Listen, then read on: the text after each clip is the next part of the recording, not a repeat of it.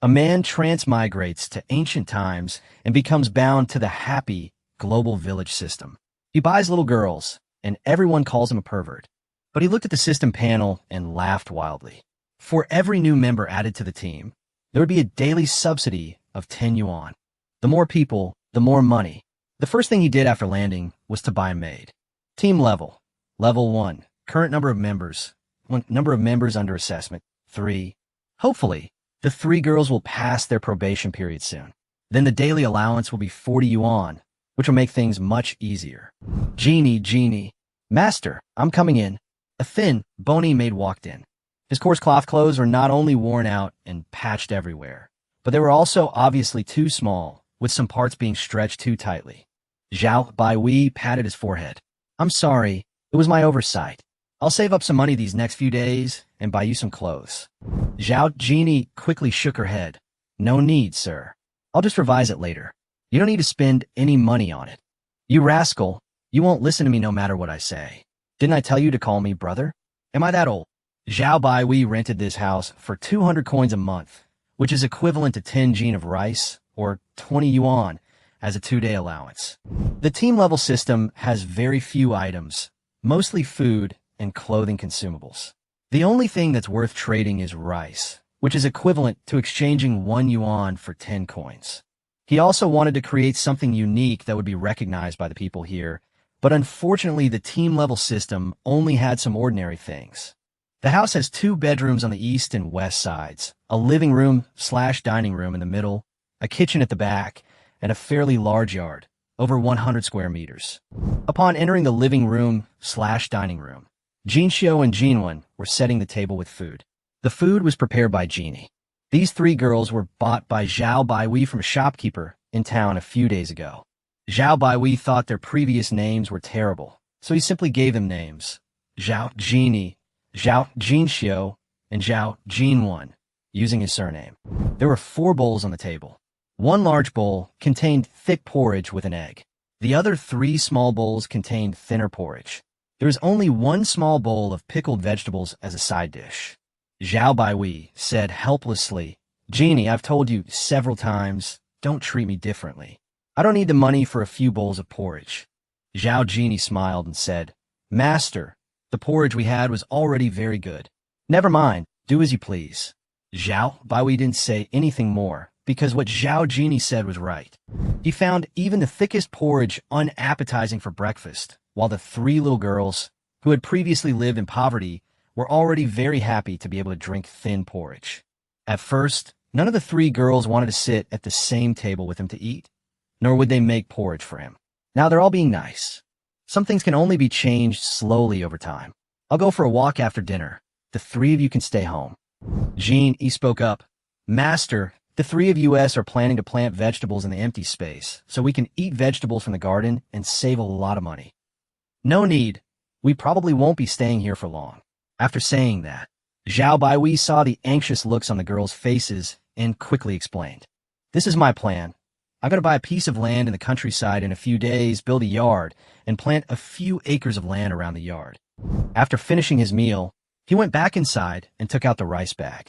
The subsidies from yesterday and today totaled 20 yuan, which was just enough to buy 10 jin, 5 caddies, of rice. Genie, there are 10 caddies of rice in here.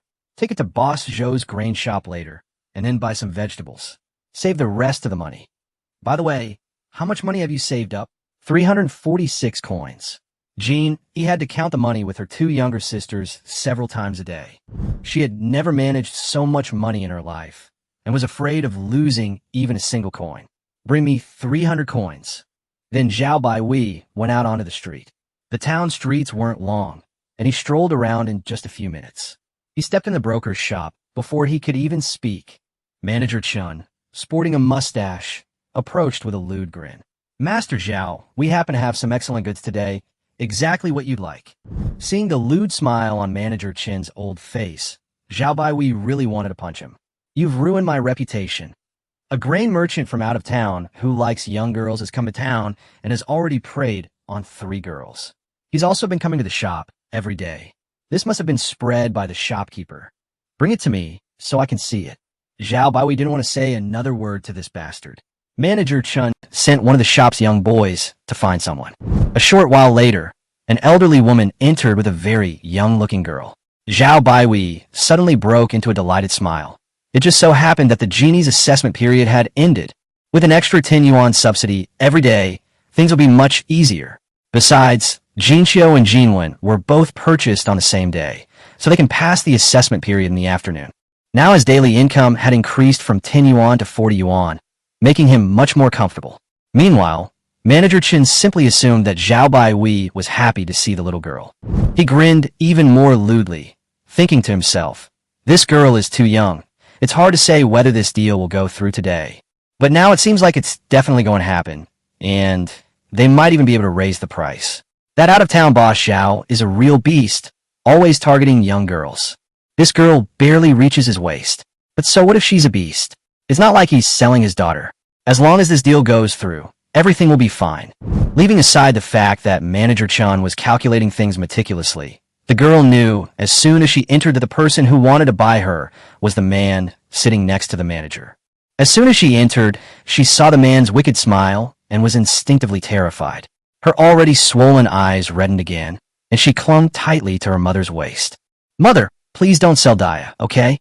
Daya will definitely be good and take good care of her younger brother. I'll go out to work and buy medicine for father. Mother, please don't sell me. The girl's mother was also heartbroken, tears streaming down her face. If survival were an option, who would willingly sell their child? But the man in her family has already fallen ill. If he can't be cured, leaving only her and her children, how will the family of several people survive? The woman's face was streaked with tears, but she couldn't bring herself to say, I won't sell it anymore. Let's go home. Shopkeeper Chun asked obsequiously, Master Zhao, what do you think of this girl? I'm quite nice. If you're willing to come with me, I'll buy her. Master Zhao, look how pretty this girl is. Why don't you add a little more? Zhao Baiwei turned his head in astonishment. Shui Ling? She's gotten so thin. And Manager Chen still calls her Shui Ling? Where did he get the confidence and courage? Mr. Zhao, aren't you very satisfied with this girl? If you find another suitable one, please contact me. Zhao Baiwei was initially very excited about his sudden increase in income. He suddenly felt the urge to spend some money to calm his agitated emotions. Besides, the mother and daughter were crying so pitifully that he couldn't bear to break up their family. Shopkeeper Chun was stunned.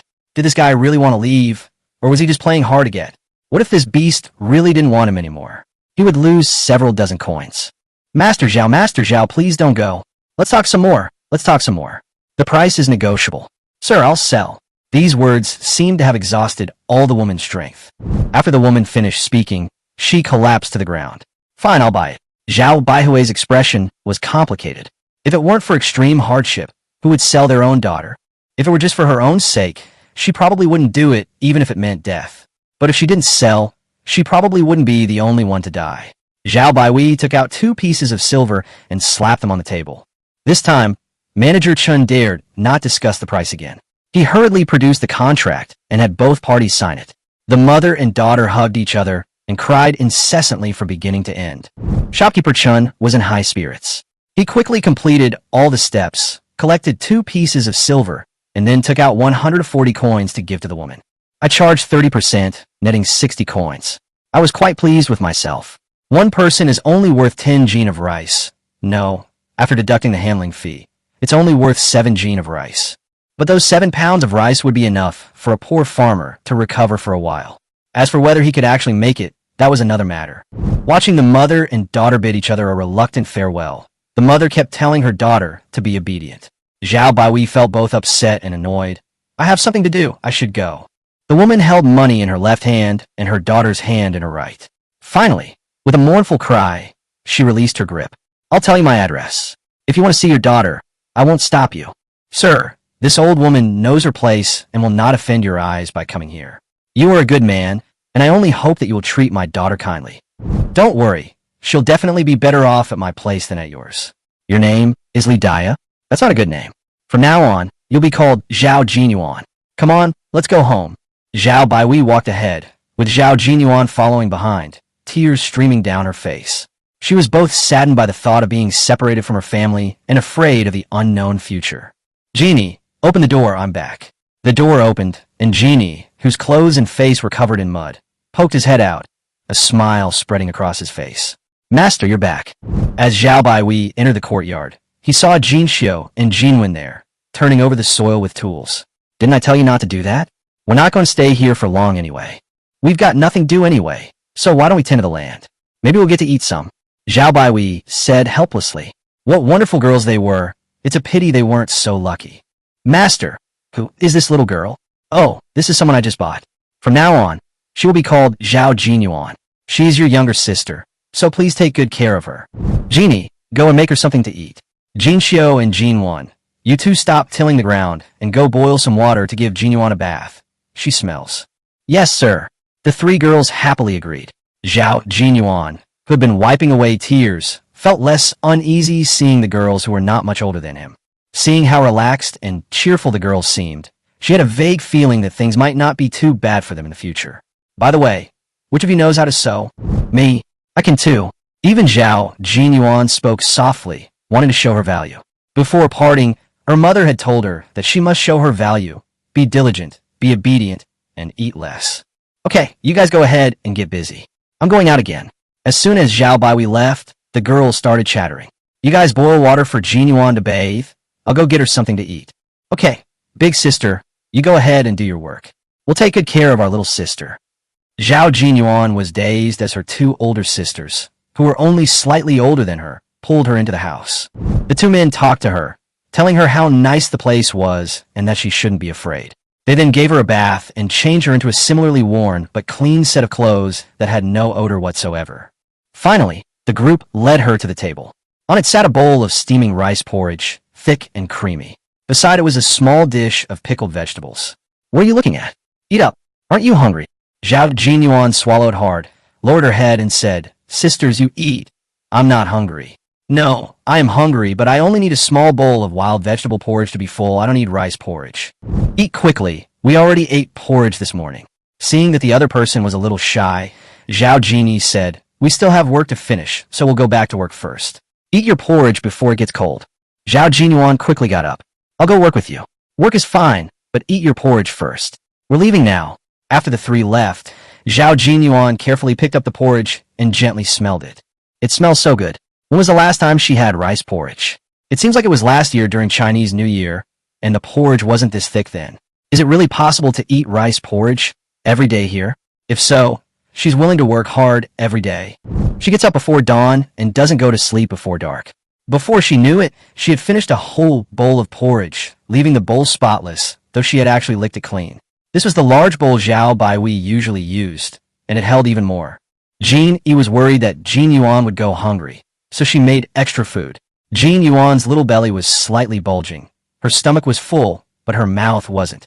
She felt she could eat 2 more bowls. It was just too delicious. Big sister, Master is back. I'll go open the door. The door was pushed open, and Zhao Baiwei walked in carrying a cloth bag.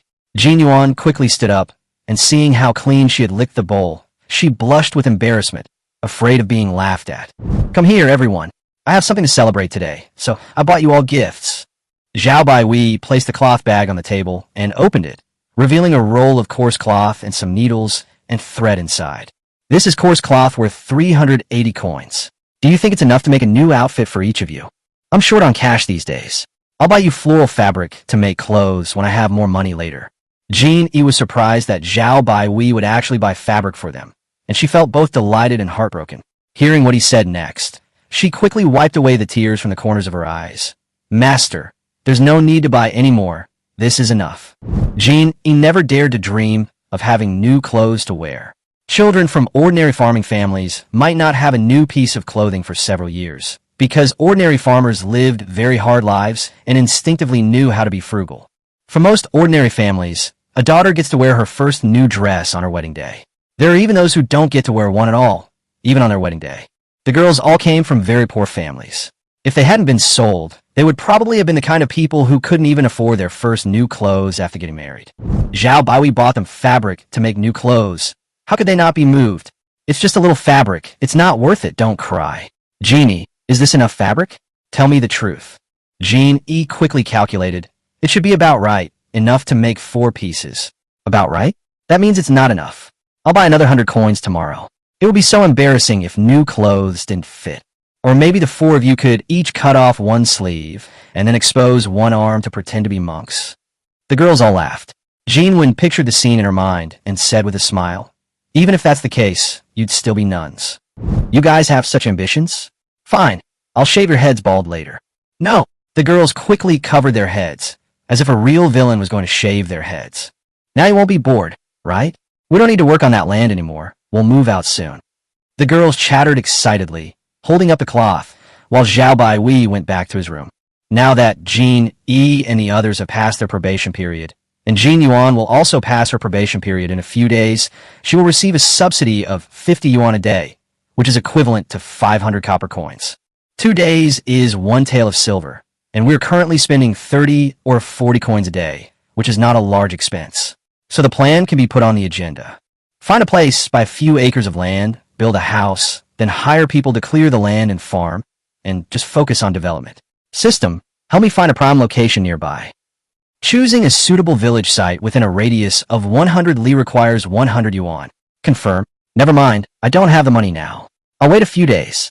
In the afternoon, Jean E knocked on the door to call Zhao Baihui for dinner.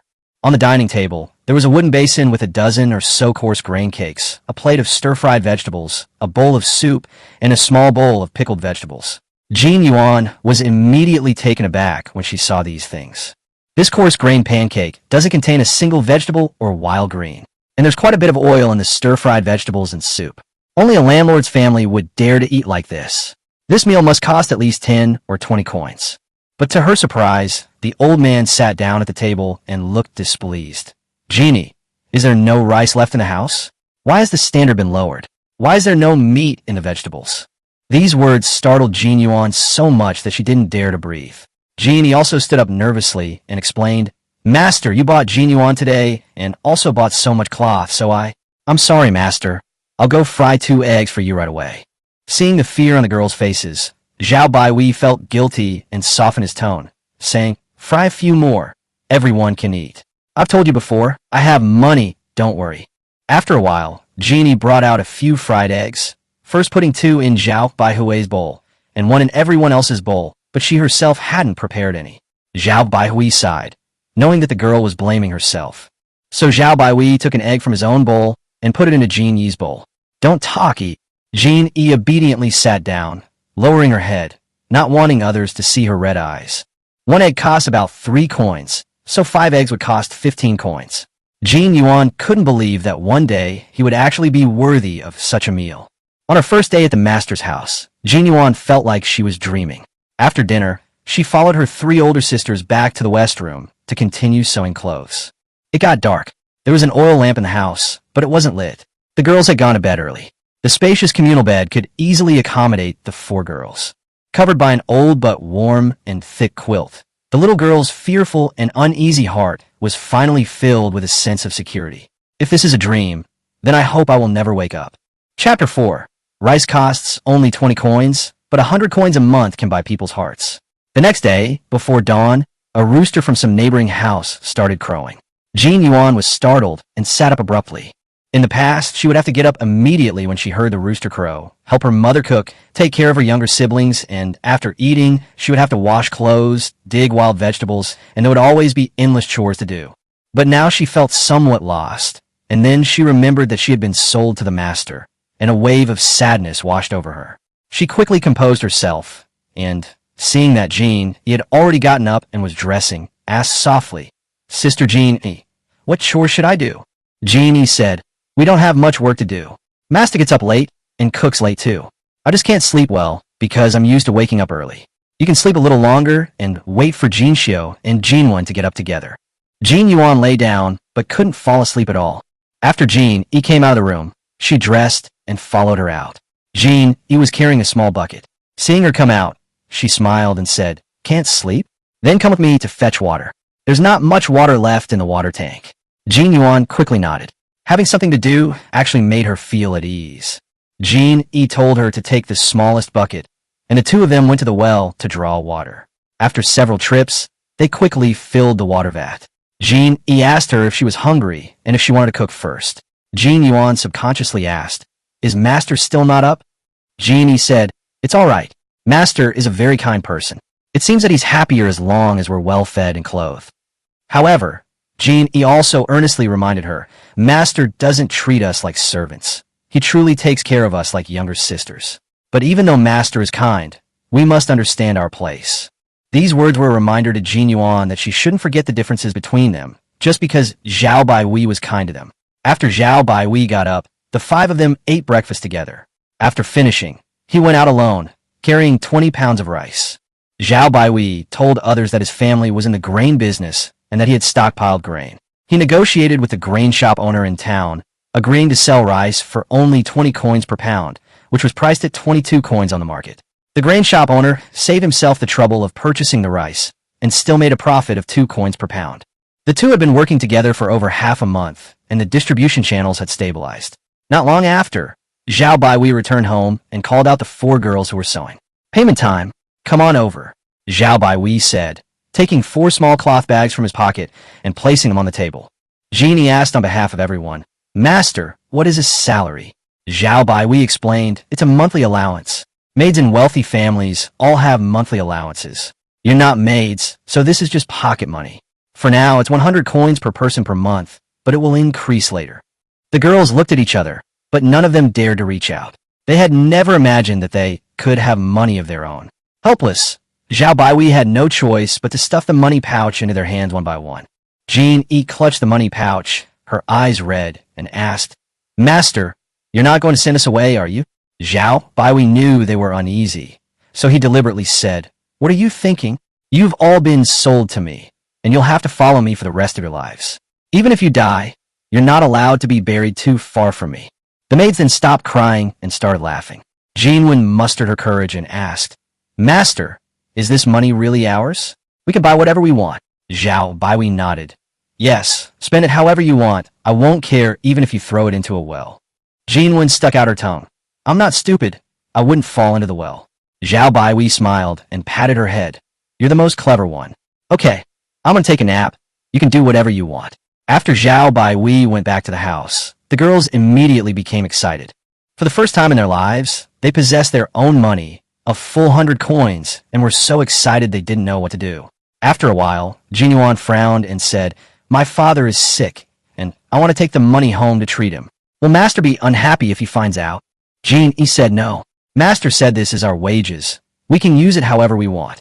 Jin Yuan immediately said she wanted to go home to send the money, and Jin Xiu also wanted to go home to visit. Jeannie nodded. Go back if you want, but you can't stay long, and you can't go and not come back. Otherwise, I will report you to the authorities and have you arrested. Jean Wen stuck out her tongue. Only a fool would run away. If I go back, I won't be able to eat or sleep well, and I'll have to work. I'm not going to run away. Jeannie then handed her purse to Jin Yuan. Your father is sick, and he'll definitely need money. Take this first. Jin Yuan quickly refused. No, elder sister, I can't pay you back. Jean E said, you'll get it every month from now on. Just pay me back next month. Jin Yuan couldn't help but ask, but elder sister, aren't you going back? Jin Xiu quickly covered her mouth and dragged her out, with Jin Wen following closely behind. Jeannie remembered something and chased after her again, instructing, you can give her the money when you get back, but don't say that this money comes every month. Just say it's a reward from the master for a happy occasion. The maids all understood that Jean E was afraid their families would come demanding money every month, or even come directly to Zhao Baihui. After her younger sisters left, Jean E silently returned to her room and sat down, tears suddenly streaming down her face, flowing more and more fiercely. The door slowly opened, and Zhao Baihui walked in. Jean E quickly wiped away her tears, trying to laugh but unable to. Poor girl. Zhao Baihui sat down beside her and gently put his arm around her thin shoulders. He said, Jean E, when I named you Zhao Jean E, I had already decided that I would treat you like my own sister from now on. So you're not alone, you have a brother. Your brother will take care of you, love you, prepare your dowry, and let you have a grand wedding. He won't let anyone bully you. Jean E's eyes blurred completely, and she hugged Zhao Baihui, bursting into tears. Brother. Chapter 5. This journey home is no longer home. From now on, I'm a young lady. On the outskirts of Qingyou town, the alleys are crowded and dilapidated, the narrow roads riddled with puddles and filth. The town's impoverished residents and ordinary farmers who make a living by farming live here. Jin Yuan had only been away for a day, but returning to this familiar place suddenly felt strange. She arrived at the gate of her small courtyard, pushed open the dilapidated door that couldn't even block her view, and a sense of desolation and decay washed over her. Big sister, it's big sister. Her 5-year-old younger brother was gathering firewood in the yard when he saw her and immediately ran overexcitedly, hugging her waist. Jin Yuan was both happy and worried. Her clothes were dirty because of her younger brother, and she was afraid her older sister Jean would scold her when they got back. But seeing her younger brother, she was genuinely happy. Big sister. Her 3-year-old brother ran from the doorway, his little black hands reaching out to her, making Jin Yuan even more exasperated. Dia, why are you back? Jin Yuan's mother came out when she heard the commotion. She was initially happy to see her daughter, but the next moment her expression turned horrified. You're so brave. How dare you sneak back? She rushed up and grabbed Jin Yuan, not even caring that her 2 sons had fallen and were crying. All she wanted was to get her back as soon as possible. The family is already struggling enough. If Master Zhao thinks Dia has run away and reports it to the authorities, she doesn't even want to think about the consequences. Jin Yuan quickly explained, Mother, I didn't run away. I asked for leave before coming back. Jin Yuan's mother didn't believe her. You just went there yesterday, and they're giving you leave today? Do you think your mother is stupid? Jin Yuan said seriously, Mother, whether you believe it or not, I really asked for leave to come back. I have something to do back here, and I have to go back as soon as I see Father. A weak voice came from inside the house. Is that Dia? Dia is back. Father! Jin Yuan's eyes reddened, and she immediately rushed into the house. The house was only a dozen square meters, with a thatched roof and several holes in the walls, all plugged with thatch. There was only one bed in the house. Whoever needed it could sleep in it, and the others had to sleep on straw. A thin, middle-aged man lay on the bed, struggling to sit up. As soon as he saw Jin Yuan, tears streamed down his face. Dia, Dad is so sorry. Father, please don't say that. Jin Yuan's eyes also reddened as she helped her father lie down. She quickly said, Father, I'm doing quite well. The house I live in doesn't leak wind or rain. I have blankets at night, and the food is much better than at home. The master had a happy occasion yesterday, and gave me a reward today, which I brought back. You must take good care of yourself. A happy occasion? You beast! You beast! Jin Yuan's father was stunned, his eyes filled with sorrow, and he slammed his fist hard on the bed. Jin Yuan was stunned, not understanding why her father was acting this way. Jin Yuan's mother, who came in after her, was also taken aback, her eyes also filled with sadness. But seeing that her daughter was walking normally, she felt that something was wrong, so she quickly pulled Jin Yuan behind half a wall and whispered, Girl, take off your pants, let me see. Jin Yuan blushed instantly. Mother, what are you talking about? Take it off. After a moment, Jin Yuan's mother breathed a sigh of relief, then asked in confusion, You said Master has some good news. What exactly is it? Jin Yuan shook her head. I don't know. Master only said there's some good news, but he didn't tell us the specifics. Jin Yuan's mother was finally relieved and went back to explain to her husband in a low voice. The couple felt as if a huge weight had been lifted off their shoulders, and only then did they remember about the money. Jin Yuan took out 2 small purses and handed them to her mother. Here are 200 coins. Take them to buy medicine for Father. 100 coins is mine, and another 100 coins belong to an older sister. She seems to have no family, so she lent them to me first. I will pay her back when I receive any reward money later. Jin Yuan's mother said with red eyes, What good people. All of them are good people. I never thought you, my girl, would be so lucky to have married into such a good family. She added that she and Jin Yuan's father would definitely set up a longevity tablet for Master Zhao later. Jin Yuan, seeing that it was getting late, said, Mother, I've been back for a while now. It's time to go back. I'll bring back any more reward money I receive next time. Jin Yuan's mother opened her mouth, wanting to refuse, but she really didn't have the confidence.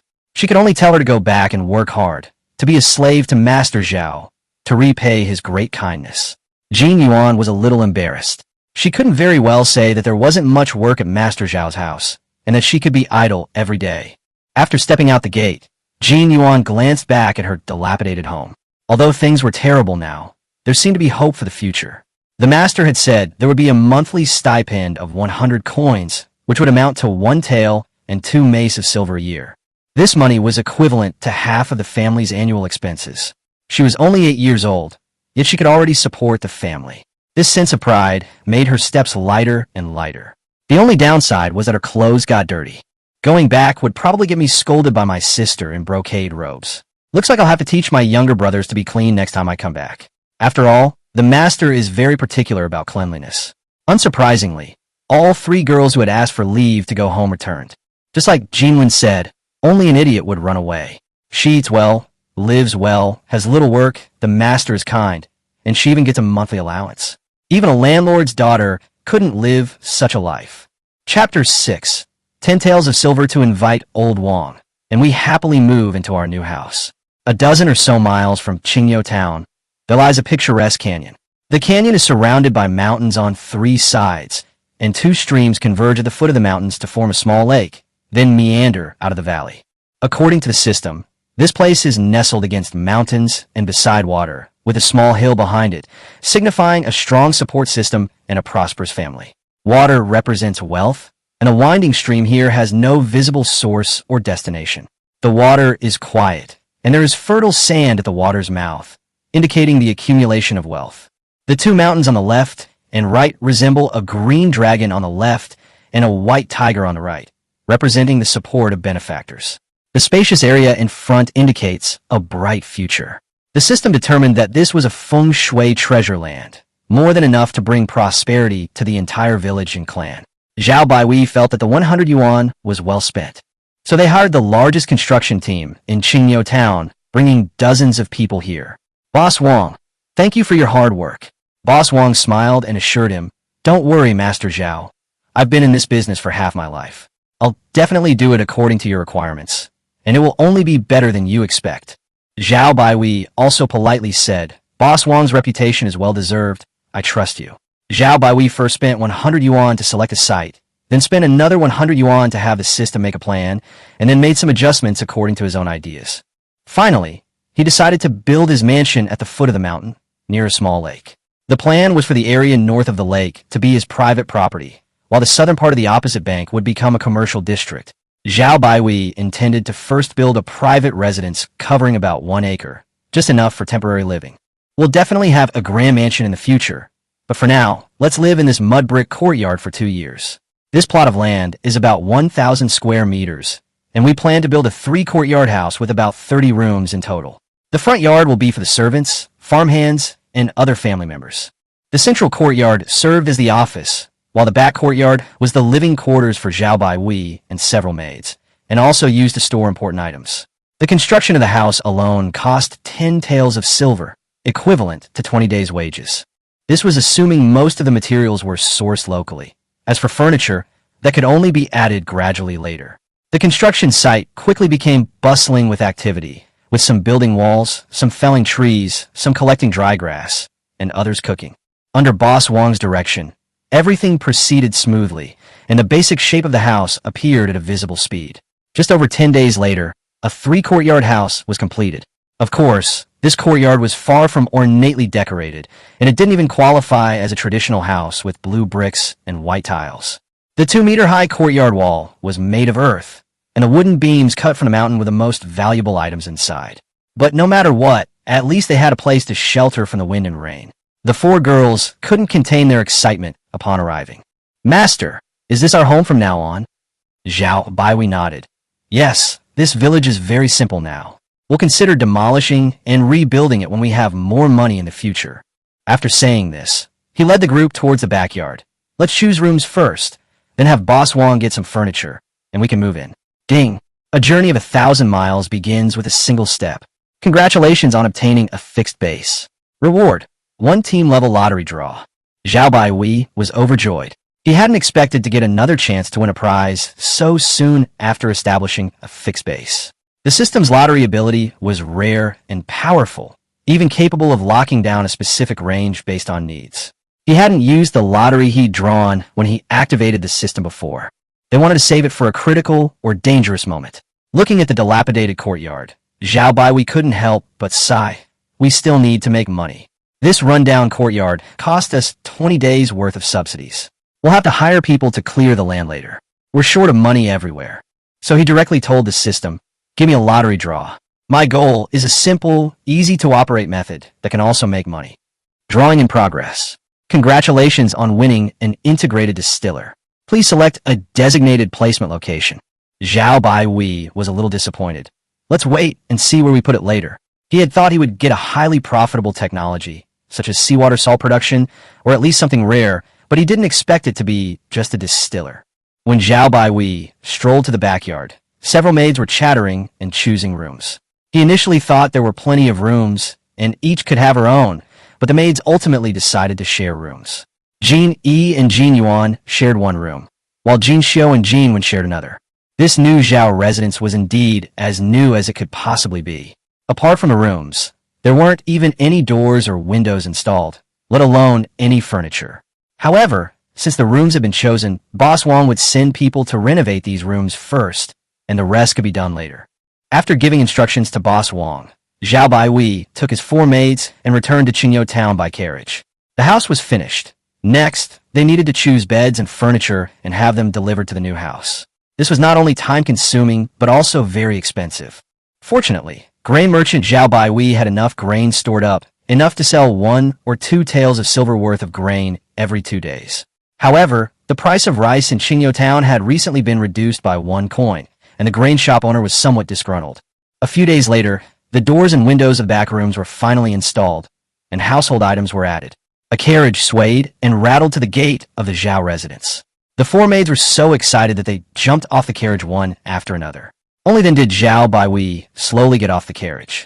"Master, is this our home from now on?" Zhao Baihui smiled and said, "Yes, this is our home from now on, our Zhao family." The maids blushed, and Jin Xiu and Jin Wen couldn't wait to push open the door and run straight to the backyard. Behind them was another carriage without a carriage, piled high with bedboards. Besides the driver, 4 thin men follow behind. "Master Zhao, where should we put these beds?"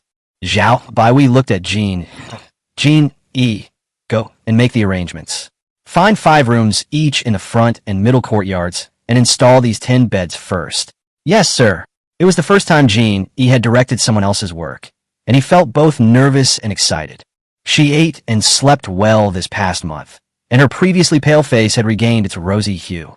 In Zhao Baihui's eyes, she was still a little girl, but in this era, a 13-year-old girl was already close to adulthood. Furthermore, Jin Yi was dressed in clean, unpatched new coarse cloth, looking like a maid from a wealthy family, and would be the envy of others walking down the street. The leader, on the other hand, was dressed in dirty, tattered clothes and barely dared to raise his head when facing Jeannie. She asked hesitantly, "Miss Jeannie, will do as you say. Where should we move these things?" "Miss Jeannie?" "Huh." Jeannie felt a little excited, but tried her best to remain calm. She couldn't embarrass her master. Chapter 7. Even the maids need to learn to read. They'll be great helpers in the future. Several maids were busy cleaning the new house, their enthusiasm running high. They didn't want to get their new clothes dirty, so they all changed back into their old clothes, working inside and out until it was almost dark. Jin Yi then remembered that she hadn't cooked yet, and the master was also hungry, so she quickly told her younger sisters to wash up and change. For the sake of moving to a new house, she was unusually generous, as she was usually frugal, and cooked 4 dishes and a soup, along with snow-white steamed rice, which Zhao Baihui praised highly. After dinner, Zhao Baihui stopped them. "Don't go yet. Let's have a meeting, our first family meeting." The girls didn't know what a family meeting was, so Zhao Baihui magically produced 5 notebooks and 5 ballpoint pens. He first wrote the 3 characters Zhao Jeannie in the lower right corner of the first notebook and handed it to Jeannie. "Jeannie, this is your notebook and pen. Take it with you wherever you go." Jeannie carefully took it, as if afraid of breaking it. She didn't know many characters, only 1, 2, 3, 4, 5, and common characters like ruler, bucket, and stone. When she saw the names in the notebook, her eyes welled up with tears again. Zhao Baihui then carefully wrote the names of the other 3 maids and handed them to them one by one. He then said, "I will have many things to do in the future, and I can't handle them all by myself, so you all need to help me." Jeannie immediately assured him, "Don't worry, master. Jin Yi will definitely take good care of you and this family." Zhao Baihui shook his head. "I'm not talking about those things. I'm talking about business, like what the shopkeepers in town do." Jin Wen's eyes lit up. "Sir, can we be shopkeepers too?" Zhao Baihui nodded. "Of course. Who says women are inferior to men?" Jin Xiu muttered under her breath. "That's what everyone says." Zhao Baihui glared at her. This girl was always undermining him. He quickly steered the conversation back on track. First question, Jeannie, how much money does your family have left? Jeannie replied, I bought a lot of things these past few days, and I still have 4 taels of silver and 320 cash left at home. Zhao Baihui nodded. There's not much money, so we need to find a way to make money as soon as possible. My current channels can earn a stable 500 cash a day, which is only 1 tael of silver every 2 days and a little over 100 taels a year. The girls were dumbfounded. Was 100 taels a year too little? There weren't many people in the entire Qingyou town who could earn that much, were there? Zhao Baihui continued, so I brought something powerful from my hometown. From now on, we'll have another main business, selling wine, selling good wine. The maids immediately started chattering with questions, but Zhao Baihui didn't go into details, only saying that the things wouldn't arrive for a few days. The second thing is how to decorate the house in the future and what other things we need to buy. We don't have enough money right now, so we need to make a plan and add things gradually. The girls were clearly more interested in this and immediately started discussing it enthusiastically. Zhao Baihui continued. Thirdly, I will set aside 1 or 2 hours each day to teach you to recognize characters and do arithmetic. You will all be in management positions in the future, and you can't do without these skills. The room fell silent the moment he finished speaking. The maids stared at him, petrified. Jinwen stammered. Master, are you really willing to teach us to read and write? In their eyes, reading was something unattainable. The school in Qingyou town costs 5 taels of silver a year for tuition. Adding in the cost of writing materials, food, and clothing, the total comes to at least 20 or 30 taels annually. Ordinary farming families with only a few acres of land can barely save a few taels of silver a year. How could they possibly afford to support a student? After listening to the maid's concerns, Zhao Baihui smiled and said, I'm just teaching you to read and do accounting. That's enough. It's not like I'm sending you to take the imperial examinations. The maids were slightly relieved, but their eyes still lit up with excitement. Zhao Baihui added, the last thing is that I plan to hire long-term laborers to clear land in the surrounding area or work at home. We need to discuss how many people to hire and how much to pay them. Jin Yi asked, how many acres of land does Master plan to clear? Zhao Baihui said, it's not certain yet. Let's recruit about 20 people first, regardless of age or gender. How much do you think is appropriate to pay them? What Zhao Baihui really values is the number of people, since the system provides subsidies per person, regardless of age or gender.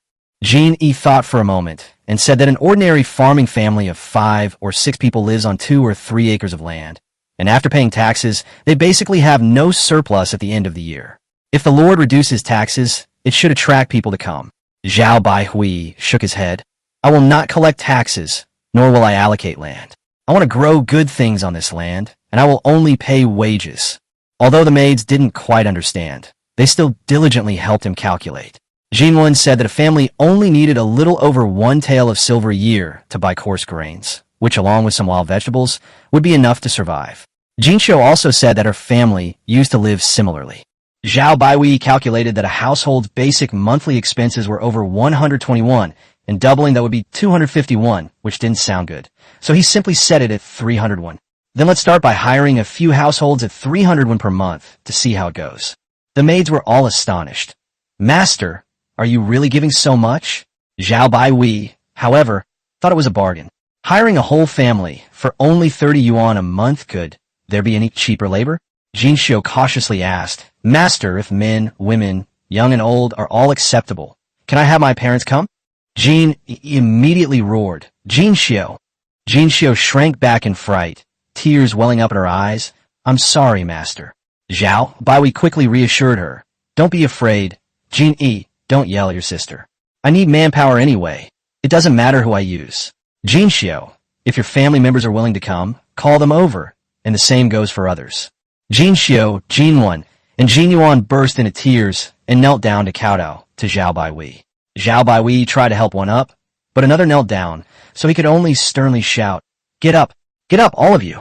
If you don't get up, I won't let your family members come. Chapter 8.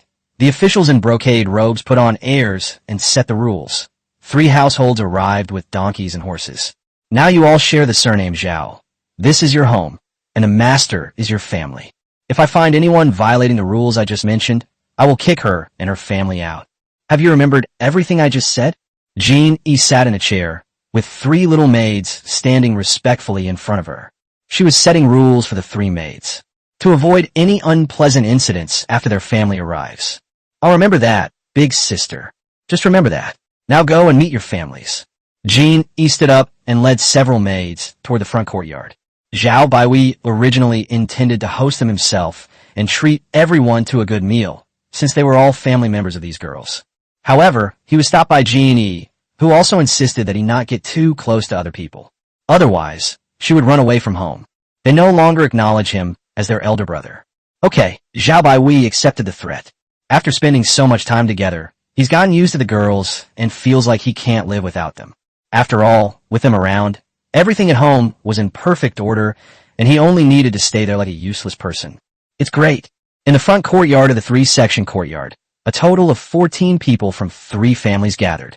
The men and women in charge of the household, along with the older children, stood properly, while the younger children dared to look around.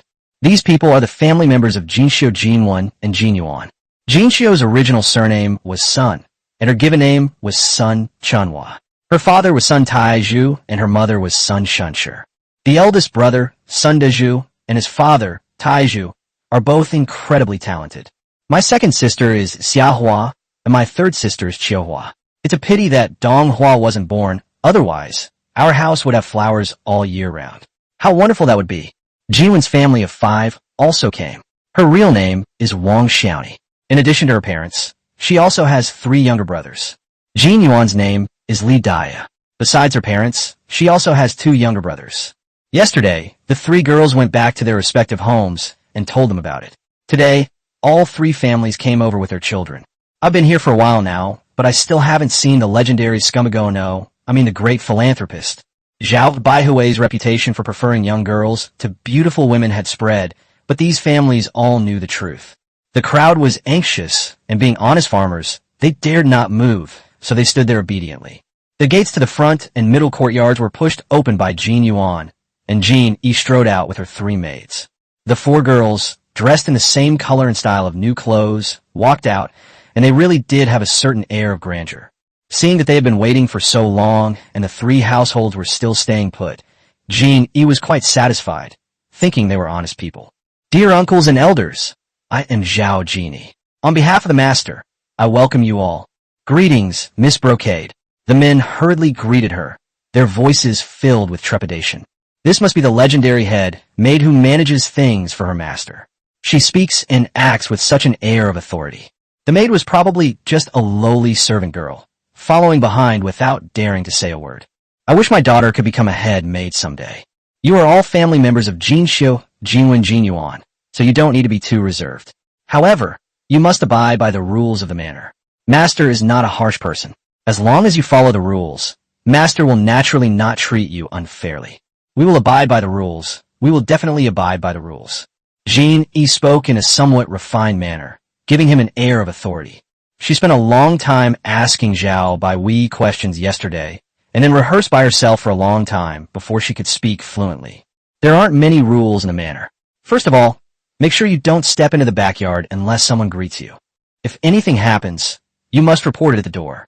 If anyone breaks the rules, don't blame me for being ruthless. Jean Yi's face turned cold, frightening more than a dozen adults and children into not daring to breathe. Then her tone softened. You can stay in the central courtyard. Each family can choose 2 rooms to stay in first. If you feel that is not enough, just tell me. Jean Xiu, you and your family should make arrangements. Yes, sister. Jean turned and walked towards the backyard.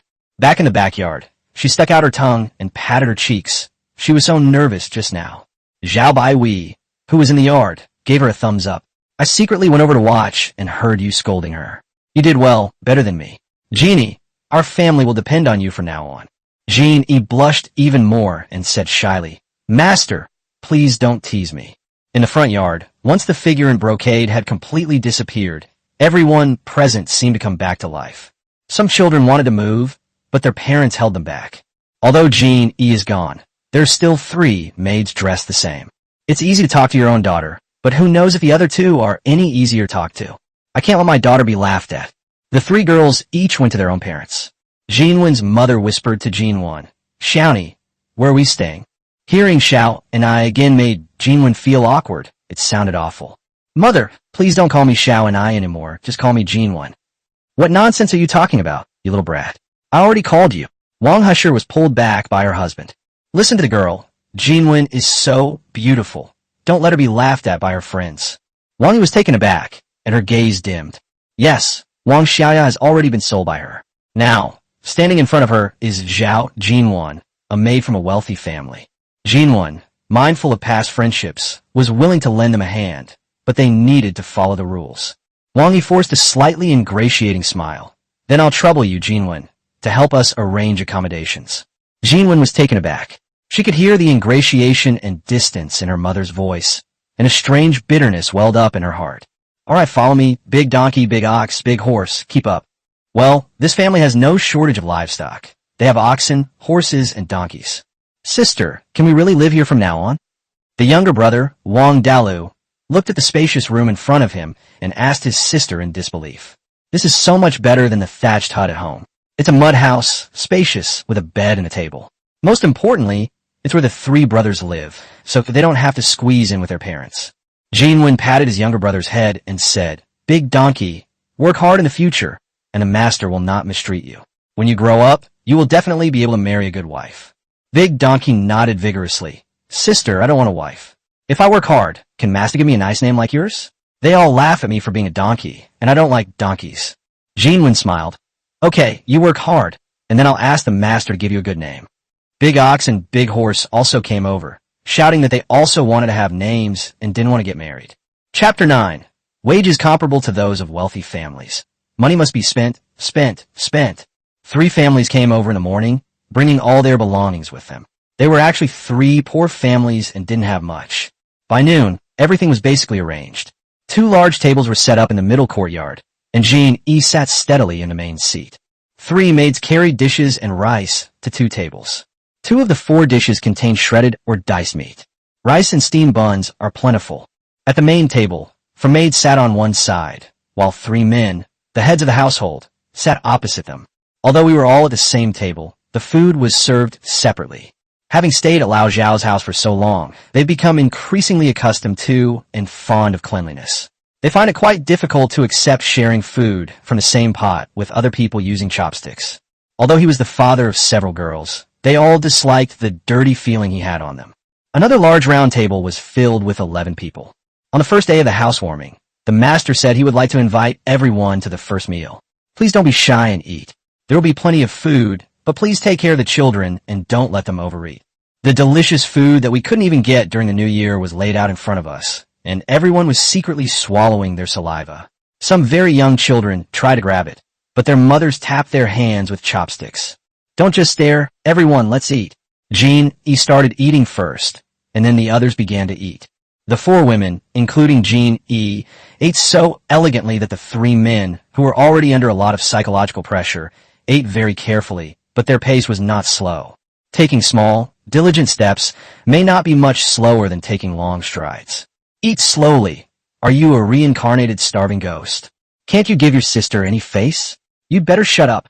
The other table was even more exaggerated. It was practically a battlefield, with several mothers unable to manage all the children. The delicious food that they can't even afford during the Lunar New Year has already made some young children extremely happy. So what if my hand is swollen from my mother's beating? I'll eat it first.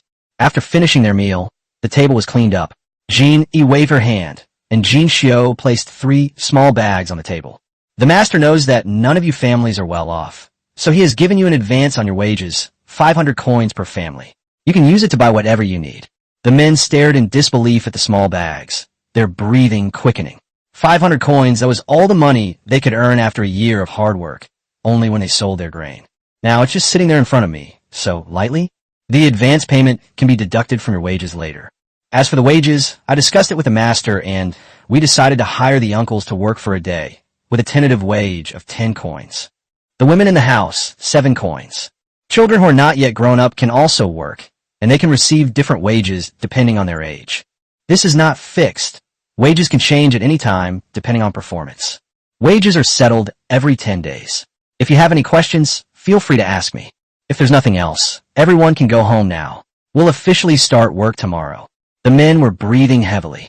They were earning 10 coins a day, which would amount to 3 taels, 6 mace, and 5 fun of silver a year. My wife earns about 2.5 ounces a year, which is more than 5 ounces. The kid can also work and earn money. Even wealthy families with 10 or 8 acres of land might not earn this much in a year. Problem? Of course there are problems. Miss Jeannie, I have a problem. I don't want to rest. I can start work this afternoon, and my whole family can work too. Jean Yuan's father, Wang Degu, began to breathe rapidly. For this wage, he had really treated his big donkey, ox, and horse like livestock. Malaysia is only 4 years old. A 4-year-old wants to earn wages? Jeannie glanced at the little boy on the next table who was still frantically munching on a steamed bun while being beaten by his mother, and nodded. Okay, 1 penny a day. It's like spending a fortune to buy a horse's bones.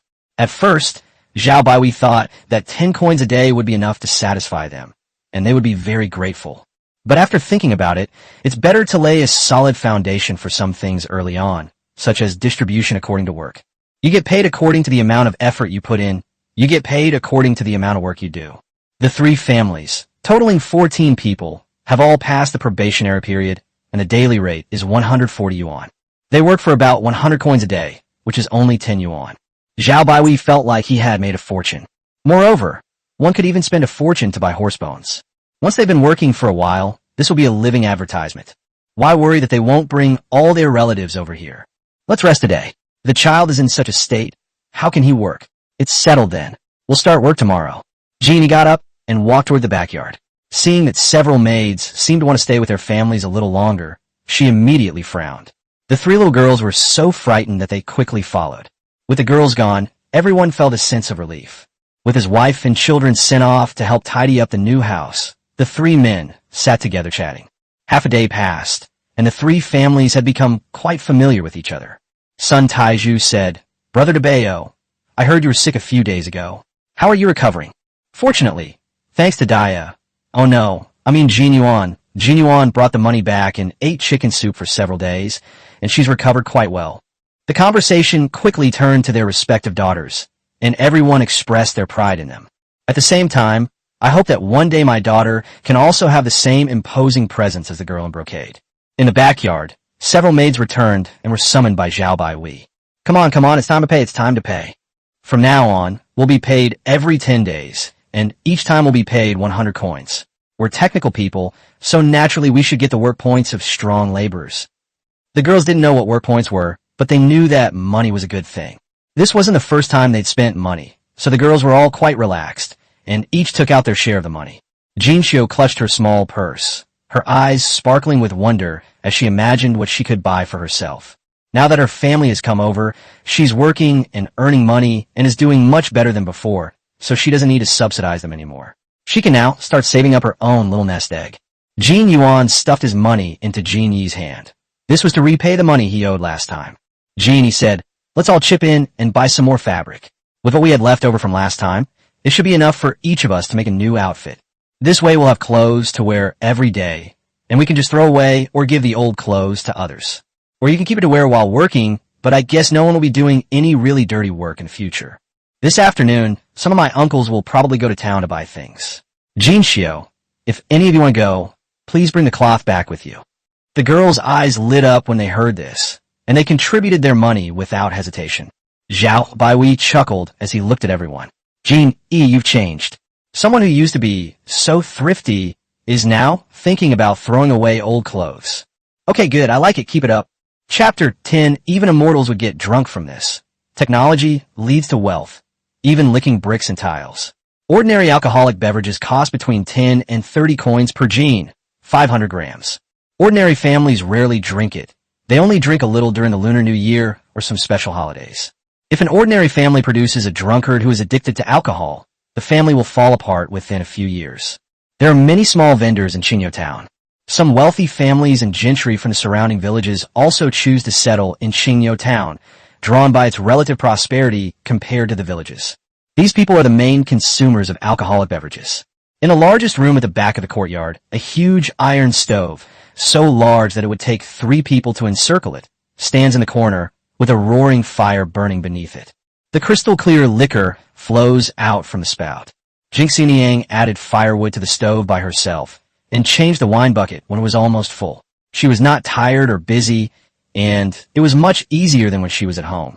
Although it was a bit hot inside, the doors and windows were open, so it wasn't unbearable. The women from the 3 families took turns working here, earning 7 coins a day. Jinxio's mother, "Is the goods ready?" Coming, what's the rush? If you think I'm slow, then do it yourself." Jinxio's father walked in with an embarrassed look on his face, put down a bundle of firewood, and the other 2 people who came with him chuckled without saying a word and also put down their firewood. The small door leading to the backyard opened, and Jin-E walked in.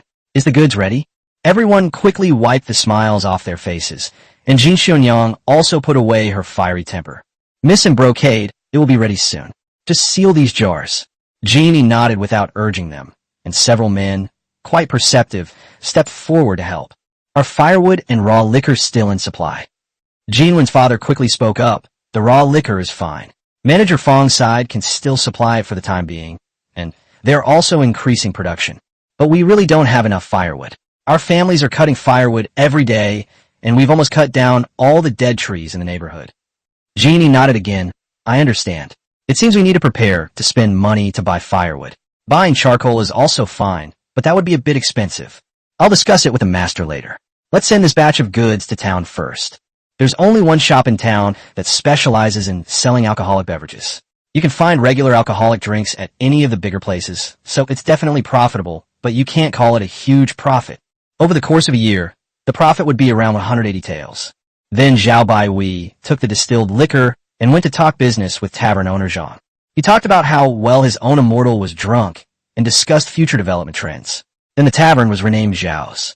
After deducting operating expenses, Zhao Baihui takes 70% of the profits.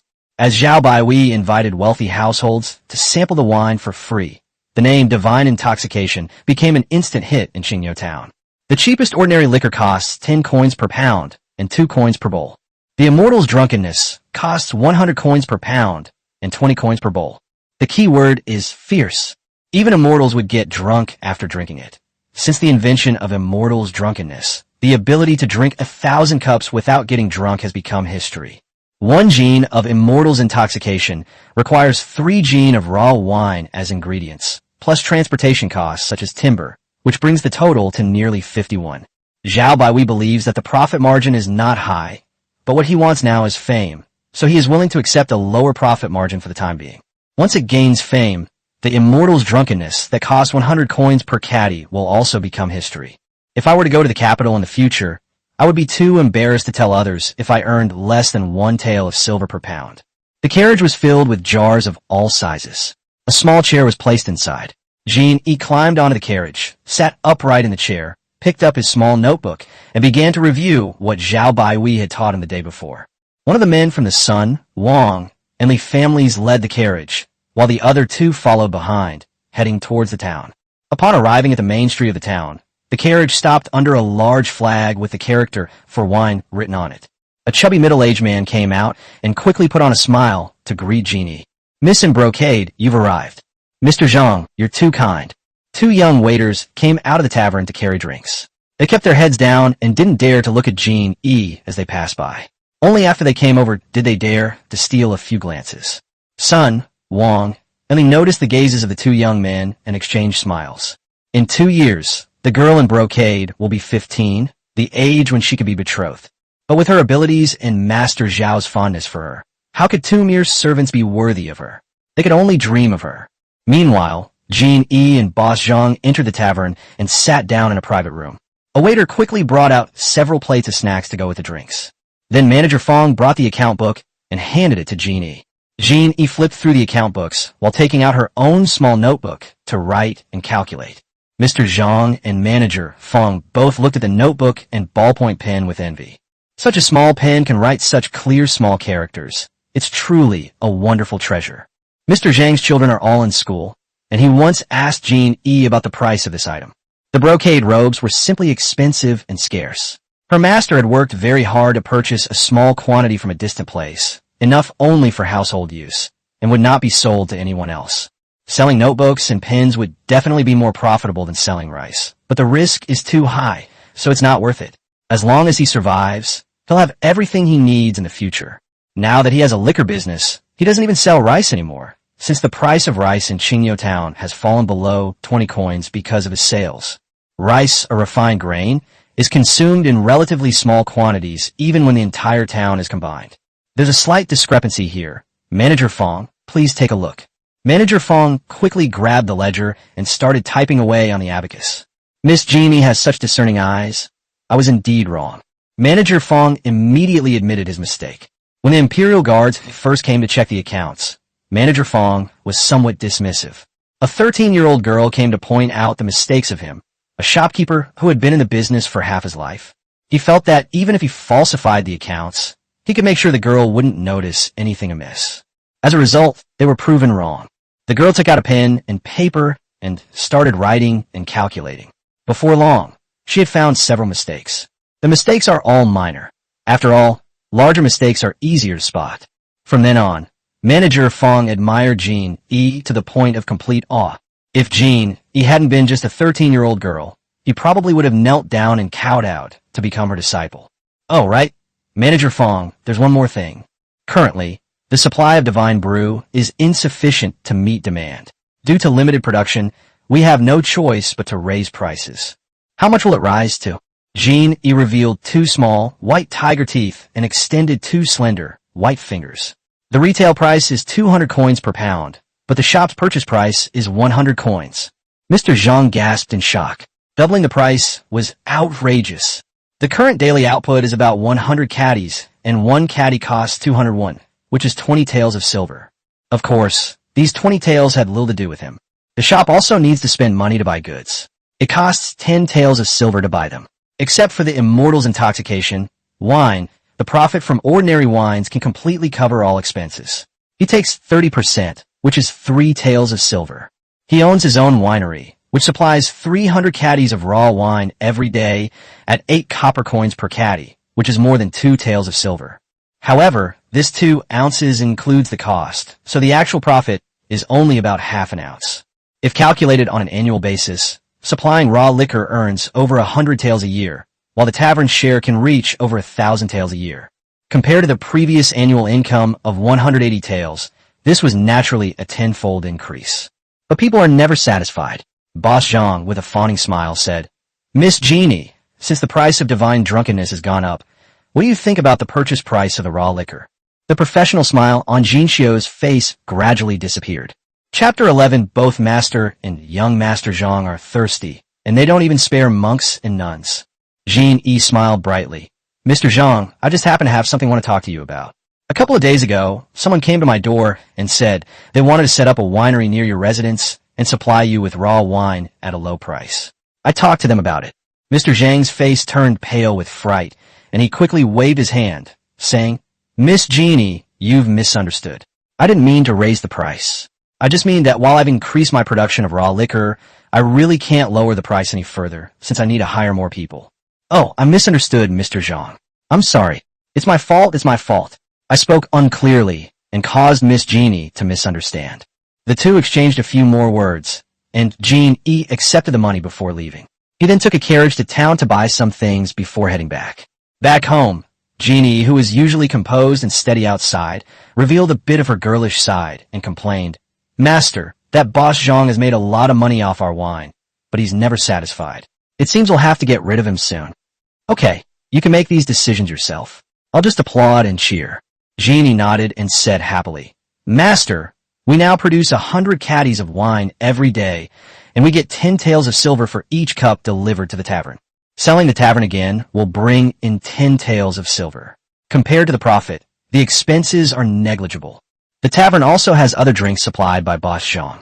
Although the profits are not much, they are enough to cover the expenses, so a 70% share is 7 taels of silver. The main cost is the raw liquor. We will probably need to buy firewood later, but not too much. The total cost will not be more than 3 ounces. That means you earn more than 14 taels a day, which adds up to about 5,000 taels a year. Jean E was shocked by the data he had calculated. Good heavens, 5,000 taels a year. If it were farming, only a wealthy family with tens of thousands of acres of fertile land could earn that much. The other girls also got excited.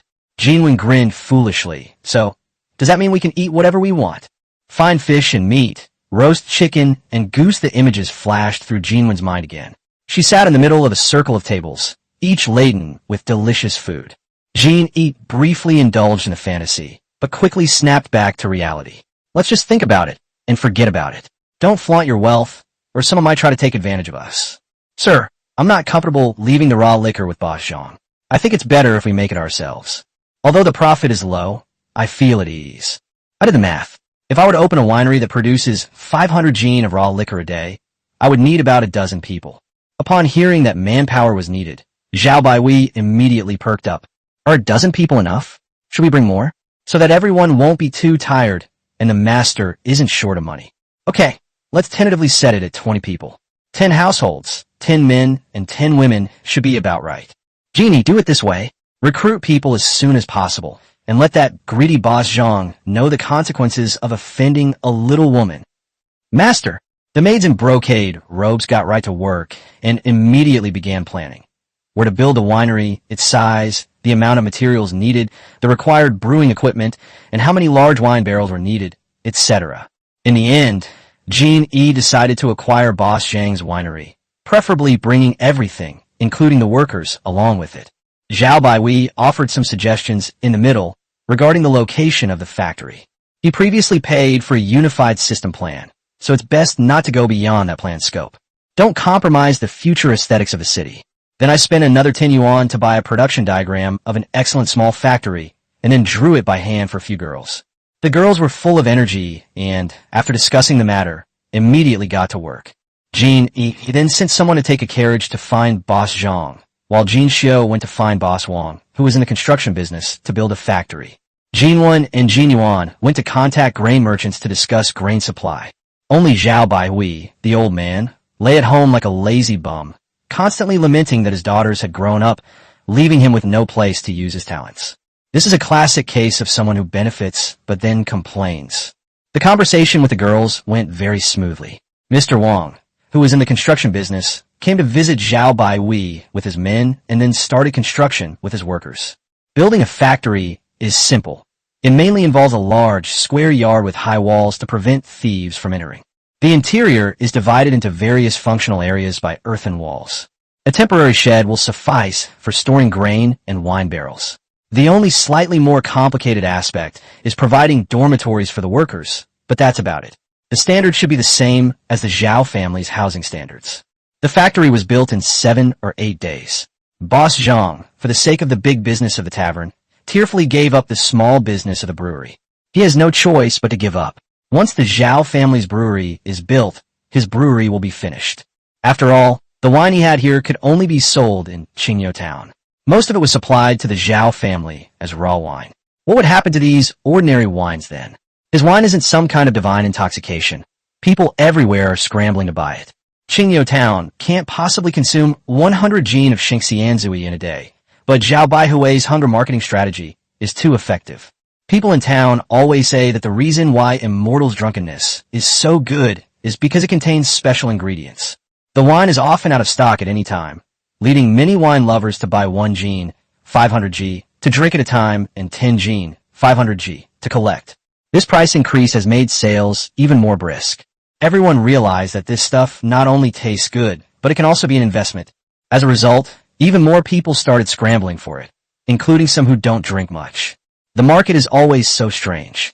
Originally, Zhao Baihui's family had 19 members, and they received a stable subsidy of 190 yuan per day. This is equivalent to 1,900 coins per day, which is close to 2 taels of silver. Because Xingxianzui earned more than 10 taels a day, his allowance gradually accumulated. Now, several families have come from Boss Zhang's place at the winery, and Genie has recruited a few more families in distress. So 10 more households were added, and with the children, there were a total of 53 people. Once their probationary period is over, their daily allowance will be as high as 720 yuan, exceeding his salary level before he traveled through time. Genie, I think we ordinary people should still focus on the land.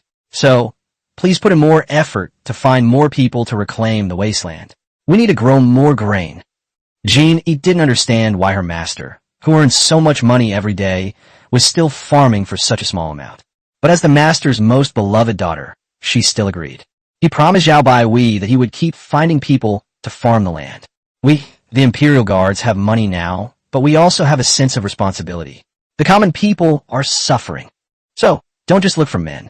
Even the elderly, children, widows, monks, nuns, or disabled people, as long as they're willing to come here, we have to make sure they have something to eat. That's called social responsibility, you know? All right, sir. I don't care who you are. As long as you're alive, you'll give me 10 yuan every day. Chapter 12, The Smoke from the Chimneys, is beautiful. New factory workers settle their wages with old employees. Hey, did you hear? That scumbag who came a few months ago is causing trouble again. Scumbag? Which scumbag? How many scumbags are there in Archino town? I'm talking about the worst one, of course. Oh, you mean that grain merchant, Master Zhao? What's wrong? Besides selling the divine brew, what big news has Master Zhao made now? I heard he's gone mad this time. He made a little money and got all cocky. I heard he's looking for people everywhere to reclaim wasteland. They say if you work hard, you can earn 10 coins a day. 10 coins a day? That's a tale of silver a month. I don't believe it. I don't believe it either, but there are some idiots who do. Haha, I've heard there are quite a few big idiots. On this side of the canyon, Boss Wang of the construction team was busy with his men on the south side of Little South. This is the commercial and residential area planned by Zhao Baihui, occupying 2/3 of the canyon. This time he plans to build a commercial street and then build residential areas on both sides after it is completed. It's estimated that for a long time to come, Mr. Wang won't have to travel around looking for work anymore.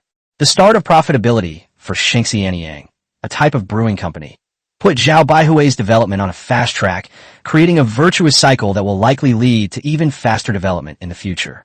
This time, the commercial street won't be built as quickly, because this time we're not building mud houses, but proper buildings, even multi-story buildings. The plan was to build 2 rows of 2-story buildings, which was pretty much the limit given the level of technology available at the time and the capabilities of Mr. Wang's rural construction team.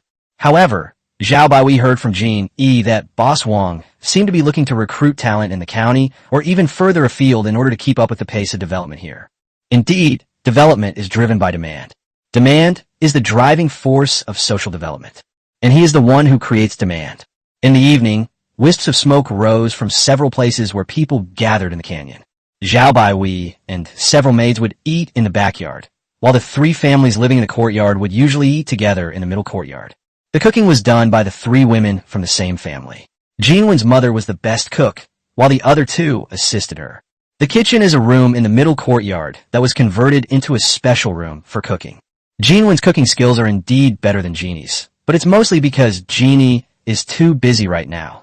There are a lot of things to deal with every day, and I also have to keep studying every afternoon and evening. The other 3 maids are in a similar situation. They've all started taking charge of things. Jin Yi is the head housekeeper, and the 3 of them are the assistant housekeepers.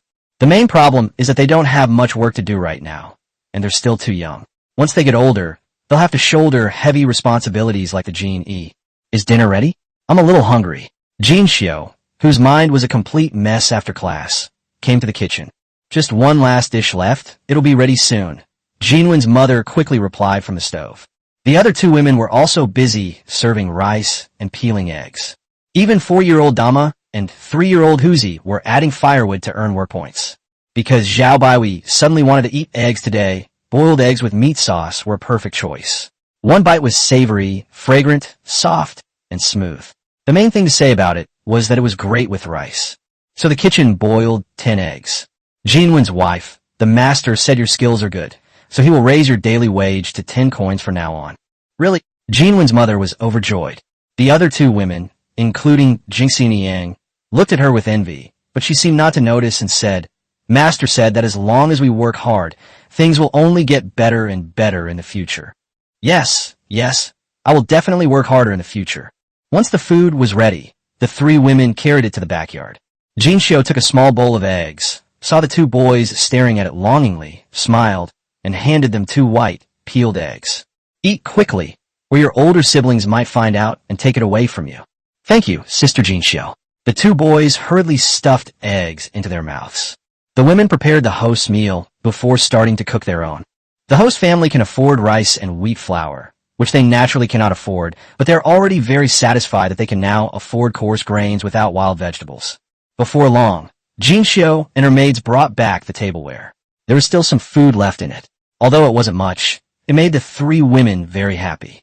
When they cooked for their employers, They have to be careful not to cook too much and waste food, or too little and not enough for everyone. Intentionally doing more to gain an advantage will be punished. So the host family would occasionally have some leftover food so that they could treat their children, but not every meal.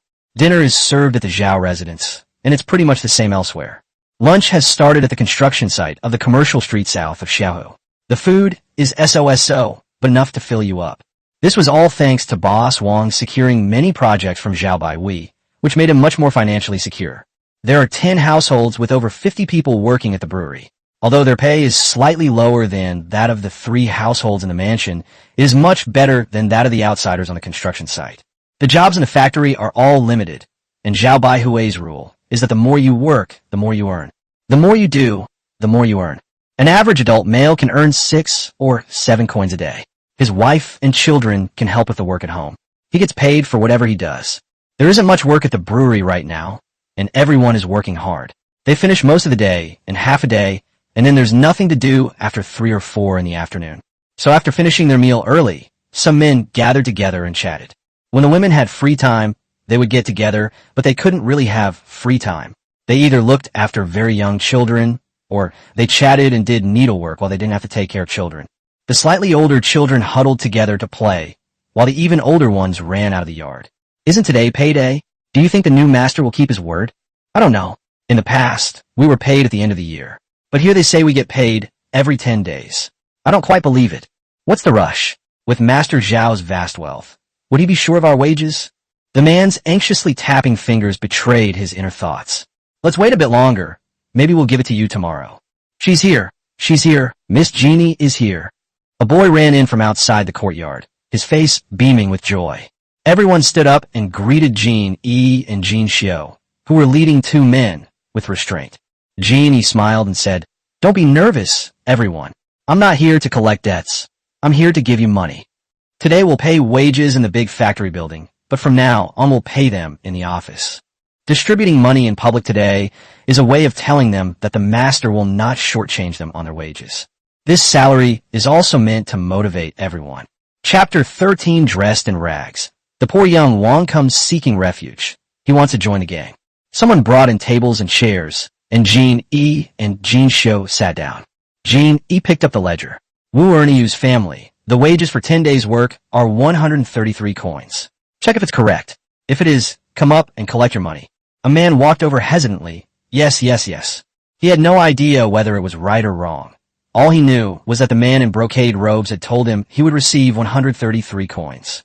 Given his family situation, they should use the money sparingly and have the children go out more often in the morning and evening to dig up wild vegetables to cook with coarse grains. Buying 133 coins worth of grain would be enough to feed the family for a month. This is only the pay for 10 days' work. Wouldn't that mean the pay for the remaining 20 days would be saved up? How much money can you save in a year? How long will it take to save enough money for my eldest son's wedding? Jean Xiu took the money bag, counted out 1 tael of silver and 33 copper coins, and handed them over. Next, Lu Gua, 141 coins. Is the amount correct? The man named Gua, who looked to be 50 but was about 30, also stood up excitedly and winked at Wu Erniu, who had just received his money. They seemed to be very close friends. The meaning is self-evident. You're not good enough. You earn less than me. Wu Erniu glared back. When my son marries your daughter in the future, my family will have 1 more person, and your family will have 1 less person. Let's see how smug you are then. Dagua, being a close friend who seemed to understand him perfectly, immediately glared back.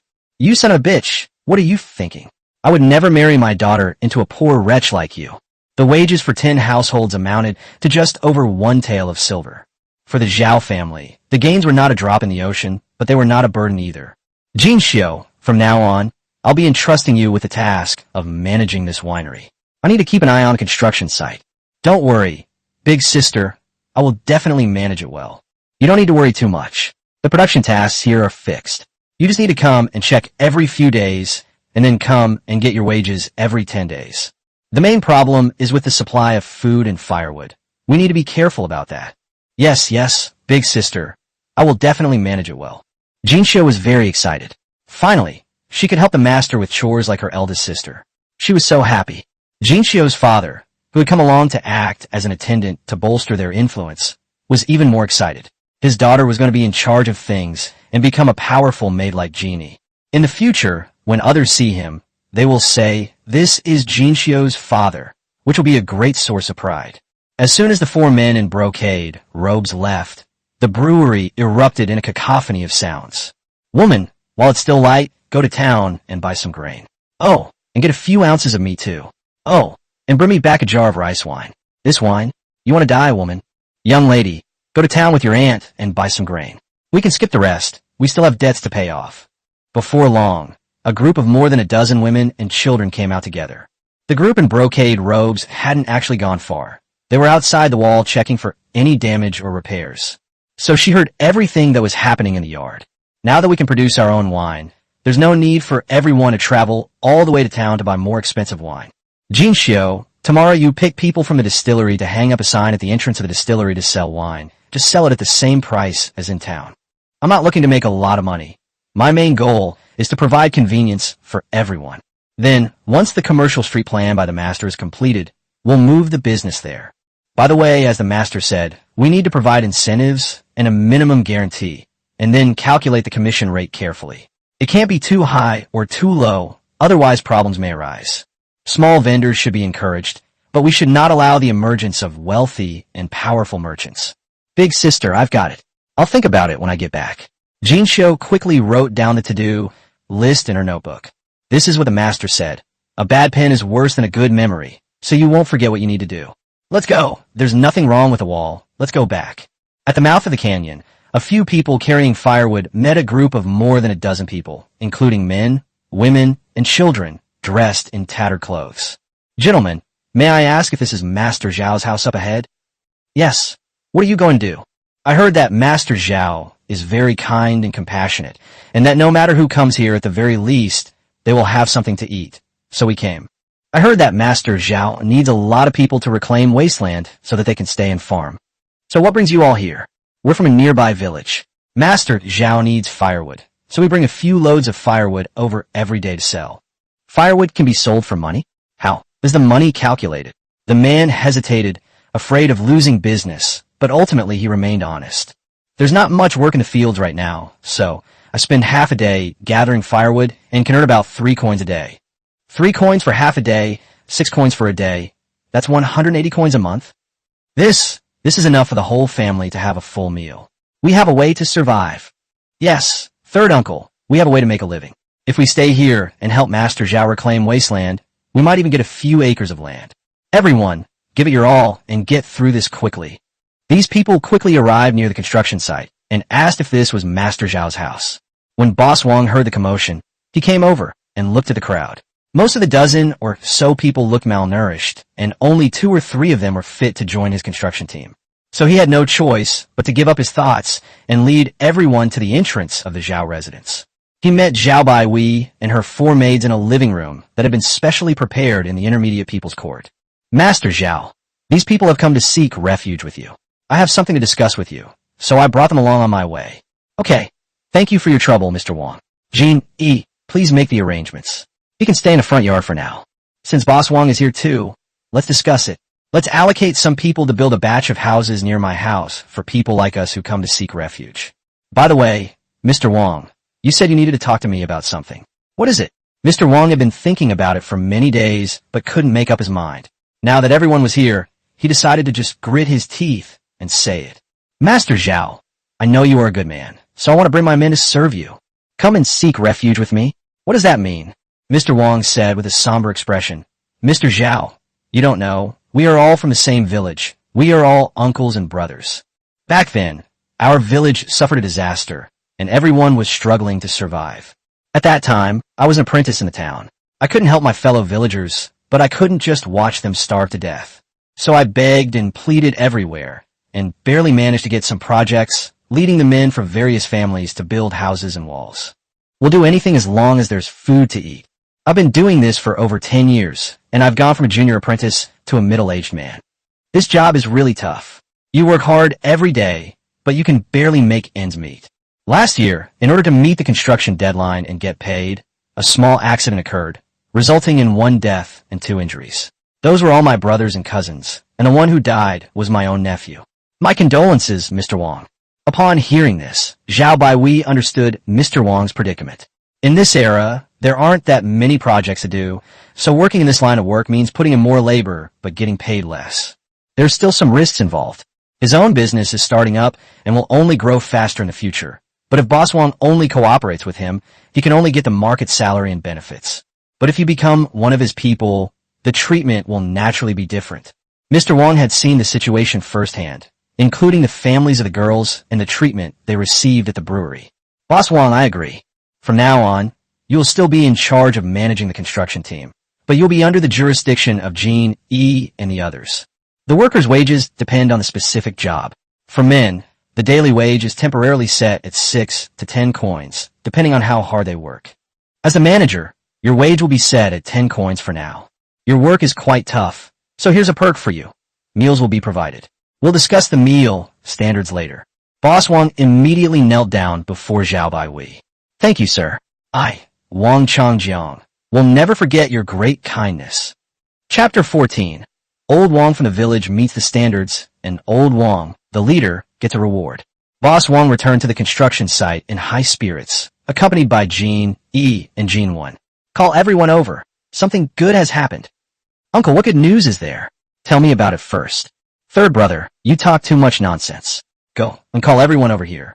What if it delays the construction period? You son of a bitch, Why are you cursing my mother? My mother is your mother too. Jeannie and Jean 1 walked over from behind, and Wang Laosan immediately shut up, no longer daring to spout nonsense, and hurriedly went to call for help. A group of 60 or 70 people quickly gathered around. Boss Wang waved his hand and shouted, "Great news! Master Zhao has promised me that we'll be eating with him from now on." Wang Laosan spoke up, "Uncle, are we eating with Master Zhao right now?" Ignoring his foolish younger brother, Boss Wang continued, "From now on, we won't be working for Master Zhao anymore. We'll be his people. From now on, everyone can receive wages like those at the winery over there. Each person will get 6 to 10 coins a day, and the master will even provide meals." Wang Laosan became excited. "Uncle, are you telling the truth? Then I want to take 10 coins. Get lost. If you interrupt me again, I'll make you eat shit. You want 10 coins? You want to fly to the moon? Seriously, if this weren't my own brother, I would have beaten him to death long ago." Jean E took half a step forward, and the scene instantly fell silent. "Listen up, everyone. From now on, you will all be people of the Zhao family. You will work for the master, and the master will pay you wages. The sir is kind. Everyone can bring their families here, no matter the age or gender. As long as you come, you will definitely have something to eat." Someone mustered up the courage to ask, "Miss in Brocade, are you telling the truth? My mother is almost 60 years old. What could she possibly do here? There are many jobs I can do. If I can still work, I can do things like cooking, cleaning, or even be responsible for security work at various gates, or community supervision work in the future." Although the person asking the question can only understand part of it, as long as they understand that there are many jobs to choose from, that's enough. Then I'll go back and bring my mother over in the next few days. Notarus, people coming here need a place to stay, right?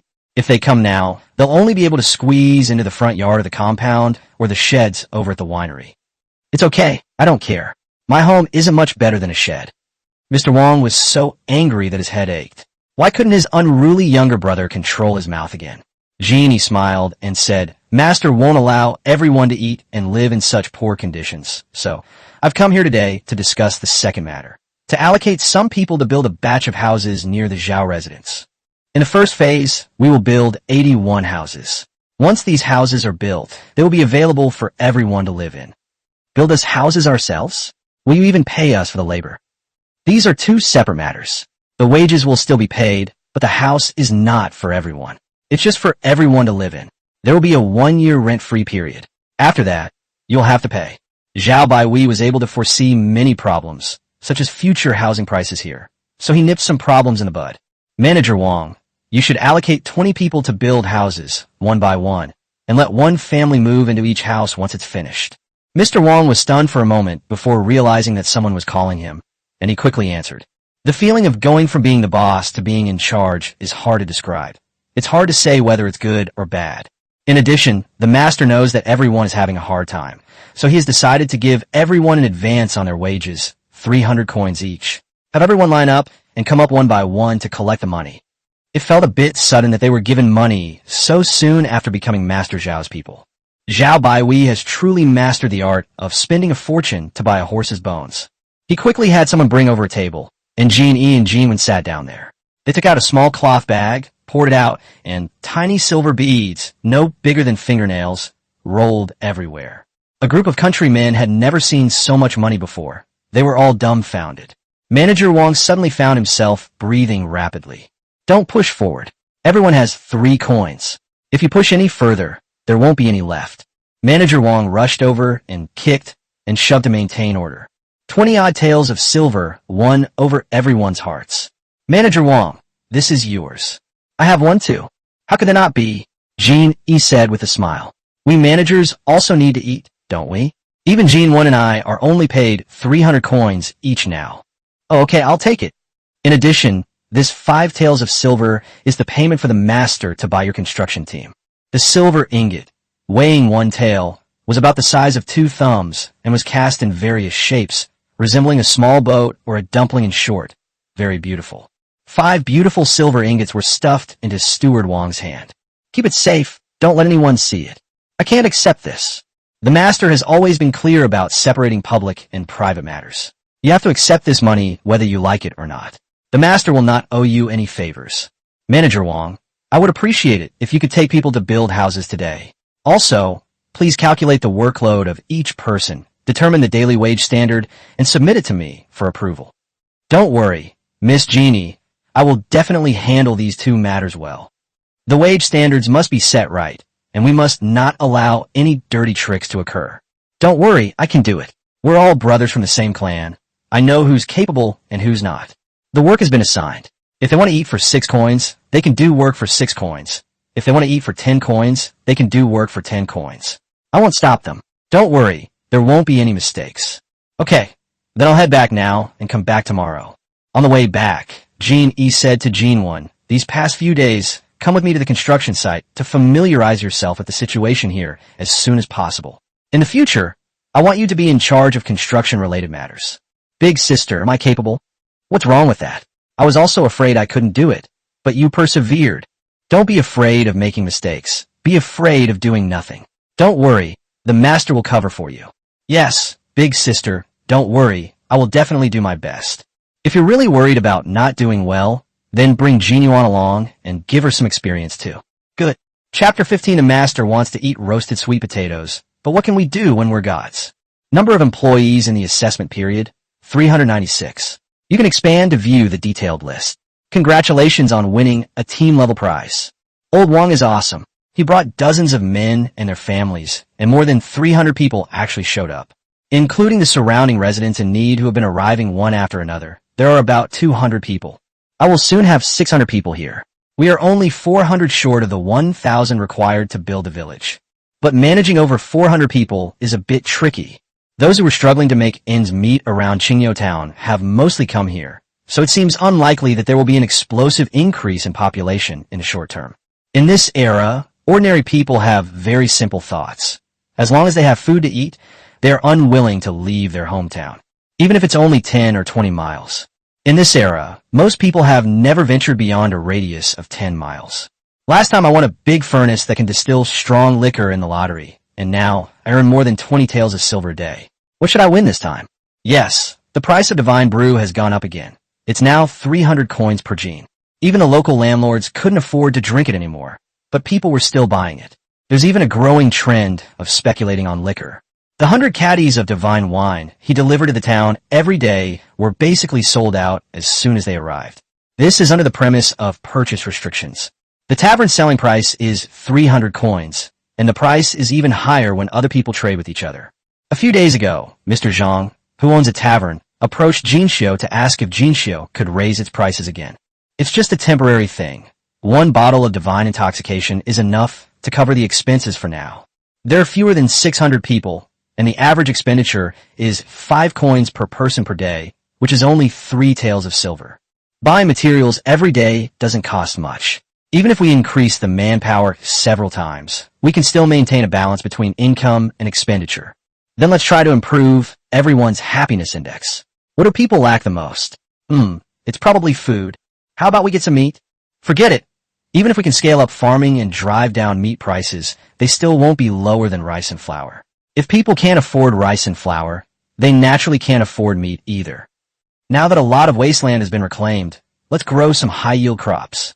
System, extract seeds of high-yield crops for me. Congratulations on winning the right to purchase sweet potato seeds. Sweet potatoes are now on my shopping list. Zhao Baihui glanced at the list, and sure enough, sweet potatoes have been added as an option. 50 cents a pound. It's been a long time since I've had sweet potatoes. Let's get some.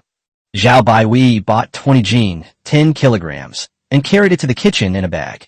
Jinxiu's mother, who was busy in the kitchen, was startled and quickly put down what she was doing, grabbing Zhao Baihui's bag. Master, what brings you here? What can I do for you? Just tell me. It's nothing serious. I prepared some food. Could you help me start a fire? Sir, what would you like to cook? Let me do it. I want to roast sweet potatoes. You've never done this before, so just help me start the fire. Jin Xianyang had no choice but to obey. The four girls, who had been busy all day, came back to class in the afternoon, but couldn't find Zhao Baihui, so they went looking for him everywhere. After searching for a long time, they finally found Zhao Baihui with several young boys and girls from the courtyard, squatting in front of the stove, their faces covered in soot as they ate something. Jin Yi looked at the dark, grimy face and couldn't help but burst out laughing. Master, what are you doing?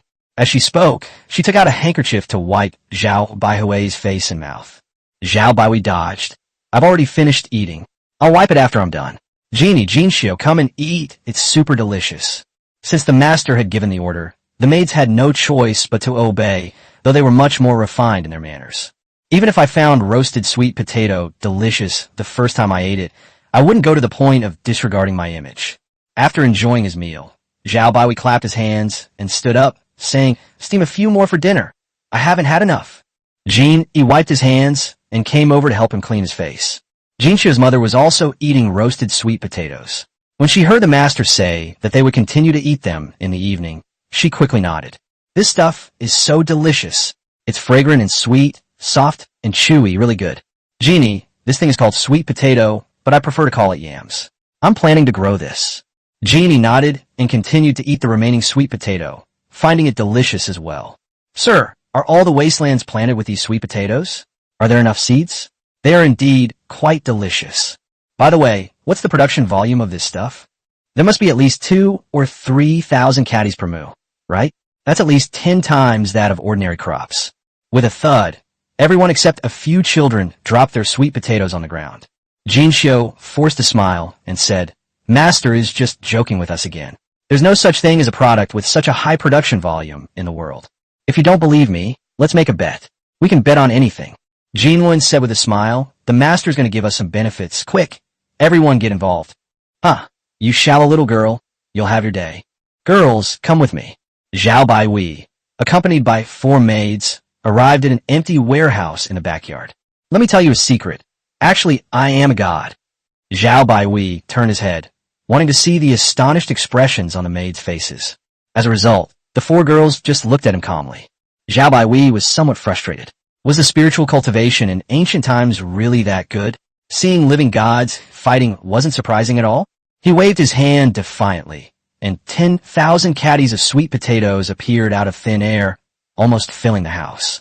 Wow, Master is so amazing. The maids clapped excitedly. Holy crap, this reaction is wrong. Shouldn't you be a little scared? They accepted it so easily. Revealing his hand was a decision made after careful consideration by Zhao Baihui.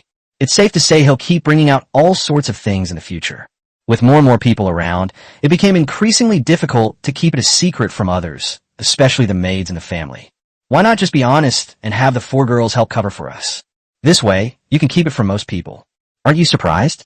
Genie laughed and said, We're not stupid. We've already guessed some things. Master, you're with us every day and have never been in contact with anyone else. The things you've taken out can only have appeared out of thin air. Actually, we don't care whether you are a god or a monster, sir. We're all sticking with you for life. Zhao Baihui's eyes stung a little. These girls, weren't they afraid that he was some kind of tiger spirit who would eat them up or something? Well, then I'll be frank with you.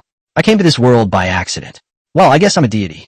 I have some magical powers, but I still have the body of an ordinary person, and I will also experience birth, aging, sickness, and death. So you guys better not reveal my secret to anyone else. Don't worry, sir. Even if I starve to death, I won't tell. It really is you, Genuine. You can measure everything by food. I shouldn't have named you Genuine in the first place. Jinju would probably have been more appropriate. Then let me tell you something else. My magical power depends on the number of people under my command. The bigger our family business is, the more people we have, the stronger my magical power will be. Yes, 1 person equals 10 mana points. Genie thought hard for a moment, then nodded seriously. Master, I understand. Gene E will definitely work hard to make you the emperor. Hey girl, don't say things like that. What's wrong with your head? You don't want Master to be emperor. You want to send him to the Western Paradise. Chapter 16. The day the commercial street was completed, the brocade-clad officials secretly harbored treacherous intentions. The street was wide enough to accommodate 6 carriages side by side, with 2 rows of 2-story buildings on both sides, and hundreds of shops of various sizes, ranging from 3 to 10 meters wide on each side. It stretches from the mouth of the canyon all the way to near the lake.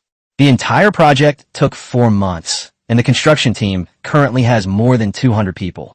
More than 100 of them were recruited little by little from within the Qingyo town area. Zhao Baihui, accompanied by his 4 maids and several attendants, walked from one end of the street to the other.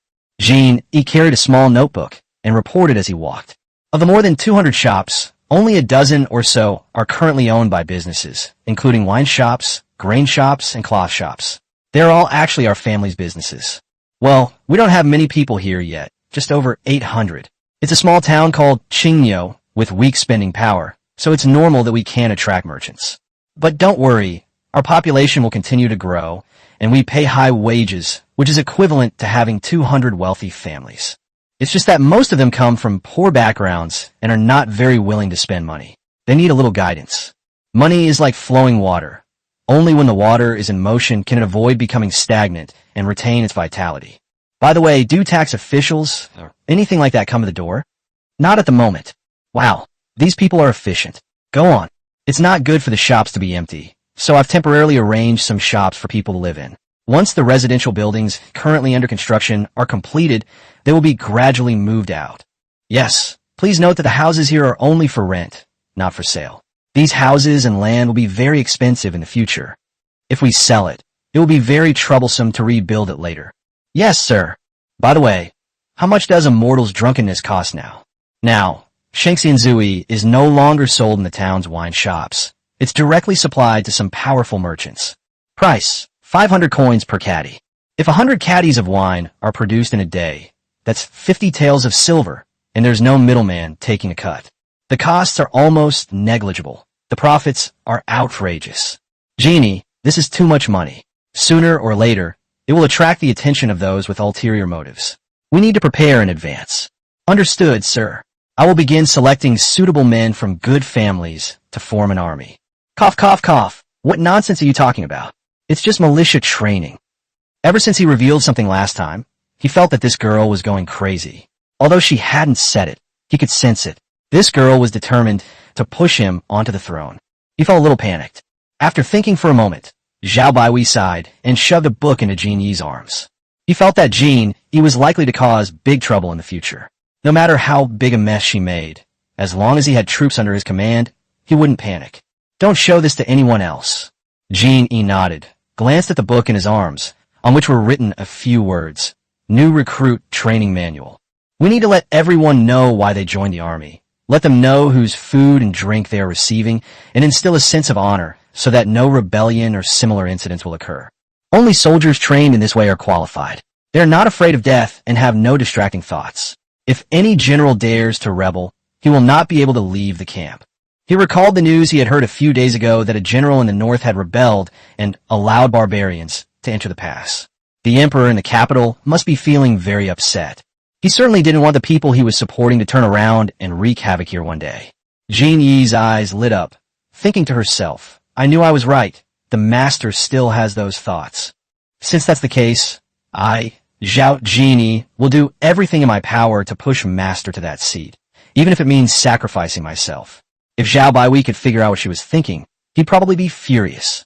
By the way, the sweet potatoes should be ready to harvest in a few days. Get everyone ready to harvest the land in those few days. It's okay if the construction site is closed for a few days. With so many shops here, We don't have to worry about not having a place to store our grain. Xing nodded. Apart from the master, everyone was planting sweet potatoes for the first time and had no experience. They could only wait for the master to say that it was ready to harvest before they could go and harvest the land. As for how much he could collect, he had no idea. But the master is a deity after all. If he says 2,000 or 3,000 caddies, even if it's off by a few percent, it shouldn't be by much. How much can be harvested from over 200 acres of land? Is it enough to feed these 800 plus people for a year? Jinwen, that girl, has a sweet tooth. Every few days, she asks the master to conjure up some sweet potatoes to roast, steam, or cook into porridge. They've long since lost interest, but they still enjoy eating. Oh, it can also be used in cooking, especially the candied sweet potatoes, which Jinwen particularly loves. She loves sweets. Let's go back. Reaching the mouth of the canyon and strolling through the entire commercial street, Zhao Baihui was quite satisfied. Boarding the carriage and heading back along the route, you'll find a completely different view. Back at the mansion, Genie stayed for a while, then came out again, carrying a book in his hand. Arriving at a large courtyard a few hundred meters away, a boy of about 10 years old hurriedly came to greet us at the gate. Sister Genie, you've arrived. Zhao, has everyone been good today? Has anyone gotten into a fight? No one is fighting. Everyone is behaving well, the boy quickly said. Now that there's food, drink, and shelter, only a fool would disobey and fight with others. Okay, let's go in then. As soon as Genie entered, all the children surrounded her, calling her sister, sister. There are about 20 boys here, ranging in age from 13 or 14 to 5 or 6. They were all orphans gathered by the Imperial Guards. These are all able-bodied people. If there are any disabilities, they will be given ordinary jobs, which are enough to make a living. Genie knew that these orphans had no family to care for them, and if they were raised well, they would be the most loyal people. Has everyone eaten enough? I'm full. Auntie's cooking is delicious. Now that you've eaten, let's start class. Everyone, please come and sit down in the classroom. As Genie's responsibilities grew increasingly numerous and significant, he came to appreciate the importance of knowledge more and more. She spent time and energy not only to cultivate a group of loyal and devoted followers, but also to cultivate a group of talents who could be of great help. After class, Genie encouraged everyone again. Everyone work hard. I will ask the master to bestow a name upon the most outstanding person. Only then will we truly become family with the master. Does everyone know? No. Sister Genie, I will strive to become the best person. Sister, I'm the best. Genie laughed, a very happy laugh. As she stepped out of the classroom, she was startled to see Zhao Baihui leaning against the wall next to the classroom door. Zhao Baihui looked at the 13-year-old girl in front of him with complicated emotions, as if he were seeing the radiant woman in the TV series. Genie, what exactly are you trying to do? Genie lowered his head, listened to his words, then raised his head, looking at Zhao Baihui with a stubborn expression, without saying a word. The two stared at each other for more than a minute, and Zhao Baihui sighed again, losing once more. Fine, I'll take care of coming class from now on. I guarantee I'll teach better than you. You just need to manage this family well. When Genie saw Zhao Baihui back down, her eyes reddened. She knew that Zhao Baihui's backing down was not out of fear of her, but out of affection for her. I know she's afraid of the feeling of not being able to control her own destiny, and I know she craves the sense of security that power brings. That's why I spoiled her and let her do whatever she wanted. Brother, thank you. Hey brat, let's go back and eat. Nothing's more important than eating. Chapter 17 Sweet Potato Harvest drives people crazy. Village construction expected, joy on the way. With clear skies and crisp autumn air, it's the perfect time for harvest. About 800 people from the Zhao family came to the fields at the edge of the canyon to harvest sweet potatoes. A man dug through the soil and saw a sweet potato about the size of his fist, and an excited smile spread across his face. Although these sweet potatoes belonged to Master Zhao and had nothing to do with them, the farmers couldn't suppress their instinctive joy at seeing the grain.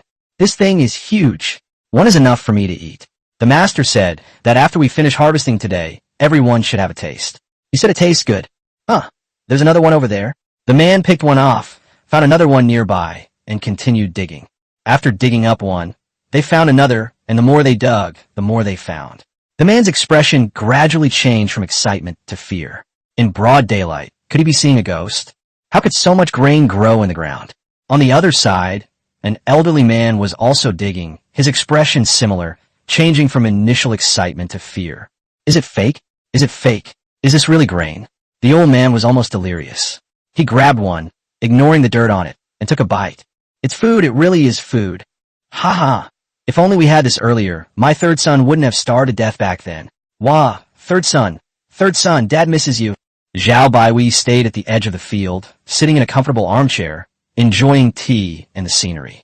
I wanted to compose a poem in this situation, but alas, I lack the cultural knowledge, so I can only silently drink my tea. The four young ladies also stayed together, sitting around discussing the family's various businesses. Jinwen's father ran over, sweating profusely, shouting with a mixture of excitement and fear. Master, master, everyone has gone mad. Many people are eating raw sweet potatoes, crying and laughing all at the same time. It's terrifying. Zhao Baiwei stood up and looked around. After a few glances, he said, "It's not a big problem. Everyone is just too happy. Here's what you'll do. Arrange for someone to cook a variety of dishes for everyone using the freshly harvested sweet potatoes. We'll resume work once everyone has finished eating and calmed down." The four maids ran to the fields to check the situation. After a while, Jinwen ran back, excitedly shouting, "Master, master, you didn't lie to us. It really is a lot. It looks like it's more than 2,000 caddies per moo. Then find someone to measure out 1 acre of land in different places and calculate the yield per acre." "Okay, I'll go right away." Soon, Jinwen found some people with normal emotions and began to measure and excavate. It's out. The first plot of land is out. Put it on the scale. 3,700 caddies? Are you sure you didn't miscalculate? Let's do it again. How much is the second piece? 3,920 jin? Almost 4,000 jin. Quickly, go and dig out the third plot of land. The 5 plots of land in different locations yielded an average of 3,800 jin per moo. When the data came out, everyone was stunned. At this time, the yield of rice and wheat is about 100 to 180 jin per moo, while the yield of coarse grains is about 200 to 300 jin per moo. But this thing that I've never heard of before has a yield that is 40 times that of rice and nearly 20 times that of coarse grains. No wonder everyone's gone crazy. If all 200 plus acres of land were dug up, the yield would not exceed 800,000 jin. In ordinary poor families, a pound of coarse grains cooked in a porridge with various wild vegetables is enough to last a day. 400 caddies of grain a year is enough. 800,000 jin, 400 tons, is enough to keep 2,000 poor farming households from starving. 2,000 households, that's 10,000 people. Of course, this is the requirement of not starving to death. If you eat your fill without mixing in wild vegetables, and eat until you're stuffed, you can eat several times the amount of grain. However, with just over 200 acres of land, 2,000 people can live the life of a wealthy family, which was something that was unimaginable before. A wealthy household can eat their fill of coarse grains without mixing them with wild vegetables. Arya, go and fetch a pound of wine for your father. After dinner, I'll do everything in my power to help the master finish harvesting the grain. With the master here, we no longer have to worry about suffering or being poor. We can spend money as we please. Many people chose to send someone to fetch wine, prepared to risk their lives to accompany the sweet potatoes. Of course, Zhao Baiwei would not agree to that. Some people worked until dark and still didn't plan to go back, but he sent people to send them back. Are your bodies your own? They belong to the master. Even if you yourselves don't cherish it, the master will still feel sorry for you. Living a few more years and earning more subsidies for the old man is the real priority.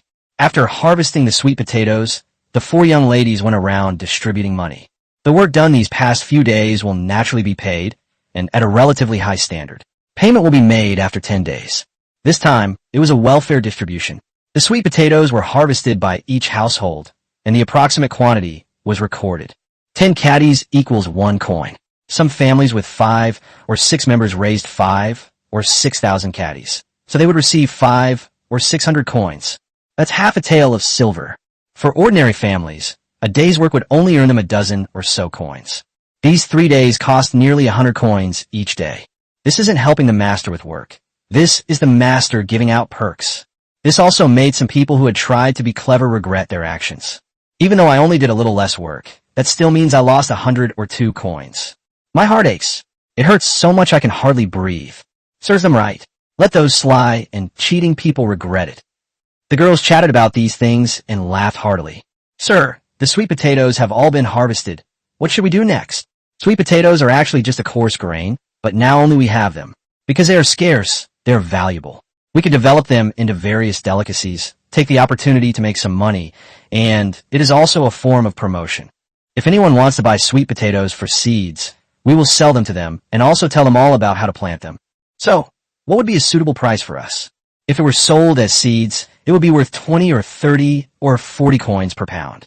Since no one else has it now, it's normal for it to be more expensive than rice. Selling food, naturally, will be more expensive. Understand. Let's discuss it and come up with a few dishes and ways to cook them. Then we'll test the waters in Qingyo Town. Zhao Baihui originally thought it would take a long time to reach the village level with 1,000 people, but he did not expect that a bumper sweet potato harvest would drive many people crazy. Many of the 800 local residents went to visit their brothers and sisters, telling them how good the place was, how crazy the sweet potato production was, and how high the wages were.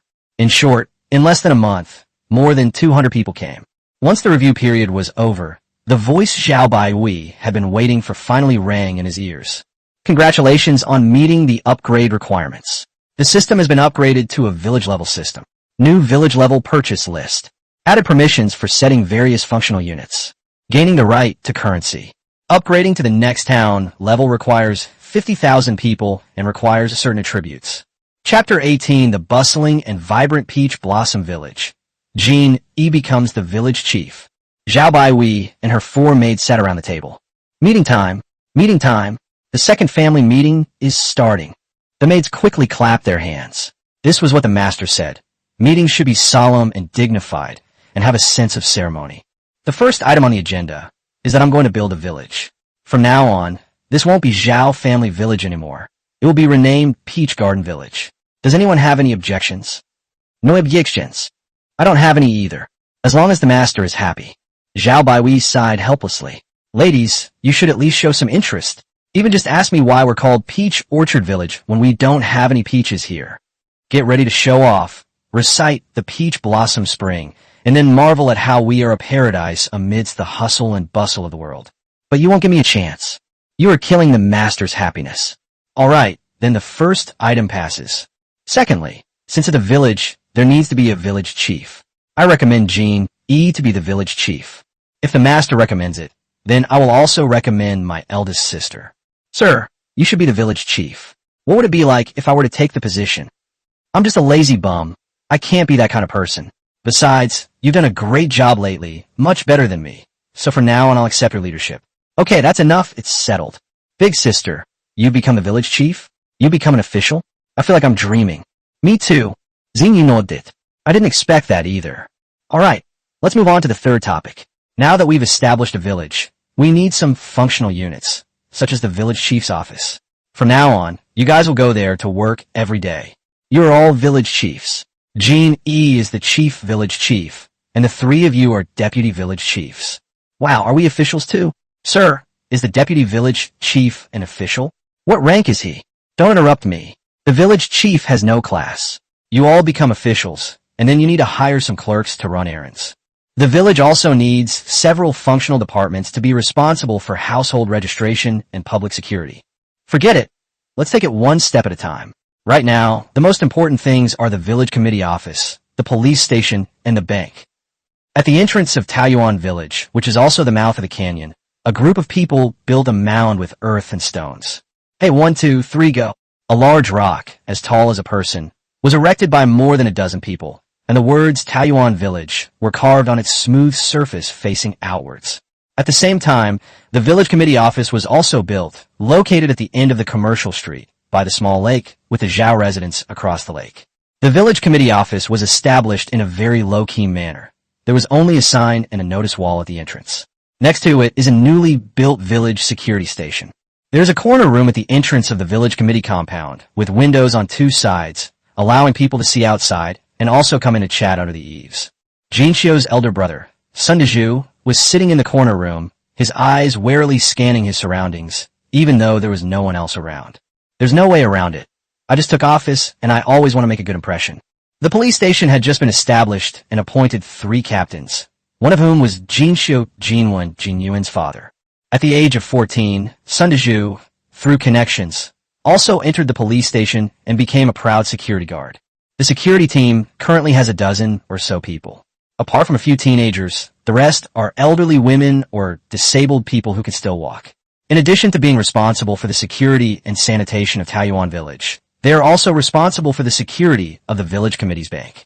The village committee compound is similar to the Zhao family compound. The first meeting is being held in the large conference room of the intermediate court. Aside from the 4 young ladies and their family members, there were only 2 outsiders present. Wang Changjiang from the construction team and manager Fong, who had been recruited and was the manager of the town's wine shop. Jin Yi sat solemnly in the main seat, looking at the notebook in his hand. Let's divide up the tasks among everyone. Jin Xiu, you will be in charge of the finances. You will also be in charge of the commercial street from now on. You need to do a good job in attracting businesses and make the street lively as soon as possible. Just handle the bank matters according to the plan given by the master. Don't rush, just proceed step by step. The properties in the manor must also be managed well, including the Divine Brew and the brewery. Although Manager Fong is helping, there are still many things to do, and they are quite complicated. If you can't handle it, find a few people to work on the job and train them at the same time. Yes, eldest sister. In the village committee, he's called the village chief. Yes, village chief. Jinwen, you'll be in charge of the village's construction. For planning issues, talk to the master. For construction issues, communicate more with Steward Wang. Steward Wang, thank you for your hard work. Yes, village chief. It's not hard work, it's not hard work. I'm much more comfortable now than before. Jin Yuan, you will be in charge of the village's security management from now on. Report any problems in a timely manner and do not make any mistakes. Jin Yuan was the youngest, so we put her in a position that involved contact with the most people to give her some experience. Moreover, there aren't many people in the village right now, so there's unlikely to be any major problems or serious incidents, making the work relatively easy. Moreover, there are several adults in the family helping out. Finally, there's the salary. Most of the security team members are considered non-staff members. Their work is easy, and their daily wage is tentatively set at 5 copper coins. 5 coins a day is enough for one person to eat their fill, especially for these unofficial staff. Most of them are elderly and can't eat much. People like Sun Daju are considered formal employees, and their wages are tentatively set at 10 copper coins a day. In the current village wage system, even the most strenuous work only earns an average person 10 coins. The uncles and elders are team leaders, and they receive a 3rd-level salary, which is set at 15 coins for now. Sun, Wang, and they all looked delighted. Their salaries had increased again. They were so happy. Manager Wang and Manager Fong will also be assigned to this level, with a salary of 15 cash. The 2 of them, however, remain calm. When Manager Wang handed the construction team over to Zhao Baiwei, he received 10 taels of silver as compensation. Manager Fong had earned about the same amount before, so Jinwen gave him 10 taels of silver in one go to persuade him to switch jobs. As the village chief, I receive a 5th-level salary of 24 won, while Jinxiu and the other 2 receive a 4th-level salary of 19 won. Jinwen and the others no longer feel anything about receiving a salary, since they are provided with food and lodging by the master. There wasn't much to see on the commercial street, and nowhere to spend money. This is the salary standard set by the master. Does anyone have any objections? If there are no objections, let's pay everyone's wages for these 10 days, Jinxiu. Jinxiu nodded, stood up, took out a small bag from her bosom, took out a stack of papers from the bag, counted a few sheets, placed them in front of Genie, and then counted them one by one. When Manager Fong saw the paper Jinxiu took out, his expression changed, and he exclaimed, "Treasure notes."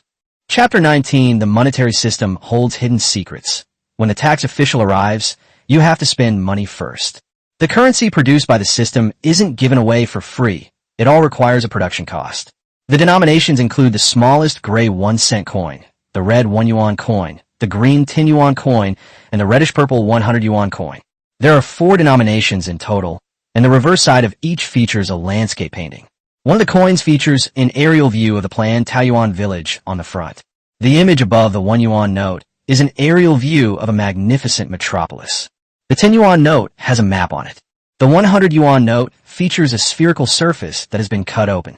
For example, the salary for 10 days in Genie is 240 yuan, which is 2 100 yuan bills and 4 10 yuan bills. The official in brocade explained, this is just paper money that the master issued for everyone's convenience. It is now linked to copper coins, with 1 copper coin equaling 1 jiao, 0.1 yuan. Paying wages with paper money is very convenient, and it's easy to carry around and shop. Of course, if anyone is not comfortable with it, they can immediately go to the bank to exchange it for copper coins or silver. We don't force anyone. Use whatever you like. From now on, all your wages should go to our chief financial officer, Jinxie Yilling. We should take the lead and start using paper money first. All right, everyone's work is arranged. If you have any questions, feel free to come to me anytime. Everyone, go and get back to work. Meeting adjourned. The monetary system is very important. It not only benefits everyone, but also plays a more significant role. If used properly, the benefits gained far exceed those of a mere divine wine. The three girls walked out of the village committee together, where several horse-drawn carriages were parked. Jinwan, Jinyuan, see you tonight. Jinxiu boarded a carriage and said to the boy leading the horse, Xiaojiu, to the bank. Okay, Sister Jinxiu. Xiaojiu, standing ramrod straight, replied, and led the carriage away. A horse-drawn carriage costs about 10 taels of silver, which the Zhao family could afford to maintain, and they even kept many carriages. The three families of Sun, Wang, and Li who live in the mansion have moved out. A dozen or so maids live in the middle courtyard. Some were bought by Genie, but most were sent by girls from the village to work as maids. The four maids in brocade robes were originally just maids bought by the master, but their current status and prestige are obvious to everyone. Jean E would never believe that all families with maids had no special thoughts about it. However, most people's hopes will probably be dashed, as Jean E is wary of these girls who have parents and families. She trusted those poor girls who had been bought, who had similar backgrounds to hers. However, they're not allowed to enter the backyard at will. If anyone violates the rules, they will be kicked out immediately. Two maids have already been expelled from the manor during this period. If anyone does anything more outrageous like seducing the master, then the whole family should get out. Fortunately, this hasn't happened yet. Or maybe it did happen and she didn't know. She still had faith in her husband. If he were a lecher, with his current wealth, he probably would have so many concubines that the mansion wouldn't be able to hold them all. The front yard was the temporary residence for the young men hired by the brocade-clad officials. Everyone still lived in the large courtyard at the back, but some of the older people would take turns working in the mansion. For example, running errands or helping them catch their trains. These are the future core members of the Zhao family. They cannot be isolated from society. The Zhao family is not lacking in simple-minded soldiers. From this moment on, everyone who works for the Zhao family in Taoyuan village will receive their wages in paper money. The introduction of paper money did cause some initial unrest, with a small number of people not accepting it. However, most people accepted it, or rather, they accepted not the piece of paper, but the person, Master Zhao. The value of paper money comes from credit. Without credit, it's worthless. The use of currency was not mandatory. A small number of people who did not accept it went to the bank to exchange their banknotes. Once they found that they could exchange them normally, the riots disappeared. At the entrance of Taoyuan village, a horse-drawn carriage slowly approached, led by a driver, followed by four minor officials in black robes. In the official system, the 7th rank is that of a county magistrate, the 3rd elder of a village is that of a 9th rank, while the clerk has no rank. The highest-ranking official in a township is the 3 elders, who are responsible for education and moral guidance, but their main job is actually to collect taxes. These 3 elders were all wealthy and prestigious landlords and gentry, and of course, they had to be appointed by higher authorities. It's basically a lifetime appointment, unless you die, become paralyzed, or offend your superiors. The 3 elders do not receive a salary. Those who can become elders are all wealthy people who want prestige and certain privileges. Master, we've arrived at Peach Blossom Village. The old man, who was dozing in the carriage, opened his cloudy eyes, lifted the curtain, and was startled. The clean and tidy 2-story buildings on both sides stretched all the way to the end of his sight, making him think that he had returned to Qingyou Town. The only difference is that there aren't as many people on the streets as in Qingyou Town, and the roads aren't as bad.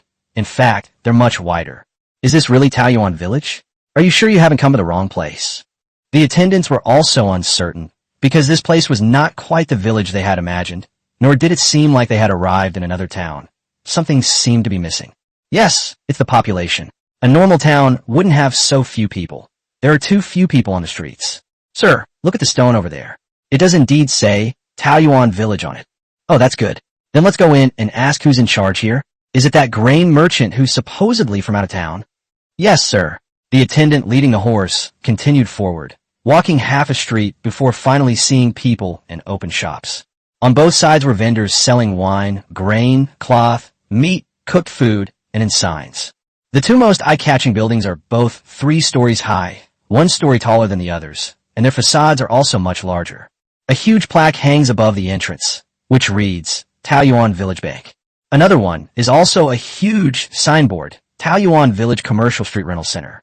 Sir, what are the functions of this bank and leasing center? I don't know either, sir. Let's go in and take a look. Old Wu got off the carriage and arrived at the entrance of the rental center, where he saw a young boy dressed in gray linen clothes coming to greet him. Although the young man was wearing ordinary clothes, they were not torn at all and were clean, tidy, and stylish. He also looked energetic and vibrant. Sir, are you looking to rent a shop, or is there something else? I've never been here before, so I came in to see what this place is for. Then let me introduce it to you, sir. All the vacant shops on this street are available for rent, with the first 3 months rent free. Sir, you look like a wealthy family. You certainly don't need the rent, but nobody wants to have too much money to burn, right? Let's talk about shop rent. If you're unsure what kind of business to start, we can also recommend one. Taoyuan Village is now in dire need of development, with a continuous influx of people, high wages, and huge consumption potential. The future looks promising. Old Wu thought the young man was quite young, but he was very eloquent and spoke very well, so he started chatting with him. After a long while, he finally came out, but he left behind 1 or 2 taels of silver. He rented a small shop, and although he was exempt from 3 months' rent, the young man's words made a lot of sense. The deposit was a contract that protected the interests of both parties. Well, although he hasn't decided what kind of business to do here yet. Chapter 20. The village chief's daughter has a strong aura. Mere taxes are nothing to her. The attendant asked, Sir, shall we go and take a look at that bank across the street? No need to go. That young man already told me what they do on the other side. I'm not going to exchange my silver for paper. Even if that young waiter is as cunning as a devil, he can't fool my discerning eyes. The attendant muttered to himself, wondering who had just paid the deposit. I've also found out who's in charge of the village. Let's go, get in the car, and head to that village committee. The carriage continued on its way and arrived at the village committee compound. Someone has already reported that Wu Xianglao, one of the 3 elders of the village, has arrived. As for how he knew, it was naturally what he said himself at the rental center just now. Zhao Lu just casually prompted him, and he said everything he should and shouldn't have said. They were practically exposing the color of their underwear. Sir, what can I do for you? Zhao 12 came out from the corner room and asked, pretending to know nothing. Wu Xianglao's attendant stepped forward, head held high, and said, Our master is the village elder of Qingyo Town. Call your village chief out. Huh? Elder? Okay, I'll go get him right away.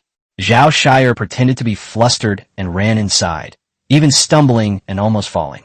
Sun Zhu, who was also in the corner room, watched silently, thinking to himself that Zhao Shire was really clever, acting as if it were the real Zhao Shire. I'm nowhere near as good as him. Before long, Jean Yi came out with 2 even younger maids.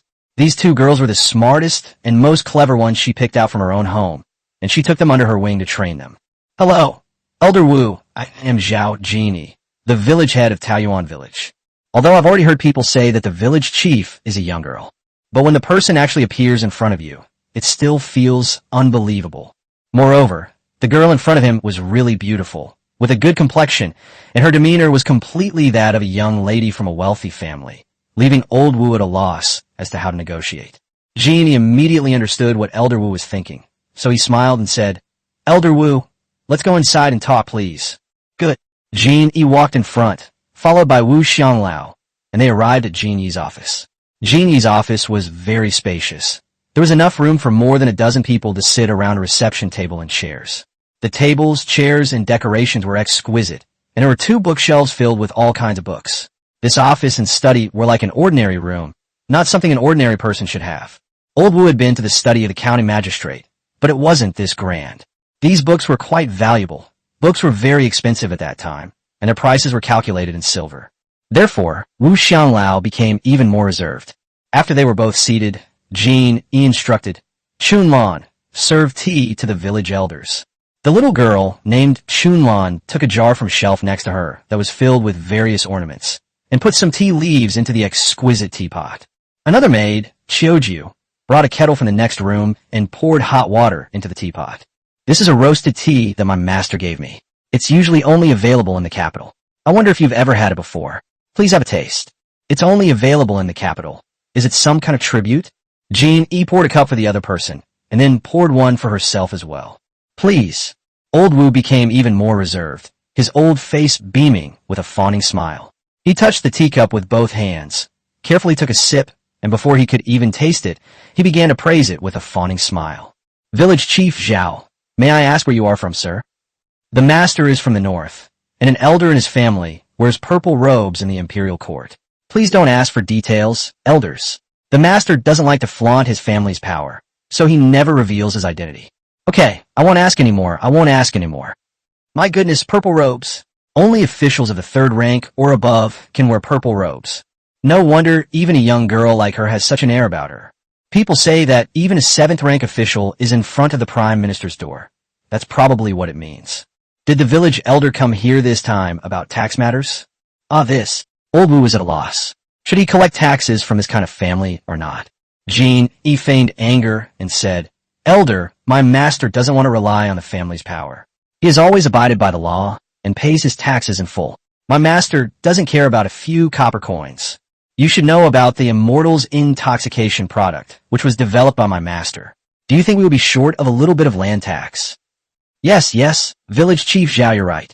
Master Zhao is very generous.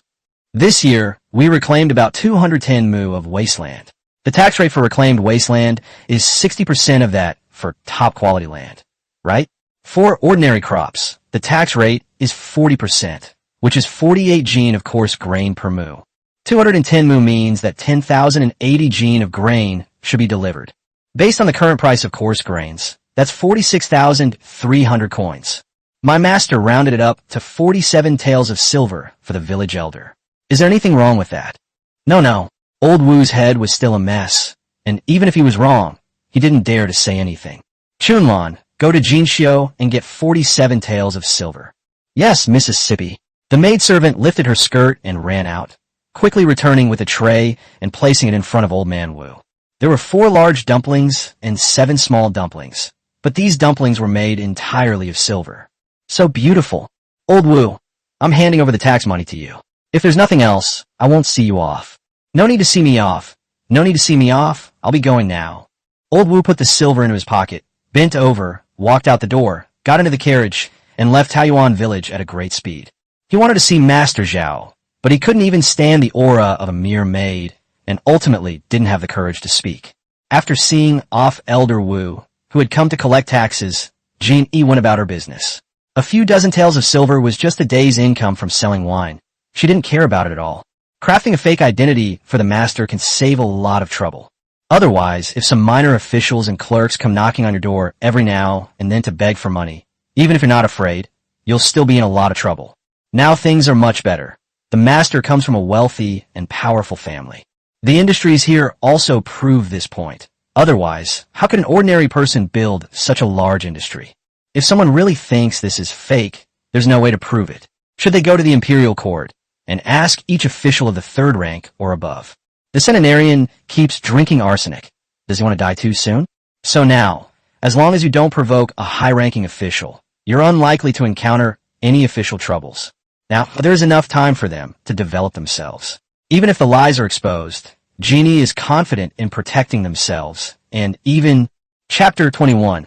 Identification is important. Wine and snacks, talking about the future.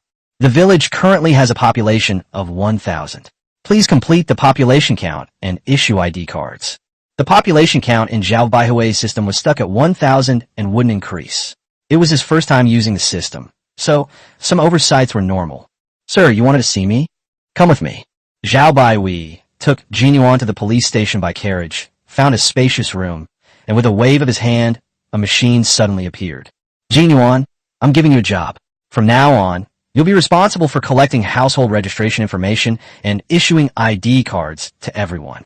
I'm also responsible for verifying the identity of each new employee. The probationary period is different for each person, and I'll tell you about that later. We need to find a few people specifically to handle the household registration work. This is very important. Yes, sir. The monitoring device was used by the system to limit Zhao Baihui's cheating.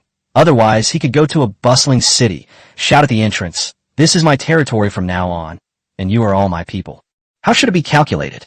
If that doesn't count, then why doesn't he spend some money to hire a few people to put on a show for him? Or you could ask someone to call out, "Sir, could you give me a copper coin?" All the population must be stable individuals who genuinely believe in him, work for him, and accept his rule. Jean Yuan was very smart and learned quickly. She soon learned how to operate the machine. "Come on, take my picture." Zhao Baiwei stood in the designated position. As Jean Yuan pressed the button, the machine clicked and a card was ejected from the small opening on the side. One side features a full-body photo of him, and the side also has markings, including his height. On the other side is his name, birthday, number, and below that, the words Taoyuan Village Household Registration. "Sir, this is the ID card. It's so interesting, it's very clear. I want to take one too." "Okay, stand over there. I'll take your picture." Click, another ID card has been photographed. Over the next few days, people lined up every day to have their ID cards photographed. The announcement said that ID cards are very important. For example, you must have your ID card to receive your salary in the future. Even newborn babies should be photographed as soon as possible. Over the course of a few days, almost everyone had their ID card photographed. The population figures on the system have finally started to rise again, with only those with ID cards being counted, totaling over 1,100 people. From now on, everyone will be required to have their ID card photographed, but the ID cards will be different colors. Newcomers will have temporary ID cards. The evaluation period is different for each person. For example, ordinary people must work and live here for a month to obtain normal status. This is a trial period given by the system. Otherwise, if Zhao Baiwei spent money every day to invite people to Taoyuan Village for a free day of tourism, with food, accommodation, and eggs provided, wouldn't he be able to easily gather tens of thousands of people? The autumn wind was chilling, and overnight, all the trees turned yellow. Although Taoyuan Village is located in the south, it does have winter, but it is short and not too cold. At this time, the farmers in the surrounding villages were all resting, and there was nothing left to do in the fields. Yet Taoyuan Village remains bustling with activity. The winery can't stop, construction sites are still operating, but those mainly engaged in farming have all stopped. Some of them went to work as laborers on construction sites, even though these temporary workers earned less money and didn't receive meals like the regular workers. However, you can say that for most people who have endured hardship, being able to eat their fill and even have a little left over after a day's work is already a blessing. There are now more than one liquor store on the commercial street. People are gradually becoming more willing to spend money, and their purchasing power is gradually increasing. After all, in Taoyuan Village, it's not difficult for a family of 5 or 6 to earn a dozen or so coins a day. That works out to about 5 or 6 taels of silver a year. For a wealthy household with 10 acres of fertile land, after taxes, that's about all they'd have left at the end of the year. This level is sufficient to eat whole grains every day until you're full, with occasional treats to something different. Those who are worse off struggle to make ends meet, occasionally getting a full meal. There are very few people at this level. Most people are still at the very bottom, struggling to survive. They work hard all year round, but they can still starve to death if they are not careful. "Boss, half a jean of wine and a plate of beans." A man walked into the wine shop and saw that the tables were almost full. He noticed that a familiar face was sitting at a small table for 4, so he came over. "Old Ma, you're here for a drink too?" "Old Wong, you're here too." "Yeah, my wife and kids at home are driving me crazy, so I came out to relax." The boss's daughter brought over a wine bowl and a small dish of beans, and then put down a small wooden bucket. "Uncle, the liquor is 5 mao. The beans are 1 mao.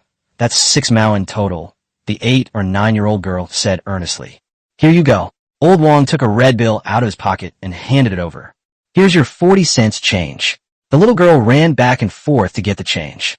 Old Wong poured himself a drink, took a sip, slurped it, and quickly ate a bean. He said, "I never dared to dream of such a life before. 6 cents, that's 6 coins. They used to be my family's daily food allowance." Old Ma nodded. "Liquor is such a precious thing. Only landlords and lords can drink it often. Now it's great. I can have a drink once every construction period." Everyone is now used to calling a 10-day work period, because the rule in Taoyuan Village is to settle wages every 10 days. Business owners here must also abide by this rule, or they will be fined, or in serious cases, even expelled. To do business here, you must obtain a local ID card. With an ID card, you won't have trouble finding someone. Of course, you can find a local to be your boss, but you need to be careful not to run into problems and end up owning the property. By the way, Lao Ma, your son's not getting any younger. Has he found a wife yet? Speaking of his son, Old Ma smiled warmly and said proudly, That kid is 17, strong and hardworking, and he earns a penny more than me. We've met. She's a girl from my old village. They're getting married before the new year. Don't forget to come to the wedding banquet. Definitely. Now that my pockets are fuller, marriage is a joyous occasion. I'd be happy to give money to all my relatives and friends when they get married. By the way, it's winter break now. I heard the village is going to start a few new projects, so we can earn money even in winter. Do you want to go? Of course I'll go. I'm terrified of being poor. I'll go for any job, any kind of job. It's said that they're going to build a brick factory. The village uses so much brick that the surrounding areas can't keep up with the demand. They're also saying they'll be hiring a lot of people. There are 2 other farms, one for pigs and one for chickens. I've heard about scientific pig and chicken farming, where they supposedly eat less but grow faster and have more meat. I heard they're all quite large. If they're really built, the price of meat should drop a lot, and next year we might only be able to eat meat occasionally. Meat? Old Wong's eyes lit up. Even though people are earning much more than before, they still don't dare to mention eating meat. Ultimately, it's because meat is too expensive. Pork and chicken, for example, cost 5 or 6 yuan per pound, which is 50 or 61 a unit of currency, which is unaffordable for ordinary people. Not to mention beef and mutton. However, now that Taoyuan village is getting better and better, everyone is starting to look forward to it. Chapter 22, a busy time for marriages and weddings, scholars and others visit. Taoyuan village has seen a surge in weddings. Of the mere 1,000+ people, there were dozens of newlyweds, most of whom were men who married women from outside the area. There are 2 reasons. One reason is that people have become wealthier and can afford to get married. Secondly, most of the people here used to live in the lowest social classes, and the boys in these families couldn't find wives when they got older, resulting in a large number of people of marriageable age. Girls don't have to worry about getting married. No matter how poor they are, they can still get married. It's just that if they are poor, they won't marry well. In response to this situation, the village provided some support. Those who got married and were over 16 years old were allocated new houses and exempted from rent for 3 years. Sorry, but the village does not support early marriage for those under 16. This policy has led several couples to postpone their weddings, planning to get married next year. Those who get married at 13 or 14 can't wait any longer. The village committee also posted a notice on its bulletin board, suggesting that people get married around the age of 18, as that is the optimal time for childbirth and the accident rate for both mother and child is also lower. People still believed it because the notice said at the end that it was said by Master Zhao. This seed was planted in everyone's hearts, and it would definitely have a good effect in the future. At the entrance of Taoyuan village, 3 horse-drawn carriages entered the village. The curtain of the carriage at the front was lifted, revealing the face of a middle-aged man with a long beard. This is the place where the immortal's intoxication is produced, Taoyuan village. A beautiful woman's face also came out, looked around, and said, "Sir, the streets of Taoyuan village are indeed built in a grand manner, which is better than most towns, but it is too desolate and there are hardly any people on the streets." That's normal. After all, I heard it was only built a year ago. It's not easy to build something like this in just 1 year. The couple's identities were unknown, but their tone suggested they had been drinking divine intoxication. The current selling price of Xingxianzui wine is 500 won per jean, and who knows how much it will cost outside. It's not something the average person can afford. Let's see if there's an inn and find one to stay in. Yes, sir. The coachman nodded and continued driving the carriage forward. Arriving at an inn near the bank, the carriage stopped, and the middle-aged man and his wife got out. Besides the couple, there were 3 children, 2 maids, and 4 attendants. There were 11 people in the group. A servant came to guide the coachman, leading the carriage through a side alley into the courtyard behind the inn. The man, accompanied by his family and maid, entered the inn first. The inn's lobby was spacious and decorated in a somewhat upscale manner, but it was just average in the eyes of middle-aged people. The innkeeper came forward and invited them to sit down. "This gentleman must be from out of town. How long will he be staying?" "We'll see how it goes. Let's book rooms for 5 days first." The beautiful woman took charge of these chores and said, "Book 3 superior rooms and 2 ordinary rooms." The couple shared 1 room.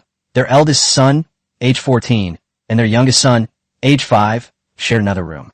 Their daughter, age 12, shared a room with 2 maids. The remaining 2 rooms were given to 4 attendants.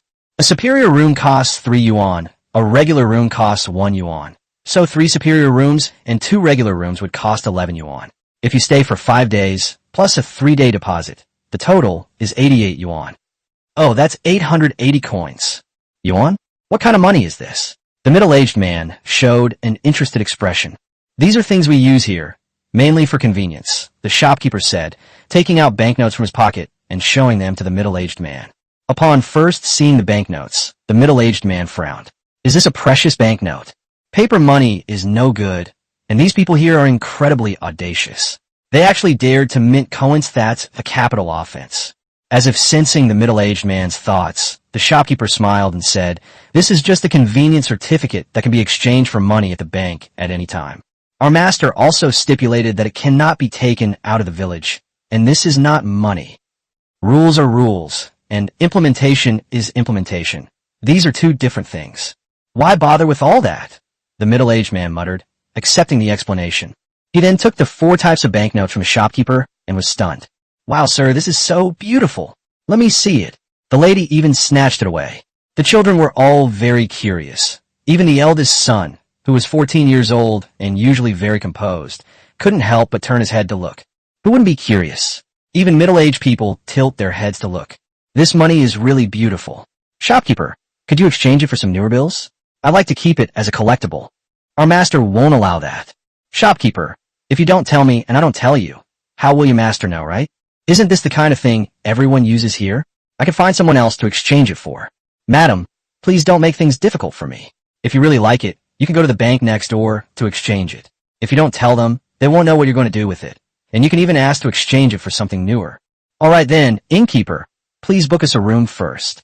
The lady handed over a 1-tael silver ingot and said, "Give me your change." "Okay." The shopkeeper nodded, then gave her 12 yuan in change, 1 10-yuan note and 2 2-yuan notes. "Ah, this is mine."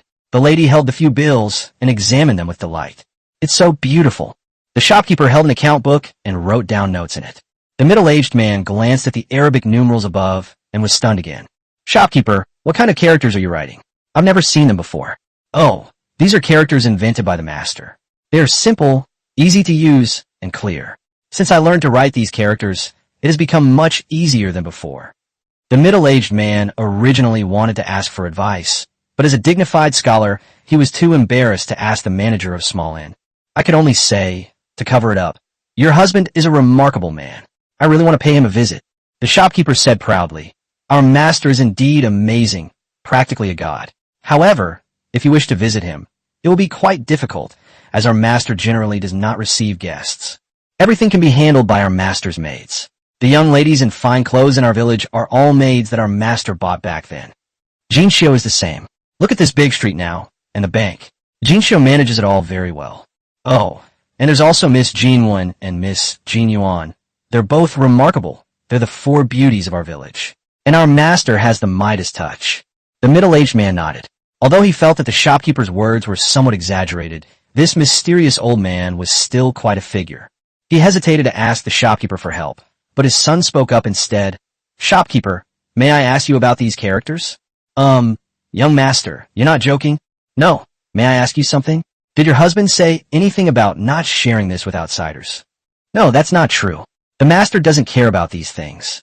The village chief also said that we should spread the good things in the village as much as possible so that more people can benefit from them, which is also a good deed." The middle-aged man was filled with respect for the first time. "Your village chief is very kind and understanding. I really want to pay him a visit.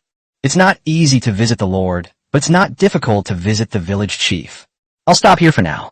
I'll take these distinguished guests to their rooms. If you're interested in this calligraphy, young master, you can learn it from me in a bit. It's not too difficult to learn to keep accounts." Chapter 23, a top-ranking scholar comes to visit. Is this person mentally challenged? After tidying up her frequently used items, Madame Lin went to the window, opened it, looked out for a while, and then closed it. The streets weren't lively, and there wasn't much to see. "Sir, shall we go out for a stroll? Didn't you say you wanted to visit that female village chief? Shall we go and take a look?" "All right, it's almost time to eat anyway. If this village chief is a remarkable person, then let's invite her to have a meal together." The couple brought their eldest son and daughter with them. The youngest son was still too young to be a nuisance, so we didn't bring him along and had him looked after by a maid. The family of 4 left the inn without any servants. I walked along the street to the end and saw the village committee compound. Upon seeing the people, Dezhu asked through the window, "What brings you here?" The eldest son, Lin Yunxian, stepped forward, clasped his hands in greeting, and said, our family has just arrived in your esteemed land. My father is Lin Shuijin, a first-class scholar from the 7th year of Wanan. We wish to pay a visit to your esteemed village chief. We hope you will inform him of our arrival. Daju had never seen such a formal visit before. Just by looking at him and hearing him, he could tell that the person was someone of high status, whose aura was far superior to that of the businessmen he usually dealt with. Moreover, in his eyes, those businessmen were already very impressive, but scholars were far more impressive than businessmen. There was this Jiren, a successful candidate in the imperial examinations. I think my sister mentioned him. He was a very impressive person. Wait a moment, I'll go report this. Daju rushed inside in a panic, forgetting even to ask what was wrong. Knock, knock, knock. Come in. Village chief, a scholar who has passed the imperial examination has arrived. What should we do? Explain clearly. What kind of successful candidate in the imperial examination? 4 people came. It seemed to be a family of 4, and they said they were scholars who had passed the imperial examinations. Being a Jiren is just a status, not an official position. Since you have introduced yourself as a Jiren, you do not hold an official position. Please invite you in. Daju ran out again, and returned a moment later with 4 people. Jeannie also stood up and walked from the desk to the reception area. Lin Shuijin, who was standing at the door, was also somewhat surprised to see Jeannie. The other party was just a village chief, and he would not usually pay attention to even the 3 elders in the village. But things were different here, so he personally clasped his hands and said, I am Lin Shuijin, a first-class scholar from the 7th year of Wanan, and I greet village chief Zhao. I am Lin Jeannie. Mr. Lin, please have a seat. Madam, young master, and young lady, please also have a seat. Chunlan, serve tea. After they were seated, Jean-E did not show any special expression because the other party was a Jiren, a successful candidate in the imperial examinations, which made Lin Shuijin think of him even more highly. Mr. Lin, you've just arrived in Taoyuan village, haven't you? The village isn't big, and any little thing that happens can spread far and wide in no time, let alone the arrival of a scholar like yourself. Hee, village chief Zhao, you flatter me. May I ask what brings Mr. Lin here? My children are growing up, and I don't hold any official position, so I took them out of the capital to travel and study, to see this beautiful country. Zing, you know it. My master says that reading 10,000 books is not as good as traveling 10,000 miles. Experience is the best teacher. Lin Shuijin was taken aback. After carefully considering the words, she exclaimed in admiration, Your master is truly learned. With just a simple sentence, he enlightens us. I really wish to pay him a visit. Jean-E had an idea, and said with a smile, My master doesn't usually receive guests, but I would like to invite Mr. Lin to our home for a short visit. Lin Shuijin understood what she meant. It meant she agreed to make an introduction. Excellent. Norus. My master is in class right now. Let's have some tea. This tea is probably only available to my master. Even Mr. Lin may not have tasted it before. Oh, really? Then I'll have to try it. Sure enough, after each sip, Lin Shuijin offered another round of praise. Lin Yinxian was quite astonished to see the girl, who was a year younger than him, chatting and laughing with his father without being outdone. I have never seen such grace before. Lin Mengxian looked at Jean-E with great admiration and envy. This older sister is so amazing. It should be about time, Mr. Lin, please. I'm about to meet your master. To be honest, I'm very excited. I hope Mr. Lin won't be disappointed. My husband, well, sometimes he's too carefree, which can make him seem a bit rude. It's all right. That's true nature. That's true freedom. The group went out and boarded 2 horse-drawn carriages. Jean-E rode alone in one car, while the 4 members of the Lin family rode in another, heading towards their residence along the lakeside road. Dad, this older sister is amazing. Lin Shuijin patted her daughter's head and said with a smile, Shinner must become just as amazing in the future. Yes, Dad, I will try my best. Lin Shuijin smiled and nodded, then looked at her son and asked, Yinxian, what do you think? What an extraordinary woman. I am no match for her charm. Yes, she acts with such magnanimity. It's a waste of her talent to stay in this small village. There's a saying that a woman's virtue lies in her lack of talent. Perhaps it is precisely because she is here that she can display such brilliance. 2 carriages arrived at the gate, but the 2 boys standing ramrod straight at the gate remained motionless as if they hadn't seen anyone.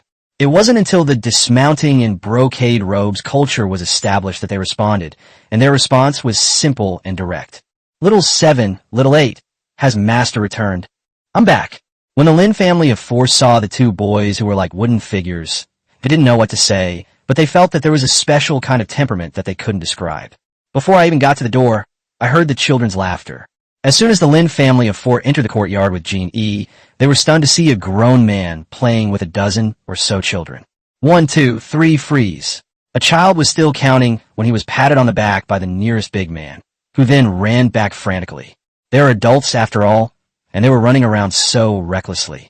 That's why he was able to be at the very front, yet be the first to run back to the finish line and then stand there laughing happily. This is a family member, but they have intellectual disabilities? Jean E. covered her forehead, realizing that everything had been seen by others. She could only helplessly call out, "Sir, stop playing. We have guests." "Holy crap. Is this your husband? If you hadn't told me, I would have thought you were an idiot." The Lin family of four was stunned. "Someone's here." Zhao Baihui turned his head and saw that there were indeed four strangers. He nodded and called out to the children, "Stop playing and go back to camp. We have guests at home today. Go back to camp for dinner. Line up." As soon as the last two words were shouted, the dozen or so boys who had been playing wildly immediately calmed down, lined up in a row according to their height, saluted in unison, and walked towards the gate with almost identical steps. They passed by Jean E. without saying hello, and when they passed by the four members of the Lin family, no one gave them a second glance. For some reason, the four members of the Lin family felt a sense of shock. "I thought this man was an idiot just now, but I don't dare to think that way anymore." When Lin Xuejin called Taoyuan Village, he bowed respectfully for the first time, saying, "I am Lin Xuejin, a first-year graduate of Wanan in the 7th year of the Imperial Examination. I greet you, sir." Chapter 24. Master E is a bit stupid, but my own master is really awesome. Zhao Baohui didn't care about being a scholar or anything like that. He waved his hand casually and said, "You are a scholar? My family doesn't have any rules. It's time to eat. Let's have a simple meal together." "Jean, I'd rather obey than be overly polite." The more casual Zhao Baihui was, the more it proved that others didn't care about his status as a scholar, which only made him more cautious. If even their own master is like this, then everyone else must be even more reserved. The group sat down in the living room of the central court. Zhao Baihui said, "Please wait a little longer. My daughters haven't come back yet. We're used to eating together. No rus, no rus." Lin Xuejin felt that the person in front of her was an extraordinary person, and she was a little nervous, so she didn't know what to say for a moment. Seeing that the other party remained silent, Zhao Baihui casually asked, "I heard a few months ago that someone let northerners into the pass. Things must be difficult for the court, right? How was it finally handled? Was the city closed off and looting allowed, or were they given money and goods and sent away?" Lin Xuejin looked up in surprise. "How did you know?" "Well, as far as I know, the imperial court did indeed take out a lot of money, but the common people probably don't know that. They claimed to the outside world that they had repelled the enemy. What is there not to know? The country has been established for over 200 years. It's rotten to the core. How could there be any troops with any fighting power left? In the last 20 years, the northerners have not changed their wolfish nature. They have entered the pass to raid the grasslands 37 times, including 3 times last year alone. Do you think it was an accident that the general opened the gate? Even if it hadn't happened this time, there would have been another one. It's just a matter of a few years sooner or later." Lin Xuejin was shocked and remained silent. "Sir, do you have a solution?" "Yes, but it's very difficult."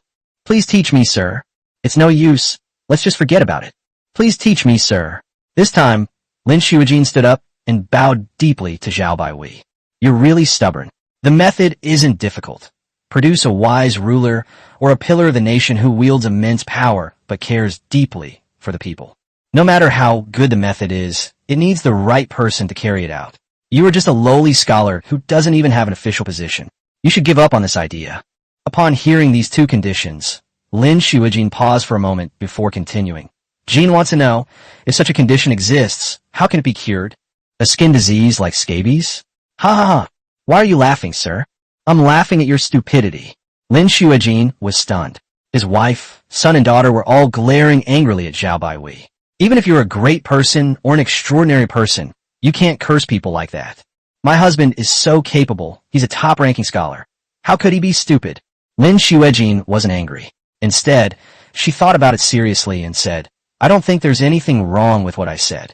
If you can't explain your reasoning, I won't admit that I'm stupid. If you don't want to admit it, then don't. You're missing too much information.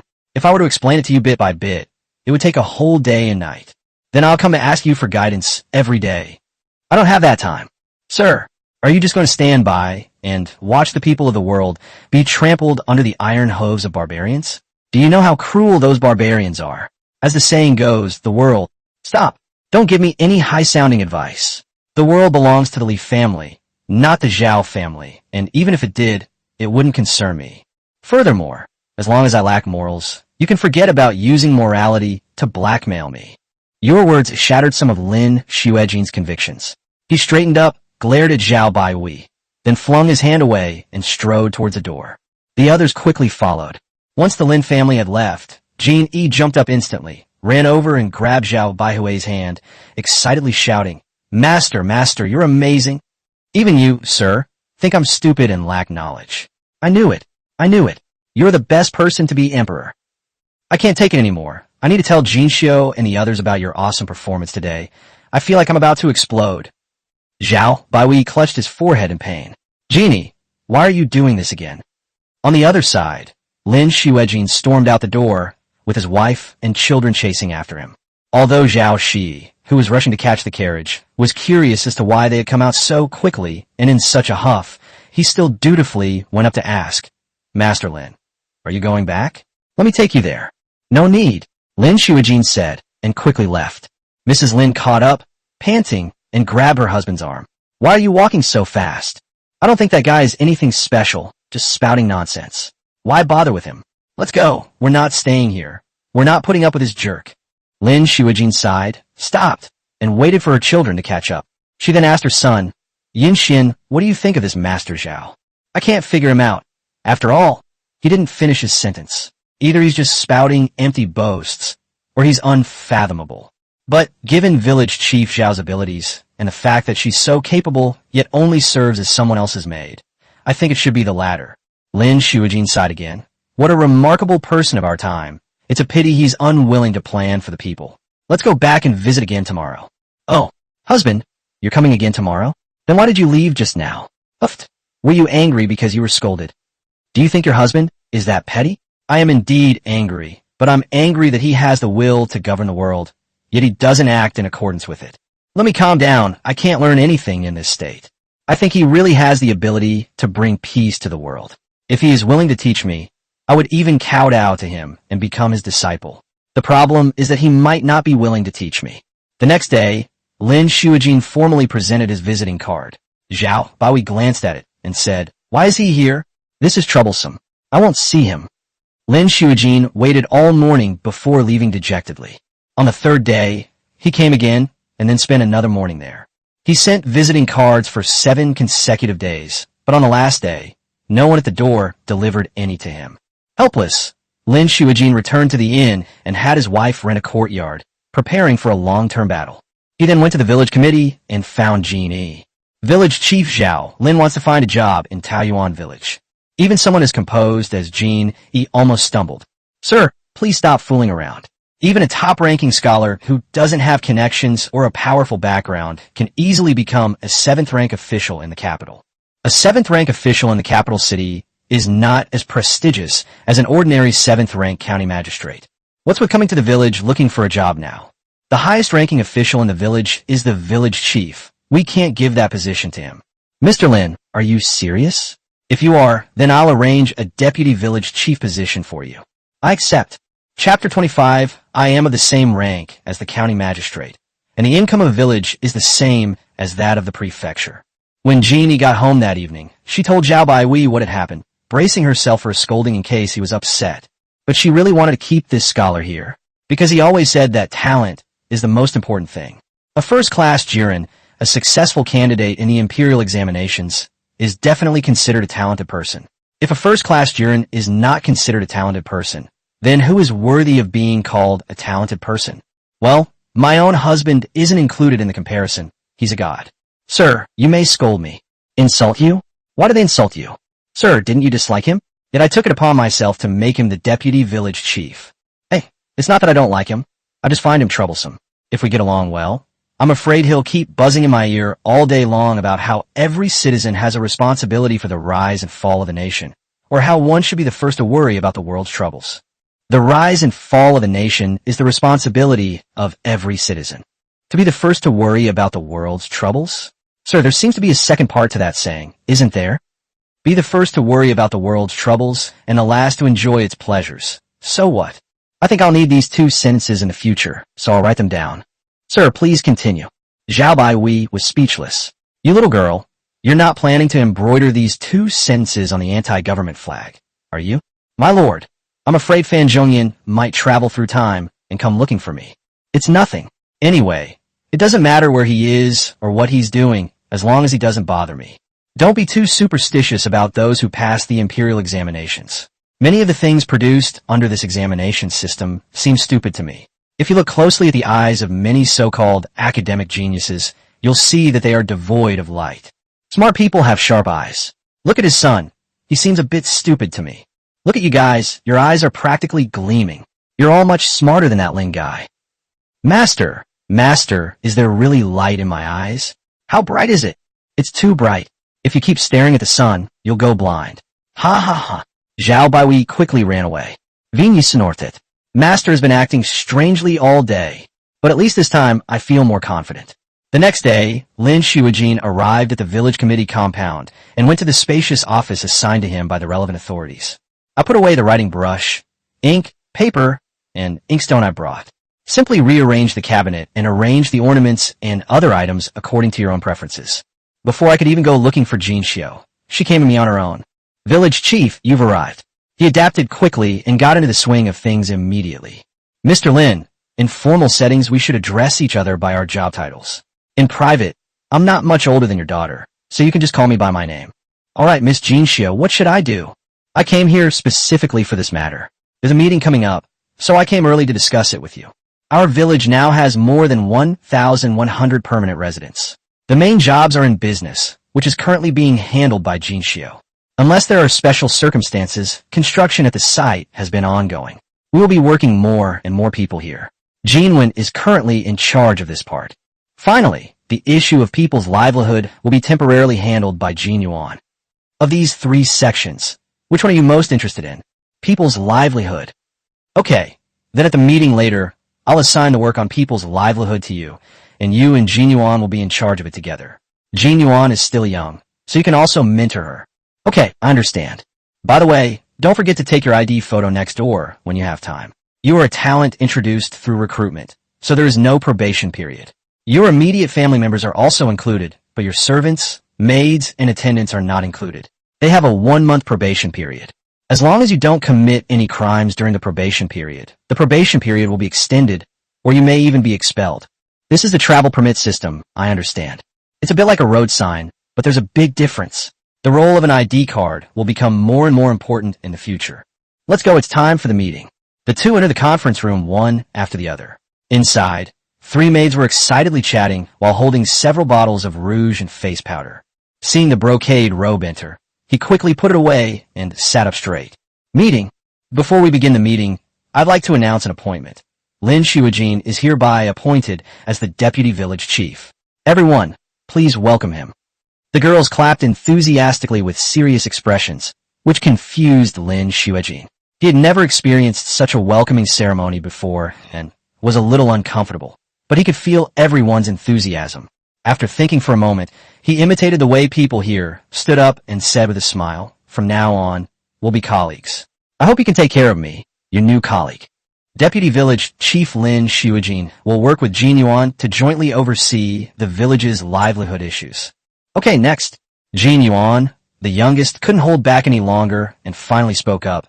Mr. Lin is a Jiren, a successful candidate in the highest imperial examinations, which is the same rank as a county magistrate. Now that I am on the same rank as Mr. Lin, am I also considered to be on the same rank as a county magistrate? Jean, he was speechless. What was wrong with this girl today? Had she applied too much rouge and powder and messed up her brain? What kind of ridiculous question is this? Or is it a really lame joke? Lin Shuijin, who had been calm, suddenly smiled. This girl was only 8 years old, even younger than his daughter. She was so innocent and naive. These girls are all quite young, yet they've already started managing a whole host of things each. Their future is limitless. Should we try to integrate our daughter into the team? Elsewhere, A woman's virtue lies in her lack of talent. So he always strictly disciplined his sons, while his daughters were only concerned with being happy. Now that we've seen another direction for development, perhaps it's better to let her make her own choice and let her choose what she likes. Jin Yuan, shut up. If you say anything nonsensical in the meeting again, I'll suspend you and send you back to your residence to reflect on your actions. Jin Yuan stuck out her tongue. I'm sorry, village chief. I was wrong. I'll never do it again. Lin Shuijin quickly smoothed things over. Village chief, it was an unintentional mistake by village chief Jin Yuan. It's nothing to worry about. In the past, when he worked with his colleagues, he would always observe coldly and never try to smooth things over. There's nothing I can do about it. This girl is just so adorable. All right, let's begin the meeting. Jin Xiu, give a report on your work. Okay, my main income still comes from divine intoxication. I ship a fixed 100 caddies every day, and the current selling price is 651. Lin Shuijin listened silently, and when he heard the data being calculated in his mind, he was quite startled. 65 taels of silver a day, more than 20,000 taels a year? He recalled that last year, the national tax revenue was less than 4 million. This is the whole country. On average, each of the more than 100 counties only collected about 20,000 to 30,000 taels of tax revenue. The annual income is about the same as that of Taoyuan Village, a village with more than 1,000 people. How many people live in Taoyuan Village? 1,100. How many people are in a county? At least 3 to 500,000, right? Why is this happening? Lin Shuijin couldn't figure it out. Chapter 26. Tax issues provoke deep thoughts. Mr. Lin, are you happy? The meeting continued, and Lin Shuijin forced herself to suppress her distracting thoughts, but the idea still lingered in her mind. When the meeting ended, Jin Yuan walked over, raised her head, and asked him if he wanted to go to the police station together. Jin Yuan, you go first. I have something to do. I'll come over later. Everyone else had left, but Lin Shuijin was still pondering this question in her mind. You must have been an official before, right? Zhao Baihui's voice startled him, and he turned around and quickly stood up. Mr. Zhao, you've arrived. Zhao Baihui nodded, casually pulled over a chair and sat down, saying, I was indeed a little worried, so I came to check. I think you must have been an official before, or even a local official. Yes, I started as a government official in the capital, then was transferred to a post outside the capital, and eventually rose to the rank of prefect. Zhao Baihui nodded, thinking to himself, luckily Jin Yuan doesn't know, otherwise she might ask me if I'm on the same level as a 5th rank official. But he said, that's exactly what I'm worried about. Taoyuan Village is different from other places. Many of your experiences as an official may not be applicable. In terms of governing Taoyuan Village, you're not as good as Jin Yuan right now. If Jin Yuan is a blank sheet of paper, then you're a dirty and messy painting. A blank sheet of paper has infinite possibilities, but a dirty painting is very difficult to change. Don't rush to issue decrees. Observe and listen first, and discuss with Jin Yuan and Jin Yi before making a decision. Yes, Lin Shuijin was a little unconvinced, but she did not refute it. He's not young anymore. He's not as arrogant or ambitious. Sir, may I ask you a question? Ask away, but only one. Lin Shuijin was overjoyed and quickly brought up the question she had just asked. This is a big problem. You're missing the point. How can Taoyuan Village beat an ordinary village? Besides, the immortal's drunkenness has nothing to do with the villagers. A village with 1,000 people would normally collect less than 200 taels of tax. A prefecture is nominally comprised of several 100,000 people, which is basically the data for farmers. Proportionally, it should generate tax revenue of 100,000 or close to 100,000. In reality, the government required everyone except scholars to pay taxes. Farmers paid agricultural taxes, and others paid poll taxes. If this were actually implemented, a single prefecture could collect millions in taxes. A county, 1 million in tax revenue? Impossible. Lin Shuijin didn't believe it, and dared not believe it. If this is true, wouldn't the whole country have hundreds of millions in tax revenue? If we had that much money, what would we have to fear from barbarians, disasters, or displaced people? Impossible? Let me tell you, that's a conservative estimate. Absolutely impossible. What evidence do you have? If you can figure out the actual population of county, the data will come out. Not counting the poll tax in the city, just the hundreds of thousands of farmers in a prefecture alone should amount to 100,000 taels of tax. Don't you know how much tax you can collect in a year, as the prefect? My muddle-headed magistrate, Zhao Baihui patted Lin Shuijin on the shoulder. Don't think about those things. You're the deputy village head of Taoyuan village now. Just focus on doing your job well. I told Jinyuan that I would give you 3 days off, and you can come back to work after 3 days. I'm really afraid that you'll fall into a pit while walking in the current state. I'm leaving. Don't bother me unless it's important. If you achieve something, you can call me once. If you don't bother me. Taoyuan village does not support idlers. Zhao Baiwei left, and Lin Shuijin's mind was in a mess. When he got home, his wife rushed over and, seeing her husband like this, asked worriedly, "Master, what's wrong? Didn't you go to work? Did you get scolded again? Let's quit and go back to the capital. We can't stand this." "I'm fine. There are just some things I can't figure out." He's figured out. He just doesn't want to accept it. It wasn't a big deal. It was just that his subordinates lined up their own pockets and fooled him. There are just a lot of hidden households in the county, more than the hundreds of thousands of farmers. Only. Holy shit. You bastards, you just wait. "Mr. Lin, what brings you here?" "The master said you need a rest for a few days." Seeing the lovely Jinyuan again stirred up Lin Shuijin's calm heart once more. But this time, it was a feeling of joy and happiness. "That won't do. We're paid for each day we work, right? If we rest for a few days, we'll lose a few days' worth of pay." Jinyuan frowned and nodded. "That's true. I'm not worried about money because I eat and live with a master. You, sir, should be earning money to support your family." Lin Shuijin laughed heartily, finding it really amusing to tease the little girl. "You know I have a daughter named Lin Mengxian, right?" "Yes, I saw her that day. She was a very pretty lady. She doesn't have many friends. Could you play with her?" "Play? No way. I have to go to work. How about I invite you to my place tonight after get off work, so you can hang out with Mengxian? But I have to go home for dinner after get off work, and after dinner, I have to listen to my father's lecture." Lin Shuijin's eyes lit up. "A class? I really want to listen to that person's class too." "Nah, Jinyuan. Wouldn't it be nice if I asked Mengxian to come visit you and attend classes with you?" "Okay, I'll ask the master." "Jinyuan, Mengxian has no friends here and is very lonely. Please, I'm begging you. After you get off work and have dinner, I'll let Mengxian come to visit you and go to class with you, okay?" "Well, okay. Sister Mengxian is so pitiful. I'll play with her. There's nothing I can't fight. At most, I'll just get scolded by the master. The master is very kind and won't hit me." Lin Shuijin silently endured the guilt of deceiving the little girl, while secretly feeling pleased. After my daughter came home from class, I would ask her what she had learned under the guise of taking the teacher's exam, and I would also learn a little bit myself. Then call on the eldest and the third son. Let the eldest learn a little too, and the third son is 5 years old. We started teaching him to read and write when he was 3, so Grandpa should be able to learn a little bit. That evening, Jinyuan told Zhao Baiwei when she got home from get off work. Zhao Baiwei wasn't a selfish person, but she still didn't agree, because she couldn't keep up with the pace. However, this also reminded Zhao Baiwei that perhaps it's time to popularize education.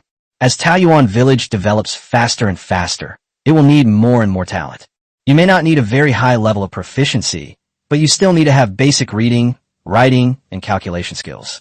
It seems like it's time to start a school. Later that evening, the Lin family's carriage brought Lin Mengxian over. Lin Shuijin didn't come, fearing that Zhao Baiwei would reject her. His own daughter is so cute. He couldn't very well refuse her, could he? Old Lin had a brilliant plan, but he still miscalculated. The daughter was sent back, along with Jinyuan. "Mr. Lin, I'm sorry, but the master said that Sister Mengxian is missing too many classes and can't keep up. But don't be disappointed. The master said that the school will be built and students will be enrolled in the next few days. Then Sister Mengxian can go to school. Are you happy?" Lin Shuijin forced a smile. "Yes, I'm happy. I'm very happy." Chapter 27. Farewell to the old year and welcome the new. The orphans of the Zhao family are all given new names. On the 28th of the 12th lunar month, all employees of the Zhao family's businesses were given a holiday. The 29th, 30th, and 1st of the lunar month were all paid holidays. Everyone under the Zhao family's businesses receives a year-end bonus, equivalent to 1 month's salary. For employees who have worked for less than a year, bonuses will be awarded based on a percentage of their working time. Not everyone is taking a break. The merchants on the commercial street are actually busier, but they are very happy with their busy work. Everyone is on holiday, and everyone has made a lot of money this year, so naturally everyone wants to have a prosperous and good year. So the usually quiet commercial street suddenly became lively.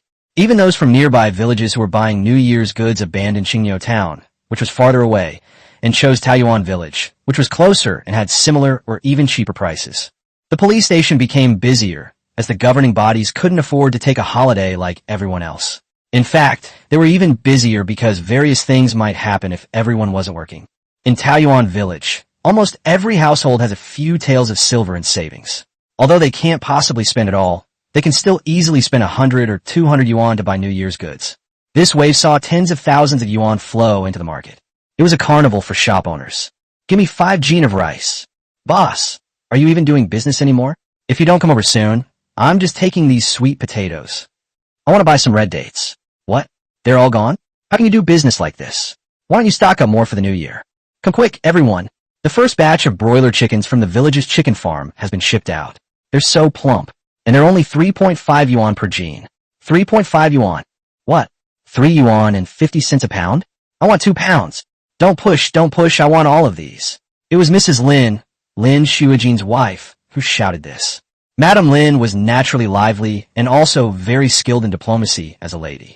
During this time, I got to know Jin Xiu and the others' mothers, Manager Fang's wife, Steward Wang's wife, and the families of other management personnel.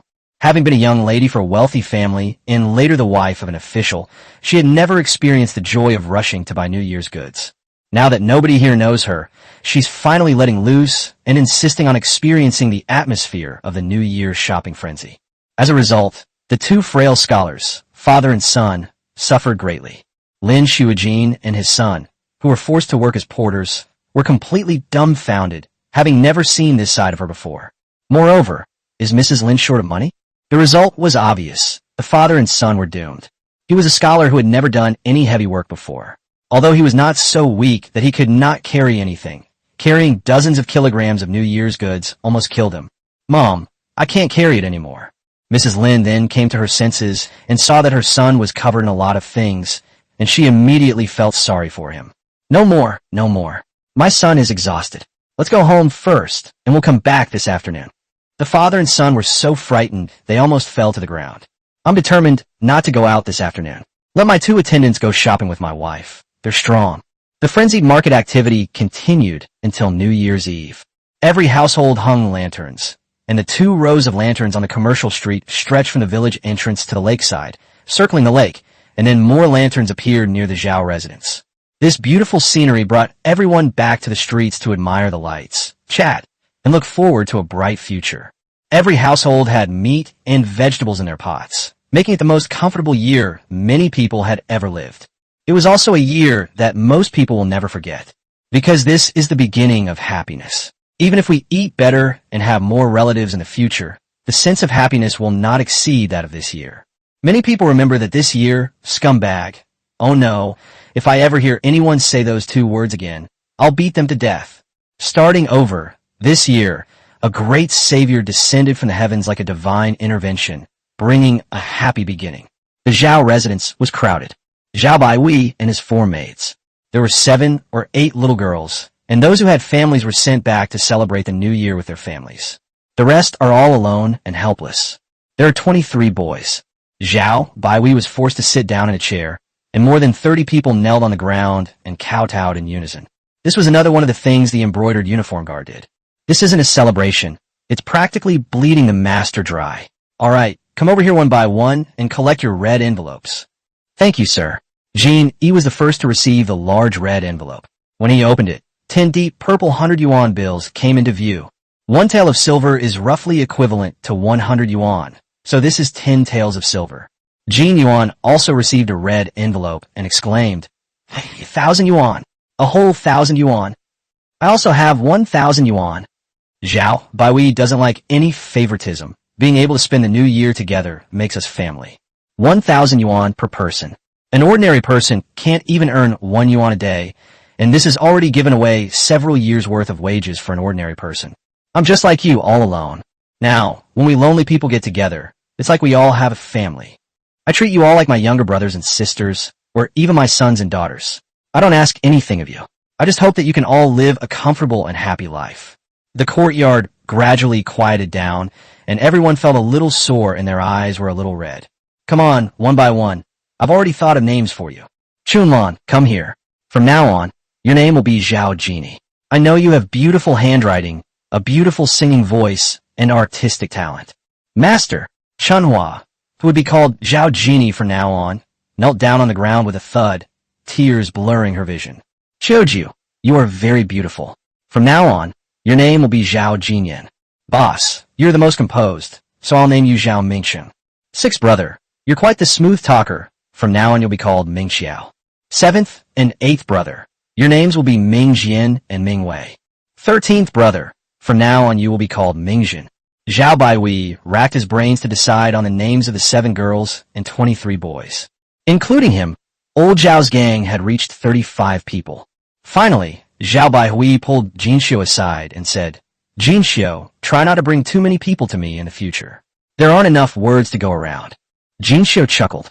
Master, I originally planned to only give names to those who performed well, but who would have thought you'd be so soft-hearted and give names to everyone?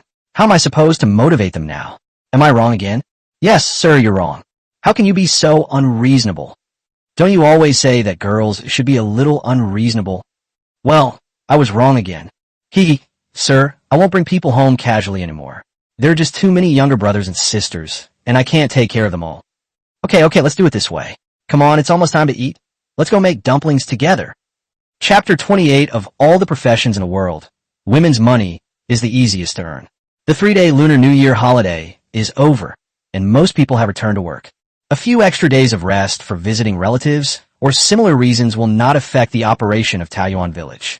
On the 5th day of the Lunar New Year, the garment factory that Jinxiu was in charge of started operations, and the first batch of workers would be 100 female workers. This has given many women new options. We'll see how things go later and add more workers. Anyway, the factory is big enough to accommodate 300 to 500 people. If more workers are needed in the future, the facility can be expanded again at any time. The garment factory produces various ready-made garments, and the wages are expected to be around 5 to 8 cents per day, with more work resulting in more pay. To prevent people from becoming overworked, there are upper limits on working hours. If there were no restrictions, some people would really work themselves to exhaustion. There are many kinds of ready-made clothes here for adults, children, men and women, and even socks and gloves are produced.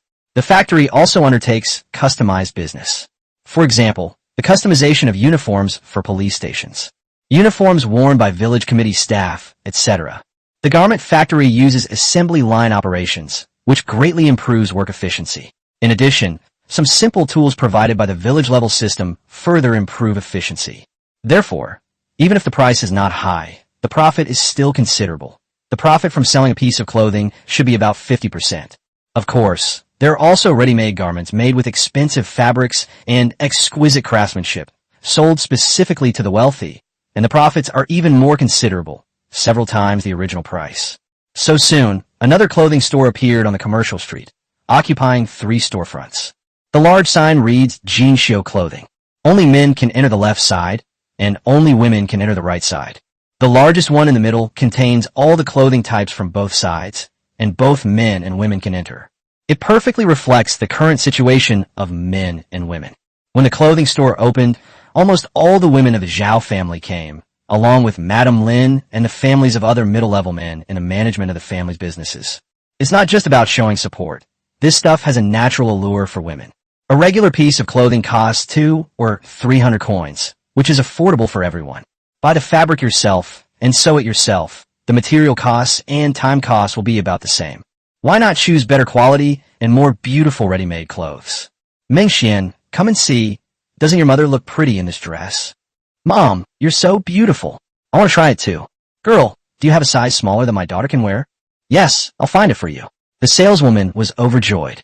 There's a commission for selling clothes here. This lady is very generous. She only picks the most expensive items in the store, the cheapest of which cost over 100 yuan each. She doesn't even glance at the ones that cost 20 or 30 yuan. If she sells just one of these, it would be worth several days' wages for her. If Madame Lin wanted both of these dresses, she felt she could faint from happiness. Dad won't call her a money loser anymore, right? Jinxiu, come here and see if your aunt looks pretty in this dress. Auntie is naturally beautiful and looks good in anything, but this outfit really suits her better. Here, let me put a shawl on it for you. Do you think she looks even prettier? Mom, it seems really good. All right, then I'll buy it. Mrs. Lin arrogantly pulled out a wad of 100 yuan bills and was about to pay. Jinxiu quickly said, Auntie, don't rush. Why did you put money in your clothes? Come and take a look at our new product, a wallet. You can choose a few later. You and your daughter, Mr. Lin and your Yin Xian, each get one. I'll give you a ride. You don't need to pay. Under Zhao Baihui's influence, Jinxiu and the other maids have become more and more generous. However, unlike Zhao Baihui's indiscriminate generosity, their generosity is purposeful and methodical. Auntie is rich. You don't need to pay. Let me tell you, my family and the Lin family both have businesses in the capital and our hometown, and we earn just as much as your Shengxianzi. Mrs. Lin bought many clothes, and almost every member of her family picked out several pieces. There's no way around it. The clothes here are just so good. The women's clothes are beautiful, and the men's clothes are dashing and handsome. Finally, with Jinxiu's introduction, I not only bought a wallet, but also a lot of small items such as socks. When the final bill came, it amounted to more than 3,000 yuan, which was equivalent to more than 30 taels of silver.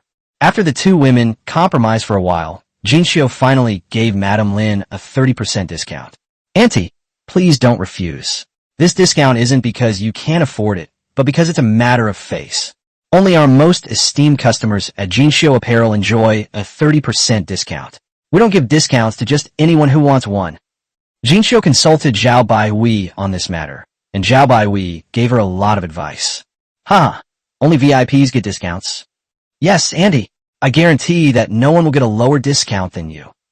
Madame Lin happily accepted, feeling that Jinxiu was a really good girl, and that she should definitely keep in touch with her more often in the future. Jinxiu naturally wouldn't be greedy for such a small amount of revenue. All of Madame Lin's expenses were attributed to the maid who initially served her. When she encountered such a generous customer, the girl's commission from this transaction was equivalent to several months' income, and she burst into tears. Today was the opening day, and many curious people came in, and quite a few people made money. The sales staff in the store all earn a lot. Zhao Baihui never expected that the first wave of trends in Taoyuan village would be brought about by women. In the past, the occasional wealthy people who came were just a few wine merchants who would come here, buy some immortal's intoxication, wine, and leave. But when word got out that the exquisite clothing from Taoyuan village was exceptionally beautiful, the news spread.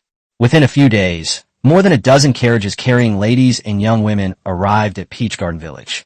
A young lady lifted the carriage curtain and peered out curiously. She exclaimed with delight, "Mom, it's so clean here. The carriage ride is smooth, and it doesn't have that smell of Qingyo Town. Nowadays, people just dump all sorts of dirty water and sewage onto the streets, not to mention the pungent smell. This flavor isn't available here. Madam, we've arrived." The carriage came to the plaque with the 4 large characters, Jinxiu Clothing, and a dozen or so ladies and young women in the carriage got off. Jinxiu Clothing has 3 storefronts, and the doors of each storefront are open, allowing people on the street to see what's inside at a glance. The women were immediately dazzled by the sheer number of clothes inside, feeling like they couldn't take it all in. "Hurry up and go in and take a look." A group of women rushed over, especially those who looked wealthy and noble, which scared the few young girls at the door. However, a much older woman dressed as a married woman, who was leading customers inside, came forward to greet them. However, she didn't stop them, letting everyone rush in before smiling and saying loudly, "Ladies and gentlemen, I'm the manager of this store. This is a general store, and male customers are also welcome. If you mind, please go to the ladies section on the right." Some of the unmarried young ladies had some concerns, but considering there were so many of them and their mothers were there, they weren't worried about anything happening, so they didn't care. The female shop manager was very happy. With 3 shops having 3 shop managers, she felt obligated to explain the shop's rules to the customers.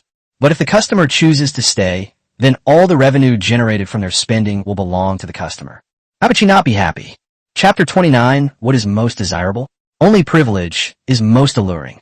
The women arrived at noon and didn't leave until almost evening. The arrival of this group of people alarmed Jinxiu. She didn't care about the small amount of revenue. What she cared about was that these women came here, which meant their clothes were attractive and would attract even more people in the future. "Miss Jinxiu, the clothes here are so beautiful. I've never seen so many of these styles before." Jinxiu maintained her professional fake smile and casually said, "As you all know, my master is from the capital and has seen a lot of things, which is incomparable to our little place." "Is your master from the capital? You didn't know?" "Oh, sorry, I was just being nosy." No, my master has always wanted to visit Master Zhao. I wonder if you could introduce us." Jinxiu said with difficulty, "This is not easy. My master doesn't like trivial matters. Otherwise, he wouldn't have traveled all the way from the capital to live in seclusion here. A few days ago, Mr. Lin came to visit, but was turned away. Which Mr. Lin? He was a Jiren who passed the imperial examination in the 7th year of Wanin and once served as a prefect. Several women were so frightened that their hands went numb, and one of them accidentally dropped her clothes on the ground. Goodness gracious! Even the prefect has come to pay his respects to this mysterious Master Zhao. How long must this person be waiting? Even the village elders had to curry favor with their own master, while the county magistrate couldn't even get a glimpse of him no matter how hard he tried. He actually dared to dream of getting in touch with Master Zhao. He was far too audacious. The woman who lost her clothes quickly picked them up and patted them down. Normally, if something falls off, it's just a piece of clothing, and she wouldn't panic like that, since it's just a piece of clothing. But now this garment has become part of the shop of a wealthy and powerful mysterious master, and its value seems to have changed. Miss, don't worry, it's okay if it's lost. Someone, take the clothes and get them sorted out. The girl's mother quickly spoke up. Jinxiu, let's buy it. Let's buy this one. Madam, we don't sell dirty clothes to our customers. If you like, you can choose a new one. This one is fine. The floor is so smooth, it's like a mirror. Is it really true that if you drop something on it, it will get dirty and you won't be able to wear it anymore? No, one side is expressing awe and respect, while the other side is showcasing its brand philosophy and values. Miss Jinxiu, is Mr. Lin still in Peach Blossom Village? Yes, Mr. Lin is staying here temporarily to help with some village matters. Oh, Mr. Lin's identity is extraordinary, so please don't disturb him. Many women hurriedly expressed that they would not disturb him, as the difference in their social status was too great, and disturbing him rashly might displease Mr. Lin, which would be disastrous. Some of the ladies had seen the prosperity of Peach Garden Village and wanted to make connections for their husbands to see if they could get a share of the profits here. Now that they've seen even a 5th-rank official like the Jiren, a successful candidate in the imperial examinations, being turned away, they quickly put away their little schemes. Ladies and young ladies, please feel free to choose. If you have too many items to carry, please leave your address, and we will deliver them to your home. I have some things to take care of, so I'll be leaving now. By the way, all the shops in Taoyuan Village are under my management. If any of you want to expand your business to Taoyuan Village, come and talk to me about a shop. I'll waive 3 months' rent for you now. Or you can go to the rental center across the street. Of course. Miss Jinxiu, you're busy. Please go ahead and get busy. Goodbye, Miss Jinxiu. As the ladies and young women watched Jinxiu depart, they looked at the clothes and noticed an extra layer of luster on them. These are clothes only people from the capital can wear. Young lady, please wrap this one up for me. And this one too. And this one. This is the one I picked out first. Wrap it up for me. Why should you get the one you want first? Did you pay for it? Well, these women almost got into a fight over the clothes. The store manager quickly stepped in. Ladies and gentlemen, don't worry about not having enough clothes. There's a batch of the same style in a shop next door. Even if they're sold out, we can make more as soon as possible and deliver them to your home. Madam, please don't try to take it. This is a sample. It's not for sale. The women in these dozen or so carriages were all from wealthy families in Qingyo Town. Some families own hundreds or even thousands of acres of fertile land, while others run businesses and own restaurants. With a family earning several hundred or even 1,000 taels of silver a year, and clothes here generally costing 1 or 2 taels of silver each, they could naturally afford it. Some people not only bought clothes for themselves, but also for the men in their families, spending more than 20 taels of silver. The shop manager respectfully handed a card to the woman, saying, Madam, your purchase has exceeded 20 taels, making you a member of Jinxiu Clothing. From now on, all your purchases will be discounted by 5%, and they will gain the right to purchase new products, as well as unlock some special products that are not sold to ordinary customers. We will also send you an invitation to each new product launch, inviting you to attend the launch event. Would you mind leaving your address? The old lady from the village couldn't understand what the shopkeeper was saying at all, as if she were listening to gibberish. But it was clear that she seemed to have received some kind of privilege. What is most fascinating in this world after you've had enough to eat and wear? Privilege. The most fascinating things are those that others don't have, but I possess. The other women were insanely jealous. They silently calculated the price of the clothes in their hands and then walked towards the clothes rack. Then I left my address and looked forward to the invitation and new product launch that the store manager had mentioned. How prestigious that would be. More than a dozen carriages left, leaving behind more than 200 taels of silver. It's equivalent to half a year's income for some less wealthy gentlemen. Some ladies might not have a good time after returning home, but that has nothing to do with them. Jin Xiao and Jeannie discussed this matter, and both of them were amazed by the spending habits of adult women. She spent 1/10 of her husband's annual income in one go. That's so wasteful. Ladies, be rational. Although 200 taels of silver is not a large sum for Taoyuan village at its current size. But even setting aside the immortal's intoxication, a reference to a popular Chinese drink, earning 200 taels of silver is not easy. After all, this represents the annual tax revenue of a medium to large-sized village. I didn't expect ready-made clothes to open up the market so quickly. There are more than just a dozen landlords and gentry in Qingyou Town. There's more than one Qingyou Town nearby. I estimate that the garment shop will become a pillar industry of the village in the future. Yes, ma'am. I want to remove the regular clothes from the 3 shops and open another store to sell them. Ordinary clothing doesn't have that much profit margin. If you offer huge discounts, you won't make any money, and it will also lower the brand image of Jinxiu. As for Jinxiu clothing, I plan to only sell clothes priced above 100 yuan, specifically targeting wealthy people. Yes, I support it. Do a good job. I hope your exquisite clothing can also earn a lot of money for the master, just like the divine intoxication, and help the master to better build Peach Blossom Village. Yes, big sister, I will try my best. Chapter 30 Forced labor is like the gates of hell. A tale of silver can avert disaster. Wu Xianglau's carriage once again entered Taoyuan Village. Actually, he didn't want to come, but he had no choice. The other 2 elders gave up some benefits, but the problem was that they gave too much. Moreover, he was indeed the only one who had ever been to Taoyuan Village and had some connection with the place. But only he himself knew the true extent of that connection. Old Wu slapped his thigh hard, regretting that he shouldn't have boasted so much when he went back. He overestimated himself and got lost in the admiring and envious glances of others, eventually falling into a trap. Standing at the entrance of the village committee compound, which was not particularly tall or imposing, Elder Wu's legs trembled slightly.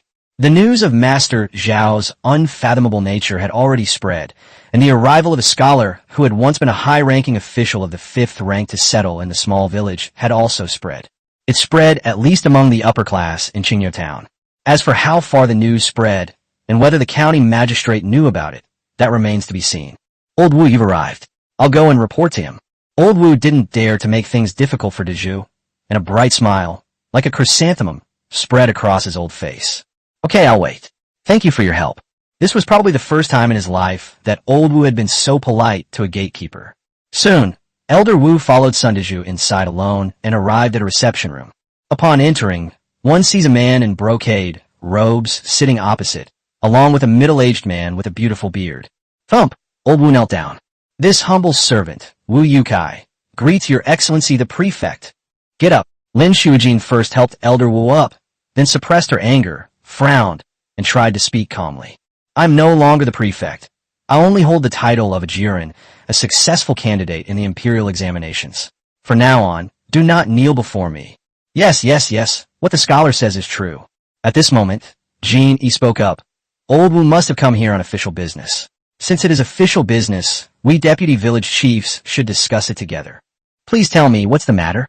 Old Wu opened and closed his mouth several times, but finally gritted his teeth and spoke quickly. Isn't it springtime for corvée labor? The superior has issued an order that all men aged 17 to 55 in the nearby villages, without official rank or special circumstances, must perform corvée labor for 2 months. I thought it was something serious. We should abide by the court's regulations. As Genie spoke, he glanced at Lin Shuijin. This guy was a court official. He couldn't let him know what the master and I were thinking. If Zhao Baihui found out, he'd probably be furious. Who shares your thoughts? I'm still weak and don't have that kind of thinking yet. But isn't it stipulated that one can be exempted from corvée labor by paying money? How much per person?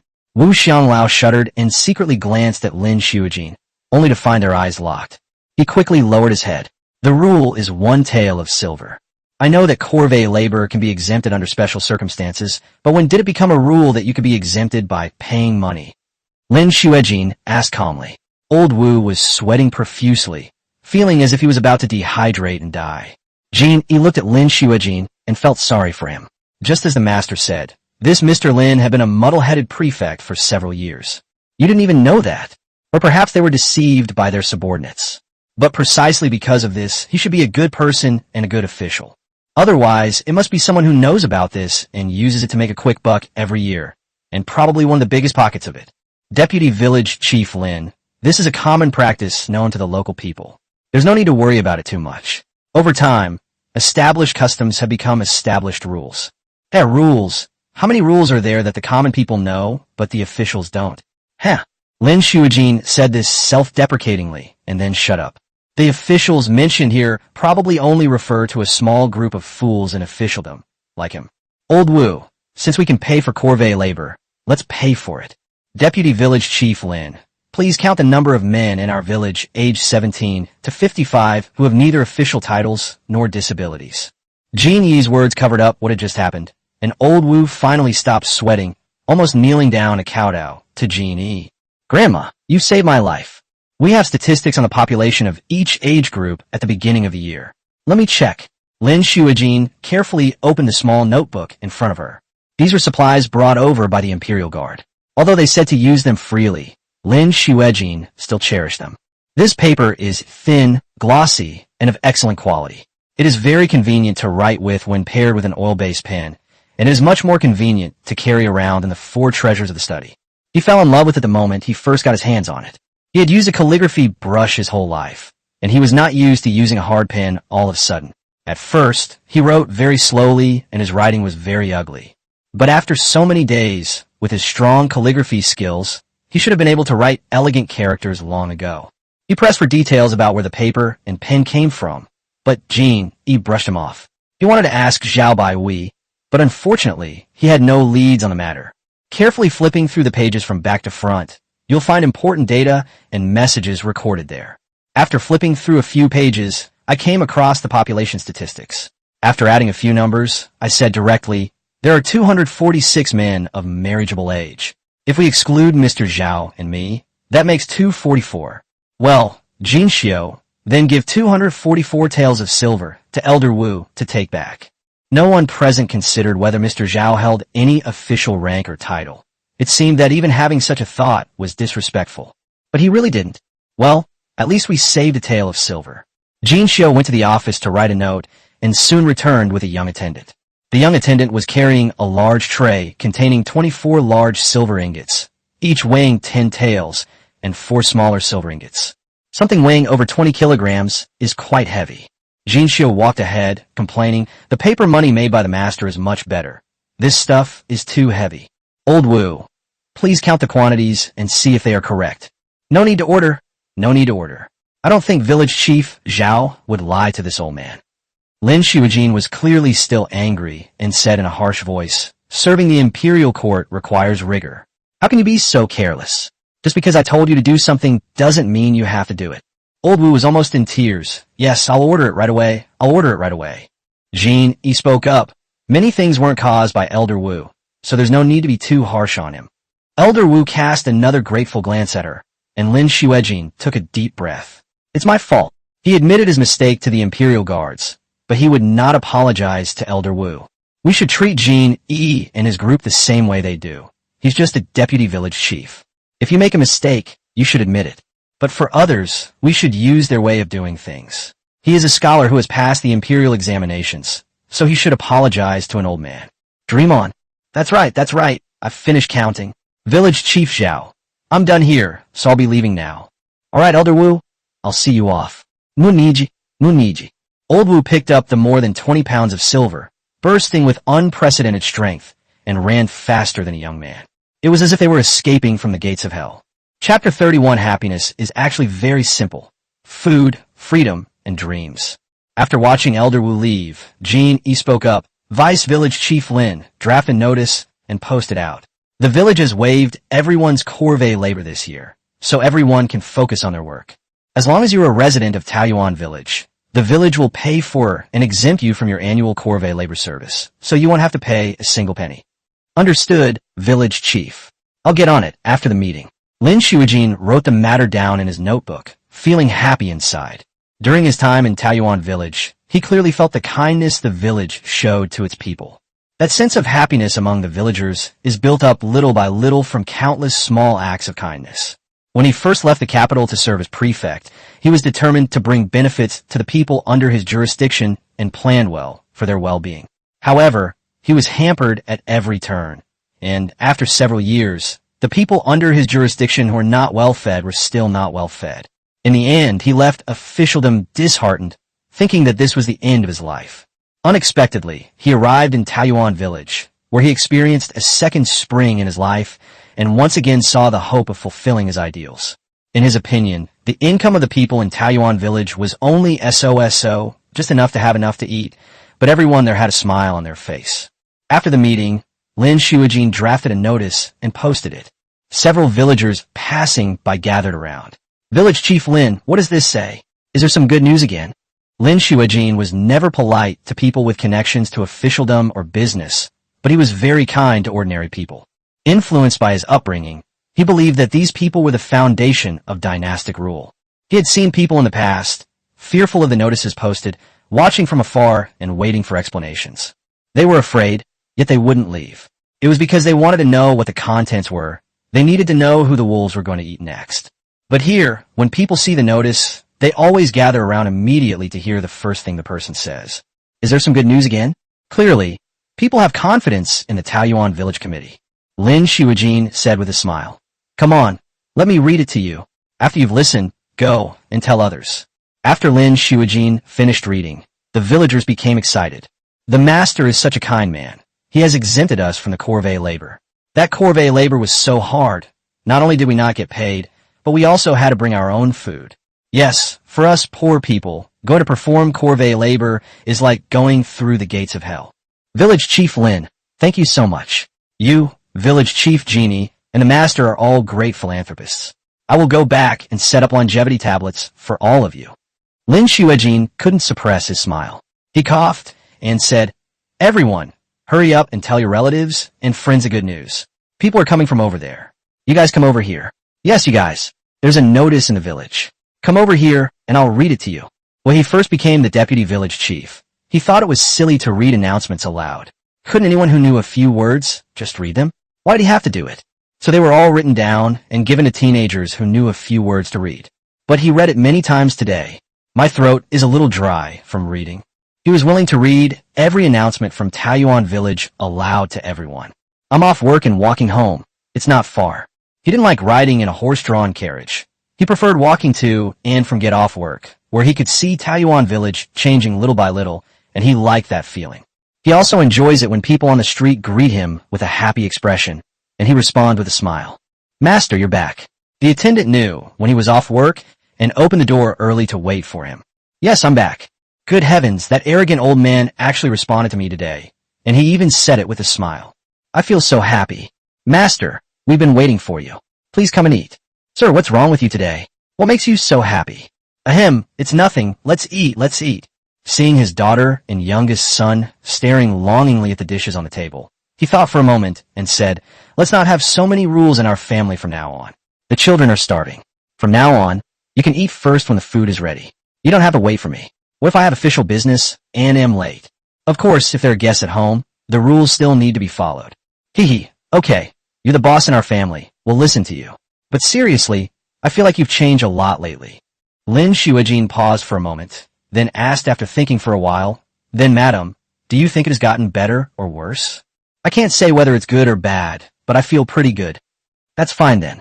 Let's eat. Here, Meng Xian, this chicken leg is for you. Yuni, this is for you."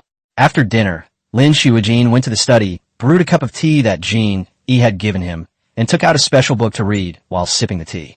Abo Zita, the eldest son, Lin Yunxian, knocked on the door and came in. "Father, I have something to ask you." "What is it? Tell me." "Father, should I go back to participate in this year's prefectural examination?" Lin Shuijin was taken aback. Yes, he had actually forgotten such an important thing. "I left the capital before the new year, intending to travel for a few months and then rush back before the prefectural examination. Of course I want Xiener. What are your thoughts?" A dashing figure flashed through Lin Yunxuan's mind. He hesitated and said, "Father, I don't think I have much of a chance of passing the prefectural exam this year. Maybe we should just give up this year." "Okay, Dad respects your choice. It's not a good idea for you to bury yourself in your studies at home every day. Here's what we'll do. I'll find you a job. Master Zhao said that reading 10,000 books is not as good as traveling 10,000 miles. This saying is just a metaphor, and the same applies to work. I will follow Father's arrangements. Taoyuan Village Primary School has been completed and will open in a few days. As a father, I am the head of the mountain. The school is expected to need 9 teachers. As your father, I hope you can take a position at the school, but it also depends on your own wishes. My father has given the order. I dare not disobey. Okay, then I'll give you some extra help. Come and read this book. The next morning, Lin Shuijin arrived at her office and took out a notice that she had written earlier from the cabinet. Arriving at the notice wall, I saw the notice posted yesterday regarding exemption from corvée labor. Village Chief Lin, why are you posting notices again today? What good news is it this time? Hee, there's good news today too, and it's really good news. Come on, go and call more people over. I'll read it to you. It's definitely better than you can imagine. Everyone felt that Village Chief Lin wouldn't just be making fun of them for no reason. If he said that, it must be a great thing. A large group of people gathered over. At a glance, there were at least 100. Lin Shuijin coughed and read aloud. 3 days later, Taoyuan Village Elementary School will open and all official residents of Taoyuan Village can attend for free. Those who pass the exam will receive a daily allowance of 2 coins. Just like wages, it will be paid every 10 days, and as long as you are in Taoyuan Village, you can keep receiving it. After the notice was read, the surroundings fell silent, and many people began to tremble. A man, his eyes trembling with anticipation, asked, Village Chief Lin, do you mean my child can go to school in the future? And it won't cost any money. Chapter 32, a major earthquake struck Taoyuan, and everyone became obsessed with reading. It exploded. The crowd exploded. It was as noisy as a battle. Everyone was blushing and shouting loudly at the people next to them, unable to hear each other. Yet each person continued talking to themselves as if possessed. Master Zhao never lies. If he says a student can study, then a student can definitely study. In this era, if we were to divide people into different levels based on the biggest difference, there would only be one line. Scholars and other people. Everyone has dreamed of being a scholar. My second dream was about how wonderful it would be if my son were a scholar. My third dream was about how wonderful it would be if my grandson could go to school. But for the largest group of farmers, it's really just a dream. They only dare to think about it in their dreams. Even when they're drunk and talking nonsense, they have to avoid this topic for fear of being laughed at for overestimating their abilities. Supporting a scholar requires at least 20 or 30 taels of silver a year, an expense that only a very small number of families can afford. Nowadays, an average family in Taoyuan Village can earn a few taels of silver a year, but after expenses, how much is left? For them, being a scholar remains a dream. But today, it seems that the dream may come true. Lin Shuijin was initially cheerful and happy with everyone, but gradually she realized something was wrong. If everyone's expectations are too high, problems will arise, and we need to quickly cool things down. Realizing the seriousness of the problem, Lin Shuijin shouted, Stop, everyone! Stop! Listen to me first. Nobody paid him any attention. Everyone had gone mad. The school is closing down. With a deafening roar, as if struck by lightning, everyone's head seemed to have been struck by lightning, leaving them motionless. The huge commotion subsided, and everyone stared at him expectantly. He believed that he had just given these people hope, and if he immediately extinguished that hope, he felt that they would devour him alive. He quickly said, If you don't listen to what I have to say, then there's no point in running the school. Village Chief Lin, please speak quickly. We are listening. Yes, please go ahead. Lin Shuijin organized her thoughts and said, Don't think about sending your children to school to become scholars and officials in the future. I'm telling you this with absolute certainty. It's impossible. Even if you send your child here, they'll never be able to become an official. Some people looked somber, but most remained rational, saying, It's all right, Village Chief Lin. It's okay if we can't be officials. As long as we can read and write, that's fine. Now I'll tell you how our school is different from other places. By attending our school, children can learn to read and do arithmetic. We will issue a certificate after graduation. First, there's a daily allowance of 2 coins, which you can receive as long as you're alive. To put it bluntly, even if I become paralyzed and can't work anymore, I can still survive on 2 coins a day to buy half a pound of course or... The first rule guarantees survival. Many people's eyes lit up again. Then, once you learn arithmetic and writing, you can do many jobs that are easier than what you're doing now, and the pay might be higher. Your children won't live as hard a life as you do. They will live very happily. Everyone's eyes lit up. We can't guarantee too much, but aren't these 2 points enough? That's enough. That's enough. Yes, sir. You are simply a savior of suffering. Ah, Village Chief Lin, you are a bodhisattva too. You are too. By the way, Village Chief Lin, we heard that scholars also receive money. Does that mean our children will become scholars in the future? It doesn't have as many privileges as a Xiao, a successful candidate in the county-level imperial examination, but it's better than a Tongsheng, a student who has passed the preliminary examination. Tongsheng has nothing, and the exam is very difficult. So, if you can graduate smoothly, it's like being half a scholar. Scholars received many privileges, including receiving money, tax exemption, and not having to kneel before officials. But he didn't need to explain so much to the villagers. I'll send all my eldest, second, and third children to school. Even if I die from exhaustion on the construction site, I'll make sure they get to go to class. Also, I'd like to mention that anyone who is a resident of Taoyuan Village can sign up. Even if you're a 70 or 80-year-old or a woman in postpartum confinement, anyone can sign up.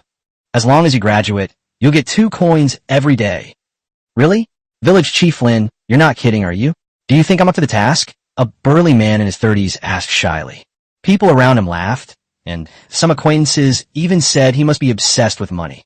Scholars are all said to be reincarnations of the god of literature. Are there any gods of literature who look like this? The man blushed and tried to hide in the crowd. Lin Shuijin looked at him and said seriously, I think you can do it. As long as you have the will to improve, it's never too late to learn. The man's face turned even redder, but this time it was from excitement. Village Chief Lin, I want to sign up.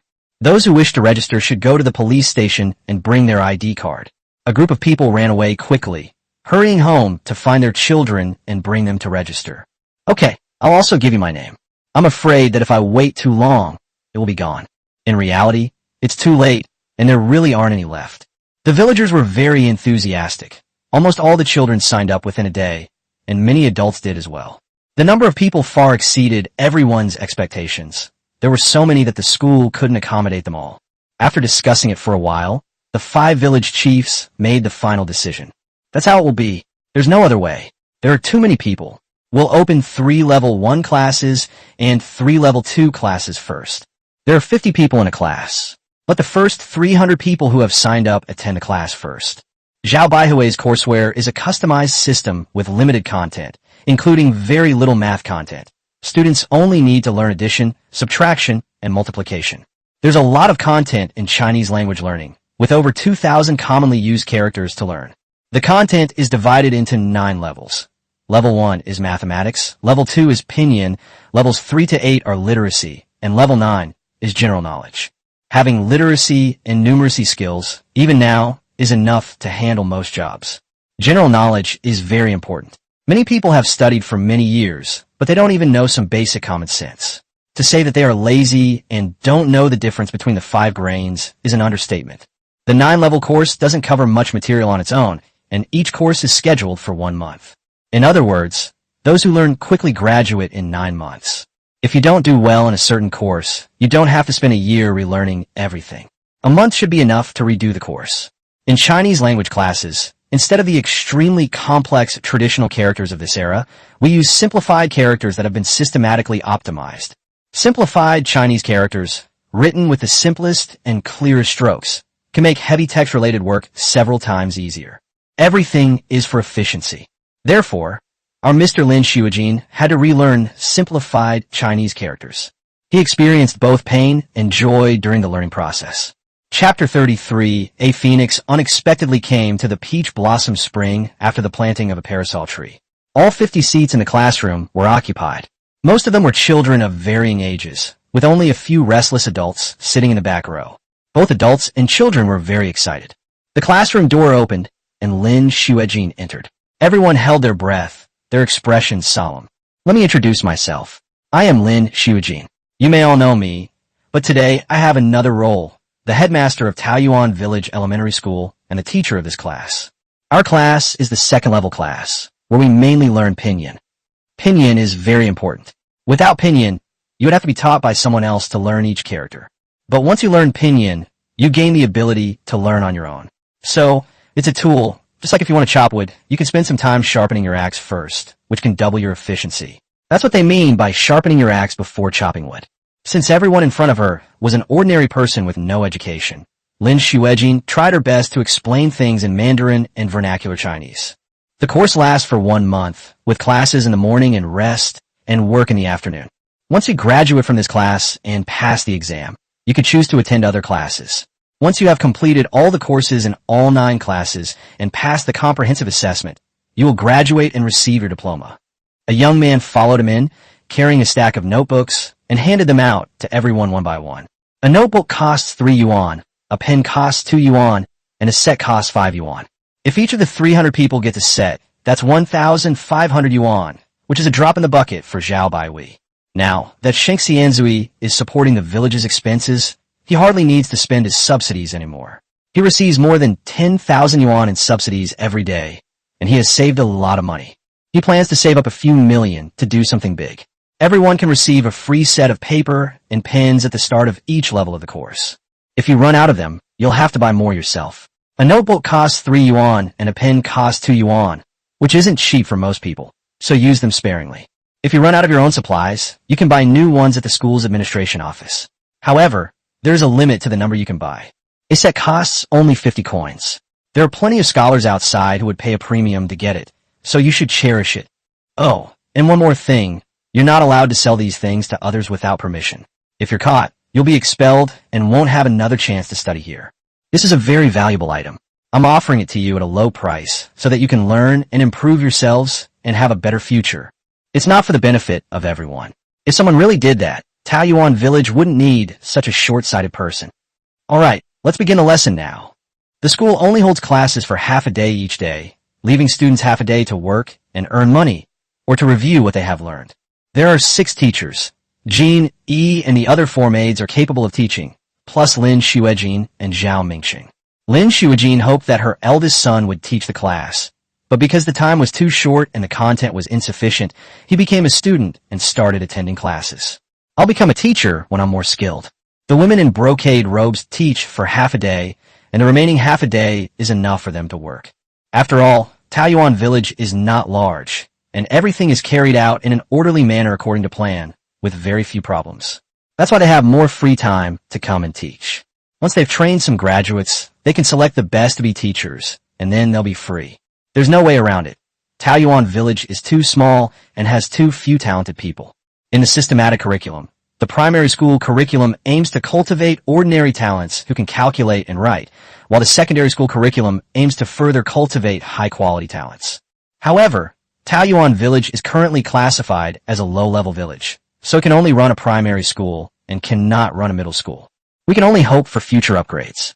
The fact that Taoyuan Village is running a school has made it famous again, but running a school is nothing special. Many places run schools, not to mention government-run ones, and it's not uncommon for wealthy villages to establish their own village or clan schools when they produce scholars. But it's strange that the Taoyuan Village School actually teaches peasants. People in Qingyou Town are saying that scumbag, big idiot Master Zhao, is acting like a madman again and has started throwing money around again. However, the tone was a bit lacking this time. Over the past year, the prosperity of Taoyuan Village has spread far and wide.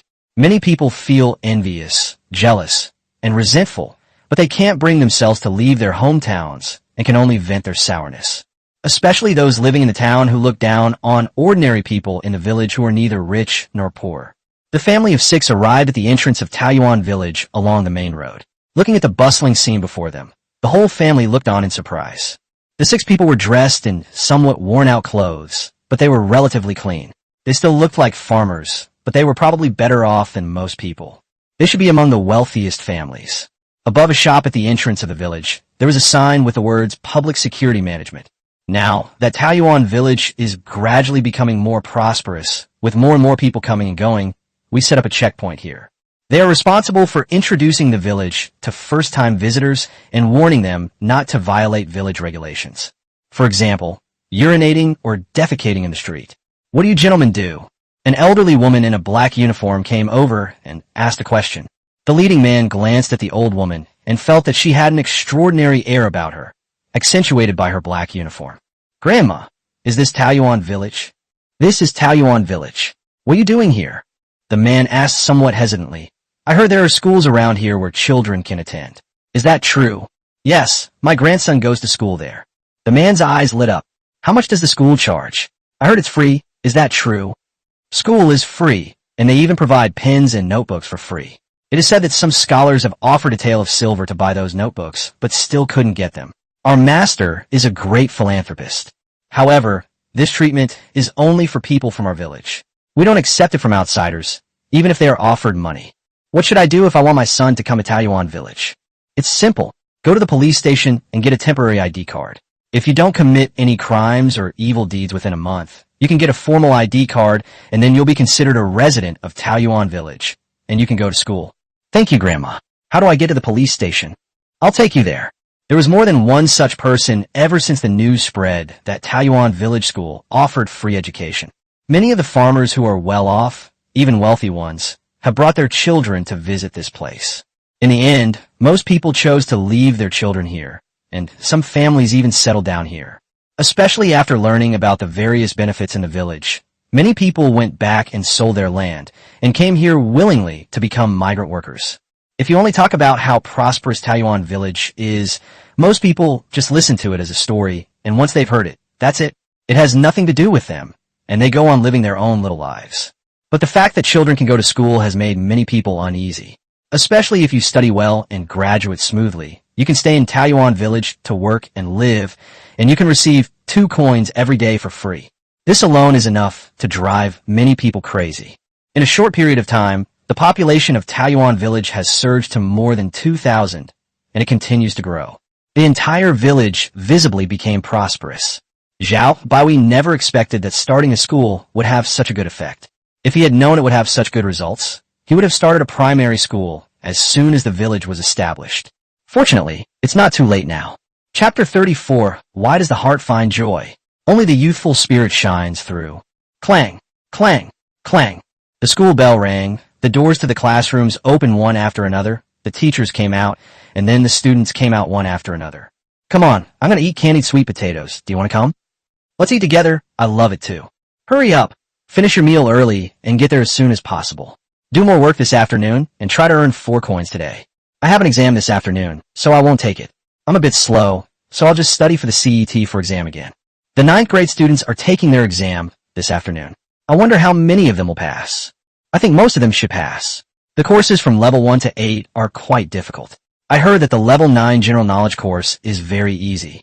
After graduating from level 9, some of the students will become teachers and teach other classes.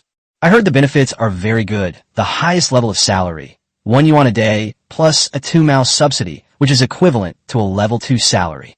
This breaks the average person's wage ceiling of 10 coins. And you only have to work half a day. That's such a great deal. If you're diligent, you can do something else in the afternoon, and life will be amazing. It's a pity I arrived late, otherwise I would have had a chance too. It's good to do other jobs too. I heard that when you're in the 9th grade class, the school will occasionally arrange for some business owners to come to the school to communicate with the students. Many people have already made arrangements with a boss to work in their shops after graduation as managers or shop supervisors or something. I heard that many of them earn more than 10 coins a month. Some places even offer commissions, which can earn you more than you would as a teacher at a school. How can it be the same? One works for ordinary people, the other works for lords. If you had to choose, what would you choose? That's true. If it were up to me, I'd rather work for the master for the rest of my life. However, I heard that the village committee also needs graduates, and the people in charge of the old man's other businesses are also eyeing this batch of graduates from school. They're really popular, but it won't be long before we enjoy the same treatment. Yes, we can do it too. Let's keep trying. In the afternoon, each class took an exam. Those who are confident of passing will participate, while those who are less confident will choose to retake the course and will not participate. The first exam for each level is free. If you don't pass the first time, you'll have to pay from the second time onwards. The cost of the exam papers and the subsidies for the graders all cost money. It's not expensive either, only 1 yuan per exam. Many older students from disadvantaged families are eligible to grade younger students' exam papers and receive a small subsidy. The exam is in the afternoon, and the results will be released the next day. In the school auditorium, Dean Lin Xuejin sat on the stage, his mouth never closing as he smiled all day. He was genuinely happy. Watching a group of eager students succeed under my guidance The sense of accomplishment is indescribable. After a passionate speech, he stepped down from the podium and took a small red booklet from someone next to him. Lin Yinxian. Lin Yinxian got up and walked to his father's side, respectfully addressed him as headmaster, and accepted his graduation certificate. Keep up the good work and keep striving for excellence. One by one, people went up and received the small red booklet from Lin Xiujin. Many of them were so moved that they cried. After handing out the graduation certificates, Lin Xiujin gave everyone another round of encouragement before leaving the rest of the time to them. Yay, I graduated. Yes, we've graduated, and we'll be able to get paid every day from now on. Look at you, so easily pleased with just 2 cents. You want to talk? I wonder who still owes me 2 cents. Damn, I'd forgotten about it if you hadn't mentioned it. Alright, I won't say anything more. I'll treat you to drinks later. When do you all go to work after graduation? We have our little red certificates, so we can go anywhere. But I'm planning to stay at school, huh? I really need the money. I promised a boss that I would give him too much. Yon docent. As long as we stay in Taiyuan Village, we're all contributing to the boss. What the hell do you understand? He's just showing off. Do you know how much the boss pays him? $2 a day, plus commission. He might be the highest earner around here. Damn, this much? You gotta treat us. I heard the village chief only earns 2 yuan and 40 cents a day. You're something else, kid. How about we make it a date and get together once a month? I think it's a good idea. There are 50 of us, so we're all classmates. We should get together more often in the future.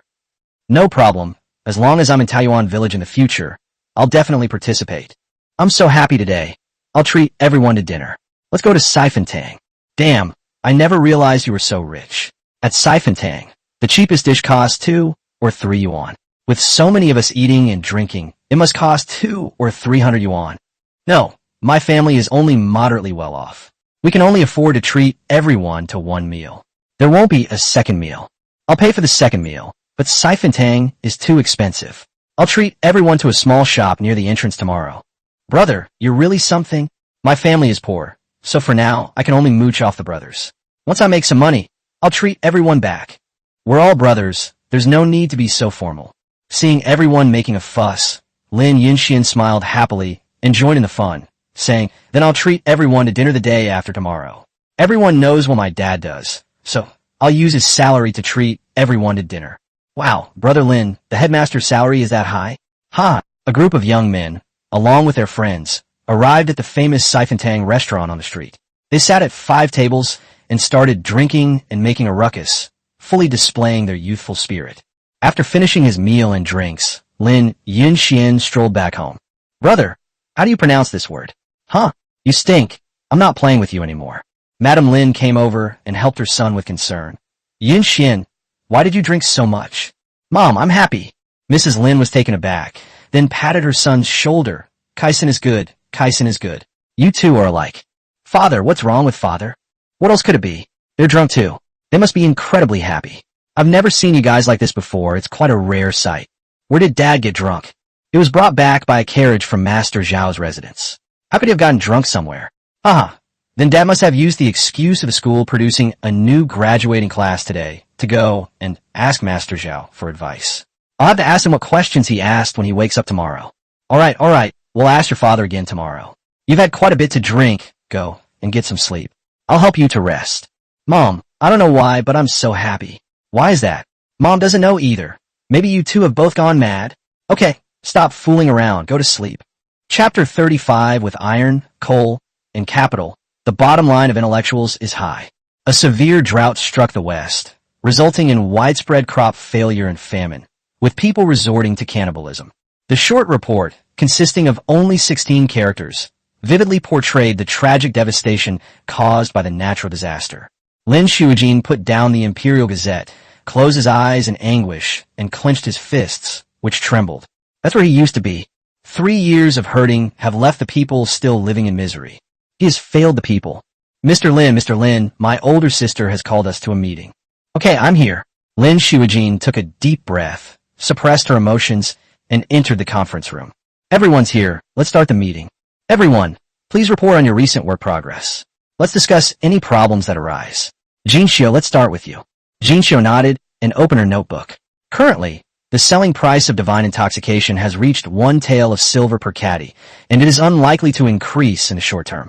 The daily income is 10,000 yuan, and it remains the pillar industry of the village's finances. Most of the shops on the commercial street are rented out, with an average daily rent of about 200 yuan. However, with more and more people coming, the rent for the shops should be going up soon. The matter concerning the residential buildings has been assigned to Deputy Village Chief Lin and Deputy Village Chief Jin Yuan. They will report on the rent later. Clothing factory, pig farm. After Jin Xiu finished speaking, everyone discussed it. Jin Wen continued. The construction team I'm in charge of currently has about 300 people. We are currently preparing to build 2 new main streets, one on the east and one on the west. According to the overall plan given by the master, the canyon can only accommodate these 3 streets. The preparation work is going very smoothly. Then Lin Shuijin spoke up. Currently, the number of people who have obtained formal household registration has exceeded 5,000, and the number of people in the probationary period and the floating population is about 1,000. That means our village already has more than 6,000 people. Qingyou Town has 2,000 households and a population of around 10,000. But now some people have moved from Qingyou Town to our area. It is expected that by the end of next year, the population of our village will be about the same as that of Qingyou Town. But the vitality of our village is unmatched by Qingyou Town.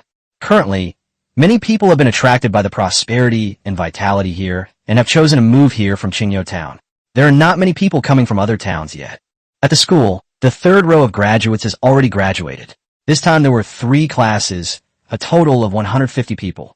They basically finalized their job placements before graduation. People who graduate from schools generally have strong work abilities. Not to mention those who enter our companies, those who work for private bosses have also generally received positive reviews. It's basically in a state of supply, falling short of demand. Jin Yuan continued. The security situation has been maintained quite well, and no serious incidents have occurred. Currently, the police station has 3 teams with a total of about 50 people. They are responsible for the security of residents, as well as the security of major departments such as village committees, banks, and schools. They are somewhat stretched thin. I suggest expanding to 10 brigades, 100 people, with each captain leading about 10 people. This should make things easier and prevent any mistakes. Let's discuss it then. Now that we've reached a conclusion, let's proceed with it. There's one last thing. The master gave me an instruction. Upon hearing that it was something the master had instructed, the group straightened up. The master has discovered 2 mineral deposits and needs to arrange for people to mine them. Jinwen, you don't have much to do with the construction team, so I'll leave it to you. You can delegate all the construction team matters to Wang Changjiang. Just supervise him occasionally. The 2 mines are not far apart. One is an iron mine and the other is a coal mine. We plan to recruit 200 to 300 people to work at the mines first. Mining is a dangerous job. Safety comes first. Because it's hard work, I think it's reasonable to set a salary of about 1 yuan based on performance, including meals. If workers are willing to settle in Taoyuan Village, they can be paid a level 3 wage. In Taoyuan Village, the current wage is 1 yuan for level 1, 1.2 yuan for level 2, and 1.5 yuan for level 3. Then the master took out a steel-making method and built a blast furnace on the spot to make steel. Big sister, leave it to me. Yes, I will have Mingqing go over there to assist you in managing it. Lin Shuijin listened silently, her brows furrowed. Salt and iron monopolies have always been a business that only the imperial court can engage in. Would it be dangerous for Taoyuan Village to try to get involved in this business? If it's just a minor incident, that's fine. But if things escalate to the point of illegal mining of iron and coal, and even steel-making, it's enough to trigger the court's sensitive nerves. After all, in recent years, natural disasters and man-made calamities have been frequent, and people in many places have rebelled. Take this natural disaster in the West as an example. After a natural disaster, there will inevitably be man-made disasters. The imperial court simply doesn't have any money to provide disaster relief, and he's already seen through the true colors of those officials and wealthy people. Expecting them to spontaneously provide disaster relief is simply wishful thinking. So what will those people who can't survive do in the end? He didn't dare to think any further. Now Taoyuan Village has stumbled upon such a sensitive area again.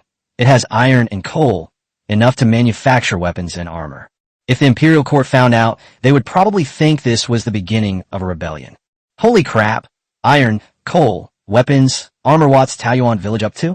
Are they planning a rebellion? No. Even if people are starving and freezing, no one will rebel as long as they are still alive. Life in Taoyuan village is so good. Why would anyone rebel? You must be wrong. You're wrong. Vice Village Chief Lin? Vice Village Chief Lin, what are you thinking about? There's something I need to trouble you with. Oh, sorry, I was a little distracted. Please go ahead, Village Chief. Both of these mineral deposits are located within the territory of our Jiada County. I will need to trouble you to negotiate with the county magistrate and purchase the mountains there. Tell him that the master wants to build a manor there and cultivate the land. Village Chief Lin, what do you think? If you find it troublesome, then forget it. I can have someone else negotiate. No need to trouble others. It's easier for me to do it. Then I'll have to trouble Deputy Village Chief Lin. Please take Jinsha with you. As long as it's not excessive, I can accept whatever amount you need. By the way, Village Chief, may I ask if I may? What are we doing with these iron and coal mines?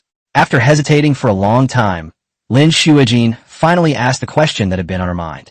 Oh, our village needs a lot of iron now, but the amount provided by the Imperial Court is too little, so we can only be self-sufficient. Besides, as you know, the world is not at peace right now. Who knows when rebels might infiltrate our area?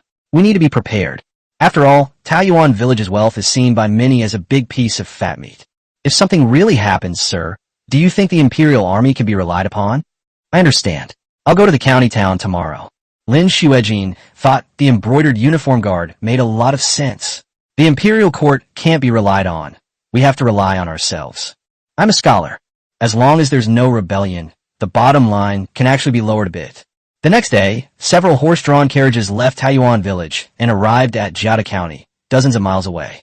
Lin Shuijin personally wrote an invitation and hosted a banquet for the county magistrate at the county's most upscale restaurant. The county magistrate kept his appointment as scheduled, and the two had a very pleasant conversation. Although Lin Shuijin held no official position, he had once held the rank of 5th grade. He resigned from his post rather than being dismissed. With connections in the capital, it wouldn't be difficult for him to regain his official position. As for the magistrate of Jiada County, since he was serving as the magistrate of this small place and was quite old, he obviously didn't have any influential connections. Naturally, he enjoys making friends with influential people. During the meal, the two drank and chatted happily, feeling like they had known each other for a long time. Lin Shuijin's casual act of helping a friend from Beijing buy a few small hills was no big deal. Within his authority, the magistrate sold it at the lowest possible price. Jinxiu paid the 2,000 taels of silver on the spot, and then went outside to find the magistrate's attendant and offered him another 1,000 taels of silver. 3,000 taels of silver filled 2 carriages. Lin Shuijin went out for a trip and returned after 2 days having completed the task. Then, the brocade-clad officials, having made all the preparations, set off with a convoy of dozens of carriages. The target is a small hill about 20 miles outside Honeytown. This place is about 80 li away from Taoyuan village. Chapter 36, a distinguished guest arrives in Honeytown, exuding an aura of dominance and power. Honeytown is famous for its once thriving sugar industry. It's still doing all right now, but it's gradually declining. It is slightly inferior to Qingyo Town. For Honeytown, the arrival of dozens of horse-drawn carriages was a sensational event that only happened once every few years. In particular, some people said that they saw a fairy-like woman on the front carriage, whose beauty was beyond compare. This has stirred the interest of many, yet none dare to make a rash move on the beauty. After all, there were dozens of other people who came with the convoy. Many of them exude a fierce aura. It must hurt a lot to be hit by those fists the size of sandbags. The convoy arrived at the largest inn in town and booked the entire place. Jinwen stepped out of the car, dressed in a pure white and gorgeous outfit, with a pure white robe that almost dragged on the ground. Her aura instantly overshadowed all the ladies and young women in the town. The way he walked, though small in stature, was astonishing, causing those around him to lower their heads in shame, not daring to look at him for long. The shopkeeper almost couldn't maintain his professional fake smile, which he had honed over decades. He hurriedly bent down and stepped forward, keeping his head down and not daring to look at Jinwen's face. My esteemed guest, your room has been prepared. Thank you for your trouble, shopkeeper. I dare not call it troublesome. By the way, manager, also help me book a table at the best restaurant in town to the highest standard. I'm hosting a banquet for distinguished guests tonight. Please have someone take my man to the 3 elders' residence to deliver an invitation. I've come with a letter from the county magistrate. I have something to discuss with the 3 elders. The shopkeeper was startled and quickly bowed even lower, saying, Don't worry, sir. I will definitely do my best to handle things for you. Thank you for your trouble, innkeeper. Jinwen said politely again, and entered the inn accompanied by two maids. As soon as we entered the inn, two maids busied themselves tidying up, one of them chattering away. Miss, you were so impressive just now. Not at all inferior to the village chief. Yes, that's so impressive. Those people didn't dare to look up at you. After all, I've been learning from my older sister for so long, I should at least look somewhat similar. Miss, would you like something to eat? I'm not eating anymore. I'm a little tired. I'll rest for a while. Wake me up when it's time, so as not to delay the dinner. As night fell and darkness approached, several horse-drawn carriages arrived at the best restaurant in town. The shopkeeper hurriedly came out to greet them. Honorable guest, the private room is ready, and the three elders have arrived. Thank you for your help, innkeeper. Jinwen led the group into the private room under the innkeeper's guidance. The few people who were chatting idly inside the room hurriedly got up to greet them. Jinwen's arrival was so sudden that they had no idea of her identity or purpose, which inevitably made them somewhat uneasy. I heard about the grand entrance she made, with dozens of carriages following her. This girl seems to be no ordinary person. Jinwen greets the three elders. I apologize for keeping you all waiting. The young lady is not late. We just didn't time it right and arrived too early. Please take your seats, everyone. Jinwen and the other maids wiped the chairs and then took their seats in the main seats. Another maidservant stepped forward and handed the magistrate's letter to the three elders. The three elders hurriedly took it, and upon seeing that it was a letter from the county magistrate, they dared not be negligent, and all stood up to receive it. I came here this time because my master bought a piece of land here and wants to build a mansion. We expect to recruit several hundred people from the surrounding area to build it, so we will inevitably have to trouble the three elders. No need to bother us. No need to bother us. Since we have already spoken with the magistrate, we have no objections and will certainly do our best to make things as convenient as possible for the young lady. After all, we are in your precious land, so it would be best to inform the three elders first. It's kind of you, young lady, but may I ask who your husband is? My master comes from the capital, and I cannot reveal his identity, lest people keep coming to bother him. Of course. The group chatted amiably at the dinner table, though they didn't actually say much. They mostly ate in silence, with the three elders occasionally bringing up a topic for a brief, awkward conversation. Jinwen, on the other hand, has become very adept at interpersonal relationships after so much experience.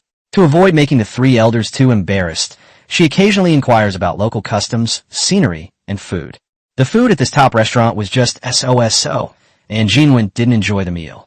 The three elders, who were trying to keep him company, also felt uncomfortable, so the meal ended quickly.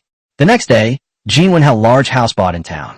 Afterwards, he left a few people to look after the house as a transit point, and then led the main force to the target location. Zhao Baihui spent several million yuan to buy 2 mineral deposits, both of which had relatively small reserves, but were easy to develop. Jinwen brought a map with him when he arrived at the target location, so he had his entourage explore the area and found the most suitable mining site in just a few days. Once the mining site was identified, things became much easier.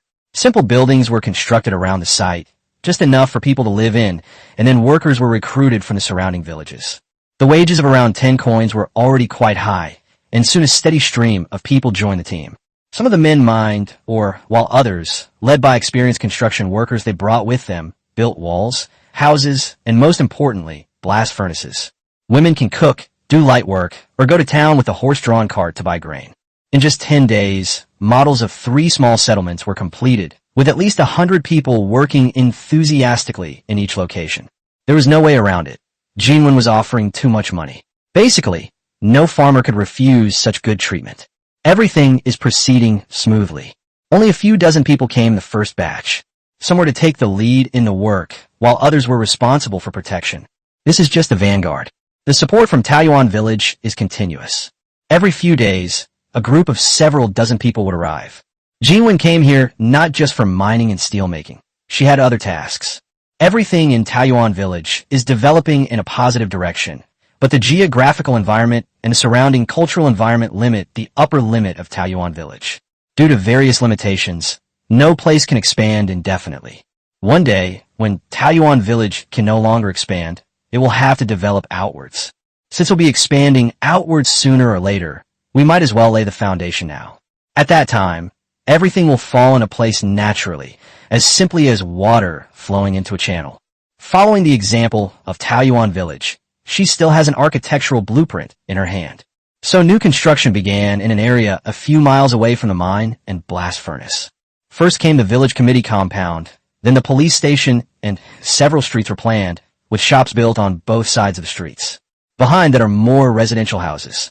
They continuously hired people, some to work in the mines, and others to join construction teams to build houses. They're aiming to create a second Taoyuan village. The name for the second village has already been chosen. Xingho Village. A single spark can start a prairie fire. Chapter 37. A single spark can start a prairie fire. At the mine, two men, both dressed in black, were taking a lunch break and chatting. One of them said, "Have you heard? A new village is going to be built to the south." "I'm not blind. There are houses being built everywhere in such a big area. It looks like they'll be able to house thousands of people once they're finished. Maybe they're not going to build a village, but a town. Our village is close to here. If a town is built here, would it be a good thing or a bad thing for us? How could it be a bad thing? Look at how much money those important people throw around every day. Even a tiny bit that slips through their fingers is enough to make you rich. So, does that mean things will get better from now on? Maybe we'll be able to have enough to eat. Are you still starving? You're asking such stupid questions. What are you talking about?" A person walked over carrying a lunchbox containing 2 coarse grain pancakes, a plate of stir-fried vegetables, and a few shreds of meat. The 2 men quickly made way for him, one of them saying ingratiatingly, "Manager Liu, the food here is really good. We can even see meat in the dishes." The young manager, Liu, took a bite of his pancake and said with a smile, "This is heavy physical work. We can't keep up without some meat. It is quite heavy, but as long as I eat this kind of food every day, I can handle any weight. I worked hard yesterday and earned 10 coins. I'm a little tired today, so I might only be able to earn 9 coins. I've calculated it. Here, I can earn 3 taels of silver a year. If I stay at home tending the land, I'll only earn 1 or 2 taels of silver a year, and I'll still have to eat my own food, and well, the food will be pretty bad. If there's always work here, I'll keep working. If there's no work, I can work for a few years and save some money to buy a few more acres of land. Life will be much better than before. A good idea, it's hopeful, and gives us something to strive for. We can probably keep this job for a long time. Even if the work here stops, there are other places where we can work. Well, I'd be willing to work here for the rest of my life. By the way, Manager Liu, how much do you get paid per day?" "I'm just asking, haha. There's nothing wrong with that. I'm responsible for arranging statistics, coordinating logistics, and other tasks. I don't do any manual labor, so my salary is a bit lower." Ion docent. You have a comfortable job, you earn less than me, but you're very happy. The young manager, Liu, grinned, suppressing a laugh, and said, "Because I'm on assignment, I get a 3rd-level salary, which is $1.50.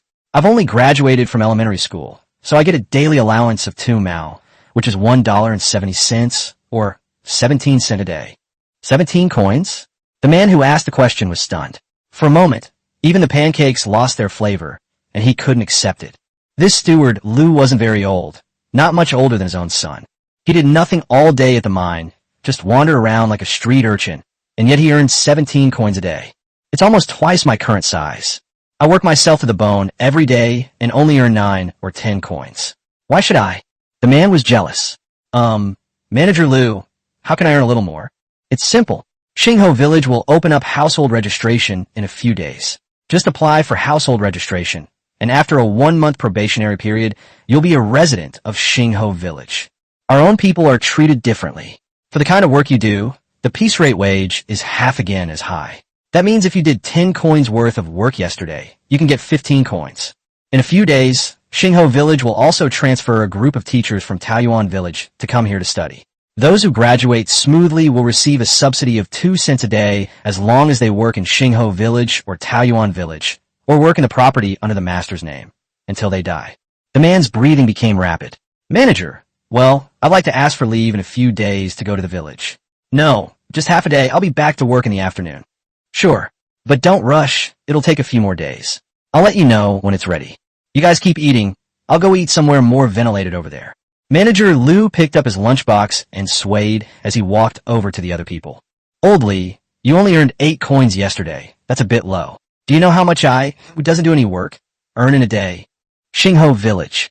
At the entrance of the village committee, Jinwen and a few others chatted while waiting. Besides Jinwen, there are also Mingsheng, Mingguo, and Mingjing. Mingsheng is the oldest among the boys. He will be 16 years old after the new year, and he looks no different from an adult. Mingwu was the third son. He was tall and burly with a resolute face, and looked older than Mingxing. Mingjing is the fourth son, and he looks like a weak and unassuming scholar. In reality, it only looks like that. Each of these boys has undergone extensive physical training. Brother Mingsheng, have you promoted this at both mines and the steel mill? Don't worry, everyone is very enthusiastic. Once the household registration system is opened up, several places will probably be empty. Of course, we offer such good benefits. Wouldn't it be crazy not to fight for it? Mingjing, how's the construction team doing? Everything is going smoothly. Several factories are almost completed. When they are finished, we will find women and children from nearby villages to raise poultry and livestock. Yes, Xingho village is still a bit far from Taoyuan village. It takes 2 days to get there. We can't rely on them for everything. We should try to be as self-sufficient as possible here. Mingwu, just take care of your own affairs. If there's anything, just talk to your older sister. I won't interfere. Okay. Mingwu was sparing with his words. Hey look, isn't that the master's carriage? It should be, otherwise why would any convoy come here? Master! Jinwen excitedly lifted her skirt and ran towards the carriage. There's still a short distance to go. Mingsheng and the others shook their heads and smiled. Indeed, Jinwen was a few years younger than them. Don't be fooled by his usual energetic, decisive, and methodical approach to things. She's still essentially a little girl. She'll only be 12 after the new year. Hey, don't run, don't fall. Zhao Bai Wei, on the carriage, was observing the surrounding construction. Turning my head, I saw a girl dressed in gorgeous brocade running towards me. That outfit and that behavior really don't match. It looks a bit like a stunt. Upon closer inspection, wasn't this Jinwen herself? He quickly jumped off the moving carriage, came closer, and helped the panting Jinwen up. Why are you running, girl? A carriage would be much faster than you running. My lord, I miss you so much.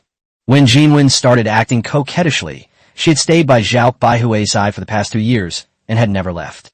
Now that I've been away from home for 2 whole months, seeing my husband again has finally made me unable to suppress my longing any longer. Zhao Baihui also felt sorry for the girl. If it doesn't work out, you should go back. It's the same if someone else comes here. No, I haven't achieved anything yet. I don't want to go back and be laughed at by my older sister, Jinwen said stubbornly, her eyes brimming with tears. Okay, thank you for your hard work. Zhao Baihui patted Jinwen's head, then looked at the 3 boys who had followed behind. By local standards, they're not children, but in Zhao Baihui's mind, they're just a few 14 or 15-year-old kids. Master, the men were also very excited, but they managed to suppress their emotions well. Haha, boys, I won't mention how hard you worked. I've read all your reports, and you did a great job. The boys, having received praise, puffed out their chests. Chapter 38 Xingho Village is bustling with activity, and new houses are being built with great success. The group arrived at the village security office. In the specially prepared household registration room, Zhao Baihui waved his hand, and a machine as tall as a person appeared. That's really expensive. 1 unit costs 1 million. The one in Taoyuan village was given away for free. Every one of them will cost 1 million in the future. Fortunately, the official resident population of Taoyuan village has now exceeded 7,000, and the village receives a subsidy of more than 70,000 yuan per day. The million was raised in just over 10 days. However, he has spent a lot of money in the past few months, and the system has put the locations of resource points up for sale with clear prices. The larger the reserves, the more expensive they are. The easier it is to mine, the more expensive it is. This small iron mine and small coal mine cost him several million.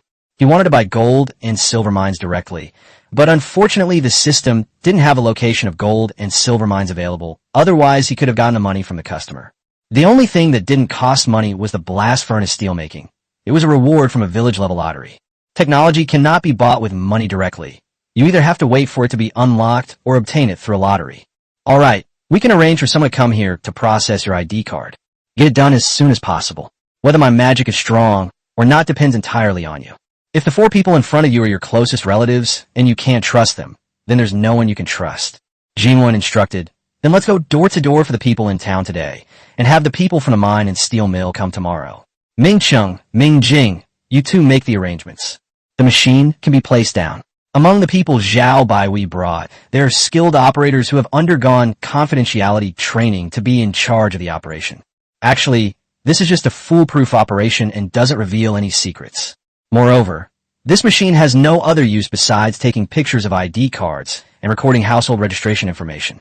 It can't be eaten, drunk, or used as money, so most people wouldn't be too interested in it. It won't cause any sense of crisis.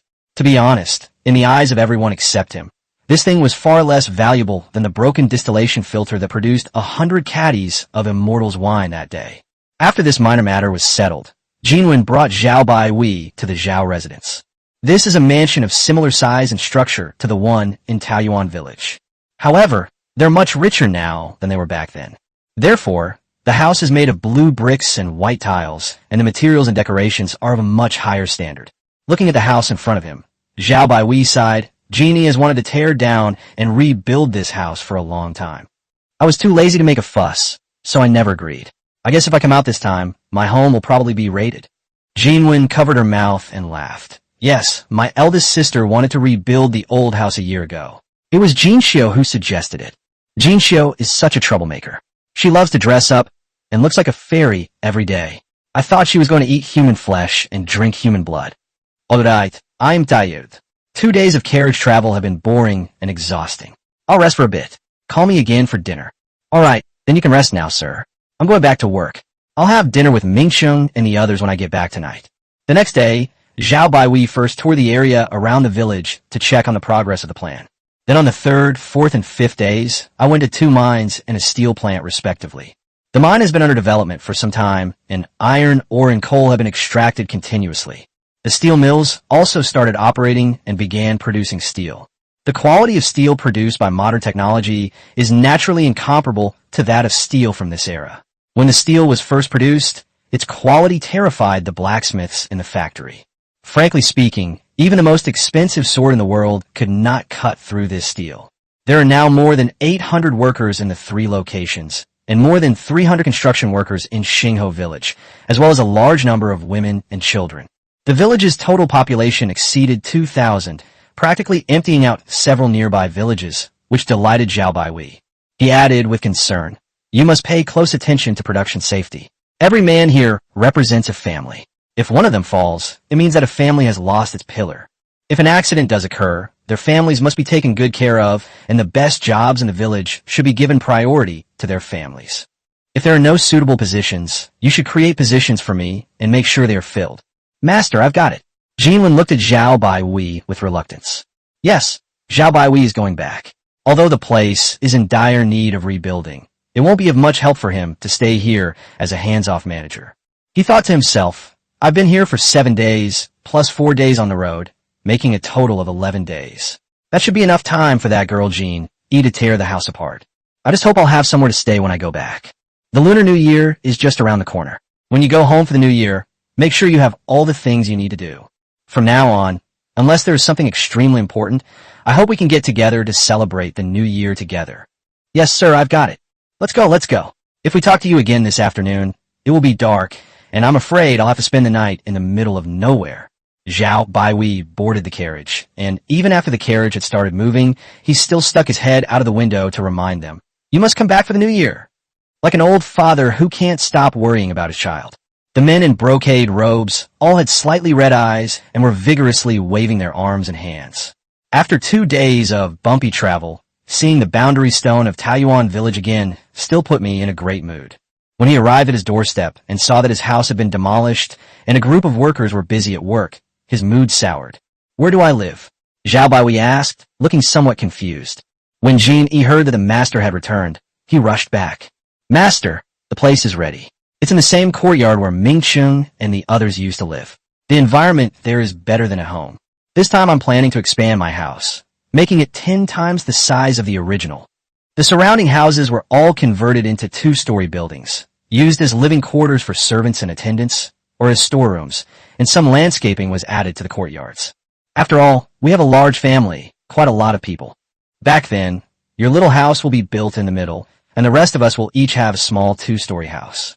What do you think, sir?" Zhao Baihui listened silently. After all, the demolition had already begun, so what else could be done? Besides, her plan seemed pretty good. He took out a piece of paper and handed it to Jean. Let's build it like this. This blueprint should meet your requirements. The 30-odd small buildings, along with the surrounding structures, have already formed a miniature community. Have they moved back to a residential community from their mansion? Why does it feel like things are getting worse and worse? Chapter 39. Level up, salary increase. In the largest conference room of the village committee office, dozens of people gathered together, each with a happy smile on their face.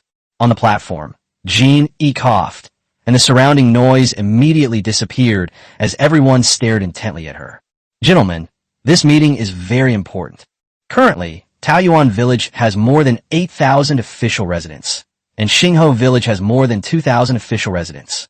Total population has surpassed 10,000. So, after discussing with the master, it was decided to change Taoyuan Village into a town. From now on, Taoyuan Village will be Taoyuan Town. Enthusiastic applause immediately erupted, filling the entire conference room. The appointments are now being announced. The master appointed me as the village chief of Taoyuan Village, in charge of all work. Zhao Jinxiu has been appointed as the deputy mayor, in charge of economic affairs.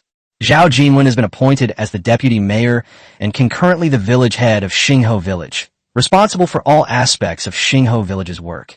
Zhao Jinyuan has been appointed as the deputy mayor, in charge of public security.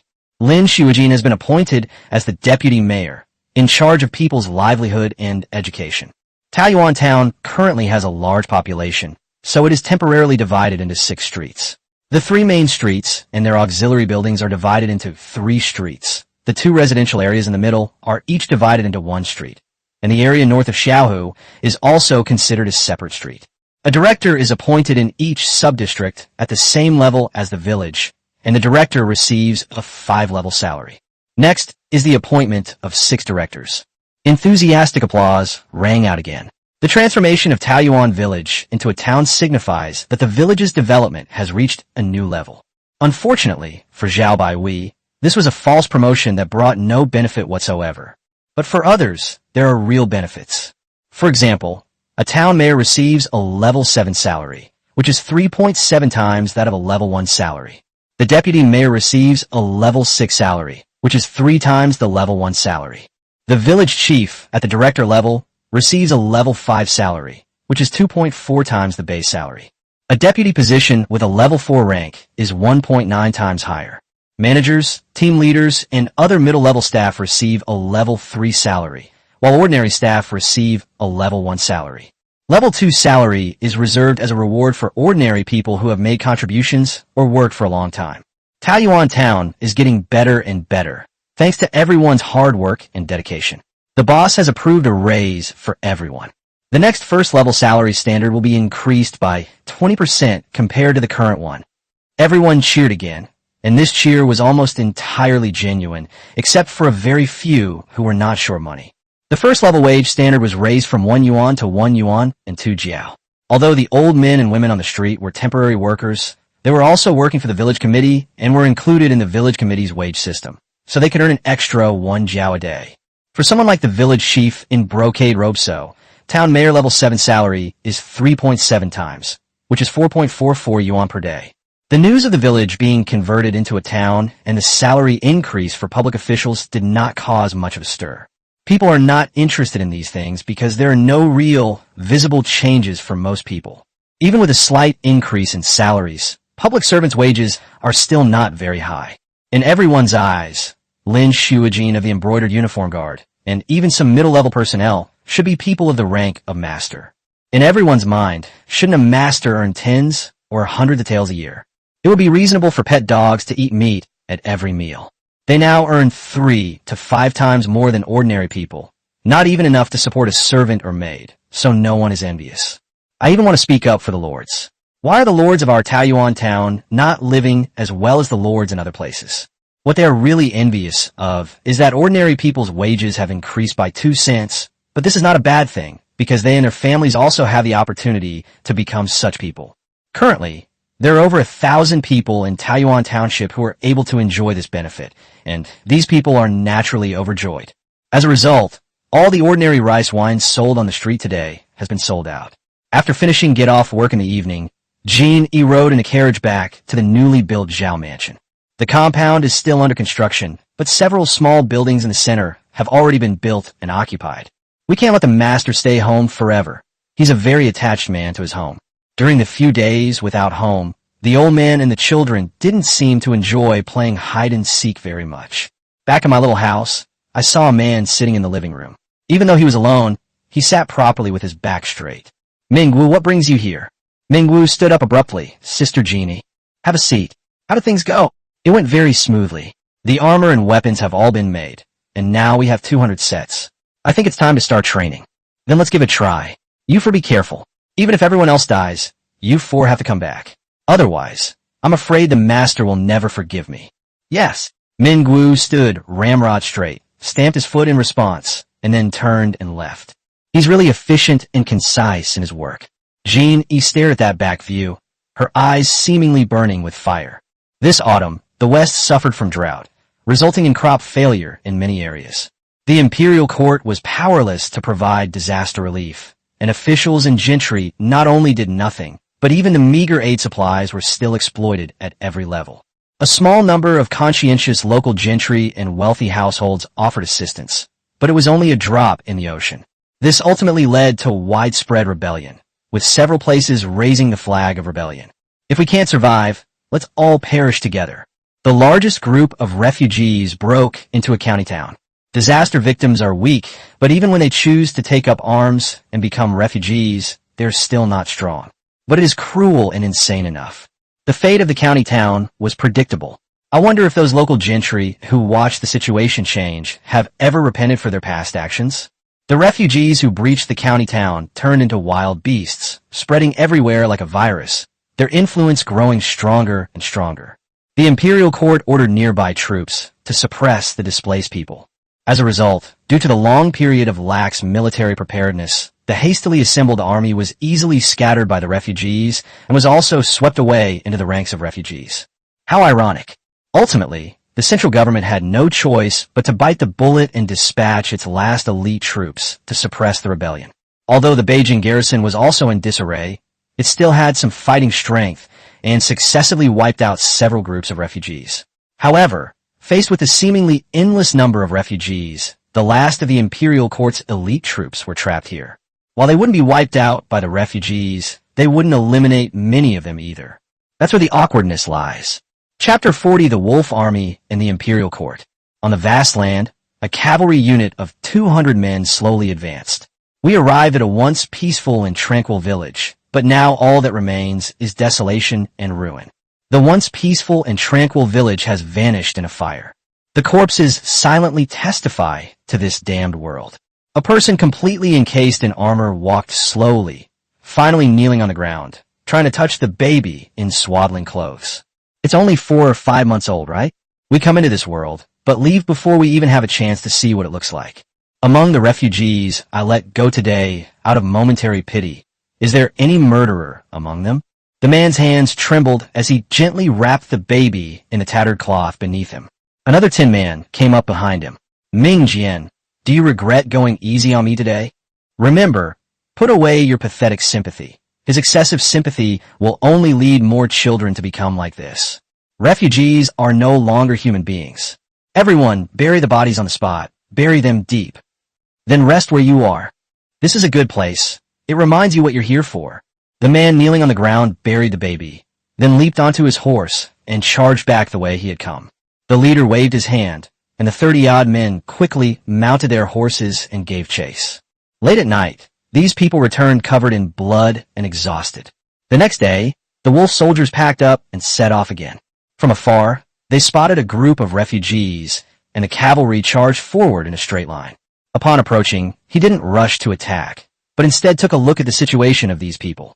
They must be refugees who have been plundered. Kill them all. The lead knight spurred his horse forward, his blade already slicing across the neck of a refugee. In just a few moments, the refugee procession was torn to pieces.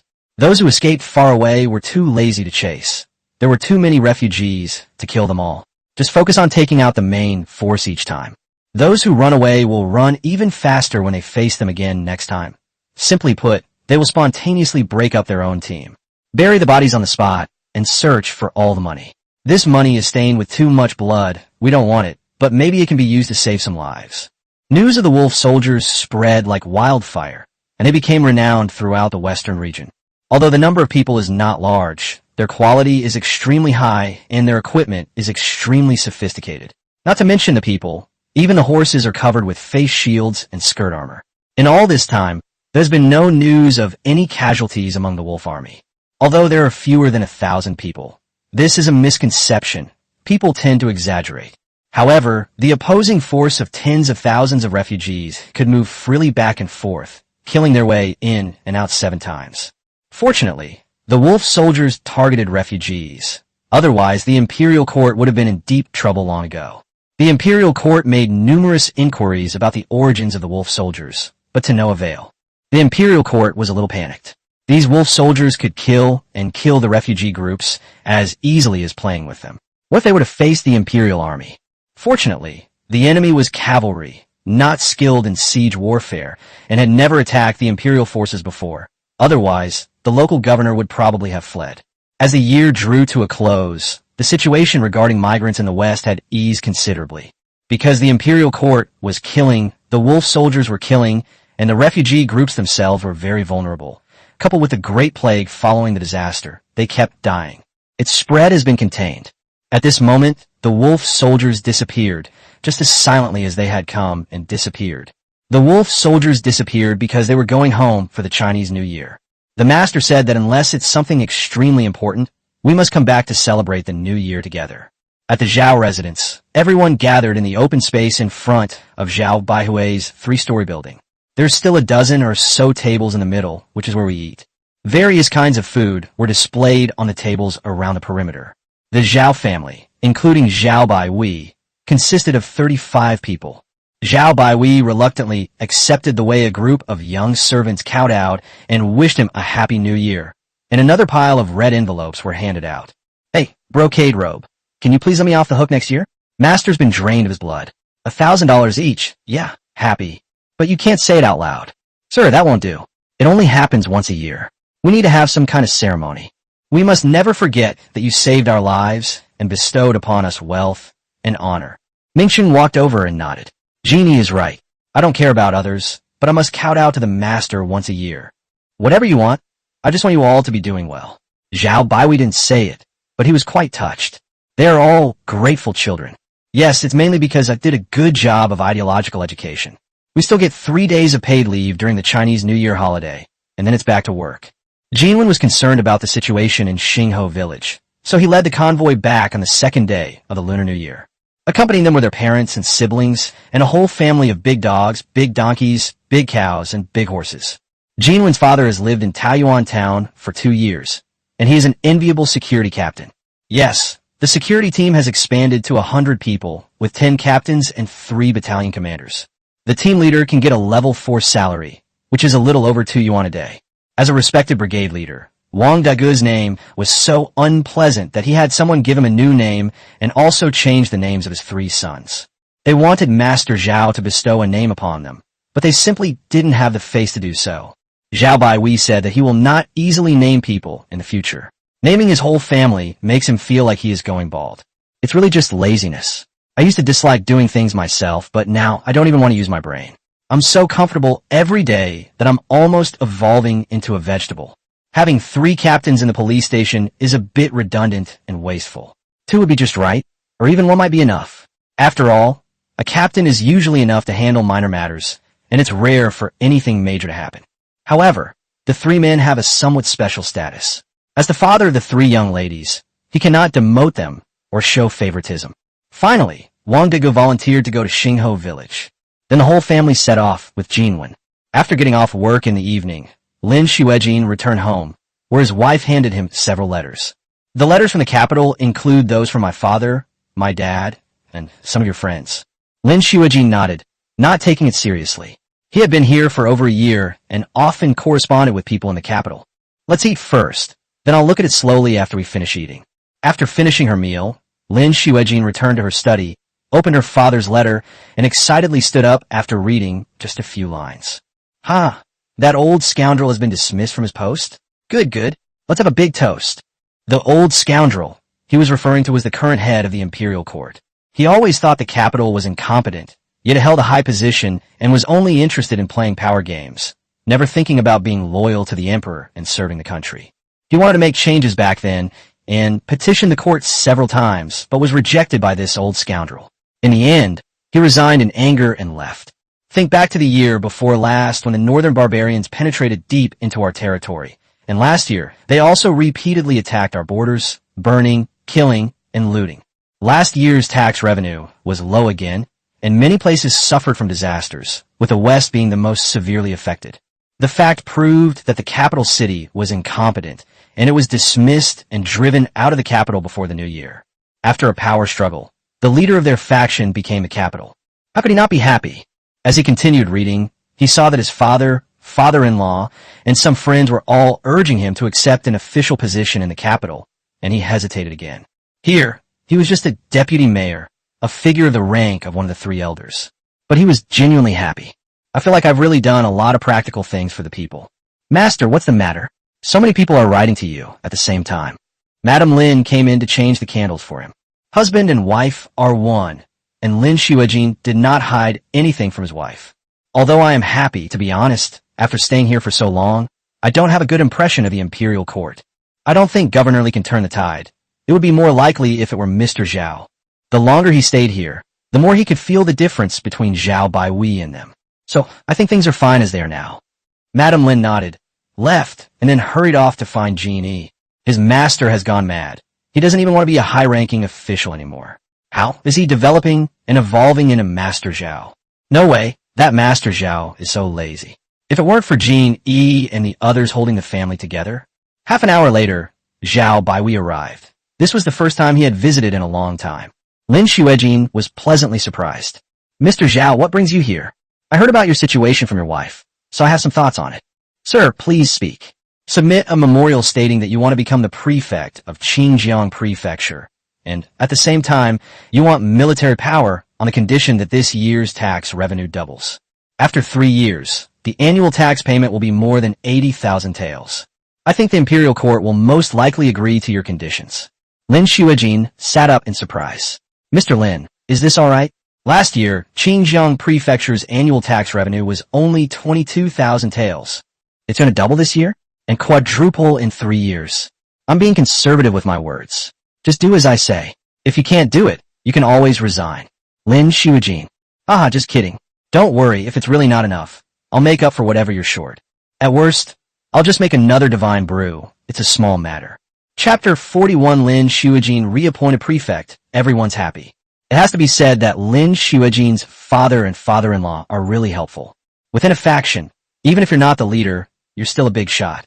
In less than a month, Lin Xuejin's appointment arrived in Taiyuan town at breakneck speed, along with his official robes and seal. If he can get to the prefectural city today, he can take office today. Or perhaps the imperial court was provoked by the so-called 80,000 taels of tax. Congratulations on regaining your official position, sir. The official in brocade robes offered his congratulations in a serious tone. Lin Xuejin smiled wryly. Genie, please stop teasing me. I'm back in prison. To be honest, this past year has been the most comfortable year I've had since entering officialdom. Sir, please don't say that. With great power comes great responsibility. It's really a waste of your talents for you to be a deputy mayor here. All right, Genie, stop flattering me and just get to the point. Well then, I'll get straight to the point. When you take up your post this time, I hope you can bring a few people with you. Who should I bring? Lin Xuejin's eyes lit up. In his opinion, all those who had received Zhao Baihui's new ideas education were talented people.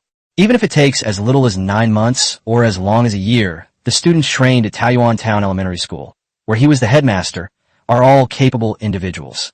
Taking some with you would be a great thing. It's much better than him going to take office all alone and being fooled like a fool. Of course, after going through so much, he has matured a bit, and now even if he is alone, he is not so easily fooled.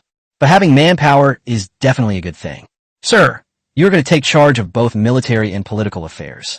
This time, let Mingwu take some men with him to help you reorganize military affairs. Then could you take Jin Yuan with you to gain some experience? Having worked with Jin Yuan for over a year, he liked the girl very much and recognized her abilities, so he readily agreed. 3 days later, Lin Xuejin set off. When he came out, there were 3 carriages, but now he is left with more than 30 carriages. Taoyuan Town is located within the territory of Xinjiang Prefecture and is only 200 miles away from the prefectural city. The journey took a full 5 days. Wow, is this the prefectural city? The city walls are so high. Jin Yuan poked her little head out of the carriage, marveling at the 2 Shanghai modeled city walls.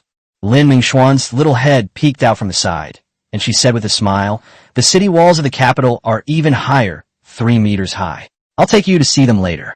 "Great! I also want to go and see the legendary capital city." When the carriage arrived at the city gate, the guards, seeing such a large carriage, knew it belonged to an important person. They approached and asked with a smile, "Which esteemed person has arrived?" Mingxing rode at the front, announcing loudly, "The prefect has arrived. Open the city gates." The guard was startled. Without asking any questions, he ran to drive away the surrounding people and ordered the half-open gate to be fully opened. "Welcome, prefect!" A group of guards knelt on one knee to greet him. This only confused Mingxing more. "Are you all stupid? Didn't you even check it? What if someone is impersonating you?" Actually, he was overthinking it. Who would risk their life to impersonate the prefect? Moreover, the former prefect had been happily recalled to the capital a few days ago, and now everyone is waiting to trust him. Let's go, let's go." Mingxing had no choice but to bite the bullet and walk into the city gate. Then he pointed to a leading guard and said, "You lead the way to the government office." "Yes, young master." The head guard happily led the way to the government office. "My lord, we've arrived." When Mingxing saw that the other person wasn't leaving and was staring at him expectantly, he understood. "Fine, when in Rome, do as the Romans do," he said, tossing a coin over. "Thank you, young master. Thank you, young master." The guard leader happily ran off with the reward money. He led the way, and in just a few steps, he earned a tael of silver, enough for half a month's salary. It seems the new prefect is quite wealthy. Even his servants are so extravagant. Mingxing approached Lin Shuijin and said, "Sir, I'll leave a few men to guard you, and the rest of you can go out and gather information." "Okay, go ahead. Let's go to the government office first and take a look. Remember to come back for dinner tonight." Lin Shuijin also picked up some of Zhao Baihui's habits, becoming increasingly gentle with her own family. He realized that all the children in Mingxing Jinyuan were children he needed to take good care of. The government office was large, but very dilapidated. Jin Yuan looked at the surroundings with dissatisfaction. "This place is so dilapidated. Why doesn't anyone fix it?" Madame Lin patted her head. "There has been a rule since ancient times that officials should not repair their offices." "What kind of ridiculous rule is this?" "My elder sister said that it's best for officials to be simple, but she didn't say that officials have to be dirty and shabby." "No, this environment is too bad. Brother Mingxin, go find a craftsman to fix it up." "Okay, I'll go find someone." In the past, Lin Shuijin might have stopped him, but now his mindset has changed, so he just watched with a smile and didn't stop him. They renovated a few rooms in the back courtyard, making them habitable in Jin Yuan's eyes. Then, over the next few days, the craftsmen will gradually repair the entire government office. In the evening, Mingxing rushed back to have dinner with everyone. The Lin family, consisting of 5 members, left their eldest son, Lin Yunxian, in Taoyuan Town to continue serving as the street director. The other 4 members of the family came over here. On the table are Jin Yuan, Ming Cheng, Ming Wan, and Ming Zhen. Ming Cheng is the eldest son, steady, reliable, and skilled in both literature and martial arts.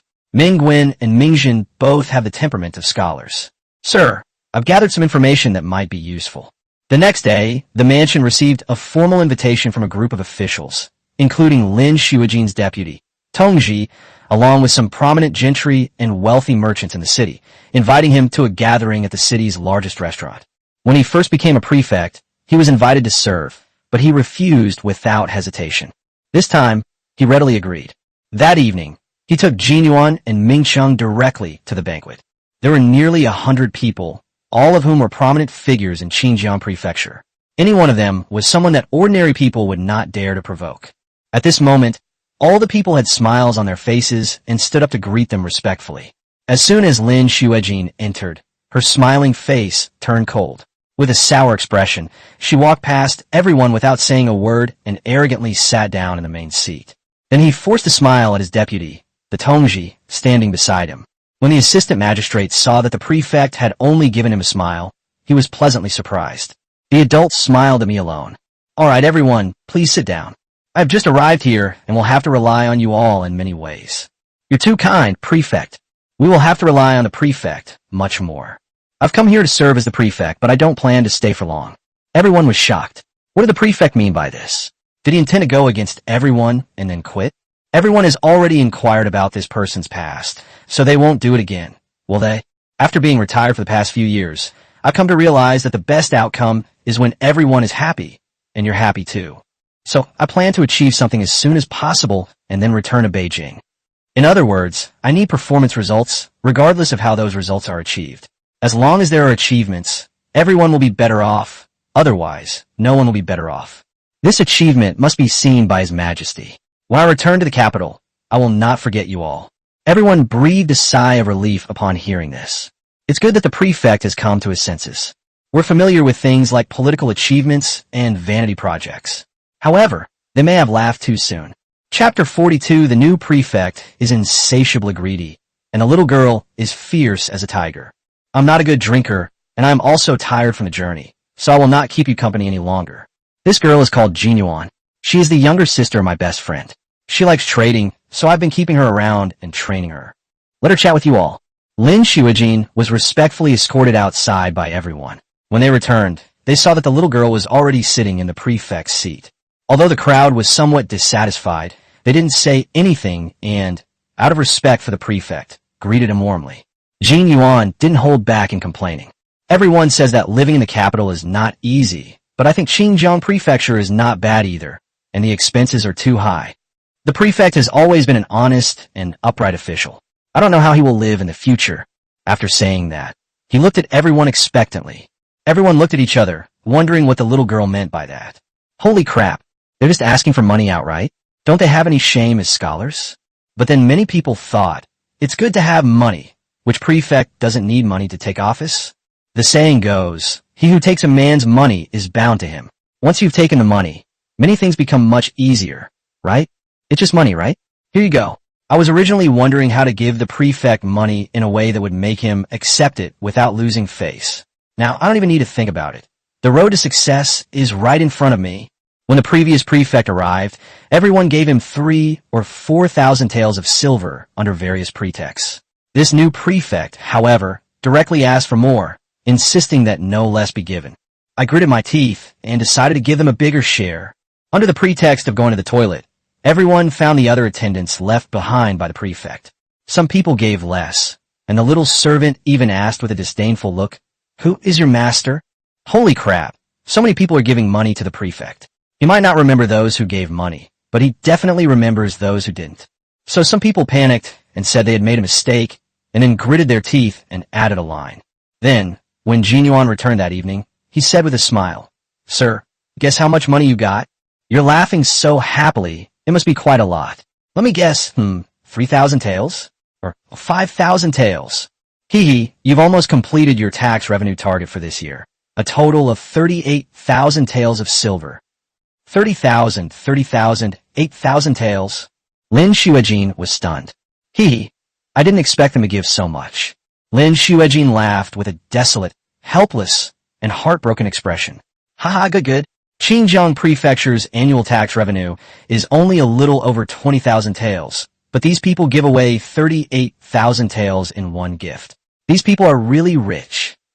On the third day, the Prefect sent out invitations to a banquet for many prominent figures in the city. At the banquet, the Prefect made a brief appearance and then left, and it was Jin Yuan's daughter who sat in the same chair again. Many people shuddered when they saw this figure.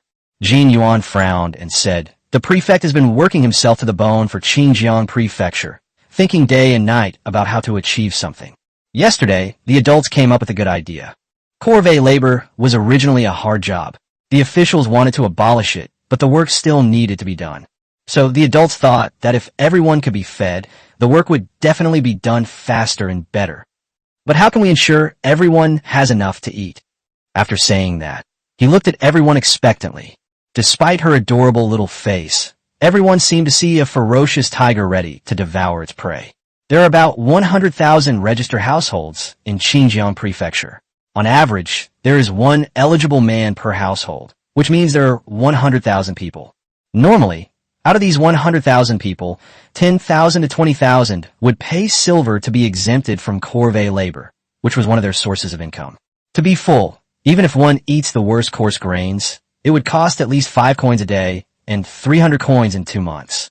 100,000 people, that's 30,000 taels of silver. The magistrate wants political achievements. Reporting this matter will be a major success, and the magistrate will not forget everyone's contributions. Let's think of a solution. Do you even need to think about it? It's just a matter of paying money. Grit your teeth and dig. That evening, Jean Yuan returned with 2 carts carrying 30,000 taels of silver. Sir, this year's tax collection target has been achieved. After paying 44,000 taels, there are still 24,000 taels left. Lin Shuijing grinned, but her smile looked even uglier than her crying. He thought it would take time to persuade farmers and find a way to govern the area properly, and that it would take 6 months to a year to complete the task. But who would have thought that this girl would exceed the target in just 3 days? He was at a loss for what to do. Jean Yuan, what do you think we should do next? It's very simple. First, clean up the main streets. The smell on the streets is just too awful. Then buy land, well, land is fine too. Buy sweet potato seeds from Taoyuan village, plant more land, and when the autumn harvest comes, many people won't go hungry. Yes, it's such a simple way. Just copy the roads in Taoyuan town, and that will ensure the people don't go hungry. He returned to his original position, which awakened his old way of thinking. Jean Yuan, Mr. Zhao was right back then. You are better than me. Last year, Taoyuan town planted over 1,000 acres of sweet potatoes and harvested 4 million caddies in the fall. It's enough to feed tens of thousands of people for a year. If we calculate based on the standard of not starving to death, it's enough to feed tens of thousands of people. Zhao Baihui is willing to actively promote sweet potatoes, but unfortunately few people buy them to grow. One reason is that news spread too slowly in this era. News from one village could easily spread throughout the village, but it was difficult to reach the neighboring village. On the other hand, it's due to inertia. As long as they can survive, they are unwilling to change, and by the time they want to change, they're almost starving to death. Those who have money and the ability to make changes feel that it has nothing to do with them. They don't care about the lives of ordinary people, so why would they care about what they grow? Genie, use all 68,000 taels to buy land and hire people to farm it. I hope Xinjiang Prefecture will have a good harvest this autumn. Okay, I think it might be difficult to ask everyone for money again. The first time they were very generous, but the second time they discussed the total amount first, and then discussed how much each person should contribute. Maybe I don't have that much money on hand. But it's okay, this time I don't want money, I can take the land. Lin Shuijing nodded, then shook his head. No, 30,000 taels cannot be touched. That's the money the people need to eat. Sir, it's alright, you can move. I'll just ask everyone for food again later. Everyone is very easy to talk to, and has never refused me. If the city gentry heard this, they'd probably vomit blood. When news of the second banquet spread, many people came trembling. The prefect is very diligent and loves the people. She loves the land and farming. Let's all tell each other how much land we own. Jean Yuan blinked her seemingly innocent big eyes again, looking at everyone expectantly. Many of the gentlemen were filled with despair. With over 10,000 mu of land secured, Jean Yuan happily left. The local gentry and wealthy people have gone mad. When will this bastard prefect finally get out of here? Throughout history, I have never seen such a greedy person. Once Jean Yuan got the land, he started calculating how many acres a family could cultivate and how much grain they would need from now until harvest. After calculating the results, he bought another 20,000 mu of land, spending 60,000 taels of silver, thus acquiring 30,000 mu of land. No one dares not to sell. If they don't sell now, what will they do later? They're lucky to get any money at all. There's still 5,000 taels of silver left. Jean Yuan has bought too much land. The news simply can't be kept secret. The local gentry and wealthy families in the prefectural city were all cursing the new prefect for his greed. He had clearly agreed to use the money to buy grain as a political achievement, but instead he used it all to buy land for himself. He was truly greedy. Throughout history, I have never seen such a shameless person. Then, the invitation from Jean Yuan was posted again. Nobody really wanted to go, but they didn't dare not go. Many people brought slices of ginseng with them, ready to suck on a piece if it was too stimulating for their heart. Gentlemen, I am so sorry, but the master really loves land so much that he accidentally bought too much and spent all his money. Don't be nervous, everyone. We won't be asking you for money this time." Just as everyone breathed a sigh of relief, they heard the devilish little girl say, "Everyone must have a lot of food stored at home, right? Tell me, how much food do you have at home? Don't be shy, come one by one." "I'm so shy, you son of a bitch. Quickly take out the ginseng slices." Chapter 43, The Unyielding Greedy Prefect, and the Loyal and Patriotic Lin Xiujin. Letters like snowflakes flew out of Xinjiang Prefecture, heading to various places, with some going to the capital. The local gentry and wealthy people in Xinjiang Prefecture all have some connections. Although each individual is not strong, they are powerful together. They pooled their resources and wanted to thoroughly impeach Lin Xiujin, hoping to get rid of that bastard. Lin Xiujin was once impeached for being too upright and resolute. Now he's being impeached for being too greedy. But he couldn't be brought down either time. The last time, he quit on his own, and this time he just submitted a memorial. The memorial was very simple. It proposed using money from wealthy people to develop Xinjiang Prefecture and guaranteeing a tax payment of 50,000 taels of silver from the autumn harvest. He had the court firmly in his grasp. He submitted his memorial and even received the emperor's commendation in return. Of course, with the imperial court so poor, the reward could only be verbal, without any monetary benefit. Moreover, at that time, the emperor did not know that what he directly asked for was far more than 50,000 taels.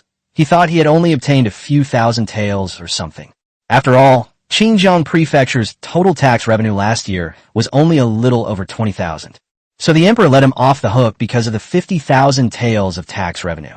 The local gentry and wealthy people had no way to express their grievances.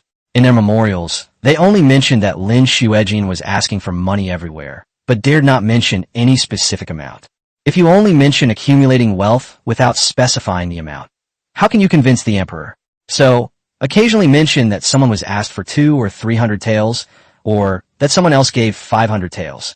The emperor thought there weren't many people, and that the total number wasn't large. No one could have imagined that Lin Xiujin would target everyone in the city at once. There was no other way. Could we tell the emperor that Lin Xiujin, that bastard, had asked for 68,000 taels of silver, plus tens of thousands of taels of land, and tens of thousands of taels of grain? What would the emperor think? Why should a prefecture with hundreds of thousands of people only pay 20,000 taels of tax? These few people were easily extorted for over 100,000 yuan? The imperial court is in such dire straits, so why are they so wealthy? When news of Lin Xiujin's possession of ginseng reached Jin Yuan was furious. How could they do this?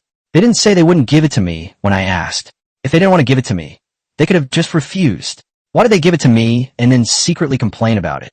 Lin Xiujin was amused by her childlike way of thinking. Kids are just so adorable. You're using the prefect's influence to demand money, grain, and land. Do you think they can just refuse to give them to you? Just like when they reach out to the people, can the people simply refuse to give them anything? Alright, Jin Yuan, don't be angry. When will the sweet potato seeds from Taoyuan town arrive? Have all the farmers been hired? The sweet potato seeds will arrive soon, in the next few days, and the farmers have all been found. With 5,000 households, it shouldn't be too many for each household to cultivate 6 mu of land. I've arranged for someone to talk to them and give each household an average of 300 jin of grain, which should be enough for about 5 months. 5 months later, each household will receive another 500 jin of grain. Those who perform well will have work to do in the fall and will be paid extra. If all goes well, we can harvest 100 million jin of sweet potatoes in early autumn. Enough to feed 250,000 people, or enough to keep the entire county from starving. Lin Xiujin shuddered. What a blessing it would be to save the entire county from starvation. If we're talking about money, even if we only consider coarse grains, it would amount to 400,000 or 500,000 taels of silver. At that time, a mere 50,000 taels of tax will be nothing. The attendant rushed in, beaming with joy, and reported, my lord, Miss Jinxiu has arrived. Is Sister Jinxiu here? Ah, sister. Upon hearing this, Jin Yuan called out and ran out. Lin Xiujin scolded. Why didn't you just invite him in? The attendant's joy froze, and he dared not speak. Who doesn't announce their arrival before visiting someone's home? Am I wrong? Soon, Jinxiu and Jin Yuan entered hand in hand. Jinxiu bowed to Lin Xiujin. Jinxiu greets Your Excellency, the Prefect. Lin Xiujin rubbed her forehead. Jinxiu, it's only been a short time since we last saw each other. Why are we already so distant? I'm a little sad. Jinxiu laughed. Ha! Old Lin, isn't your status different now? I still feel most comfortable hearing Old Lin from this voice. How is it different? Didn't I say that I'll keep the position of deputy village chief? If I'm not happy with this prefecture, I can go back at any time. No, you have a special mission entrusted to you by the master. You've come in person. Surely it's not just to deliver the grain seeds. Is there something else? Sir, you are wise. I came here mainly to open a branch of the bank in the prefectural city. Let me think about it. Even if Lin Shuijin didn't understand finance, he could still understand the importance of monetary power, which was more important than the salt and iron monopoly. The imperial court might not agree. Sir, the master has already thought of a solution for you. You should write to the court and say that this is an experiment. If the experiment is successful, this year's tax revenue should exceed 80,000 taels, and it may even be possible to reach 100,000 taels. If it proves effective, the imperial court can promote it and earn more tax revenue. If such great profits can be made, what do you think the imperial court will think? Lin Shuijin thought for a moment. If the imperial court believed his nonsense, a little calculation would show that according to this standard, the imperial court's annual tax revenue would reach 20 million taels. Your Majesty, I think you'll be tempted. But he knew very well that it was all fake. Those people in the imperial court didn't know anything about finance. How was he supposed to choose? I am a scholar, and from a young age I was instilled with the ideas of loyalty to the emperor and patriotism. All right, I will submit the petition. You can choose the location yourself. Well, when loyalty to the emperor and patriotism could not coexist, Lin Biao chose patriotism, because patriotism is loving the people. So not long after, the grand restaurant in the most bustling area of the city has closed down and been replaced by some kind of Taoyuan bank. From now on, Jean Yuan will have to find a different place to host dinners. She was a little annoyed by this, since the food here was quite good. But what's done is done, and there's no other way. After all, she personally went to the restaurant owner to get this shop. Coming. Chapter 44 New Industries in Happy Peach Garden. The gap between rich and poor is narrowing. With Lin Shuijin, a tall and capable man, standing tall in Taoyuan town, people even dared to open banks in Xinjiang Prefecture. In order to ensure the smooth implementation of the financial plan, to carry out banking business effectively, and to provide convenience for merchants worldwide, Zhao Baihui spent money to have the system develop the fifth currency in the series. A banknote that is entirely black, yet translucent from front to back, resembling the night sky. Face value, 10,000 yuan. Yes, 4 zeros, 10,000 yuan. Designed specifically for large transactions. The currency is very sturdy, made of fireproof material, and cannot be torn apart. You need a knife or scissors to damage it. This 10,000 yuan note, according to the current exchange rate, is equivalent to 100 taels of silver. The system's processing fee alone is 10 yuan per note. Unfortunately, the branch of the prefectural city was met with a lukewarm reception.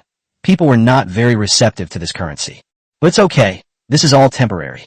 Zhao Baihui is not in a hurry. Jinxiu is only here to set up the framework of the bank. After the bank is established in the prefectural city, it will also establish branches in all county towns within the prefecture, and then expand to all townships. It will be accepted sooner or later. In places like Taoyuan town now, isn't everyone using the new currency? You can hardly see silver or copper coins anymore, aside from the newly arrived outsiders. But when people from other places come, it won't be long before they get used to using the new currency. The impact of the environment is extremely important. Gentlemen, are you looking to see a house? The young salesperson could tell at a glance that the group in front of him were from out of town. Yes, the old lady at the entrance of the town said that if you want to rent a house, you should come here. Do any of you have ID cards? I haven't done it yet. Let's find a place to stay first. How long will you be staying? I'll probably stay for a while, roughly 3 to 5 months. Okay, how big of a house are you looking to rent? We have everything from small single rooms for one person to regular 2-, 3-, and 4-bedroom apartments. We also have large houses or small buildings with their own yard available. What's the price of the small building? The salesperson was secretly delighted. This was a big customer. The small buildings are mostly located on both sides of the commercial street. The price is slightly higher, around 50 to 100 yuan per month, and can accommodate 6 to 10 people. The closer a house is to the street, the more expensive its rent will be. Take us to see it. The salesperson showed the customer several small buildings. The customer took a liking to one and immediately signed a contract, paying 2 months deposit and 1 month's rent in advance. The salesperson earned several days' wages from this one sale. In Taoyuan Township, Houses and shops are only for rent and not for sale, so there is always business to be done. On the street, there was a shop with a sign that read, Mahjong Parlor. The 20-odd tables in the hall were almost all full, and everyone had a small pile of chips in their hands. Chips are divided into 3 types, yuan, jiao, and fun. The largest is 1 yuan, and the smallest is 1 fun. Playing mahjong with money is not allowed here because gambling and prostitution are prohibited in Taoyuan Township. Furthermore, it is stipulated that mahjong parlors are only allowed to play for a maximum of 1 yuan. Try to prevent people who are addicted to gambling from losing everything and committing suicide by jumping into a river. Some things cannot be eliminated no matter how much they are prohibited, so we should try our best to minimize the harm. People with limited funds, or those who just want to have some fun, can play at the 1-cent tables, where they might win or lose $1 at most in a day. Players first exchange money for chips, and then exchange the chips back for money after they finish playing. The owner doesn't charge extra. Everyone who wants to play has to pay a fee for a spot, but it's not expensive 1 cent can play for a morning or an afternoon. They also offer tea and snacks, which are inexpensive, only slightly more expensive than the market price. There are also private rooms at the back, which are a bit more expensive. The mahjong parlor is divided into 2 areas by screens, a women's area and a mixed area. There is no men's area. Men aren't that fussy. If you want to have fun, go to the mixed zone. You can play mahjong and see women at the same time. Isn't that great? If there's really something wrong, then go to a private room. As soon as the mahjong parlor opened, it became a sensation in a short time, and new stores kept opening everywhere. A store only needs 2 or 3 employees and a manager to handle the money, and its daily revenue can reach tens of dollars, which is equivalent to the wages of dozens of people. Rent a shop, be your own boss, earn $1,000 or $800 a month, and you can play mahjong for free. Isn't that great? It's not appealing. This is a specialty of Taoyuan Township, and the excuse is to strictly control the amount of money spent by each player, so as to prevent anyone from going bankrupt by playing too much. However, the town government said that the business could be open to ordinary people after 1 year. A shop has a sign that reads bathhouse hanging outside. There are also many customers. In the men's pool, a group of naked men met, and wooden water jets sprayed warm water that felt cozy on their skin. Turning a wooden handle can control the water temperature, but some people turn the hot water on as high as possible to get more hot water. Then, just like scalding pig bristles, they let out a scream in the steamy mist. But they are, after all, a very small minority. After you finish washing, there are several large pools connected to each other, where many people like to lie down and soak quietly for a while. On one side of the open space, there were many narrow beds, and many naked men were lying or sprawled out. Next to them, men wearing shorts were wiping each other's bodies with coarse towels. Phew, that feels so good. I feel like I've lost 10 pounds. A man got up and rinsed himself under the shower again. I used to go a year without taking a bath, but now if I don't get a scrub every 10 days, I feel uncomfortable all over. Washing and scrubbing only costs 50 cents, which is a great deal. Let's go upstairs and order another cup of tea, then rest for a while. The man dried himself off at the door, wrapped a towel around his neck, and went upstairs to the 2nd floor. This is how it is in the men's bath. The women's bath is another story. The only difference is that men scrub both sides of their bodies while women scrub all 4 sides, and the techniques are slightly different. The price of the bathhouse is such that even ordinary people can enjoy it occasionally. Many wealthy gentlemen from out of town like this kind of thing and come almost every day. The manager had to talk to them and ask if they could come back the next day, as washing like this every day wasn't good. This is, of course, one of Mr. Zhao's businesses. He also said that it would be open to ordinary people after a while, and he would even teach them how to operate it. Not far from the bathhouse is a restaurant called Dazhong Catering. You can see many brightly colored dishes displayed at the entrance. A small bowl of coarse grain rice costs 20 cents. Refined grain rice costs 50 cents. Vegetarian dishes cost 2 to 30 cents. And meat dishes cost 5 to 80 cents. Each dish has a clearly marked price.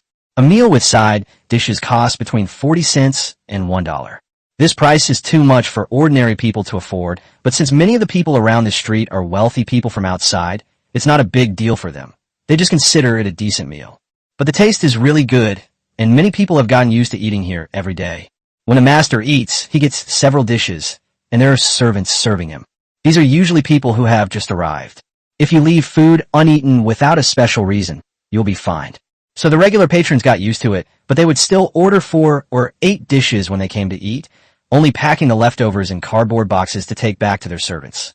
This era was marked by extreme polarization. The poor were so poor they were dying of poverty, scrimping and saving every penny, while the rich didn't care about a single tael of silver.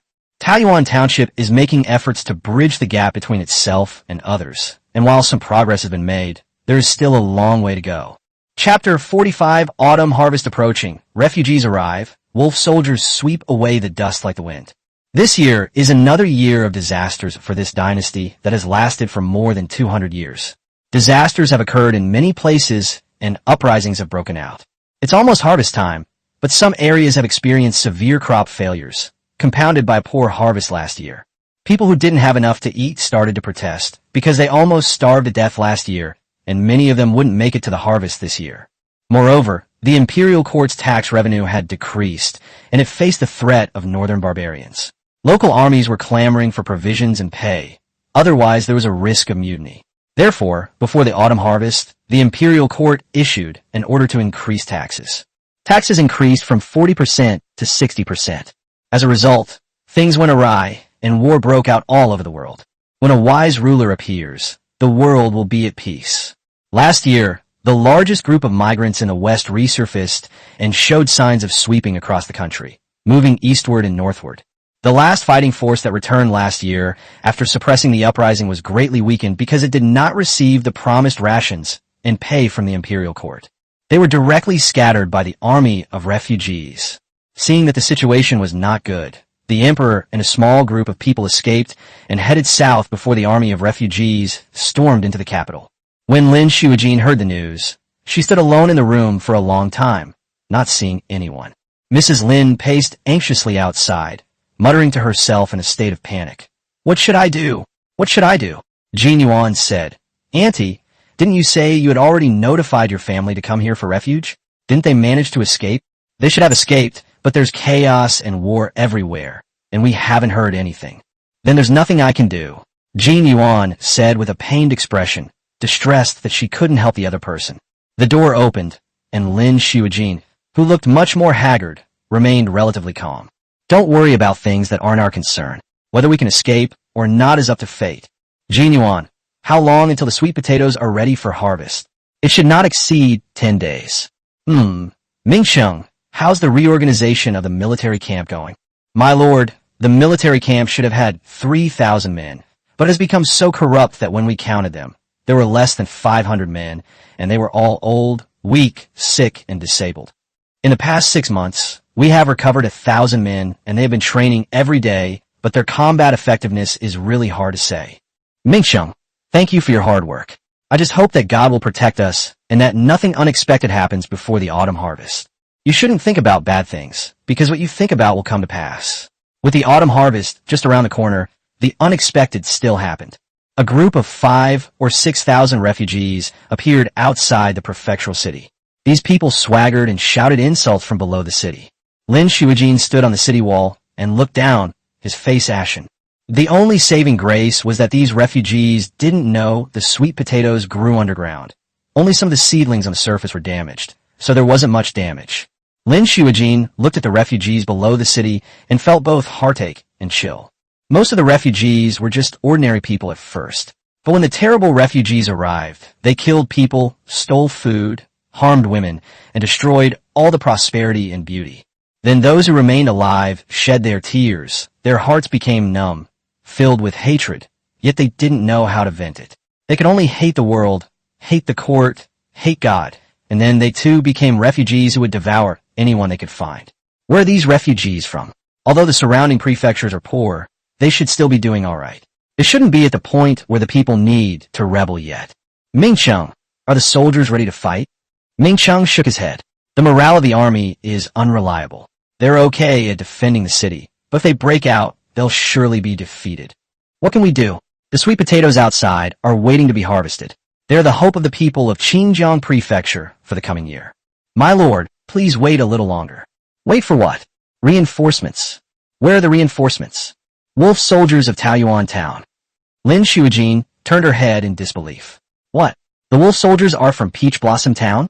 How come I didn't know that?"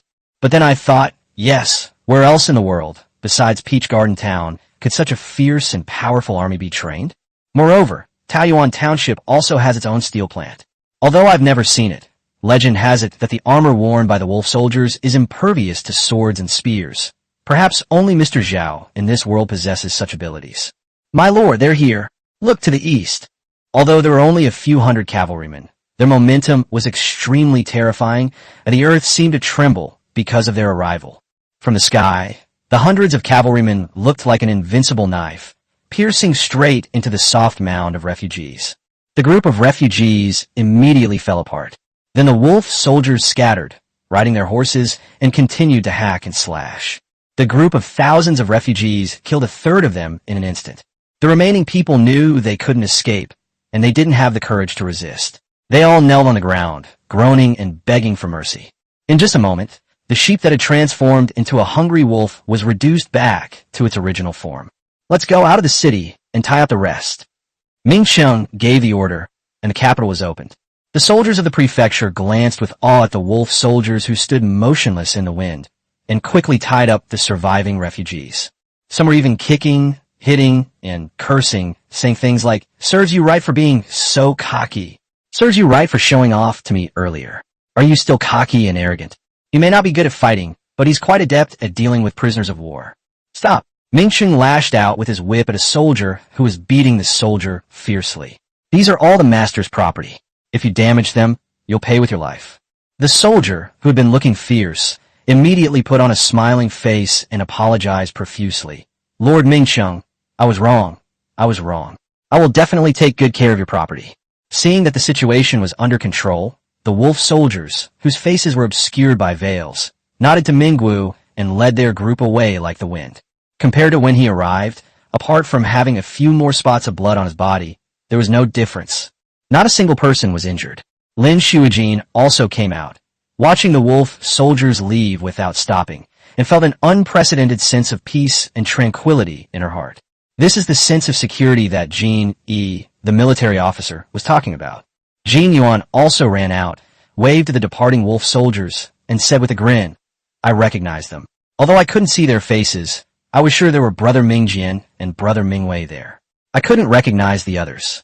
Lin Shuijin patted Jin Yuan's little head and said with a smile, "Let's have people rush to harvest the grain." Jin Yuan nodded. "Mingwen, Mingjin, you two take charge of the autumn harvest. I'll go find the local gentry in the city." Lin Shuijin asked curiously, "Why are you looking for them?" Jin Yuan said matter-of-factly, "We saved them, so what's wrong with asking for some money? If it weren't for our soldiers coming, the refugees would have all died if they had entered the city. It's not unreasonable to ask them for some of the wolf soldiers' pay." What you said makes a lot of sense, and I can't even refute it. Chapter 46, The Exiled Emperor Tortures the Prince, saying life is not worth it.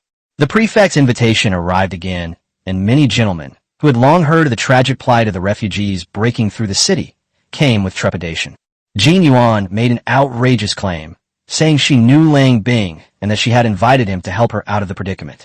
The wolf soldiers demand 100,000 taels of silver, or they will return. What they will do upon returning is self-evident. The people in the city were terrified. These local gentry dared not haggle, and a group of them pooled together 100,000 taels of silver.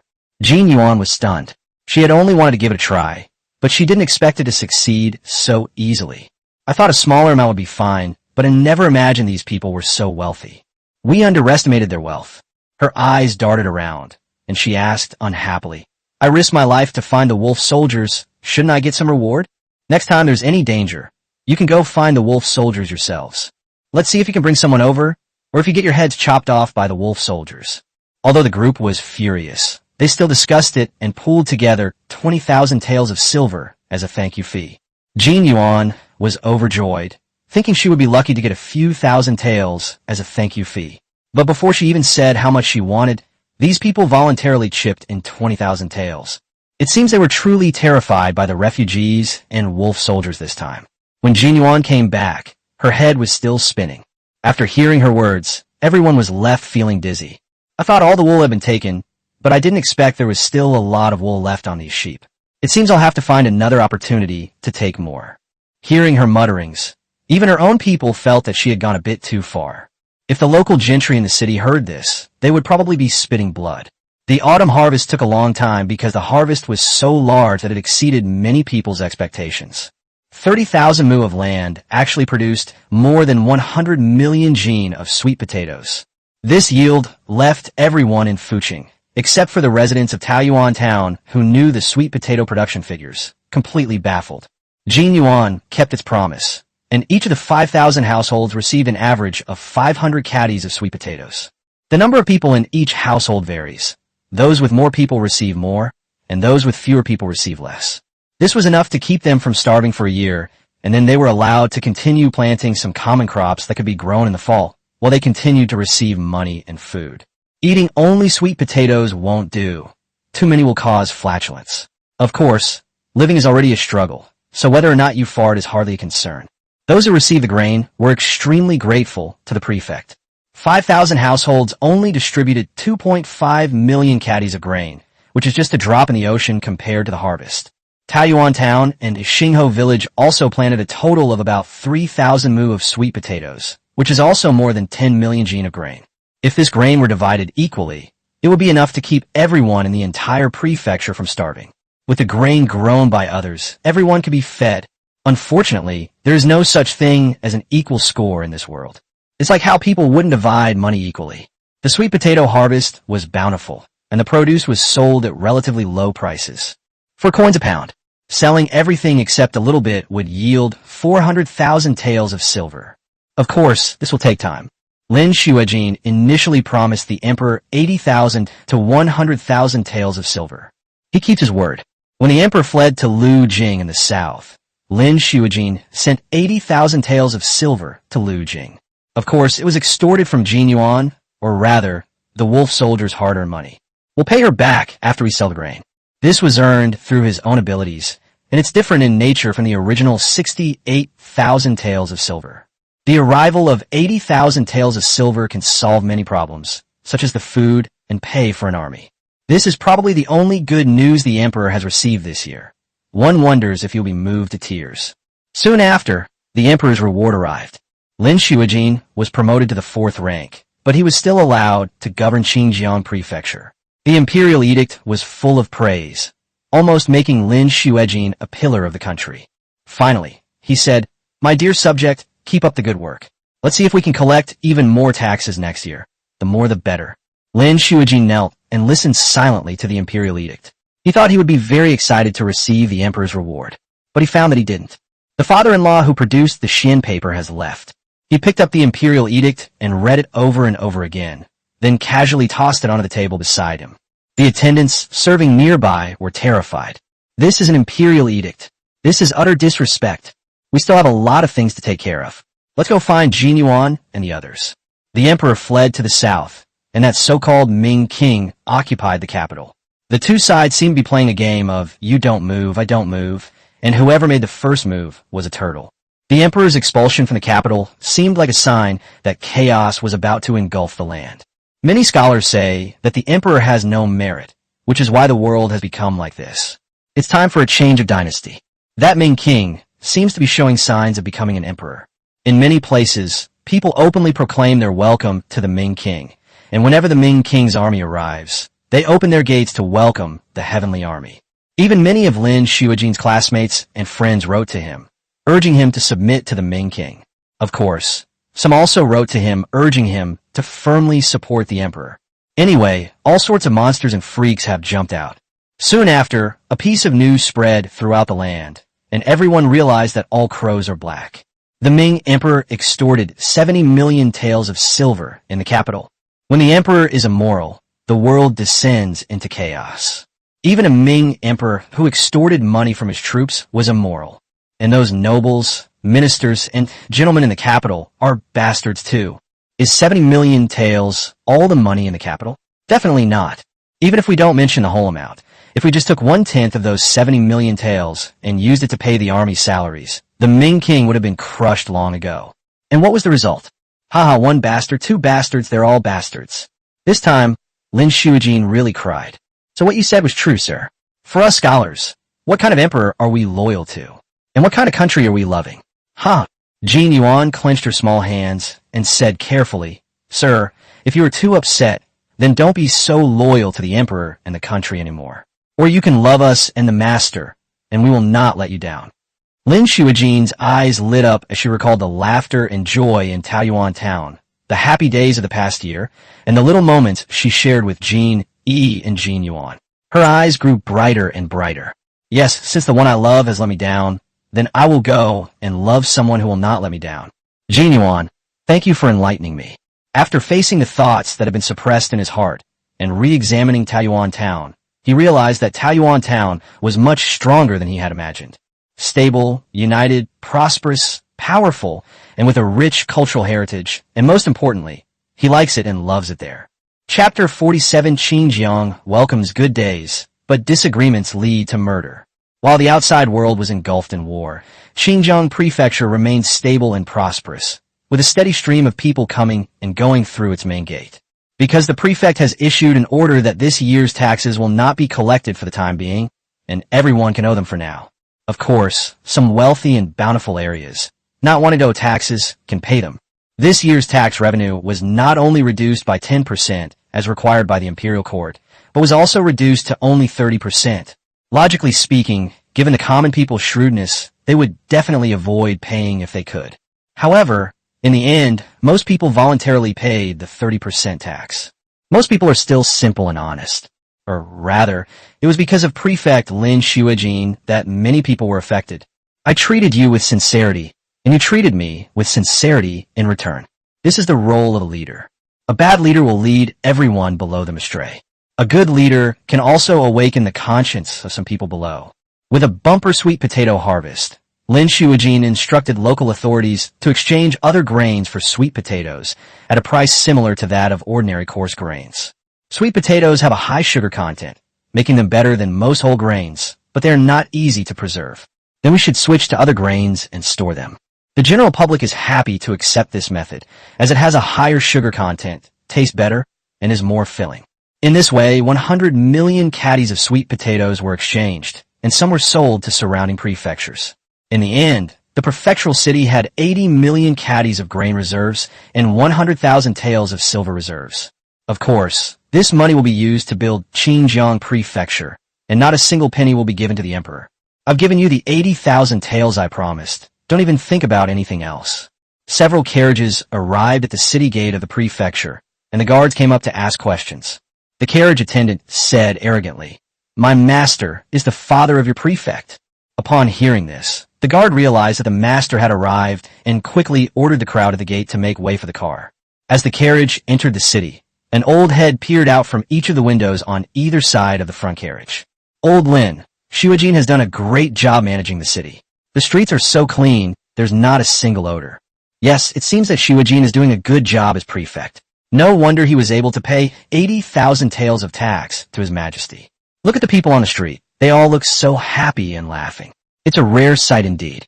The people of the prefectural city have indeed been doing better than before in the past 6 months, but it's not as exaggerated as they say. The main reason is that they come from other places, and the people from those other places all look very unwell. In comparison, ordinary people appear to be laughing and beaming with joy. I underestimated him before. I thought that with his personality, he would only be able to reach the level of a prefect in his lifetime. But now it seems that his future is promising. Yes, Shuijin, work hard. Once His Majesty overcomes this crisis, you will definitely be promoted and given important responsibilities. In the future, you may even become the Grand Secretary and a renowned Prime Minister. The two elderly people were becoming increasingly satisfied with their son and son-in-law. They arrived at the yamen quickly. The guard who had come earlier had already run to deliver the message, so Lin Shuijin was already waiting at the door. The two elderly people were helped out of the car by their attendants. Lin Shuijin stepped forward and bowed deeply. Shuijin greets father and father-in-law. A father should maintain his composure. Even if he is very satisfied with his son, he should keep a straight face and just give a faint His father-in-law, however, didn't need to put on airs. He patted Shuijin's shoulder with a beaming smile and said repeatedly, "Shuijin, well done, you did a great job." After exchanging a few simple words, Madame Lin, who had been waiting impatiently, came over and grabbed her father's arm, asking with concern, "Father, I was so scared. How come you didn't hear anything? Where's Mother? Why didn't she come? How are my elder brother's family? We are traveling with His Majesty. How could we possibly leak this information? Don't worry, your family is safe and sound. Seeing that his wife's anxious expression had subsided, Lin Xuejin said, Father-in-law, let's go inside and talk. The group entered the mansion, where Jin Yuan and Ming Cheng were also present. Lin Xuejin then introduced, Father-in-law, these are the subordinates of Mr. Zhao, the master I mentioned in my letter. Lin's father glanced disdainfully at the young girls and boys, and even snorted, saying dismissively, what kind of bullshit master are they? If they were truly masters, they would have extraordinary abilities, yet they don't think about being loyal to the emperor and loving their country, serving the nation. Such people are without ruler, father, loyalty, righteousness, shame, or virtue. Holy shit. When Mr. Lin spoke, Mr. and Mrs. Lin knew they were in trouble. He had already said half of what he wanted to say, and it was too late to stop him. Jin Yuan, Madame Lin's expression changed drastically, and she exclaimed in surprise, grabbing Jin Yuan who was beside her. Because they both knew very well Zhao Baihui's place in the hearts of these children. That was truly like a god. Who knows, someone might be splattered with blood today. Jin Yuan, calm down, father, apologize quickly. Mr. Lin was taken aback by his daughter-in-law's strong reaction and stood there stunned for a moment. You old fool, you idiot, you moron. What gives you the right to look down on my master? Just because you fawn over that spineless emperor who was kicked out of his house like a dog? He was so spineless. And you, his old dog, are even more spineless. What gives you the right to insult my master? This was the first time Lin Xuejin and her husband had ever heard Jin Yuan swear and curse repeatedly. He has clearly lost his mind. But they didn't blame Jin Yuan. They blamed Lin's father for his excessive and offensive remarks, which brought trouble upon himself. If it were just a few dismissive remarks, it wouldn't have come to this. But those who are without ruler, father, loyalty, righteousness, shame, and morality are going too far. Jinxiu is manageable, since she's just a little girl, but there are several boys here. With a hiss, Mingwu drew a long dagger without expression or fluctuation in his eyes, and walked step by step toward Lin's father. His steps were firm, and a terrifying aura emanated from him. For the first time, Ming Guin and Ming Jin, who both appear to be frail scholars, also displayed a similar demeanor, drawing long daggers and following behind Mingwu. The three of them naturally formed a battle formation, supporting each other from all sides, as if they were about to go to war. Madame Lin was frantic, screaming, no! Mingwu! Mingjin! Mingwen! No! Lin Mengxian and Lin Yuni were both terrified, or rather, everyone was terrified. The two attendants brought by the two old men were dumbfounded. Or perhaps they were feigning stupidity, too afraid to face the menacing trio. Mingwu, let me explain. Lin Xuejin lunged forward to stop him, but he was a truly frail scholar. He was easily brushed aside by Mingwu and stumbled and fell several meters away. How dare you? Lin's father stood there trembling, whether from anger or fear, it was hard to tell. With a loud slap, Mingwu knocked Lin's father to the ground, stepped on him, and plunged his long dagger towards Lin's father's head. Without the slightest hesitation. Mr. Zhao, you've arrived. That's wonderful. The scene fell silent. Mingwu's long dagger was only centimeters from Lin's father's eyes. After regaining some composure, Mingwu realized he had been tricked because he had been out of his mind and had been fooled by Lin Xuejin. Lin Xuejin clutched her chest and said quickly, I am still of great use to Mr. Zhao. I was able to help Taoyuan Town develop rapidly, and I have also contributed to the development of Taoyuan Town. I will personally apologize to Mr. Zhao for what happened today. Mingwu, give me a chance. Mingwu took a deep breath. Yes, Lin Xuejin has done a good job for the master and will be of great use to him in the future. He took a deep breath, sheathed his long dagger, and stared at Lin's father at his feet, saying, Old dog, have you wasted your whole life studying? Don't you understand the saying, trouble comes from the mouth? This is the last time. If I ever hear you insult my master again, I will not only kill you, but I will also send your son and grandson to meet the king of hell. Did you hear that? Lin's father remained silent. Whether out of fear or unwillingness to back down, it was unclear. Did you hear that? Mingqing asked again, but Lin's father still didn't understand. Answer me. Ming Cheng suddenly lowered his head, almost pressing his face against the other person's as he roared. I heard that. Lin's father was so frightened that his heart almost broke. Ah, your bones are indeed as soft as your emperor master's. Ming Cheng made a sarcastic remark before getting up, taking a few steps outside, stopping and saying to Lin Xuejin, all your contributions are wiped out. Okay, thank you. Ming Sheng raised an eyebrow. Mr. Lin, if it weren't for you today, anyone else would have died. After saying that, he strode out. If he didn't walk quickly, he was afraid he wouldn't be able to resist turning back and killing that old guy. Jin Yuan broke free from Madame Lin's embrace, not even glancing at anyone, and walked out the door with a cold face. It was as if all the long-standing friendship she had with the Lin family had been wiped out. Zhao Baiwei is the one and only taboo subject in their hearts. Touching her will surely lead to certain death. The Lin family is still alive, not because he was the prefect. It's because everyone considers him one of their own. Whether it will be the same from now on is hard to say. Wow! Lin Mengxian finally burst into tears, both from fright and from the realization that her best friend seemed to have been lost forever because of a single sentence from her grandfather. Chapter 48: The debate between father and son, the solution to the crisis, the difficulty of making money, and the wonders of wordplay. He's gone mad, he's gone mad. Mrs. Lin's father slumped into a chair. Lin's father lay motionless on the ground, his eyes closed in pain. Wow! Terrified, Lin Mengxian cried and rushed into her mother's arms, and the two of them cried together. Wow, Mom, will Jin Yuan never talk to me again? Mrs. Lin simply held her daughter tightly, tears streaming down her face, without saying a word. Lin Xuejin is alright. He's very grateful that no one died today. He's becoming more and more open-minded now. As long as he's alive, there's always a chance to make amends. Get out. Several attendants tactfully left. If anyone else finds out what happened today, you'll all disappear. Yes, sir. The servants trembled in fear and hurriedly retreated. Lin Xuejin noticed water stains under her father's clothes. To save face for her father, she stepped forward to block her wife and children's view and calmly said, Madam, take the children outside. Okay. With tears in her eyes, Madame Lin left with her two children. Lin Xuejin patted her chest a few times, and after feeling a little better, she went over to help her father up and sit in the chair. Father, today's troubles stemmed from your words. You must be careful with your speech in the future. Lin's father finally opened his eyes, his anger still lingering.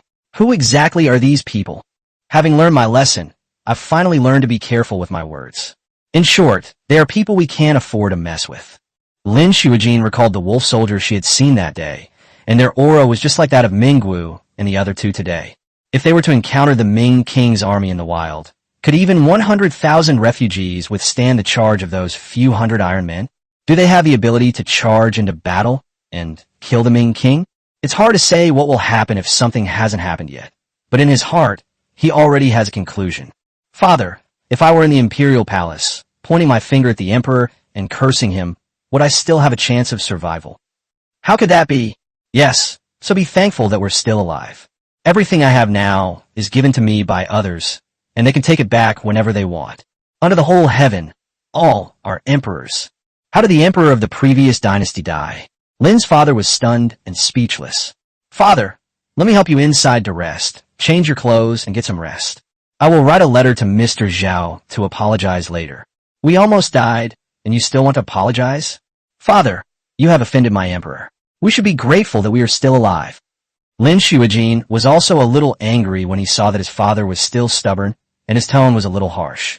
As if his most sensitive spot had been touched, Lin's father roared, You unfilial son! What nonsense are you spouting? There can only be one emperor.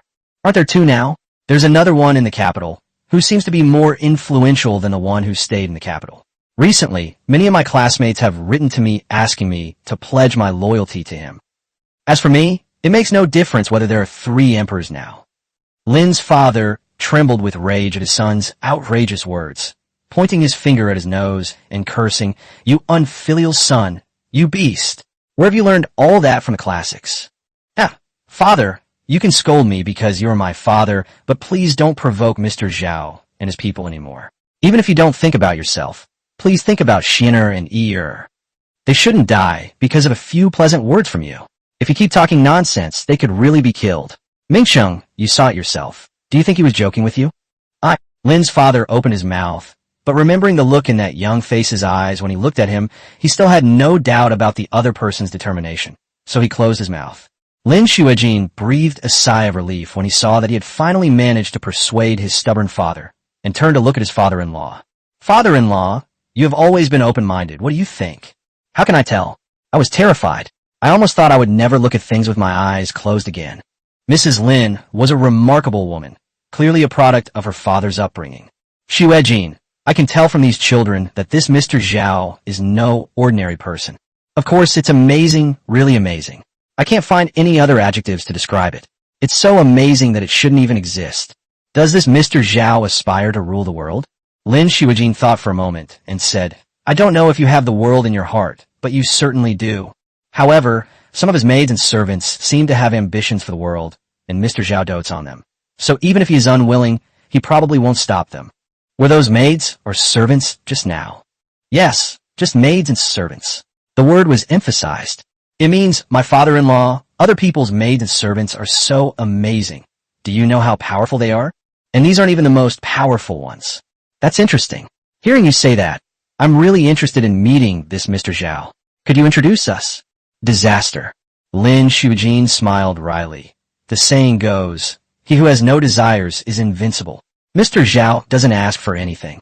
In fact, I've only met him a few times, and he avoids me, as if he finds me annoying. You find me annoying? Haha, that's funny. Tell me, how do you annoy people? Hee. That goes back to the first time we met. When I first saw him, I thought he was an idiot playing games with a dozen or so very young children. However, when Mr. Zhao saw me, a stranger, come to the door, he only said one sentence. And those children who were playing wildly instantly changed, becoming somewhat like Mingsheng just now. That kind of temperament, the fearless temperament that only veteran soldiers can hone, is indeed not easy to cultivate in children. It's not just their demeanor, but also their actions. They're as synchronized as one person. I've never seen anything like it before. People who haven't seen it would probably find it hard to imagine. Then I chatted with him casually, and he casually mentioned the current predicament of the court. I asked him if there was a solution, and he said that there were many solutions. Lin's father, who had been keeping his eyes closed, suddenly opened them. Continue. Clearly, he now acknowledges Mr. Zhao's abilities to some extent and wants to hear his suggestions on how to resolve the current predicament of the imperial court. But he also said that it wouldn't do me any good to listen to him. Stop with the nonsense and get to the conclusion. Anyone who can be a wise and virtuous ruler like the ancient sages, or a treacherous villain who wields immense power yet possesses a patriotic heart, is acceptable. Nonsense! What kind of talk is this? Doesn't His Majesty understand? Is there even question? If he were truly a wise ruler, would he have been driven out of the capital and left in such a state of panic, like a stray dog? Lin Xuejin's father-in-law looked at him strangely, as did Lin Xuejin. After a moment of silence, he lowered his head and said, Father, I am very disappointed. Lin's father clenched his fists. I'm sorry, I lost my composure. Please continue, I won't say anything more. Afterwards, I talked to my husband about the calamity of the northern barbarians. I said it was like a minor skin disease, and my husband scolded me for being stupid. I was furious and asked him why. He said I was incompetent and I couldn't understand his explanation. I was so angry that I left. Lin's father-in-law nodded thoughtfully. I don't understand either, but if it were me, I certainly wouldn't just walk away. I would try my best to figure out why. Lin Xuejin nodded, admitting that he was somewhat arrogant back then, unlike now, when he has no arrogance in front of his teacher and can treat him with a calm attitude, even if he scolds him. The gentleman was probably really annoyed by my questions, so he stopped seeing me. Later, I became the deputy village head. The master also promised me that as long as I have made a contribution, I can ask a question. Later, I went to ask the government for advice and asked the professor to give me the simplest method that I could understand. The gentleman said it was simple, so he gave me a simple method. Lin Xuejin stopped, and while her father-in-law remained calm, he finally couldn't hold back and spoke again. Stop keeping me in suspense. Tell me quickly. Just two very vulgar words. Make money. The gentleman's exact words were, the simplest way is to make money as much as possible. Take the money from the rich and give it to the poor. If you have enough money, you can easily wipe out the northern barbarians, the refugees, and even the Ming king. Easy for you to say. Money isn't that easy to come by. I used to think so too, but I don't think so now. For the master, and even his servants, making money seems really easy. We've been in Xinjiang Prefecture for over half a year and have made 200,000 in money. That's just money. If you include land and grain, we should have made close to 1 million. What, 1 million? The two old faces were contorted with shock. If the imperial court had distributed 1 million in military pay back then, how could the capital have been lost? Back then, You focused on making money instead of earning it. Now I understand the difference. Making money is indeed difficult, but if it's just about making money, it's really easy. The word Gao is simply brilliant. Father-in-law, please don't look at me like that. It's impossible for me to give the money and things to that person who stayed in Beijing. Because in the end, these things can belong to the people of Xinjiang or to you, but they don't belong to me. The one who stayed in the capital should be satisfied with the 80,000 taels given. Chapter 49. How to gain favor with the Zhao family. Zhao Baiwei, who was far away in Taoyuan town, received a letter from Lin Xuejin, as well as letters from Jinyuan Mingsheng and others. The three individuals gave essentially identical accounts of the events. Lin Xuqin and Ming Cheng both expressed their apologies in the letter. Zhao Baiwei scratched his head. This is such a big fuss. It's not worth it for a foul-mouthed old man. Jinyuan and the Lin family had such a good relationship, but now it's all over. It'll probably be hard to go back to how things were before. Jin Yi listened while working. He stopped writing and said, if it were me, I would probably do the same as Mingsheng. After all, it was Mr. Lin who caused this result. He should know his father's personality, so he should have done a good job of comforting him in advance. Yes, none of you are wrong. Only that foul-mouthed old man is wrong. If I see him next time, how about I give him a couple of punches? Jinxiu chuckled as she ate fruit. Master, please don't joke around. With your personality, you simply couldn't do that. Well, unless someone insults us like that. It's not appropriate for Jinyuan to stay there any longer. Call him back. The same goes for Mingsheng and the others. Let's find someone else to go. But we need to communicate beforehand that this matter is over. They're going to help Lao Lin, not to cause him trouble. Then I'll go. It's better for you to stay home and keep things in order, Master. You're not doing anything, so you've just dumped all the work on me. I'll go check over there to see if they have any good rouge and face powder to bring back and share with my sisters. Jinxiu, no offense, but you're already beautiful enough. If you keep dressing up, no young man in the world will be worthy of you. They'll all be scared away by your pink face fluttering in the wind, huh? Master, the two chased and played around, while Jin Yi shook his head and continued working. The old man has a childlike personality and can joke around with anyone. This is wonderful. A few days later, Jinxiu arrived in the prefectural city with a group of people. Lin Xuejin and Jinyuan Mingsheng came to greet her, but they stood at a distance that was neither too close nor too far, clearly indicating a certain estrangement. Sister Jinxiu, Jinyuan came over and threw herself in her arms, her lips curving into a smile, looking a little aggrieved. Jinxiu patted her head and said, "You've done a great job lately. You've squeezed out more than 200,000 taels of silver in total, which is more than all of us combined." "Hi, not bad," Jinyuan said with a slight smirk, a hint of pride in her smile. "When you go back this time, you will take over my job.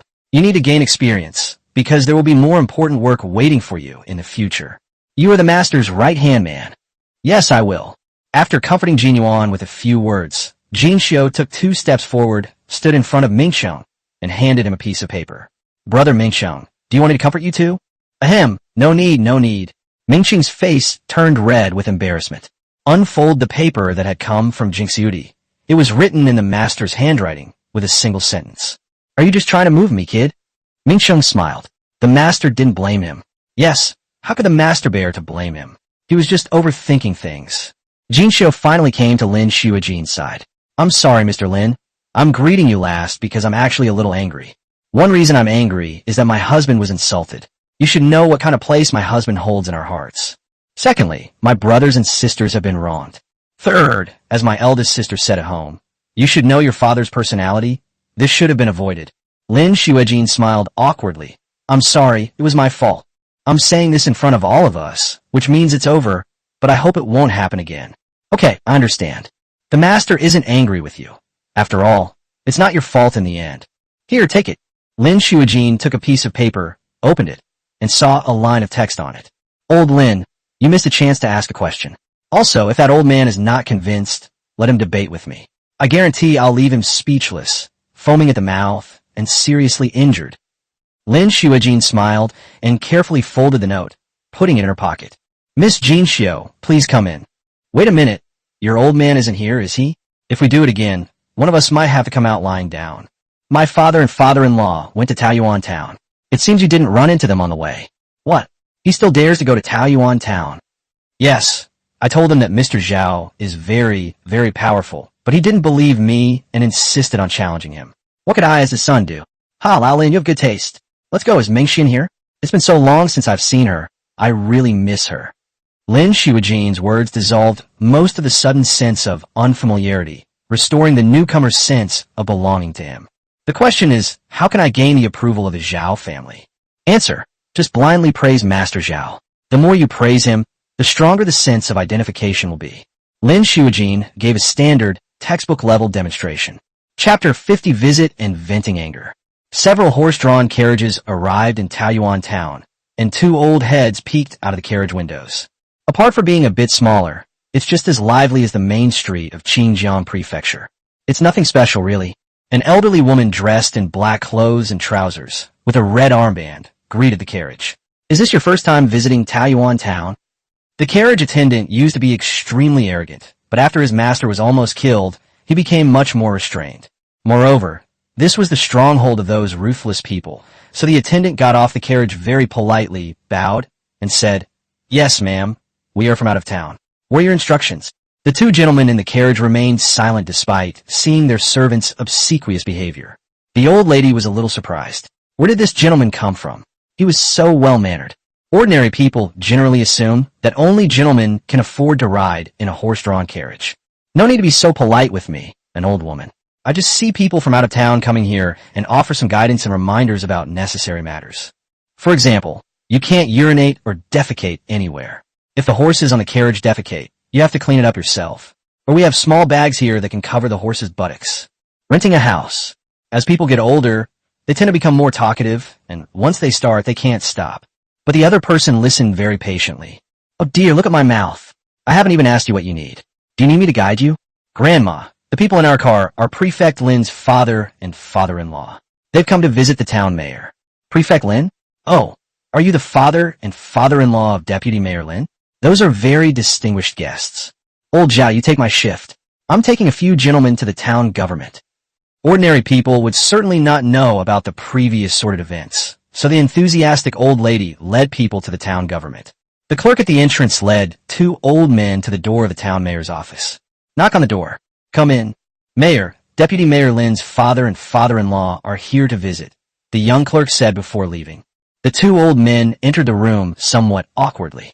Besides Jean E and a few young people, Jean Yuan was also there. She just got back these past 2 days and immediately took over the business operations at Jinshu Finance. These past few days, she's been staying in her older sister's office, working alongside her, and Jean E hasn't bothered her at all. Seeing the two old men, Jean Yuan snorted in dissatisfaction and lowered her head to continue her work. Guests are welcome. Please have a seat and some tea. Jean E was dressed in a similar style of black clothes as the old lady at the entrance of the town, only slightly more refined. It appeared very solemn and dignified. The two old men sat down, and Lin's father-in-law spoke up. We've come this time. Jean E ignored him and simply looked calmly at Lin's father opposite him. Just watching calmly felt like it brought endless pressure. Mayor Zhao, Lin's father-in-law, spoke again, but Jean E remained unmoved, which made him nervous. It took 2 or 3 minutes until Lin's father felt so much pressure that he was sweating before Jean E finally spoke. Is this the old gentleman who said my master is without a ruler, without a father, without loyalty, without righteousness, without shame, and without virtue? Then why doesn't this old gentleman, who is loyal, righteous, and has a sense of shame, stay in the capital to help His Majesty recover the capital, drive out the northern barbarians, and suppress the refugees? What are you doing in our small town? Our master is lazy and incompetent, incapable of helping His Majesty. Compared to this old gentleman, he is but a mere firefly. How can he compete with the bright moon? The suffering of the people of this world still needs you to solve. I hope you too can help His Majesty recover the capital as soon as possible. I will not keep you here to waste your time. He spoke a long string of words, without a single swear word, using only polite language, yet every sentence struck a nerve with the other person. You have plunged the world into chaos, while here we have risen from nothing to become a prosperous and thriving place.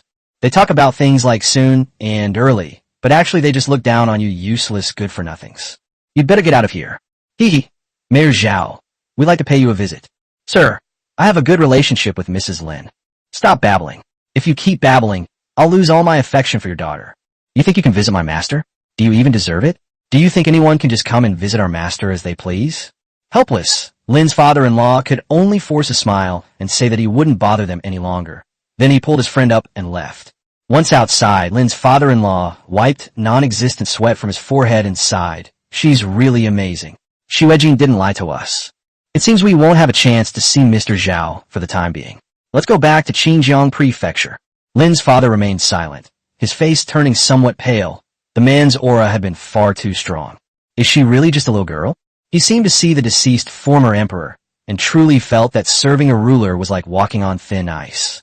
Wow, big sister, you're amazing. You scared that foul-mouthed old man so much he didn't dare say a word. That was so satisfying. Jin Yuan screamed and rushed over to hug Jin Yi, jumping up and down excitedly. Jin Yi smiled and patted Jin Yuan's head. Feeling better now? Yeah, that was so satisfying. His face was livid when he left. The other young people also looked at Jin Yi with envy, thinking that they wished they could have such a strong aura when they could do the same.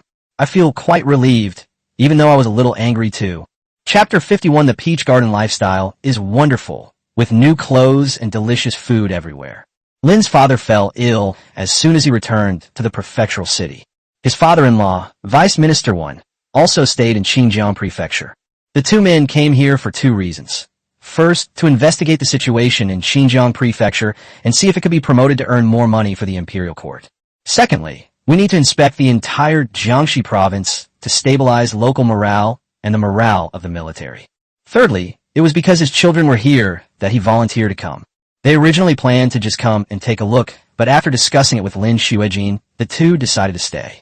Lin's father and his father-in-law were both high-ranking officials of the second rank in the imperial court, and their positions rose to the rank of vice minister. The two jointly submitted a memorial to the imperial court, hoping to stay in Jiangxi, govern the region, and raise funds for his majesty and the court. With the support of faction leaders, the emperor readily agreed. The two were granted official titles. Wen Jingran was appointed governor-general of Liangjiang, in charge of military affairs in Jiangxi and Jiangnan provinces. Lin Xuehui served as the governor of Jiangxi, in charge of people's livelihood. In other words, Wen Jingran was tasked with managing the army and building it into a highly effective fighting force. Lin Xuehui, on the other hand, managed local affairs and tried his best to make money for the imperial court. This is essentially a demotion. Although the rank is the same, being a high-ranking official in the capital is far more comfortable than being a local official. However, now that the capital is gone, there's no point in discussing it anymore. Moreover, if the two of them perform well, and if the emperor is able to recover the capital in the future, at the very least they could become ministers of the 6 ministries, or even become prime ministers. Of course, judging from the current situation, this is basically just empty talk. Governor Wen and Governor Lin shouldn't have stayed in Xinjiang Prefecture, since it wasn't a core hub, but they did. Given the current situation, if the two of them leave Xinjiang Prefecture and go to other places, can they really get soldiers and money? Xinjiang Mansion. Several small streets near the county government office were renovated long ago. It was renamed Taoyuan Street, which, as the name suggests, is where people from Taoyuan Town live. The number of people here with Taoyuan Town ID cards has already exceeded 1,000. For the past 6 months, Taoyuan Town has been sending people to support the renovation project. For example, most of the people who managed the 30,000 mu of land under Lin Xuejin's name were sent over after graduating from Taoyuan Town Elementary School. Managing 30,000 mu of land and 5,000 farming households. If local people were hired to manage it, it would probably not yield 100 million jin of sweet potatoes. Even after receiving several hundred kilograms of grain, farmers don't know how many kilograms will be left. It's impossible to continue distributing the full weight and quantity as we are doing now. The salaries of those sent here from other areas have been increased by 2 levels. For example, someone who earns a level 1 salary of 1.2 yuan will earn a level 3 salary of 1.8 yuan per day when they come here. With a little red book in hand, it adds up to 2 yuan a day. Many people who come here to work are very satisfied. Taoyuan Street has long been transformed into a miniature Taoyuan town by the people of Taoyuan. There is plenty of food, drink, and entertainment available, and everyone used convenient paper money. Merchants would accept silver or copper coins, but the look they gave was unbearable. Hi, you still use this thing? You country bumpkin. Those who can live in the city are not ordinary people. Their actual spending power is even stronger than that of the people in Taoyuan town. The bustling, vibrant, and novel things on Taoyuan Street attracted their attention. More and more people are getting used to strolling around Taoyuan Street when they have nothing to do. They watched as the people of Taoyuan town, whose incomes were lower than theirs, wore new and clean clothes, ate cheap but tasty meals, played mahjong after get off work, and took a nice, relaxing shower. Finally, he looked at them with the same eyes he would give country bumpkin. People in the prefecture are envious. Earning only 10 or 20 coins a day and acting all high and mighty, what gives you the right? I can do it too. Therefore, more and more people are following the example of the people in Taoyuan town and going to Taoyuan Street to buy new clothes to wear. Go to the bank to exchange silver for paper money, go to a bathhouse, eat at a street restaurant, and play mahjong. Hey, I have to say, it's really comfortable. Some people are increasingly fond of the lifestyle in Taoyuan town and even yearn to eventually move there to live. So even though Taoyuan town kept sending people to the prefectural city, its own population continued to grow slowly. Every day, many people pass the probation period, receive their ID cards, and become residents of Taoyuan. The power of assimilation is terrifying. More and more people are accepting the lifestyle of Taoyuan residents, leading to an ever-growing population in Taoyuan Street, with the periphery constantly expanding outwards. Until one day, the perimeter expanded to the city walls, turning this place into a second, larger version of Taoyuan town. Those who first enjoyed the Taoyuan lifestyle were the middle class, mainly small business owners. They accepted life in Taoyuan, and with that came paper money. And with paper money, they used it as currency for daily business transactions. Large sums of money poured into Taoyuan Bank were exchanged for pieces of paper, and the people who exchanged the money felt they had made a profit, leaving with happy expressions. These merchants traveled to various places, but due to environmental limitations, these so-called places were actually not far apart. The closer ones refer to various places within the county seat, while the farther ones refer to various places within a prefecture. After these merchants made their way through the region, they discovered that Taoyuan Bank had been established in various counties and even towns within the prefecture, which greatly facilitated their transactions, and they were naturally pleasantly surprised. The enthusiasm for exchanging paper money has increased even more. The Taoyuan lifestyle is slowly but steadily spreading throughout the city. The use of paper money has become increasingly widespread, bringing a continuous stream of wealth to Taoyuan town. The system records every banknote that Zhao Baihui takes out. Taoyuan town has a population of nearly 20,000, and the total amount of currency they possess is approximately 5 million, equivalent to 50,000 taels of silver. People outside of Taoyuan town have already exchanged nearly 100 million banknotes and nearly 1 million taels of silver. And what fraction of the entire government's silver reserves would this be? Or perhaps 1/10? Chapter 52, the salary increase, is too astonishing. The new city comes from paper money. Taoyuan Township year-end summary meeting. Many people participated, not to mention those from Jini, Jinxiu, and Mingcheng. There were dozens of people from the middle and upper classes in the town. Jinwen has returned from Xingho village. Currently, Xingho village has over 5,000 official residents, a large number of people in charge of various matters, and a small number of middle-level managers, totaling more than a dozen. More than a dozen people also returned from Qingjiang Prefecture. There were nearly 100 people in total. These are all key members of Taoyuan Township. Currently, there are nearly 20,000 people with official status in Taoyuan Township, mostly distributed across these 3 locations. There are also other scattered distributions, such as banks and security personnel in various counties and towns.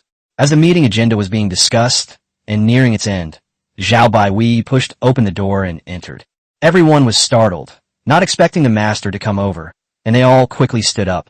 How strange. This must be the first time the master has attended a meeting. Zhao Baihui sat down in the main seat, which was Jinwen's seat. Everyone made way for him, and Jinwen sat to his left. Everyone, please sit down. I have a few things to say to you. First of all, thank you all for your hard work over the past few years, which has given us a happy and peaceful home. Taoyuan town is getting better and more prosperous, so naturally we should give back to everyone. In that case, let's raise everyone's wages. The daily standard for the first level wage will be set at 2 yuan. The price has risen from 1.2 yuan to 2 yuan. That's an incredible increase. This also illustrates just how insane the profits generated by the monetary system can be. With our current income, even if we set a price of 10 yuan for everyone, we could easily afford it. But you can't do that It will cause big problems. Thank you, sir, a young middle manager shouted, startling those around him. Seeing that Zhao Baihui was all smiles and not blaming him, they also started to cheer loudly, expressing their excitement. Zhao Baihui didn't stop it. His salary had increased by more than half. So what was wrong with being happy? We can't just raise salaries for ourselves. Everyone who works for us should get a raise. We expect it to be 50%. Yes, sir. Genie nodded. In fact, all of this had been discussed beforehand, and the higher-ups were aware of it. It's just a matter of letting Zhao Baihui announce it now. Sometimes, the outcome of something depends on who announces it. Everyone cheered again. Although everyone here receives a civil servant salary, who doesn't have family and relatives and friends? With the basic wage rising to 2 yuan, even the old ladies in the street security team can earn 1 yuan a day, which is more than the strong laborers on the construction site used to earn. Of course, able-bodied men have also received a pay rise. Those who used to work well earned 1 yuan a day, but now they can earn 1.5 yuan. Oh, right. There's also the graduation certificate program, which pays 40 cents a day. This money is enough to buy a pound of whole grains. Even if something unexpected happens and we can't make money, we can still eat our fill of whole grains every day. There's another big issue. Taoyuan town is too small and its development is limited. In the short term, it can only grow to a population of 20,000 to 30,000 at most. It is barely enough to be a county seat. So I plan to build a new city in another place. As soon as he finished speaking, the scene fell silent. Many people find it unbelievable that this place is so good. Why would they want to move? But he didn't say anything. Since the master said he wanted to change places, then let's change places. Things should be done step by step. I think this place is fine. Zhao Baihui got up and went to a black and white map of the provincial capital on the back wall, pointing to a certain place. It was a place within the territory of Linjiang Prefecture, 200 miles away, right next to the Yangtze River. It's settled here. We'll discuss the construction details later, then I'll head out. Everyone stood up to see them off. After Zhao Baihui left, Jin Yi sat down again and quietly said, since the master has given the order, let's discuss how to construct it. No one objected, but everyone was a bit confused and the discussion didn't go well. That's all for today. Everyone go back and think about this, and we'll discuss it again tomorrow. That's the mindset of this era. Basically, everyone likes stability. Taoyuan town is so stable now, why move it? Although it will definitely only be a part of it that moves. But the master will definitely leave. If the master leaves, will this still be Peach Garden Town? Putting aside others, even Genie himself was unwilling to leave. If it were someone else, even if it were someone from the Imperial Guard who brought this up, it would definitely provoke opposition from most people. But for Zhao Baihui, the owner of this place, no one dared to object. They would only think about how to arrange things and how to help the master get things done. Taoyuan town is great, but the surrounding area is terrible. It's a remote and underdeveloped area with few people, limited resources, and inconvenient transportation. It doesn't even have the confidence to develop into a powerful county. If we are willing to take the time to improve things gradually, it may take decades or even centuries to develop into a magnificent metropolis, but that would be too slow. So after getting another chance to win a prize, he decided to start preparations for the relocation. He hesitated for a long time between cement and steel during the last lottery draw. Pumping cement can speed up construction significantly, but the impact of speeding up construction isn't that great since the fundamental factor for development is population. Steel cannot increase population, but it can improve one's security. That's how the Wolf Army came to be. This time, he got another chance to win a prize and finally receive cement, which will allow him to quickly speed up the construction process. With the addition of steel, the foundation of the skyscraper is complete. Master, I'm coming in. Jean E came to the desk and placed a plate of fruit on it. Here you are, Jean E. This is the planning blueprint. Take a look. Jean E took the city planning map, looked at it again, and felt that it looked somewhat familiar. I see. Jean E took out his wallet and pulled out a 1 yuan note. The note featured an aerial view of a rather strange and magnificent city. The reason it's strange is because many of the buildings there are so tall. How can there be such tall buildings in this world? Well, the banknotes aren't very big, and the so-called magnificent buildings are even smaller. The reason they're described as magnificent is to contrast them with things like streets, windows, and plants. Jean E exclaimed excitedly, Master, so you had this planned all along. Are we going to build a city like the one on the banknote? Just thinking about it is so exciting. Just imagine, if this were to actually happen, then every 1 yuan bill they own would be a business card. Yes, that's the goal. We have cement as a foundation now, but the technology isn't there yet. We can only take it one step at a time. What you have here are the overall rules for the future, and these are the plans for smaller internal areas. Take them and make the arrangements. Chapter 53, thank you, sir. Praise the sir. You're no good.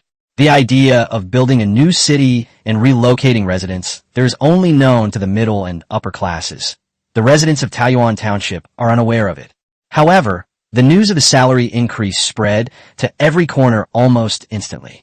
Even the people of Xingho Village and Taoyuan Street in Xinjiang Prefecture quickly found out. Everyone is praising the master. An average able-bodied laborer can earn a maximum of 1 yuan and 50 cents, and the women and children in the family can earn about the same.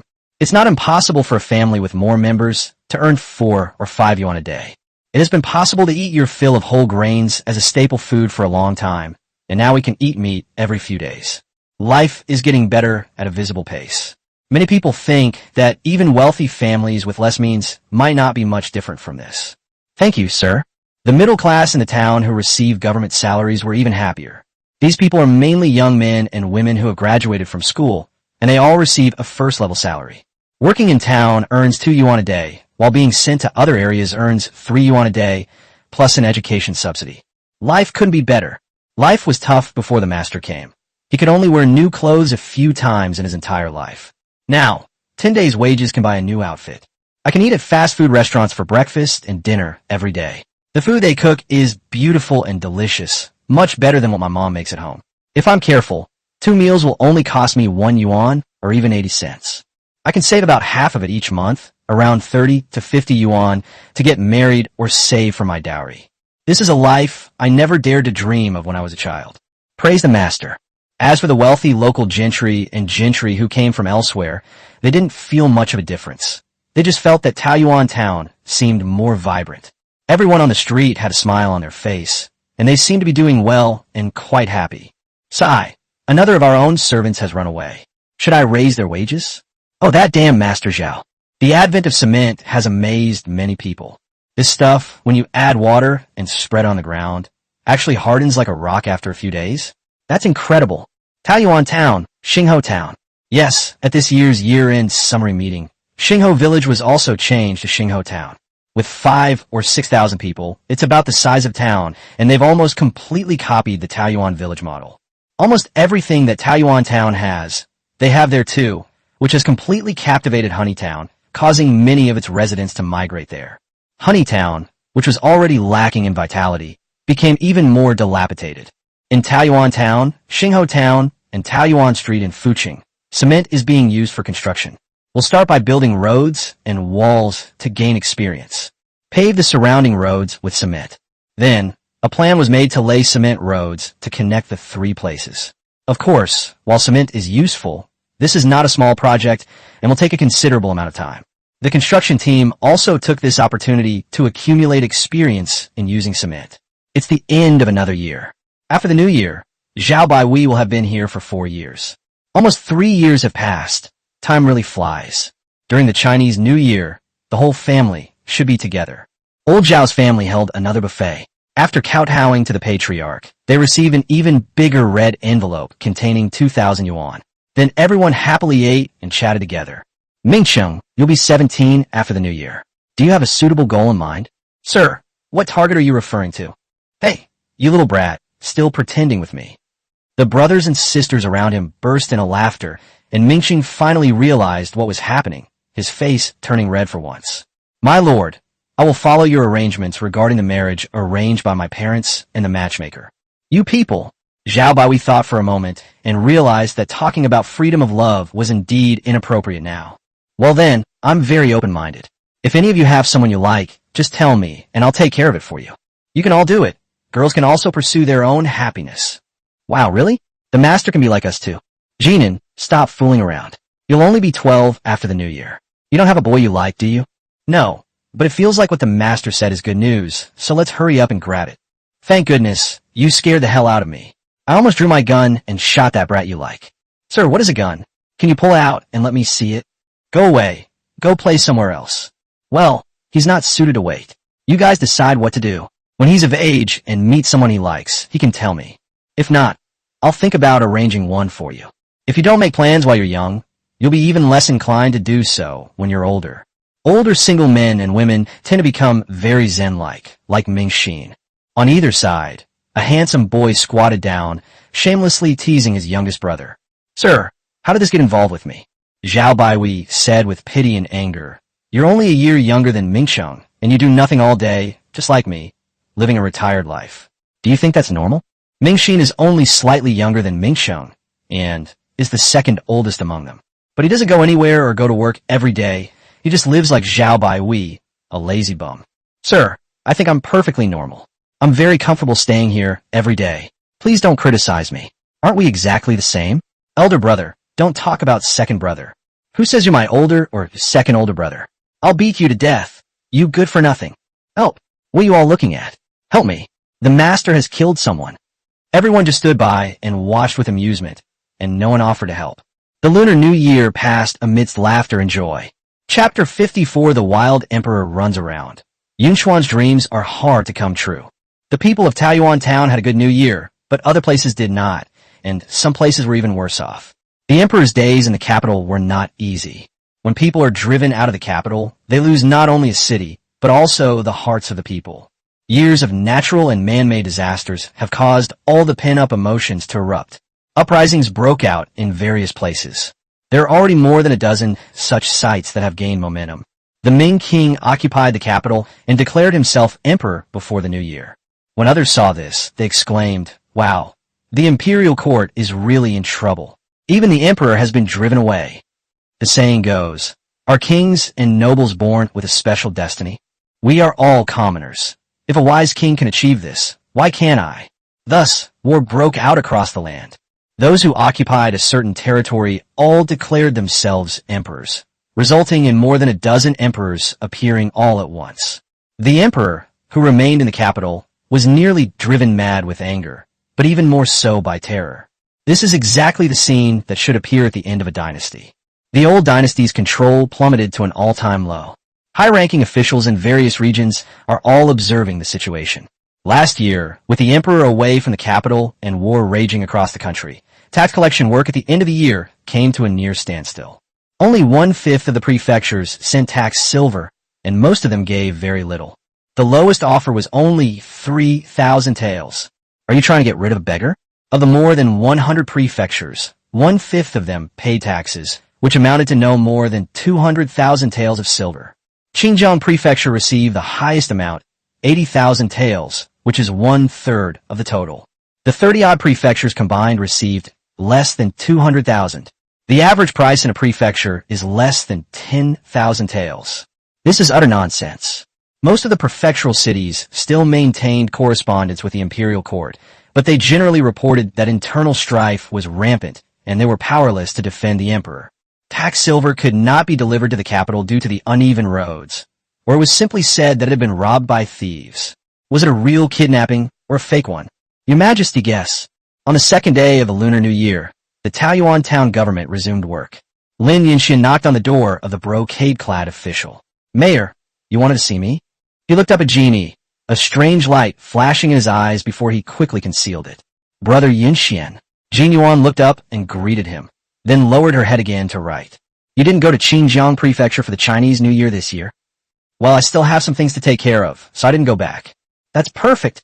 The convoy heading to Xinjiang Prefecture will depart tomorrow.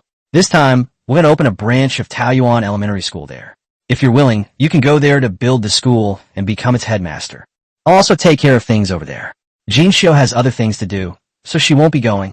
Then, once the school is on track, the construction in Longcheng should be mostly complete, and then we'll go there. Okay, I'll hand over my work today and go with the team tomorrow." Lin Yinxian glanced at Jin Yi and then left. The next day, I traveled with the caravan to Xinjiang Prefecture. "Haha, my son, have you grown taller again? I can hardly reach your head anymore." After several months apart, it would be a lie for Lin Yinxian to say he wasn't happy to see his family again. Grandpa, maternal grandfather, father. Lin Yinxian stepped forward and greeted them one by one. Governor General Wan and Governor Lin stayed in Xinjiang Prefecture to work, and frankly, they didn't dare to stay in other places. What if some wild emperor leads his troops into the city one day? He might lose his life. They both lived in their respective residences nearby and didn't come here very often. Lin Yunxian came back today, and we came side by side. After all, what happened last time still created some distance between them and their children. Xian'er has grown up and looks very handsome. Yes, that's right. Xian'er is already 16 years old. It's time for him to be matched with someone. Laowen, do you have any good ideas? Governor Lin felt that since he was present, he could naturally make the decision regarding his grandson's marriage. Wasn't it his own father, who was still alive at the time, who arranged his son's marriage back then? Lin Yunxian looked up abruptly, paused for a moment, and then said, Grandpa, I feel that I still lack training, and the situation is unclear right now. I want to wait 2 years before making a decision. What are you waiting for? You should get married when you're older. So what if the situation is bad?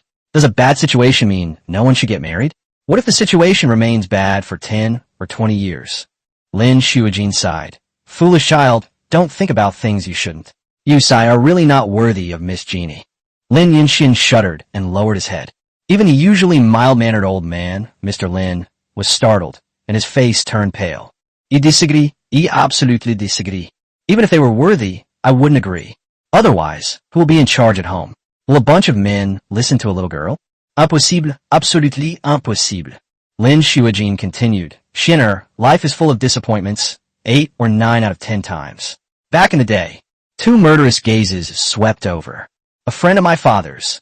One of the 2 murderous gazes disappeared, and Madame Lin asked calmly, Which friend? Tell me. Let me see if I know them. Lin Yunxian brought a batch of supplies, which is nothing special. Taoyuan Town sends a batch of supplies every month. It's mainly this primary school.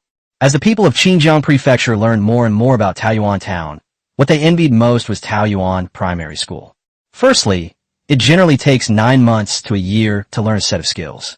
Although the characters are incomplete and the numbers are strange, they are really useful. Those who have used it no longer want to use those troublesome capital numbers and obscure modern characters. Taoyuan Town is developing better and better, and its culture has permeated all aspects of life. This system of letters and numbers is becoming increasingly widely used. Spend a year learning well, so that you can survive if you encounter difficulties in the future. Then there's a safety net. If something really goes wrong, we'll go to Taoyuan Town for a guaranteed meal. With 4 cents a day, you can eat a meal at a fast food restaurant, sleep on the street, and drink some lake water. You could survive that way. This is something that appeals to almost everyone in the lower and middle classes, and even many wealthy gentlemen would think the same way. However, it would be too difficult for the whole family to live in Taoyuan Town for a year, and we would worry about the children going alone. Finally, Prefect Lin and the Imperial Guards discussed the matter and decided to open up a batch of dormitories at Taoyuan Elementary School. In the prefectural city, preparations for schools have also begun. Children are fine, but let's call them students. It's not appropriate to call some people children anymore because they're getting older. The students study in Taoyuan Town for a month, obtain household registration, and then return to Fuqing to continue their studies. You will also receive a graduation certificate if you pass the exam. Anyway, it doesn't matter where you go to school, as long as you have obtained Taoyuan Township identity. Those who graduate are the trained and usable talents. There will be subsidies for joining the family business. If you don't join the business and stay in the prefectural city, then there will be no subsidies. Once the school is built, it will only accept people with Taoyuan Township household registration. Other people will not be accepted under any conditions. Chapter 55, A Dragon City rises above the river. Wolves and tigers from beyond the Great Wall enter the mighty pass. Zhao Baiwei named the new city Dragon City by paying the system to select the address. This place has enough celestial stars and 4 auspicious stars to be considered a strategically important location for the capital from a feng shui perspective. A long procession of carriages arrived, numbering no less than 100, with several hundred people. When the carriage arrived, the crowd made a commotion, unloaded their belongings, and left about 100 people behind. The rest of the people and the carriage turned back together. For a long time to come, this convoy will be shuttling between this place and Taoyuan Town, transporting supplies. Among the crowd were more than 60 wolf soldiers who were fully covered in iron armor and whose horses even had battle skirts. One platoon consisted of more than 30 riders. One platoon stayed behind, while the other escorted the convoy as it departed. The world is not at peace. The area around Xinjiang Prefecture and Linjiang Prefecture is relatively safe, and everyone seems to know that the Wolf Army's main base is near Jiangxi. However, we still have to be wary of small groups of wandering refugees. Mingxing spent half a day comparing various options before confirming the location given by the master. Then he had Wang Changjiang, who had come with him, also known as Boss Wang, lead the most elite construction workers in Taoyuan town to begin construction. The 5 members of the Zhao family Mingxing, Mingxin, Mingjing, Jini, and Jinian along with 5 members of management, including Wang Changjiang, were having a meeting. First, we'll set up temporary sheds so everyone has a place to stay. It'll also protect us from wind and rain in case someone gets sick and the project is delayed. Then we'll build the Zhao mansion first. In the future, the master and we will all live here. We'll build a 3-story building, then build the government offices, and finally the streets and residences. Be careful not to go beyond this line, as this is another district plan by the master. This area is an industrial zone, and this area is a breeding zone. Take it one step at a time. Try to get the main buildings done before the autumn harvest. Then the master will lead everyone to move here. We'll work on the other places step by step. If the construction site needs to hire people, we will hire people locally. Newcomers can do auxiliary work, and their wives and children can also be recruited. Those who can be used will be used, and those who cannot will go to reclaim wasteland and farm. We grow sweet potatoes on most of the land, and we also grow some other things ourselves so that we can eat them. The workers will be paid 80 cents to 1 yuan per month. Once the household registration machine arrives, those applying for household registration will receive an additional 20 cents during the probationary period and an additional 50 cents after the probationary period. Everyone should divide the work among themselves and be responsible for one section. There will be a reward for completing the work ahead of schedule, and those who delay the work will be held accountable, fined, or demoted. Construction is being expedited and launching. New plans are also underway in Taoyuan Township. More and more people are coming to the bank to exchange silver for banknotes, and the silver in their homes is piling up like mountains.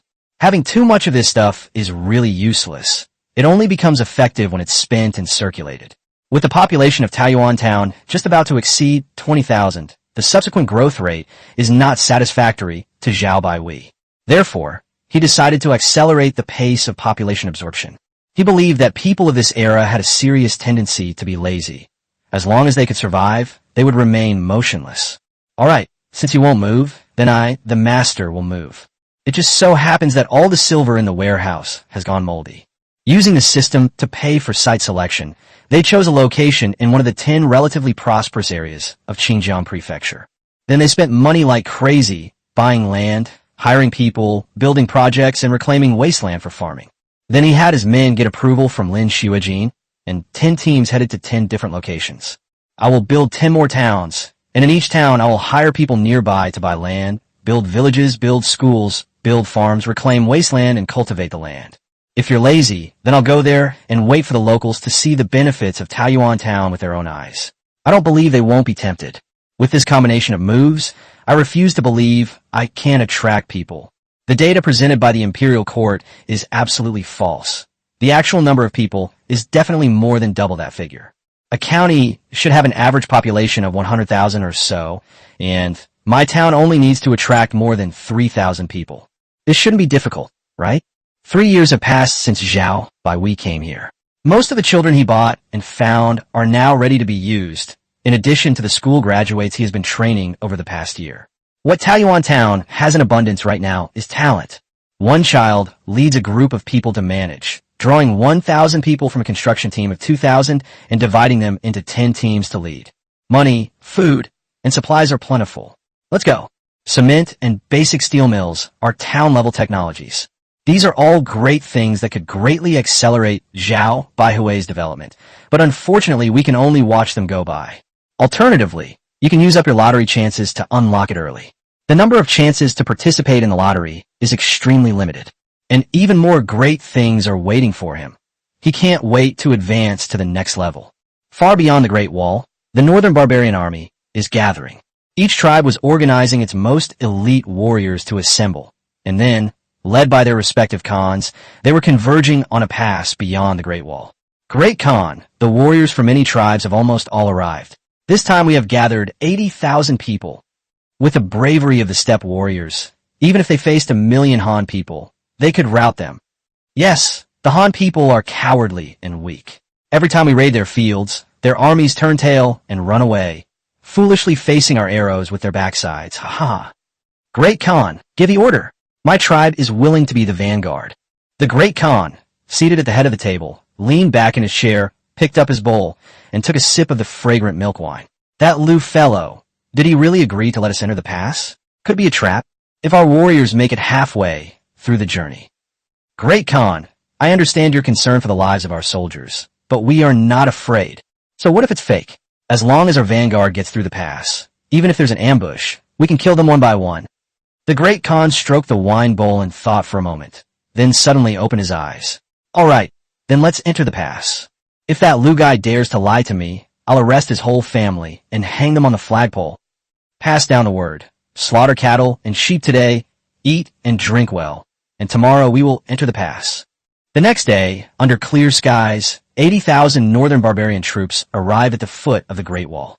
Reporting to the Great Khan, the area inside the pass is empty. We must not be careless. Let's investigate further. Yes. A moment later, the scout reported again.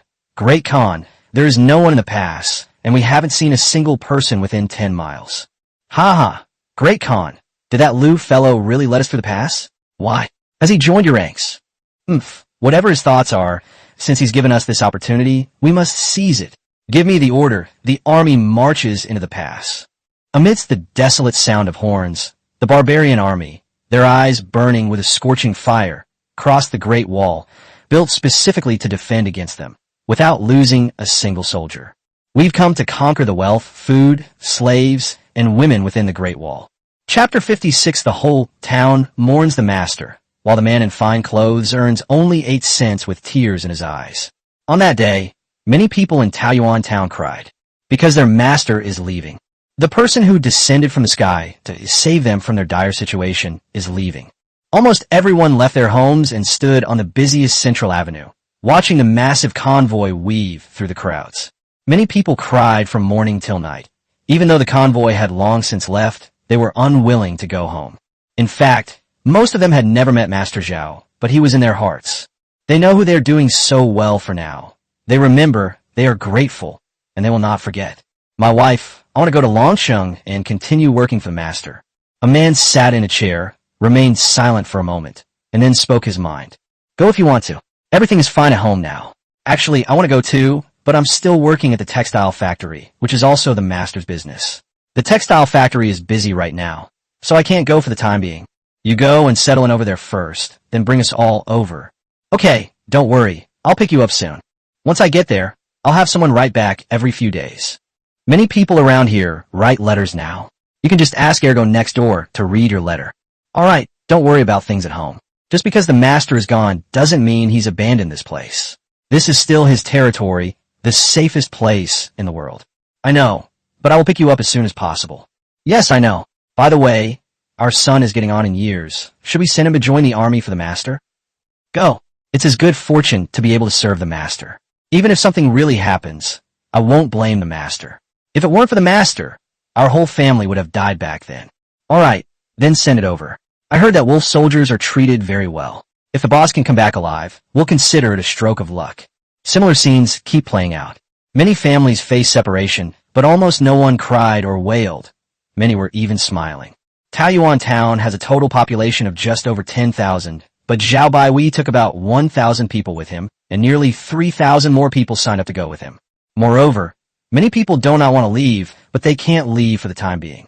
They all want to get things sorted out as soon as possible before going to Longsheng. In the context of the prevailing ideas of this era, this can only be described as a miracle. People are willing to follow him because he brings about many changes and benefits. Secondly, everyone firmly believes that following the master will definitely lead to a better future than the present. In just a few days, Taoyuan town was almost half empty. Even rents in various places have decreased significantly. Some of the shops on the main street, which are usually in high demand, have become vacant. Because some small business owners also gave up their businesses and decided to follow in the footsteps of the master to develop in the newly built Dragon City. However, those who stay need not worry. For ordinary people, the living environment in Taoyuan town is better than that in the county seat, and fresh blood will continue to flow in. Sure enough, some people who had hesitated before heard that the rent for shops and houses here had been reduced, and they all rushed over. In an effort to stabilize public sentiment, the town government that remained in the area issued several new construction plans. We need people. They'll be well fed and have work to do.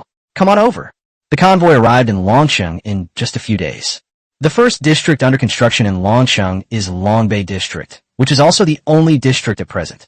It is estimated that once all the buildings in the area are completed, they will be able to accommodate 30,000 to 50,000 people.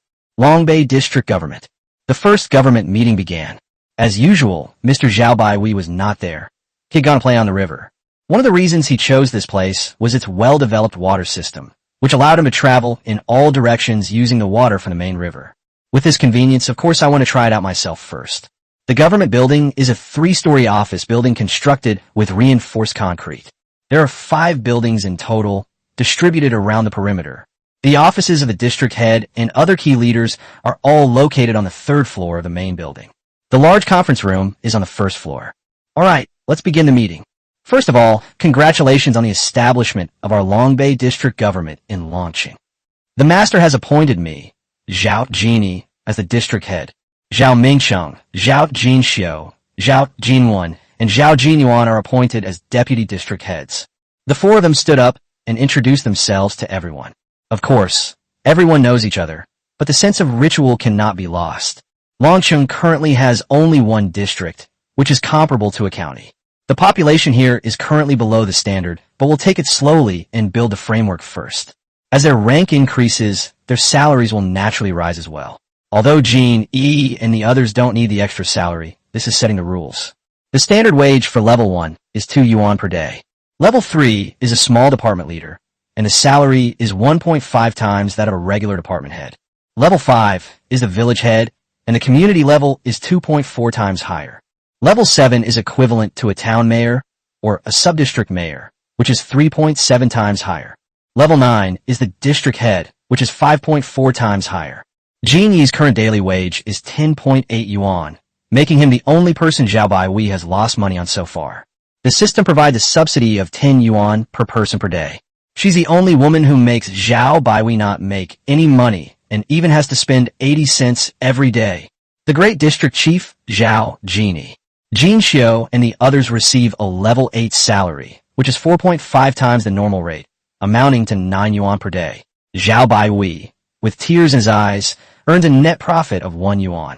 During this period, Ming Xiong and his team recruited and employed about 2,000 locals, who became official residents, including the 3,000 people who separated from Taoyuan Township.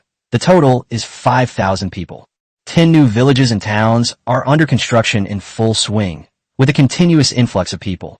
The official population has now surpassed 30,000, and there are only 20,000 left to reach 50,000. Life is getting better and better. But apart from them, it's likely that everyone else in the Central Plains is having a hard time. The hungry wolves from the north have arrived. They originally only intended to burn, kill, and plunder. As a result, the Ming King, or rather the Ming Emperor, who had not long since ascended the throne, was Emperor Ming, who had only been emperor for a short time, was so frightened that he fled and handed over the capital. This put the northern barbarians in an awkward position. They couldn't leave, nor could they stay. After much deliberation, they entered Beijing. The people of Beijing had already suffered terribly at the hands of the Ming Emperor, and upon hearing of the arrival of the barbarians, almost everyone who could run away fled. The barbarians acquired an empty city. Scholars all over the world were spitting blood. Why don't the common people cough up blood? Because they know nothing. As long as the butcher's knife doesn't fall on their heads, they will continue to live numbly. Emperor Ming, what you did was extremely dishonest. The emperors you drove away never considered giving up the capital, but you did. What will the world think of you? Originally, everyone thought that the world would probably belong to Emperor Ming in the future. But now the situation has become unpredictable again. These 2 bastards are no longer popular with scholars. But the scholars of the world were helpless. Between these 2 bastards, they had to support one of them, right? We can't just choose a wild emperor to support. Oh, I forgot. One of the bastards was also wild, but the wild turtle was much more imposing than the domesticated one. Chapter 57, Who Will Win the 3 Kingdoms? The soft-boned, brainless one finally collapses. Emperor Ming fled without a fight, perhaps feeling he had lost face. He then unexpectedly headed south, crossed the Great River, and approached the capital city of Lujing. Perhaps he felt he had a psychological advantage because he had defeated an emperor once, so he took the initiative to fight his opponent. The emperor was indeed frustrated. When the two armies met, the first contact resulted in a rout, and the emperor fled from the capital, crossing the Yangtze River to the Jiangnan region. And so the world became like this. It looks like a piece of scrap paper with a line drawn in the middle. That's the Yellow River. Now both softies are on the paper below. Draw another line in the middle of the bottom to represent the Yangtze River. Emperor Ming was above, and Emperor Huang was below. Zhao Baihui was also on the emperor's side, but a little to the left and a little higher, right next to the river. The upper part also has a line drawn in the middle, which is the Great Wall. Above it is the area outside the pass, which is the territory of the barbarians themselves. Below is the capital, the original territory of the emperor. First it was seized by the Ming emperor, and then it was occupied by the northern barbarians. It's like three pieces on a chessboard. One moves, and then another moves, and then the last one moves too. After everyone moves, they all stop moving again. Zhao Baihui remained unmoved by the situation, thinking, you guys can do whatever you want, but I'm the one who's always making moves. The person doesn't move, but the surrounding environment is changing dramatically, almost changing every day. Sir, Lord Lin Shuijin has arrived, accompanied by two elderly men, who should be Governor Wen and Governor Lin. The one speaking was the youngest of the 23 boys they adopted back then, who is only 8 years old now. I had a headache coming on when I was trying to come up with a name, so I just took a shortcut and named him Zhao Mingming. It saved me the trouble of thinking about it. Zhao Baihui lay on the recliner, pondered for a moment, and said, Mingming, let them in. Otherwise, if we don't see them, they'll keep trying to bother me. Yes, sir, I'll go and bring them in. A short while later, Mingming came in with 3 other people. When Lin Shuijin saw Zhao Baihui lying there motionless and silent, she knew that he was a little dissatisfied with her. After all, she was the one who bothered him. However, he didn't care.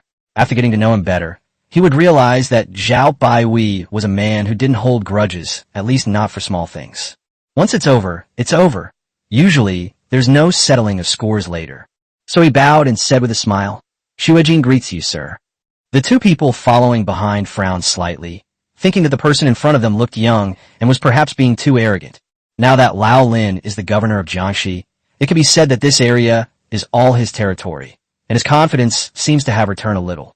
However, the lesson from last time was still fresh in her mind, so she didn't say anything and let her son do as he pleased. As for Zhao Baihui, he looks very young and doesn't look like a 36-year-old at all. It's because he's different from the people here. He doesn't like to grow a beard.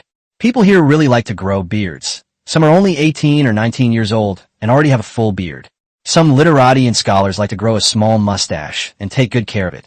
For example, Lin Shuijin had a beautiful beard, but Zhao Baihui felt that he looked a bit sloppy, and he didn't feel comfortable eating as he would bite in his beard with every bite.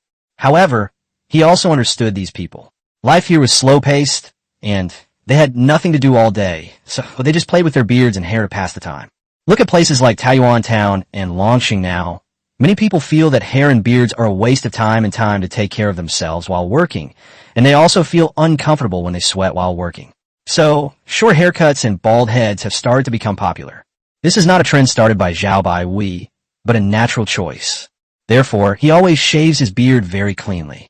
Coupled with his pampered lifestyle and love of health preservation, people would believe he is under 20 years old if they didn't look closely. What is it? Tell me.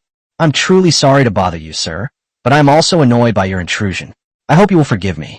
I had no choice. After all, he's my father, and I can't hit or scold him, so I had to bring him here. Although I was wrong, and I admit my mistake, I hope you can forgive me. It's somewhat like I've become shameless. Speak. Zhao Baihui almost lost his composure. My dear sir, a first-class scholar from the 7th year of the Wan and Reign, you have indeed changed quite a bit in the past 2 years. Let's spend less time with Jin Yuan in the future. Sir, my father wants to know how the situation will develop next. Is there still hope for His Majesty the Emperor in the south? Oh, actually, I think there's not much hope. Lin's father glared angrily at his unfilial son, but he knew this was not the place to discipline him, so he held back and remained silent. Without our intervention, the northern barbarians have the highest probability of conquering the world. Emperor Ming has no foundation and has lost the hearts of the people, so he will soon take over. The emperor is the legitimate ruler after all, so he can prolong his life for a few more years, but he will most likely perish in the end. I'll just state the conclusion. Not the reasons, because I'm too lazy to break it down and explain it to you. You wouldn't understand anyway. Go on. Okay, sir, then I'll be going. You yellow bastard. The young child hadn't finished speaking. Z. The old man shuddered at the sound, turned his head, and sure enough, saw the small child drawing a knife. Huang, Huang, His Majesty the Emperor will definitely recapture the capital. Just you wait and see. Alright, I'll wait and see. Goodbye, and don't bother seeing me out. I'm sorry to bother you, sir. I'm sorry to bother you, sir. Lin Shuijin, who was so frightened that she almost broke out in a cold sweat, hurriedly grabbed her father and walked outside. My goodness, how come you only know how to eat and never learn your lesson? Once outside the door and no one was around, Lin Shuijin breathed a sigh of relief and said angrily, Father, how can you still be so outspoken? Do you really want me, Shinner, and to die in vain? Dad, Grandpa on the other side, what brings you here? Hey, Shinner, what are you doing here? I have something to ask you, sir. The three grown men were speechless. Governor Lin asked, Why can you come to consult me at any time? Lin Yinxian asked in surprise, Why not? Because we just gonna ask him for advice, but he dismissed us with just a few words. Oh, is that so? So you're here for personal matters? I'm here to ask about official business. The planning for Dragon City was done by the master himself, and now there's some minor problems in some areas, so I've come to inquire about it. The three men breathed a sigh of relief. Thank goodness, we weren't being discriminated against. Lin Yinxian asked curiously, Father, what brings you to ask the teacher? Your grandfather wants to ask about the current situation. The Emperor, the Ming Emperor, and the Northern Barbarians who will win the world. Is there even a question? With us here, none of them can conquer the world. Shiana Yu, Governor Lin stared in astonishment at his grandson, never expecting him to utter such rebellious words. Lin Shuijin scolded with a stern face, Shinner, don't talk nonsense. We're not ready yet, and we don't talk about things that haven't even happened yet. What do you mean by you unfilial son? Are you saying we should secretly develop our power and then overthrow the court in one fell swoop? Do you think my father, the former vice minister of the Ministry of Personnel and the current governor of Jiangxi, doesn't exist? Oh, and standing right next to him is the viceroy of Liangjiang from the imperial court. Unfilial grandson. I am furious. Laowen, why are you so expressionless? Laowen, say something. Seeing that her father looked like he was about to pass out, Lin Shuijin quickly changed the subject. Shinner, let me test you. If it weren't for us, who would win? What do you mean, if it weren't for us? Governor Lin clutched his chest. You unfilial son, aren't you saying the same thing all along? This gentleman discussed this topic with us last time. Emperor Ming has lost his influence, his background is not good, he does not know how to govern, and although his military strength is still decent, he lacks experienced people who can govern the region. He will probably become weaker and weaker, and should be the first to be eliminated. Governor Lin nodded thoughtfully. That makes sense. The emperor is of legitimate birth, and has more talented people under his command than the Ming king. There are still many brainless people who support him with unrealistic hopes, so he should be able to hold on for a while. He may even have a brief resurgence before his supporters lose hope in the end. Brainless? Are you talking about me? Governor Lin clenched his fist tightly, clutching his heart. The Northern Barbarians are fierce. Although they don't win the hearts of scholars, scholars are spineless. They'd be terrified if a knife was brandished. So hey, Grandpa, what's wrong with you, Grandpa? Father, what's wrong with you? Shinner, you unfilial son. Why are you talking nonsense? Father, wake up. Shinner wasn't talking about you. Although he had collapsed, Governor Lin, who was still barely conscious, completely lost consciousness. Chapter 58, The Lonely Emperor has a great awakening, and Master Zhao offers helpful answers. Despite fainting, Governor Lin persevered and pulled through, not wanting to be ashamed to face his ancestors. He refused his grandson's suggestion that he recuperate here. This rebellious grandson is better off without. He also refused Lin Shuijin's idea of letting him go to Qingjiang Prefecture to recuperate. Let's get rid of this rebellious son. I, Lao Lin, have been loyal to the country and have loved my country my whole life. I never expected that in the end I would be called brainless and spineless. Am I blindly loyal? But I've already lived my whole life like this. Is there still a chance to change it? Forget it. Let's not change it. Let's just try to make him go down in history. I want to return to His Majesty's side. Your Majesty. Your Majesty, I've arrived. Ahem, Shuijin, don't see him off. Old Lin is just having a moment of weakness. Don't worry, I'll take good care of him. You can go back now. Several horse-drawn carriages carried the two old men away. Lin Xuejin gazed leisurely at the carriage, though she had chosen a completely different path from her father. But he admired his father's persistence. For the sake of his ideals and justice, he did what he knew was impossible, even at the cost of his life. Such a father could not help but be admired. Father, may you rest in peace. Governor Lin left without hesitation, and then returned a few days later. There was another person hiding in the carriage. When Lin Xuejin saw the bright yellow robe, she was dumbfounded. A few days ago, Emperor Ming's most elite troops suddenly attacked, and the emperor's army was scattered without preparation. Governor Lin and Governor General Wen had just returned when they happened to encounter the emperor, who was fleeing for his life. They hid the emperor in the carriage and ran away, eventually taking him to Longsheng. Yes, Lin Xuejin was still in Longsheng when his father returned, bringing with him a lone emperor. Your Majesty, Your Majesty? Amba Buddha, there is no longer a His Majesty in this world. Please call me Wukong. Wukong. Lin Xuejin was even more dumbfounded. Only a few people knew of His Majesty's arrival. Governor Lin knew that there were many people with malicious intentions around this dragon city, so he dared not reveal His Majesty's whereabouts. He even demanded that his son not speak of it, and even threatened to sever their father-son relationship. Then, while her father was dozing off, Lin Xuejin quickly ran to tell Zhao Baihui. This family is truly loving and filial. Holy crap, is this some kind of surreal thing? The emperor fled to my house for his life. Sir, what should we do about this? What do you mean, what should I do? I've never seen the emperor alive before. Of course I should go and see him. Yes, Mingming, go, and call Genie and Jinxiu over. Don't tell us what it is yet. This is probably not something that too many people should know. Yes, sir, I'll go right away. Xiaoming ran off with his short legs. He returned shortly afterward with several men in brocade robes, all of whom were members of the Zhao family. Let's go see the emperor.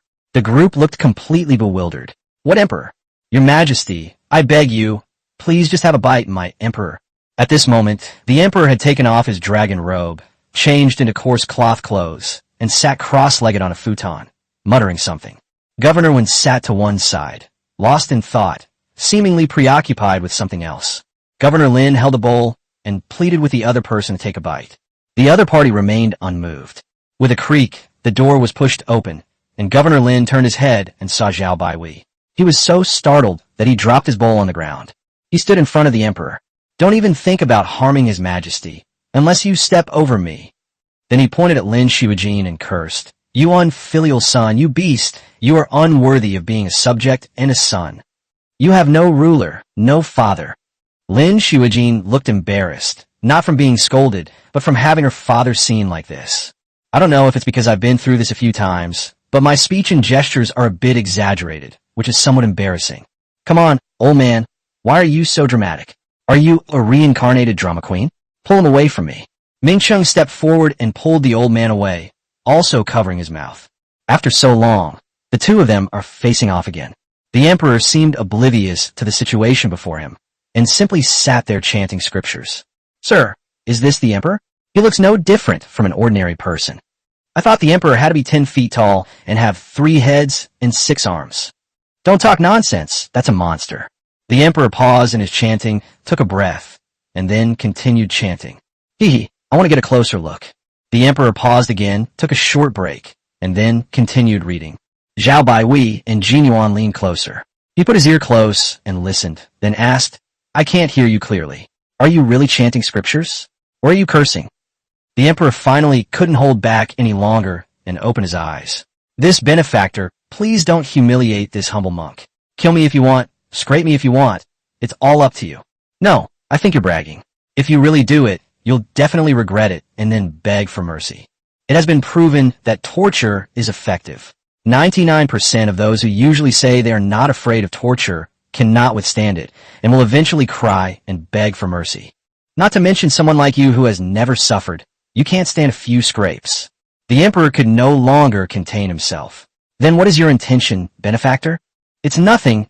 I've never seen the emperor before, so I wanted to see him. Don't worry, I won't kill you. Then this humble monk thanks you for sparing my life. The emperor seemed to have truly become an enlightened monk and continued chanting scriptures. Hey, emperor, your real name is Li Xuanji? Why did you name yourself Wukong? Why not Beiji? Say something. Zhao Baihui finally understood how Lin Xuejin felt when she was with him. After thinking for a moment, he sat down opposite the emperor.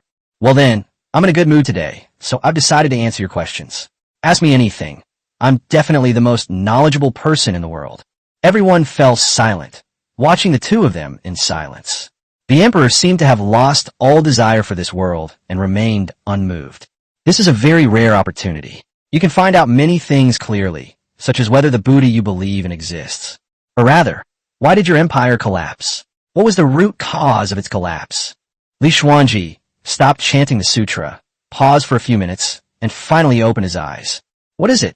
Chapter 59, an immortal dynasty should not exist. Living well in the present is the true meaning. It seems you haven't let go of everything after all. Your supposed enlightenment is fake. Why? I want to know. Everyone else was also listening intently, clearly wanting to know the answer as well. Then let me ask you first, are there people in this world who don't die of old age? Probably not. Yes, dynasties are like people. There are no immortal people in the world, so there are no immortal dynasties. The reasons for the fall of a dynasty are generally not singular. There are many factors, but these factors have different weights. First of all, most dynasties have a relatively good founding emperor, and a dynasty will become prosperous and strong during his lifetime. But it's hard to say from the second generation onwards. There are cases where the dynasty dies after only 2 generations. We can do addition or subtraction. If a dynasty is destined to perish if its negative factors reach 10 points, then land annexation is generally a major scoring factor, which can earn 3 or even 5 points. Natural disasters, man-made calamities, foreign invasions, and incompetent emperors are all factors that can be scored, whether major or minor. A single factor, no matter which one, is unlikely to lead to the downfall of a nation, but it will create a chain reaction. For example, if a tyrannical ruler emerges, there will be treacherous officials, which will accelerate land annexation. If several more tyrannical rulers emerge in succession, the chain reaction will create a variety of problems, making it easy for the country to perish. Then let's first discuss what negative aspects your dynasty currently has, and then discuss their weight. First of all, according to the court's data, the population of this country is about 50 million, but I don't think that's enough. The total population should be over 100 million, or even around 150 million. In other words, you have to use the taxes paid by 50 million people to manage and support 3 times the population. Zhao Baihui spoke for a full half hour, managing to explain most of the things that were relatively easy for these people to understand. Therefore, the first reason for the demise of your empire was the severe land annexation and a large number of hidden households, which made it impossible for the taxes of a small number of ordinary people to support such a huge empire. It's like a person who can't get enough to eat and will starve to death at any time. This has crossed the red line. Then the constant incursions from the north were draining the country's strength. Although there were natural disasters, they weren't actually that serious, but they became the last straw that broke the camel's back. Oh, the wood, that's a less extreme analogy. So, the fall of the country is not my fault. In my opinion, that's how it should be. You're at most incompetent, not stupid, and that shouldn't even be considered a negative factor. Old One and Old Lin gasped, pointing at the emperor and saying, "You're incompetent, you." Li Xuanji stood up and bowed to Zhao Baihui, saying, "Thank you for clearing up my doubts today, sir. I am deeply grateful. You're too kind. In my eyes, you're just an ordinary person, an unlucky guy who happened to be pushed into that position. I'm not interested anymore. Let's go, let's go." Zhao Baihui also stood up, thought for a moment, and said, "You were once an emperor. It really feels like a pity that you became a monk. Why don't you stay here and work for me and experience the life of an ordinary person?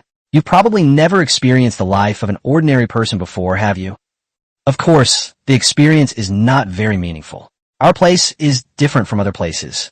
People in other places live a very hard life.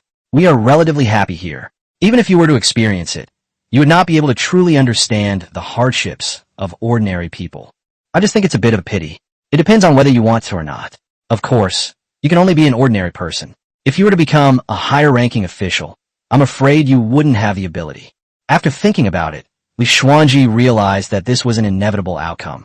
He had been disheartened and despondent, but after hearing Zhao Baihui's explanation, he understood that this was the inevitable result. Now, he suddenly wants to understand the differences between the people here and the people in other places. "Then I thank you for the secret, sir." Zhao Baihui nodded and instructed, "Genie, arrange some small tasks for him to do." "Yes, sir." Zhao Baiwei nodded again, then suddenly walked up to Governor Lin and threw 2 light punches before running away. I mean what I say. If I say I'll give him 2 punches, I'll give him 2 punches. Looking at Zhao Baiwei, who had already disappeared from sight, Jin Yi put his hand to his forehead. Li Xuanji was dumbfounded. That expert just now punched an old man twice and ran away. Something that had just been built up and his heart collapsed. Brothers, this is Li Xuanji, a new guy. Please take care of him. Captain, don't worry. Leave it to us. Hey bro, new here? Yes, I have relatives here who said this place is great, so I came. Brother, you just arrived and went straight into our security team. That's impressive. Is your relative a minor leader? These days, getting into the security team is incredibly competitive. Many recent graduates want to get in, but can't. It's alright, I guess. Li Xuanji thought for a moment. You should have gotten in through the connection with that girl, named Jeannie. I understand. You don't want to cause trouble for your relatives. It's okay. We'll have plenty of time in the future.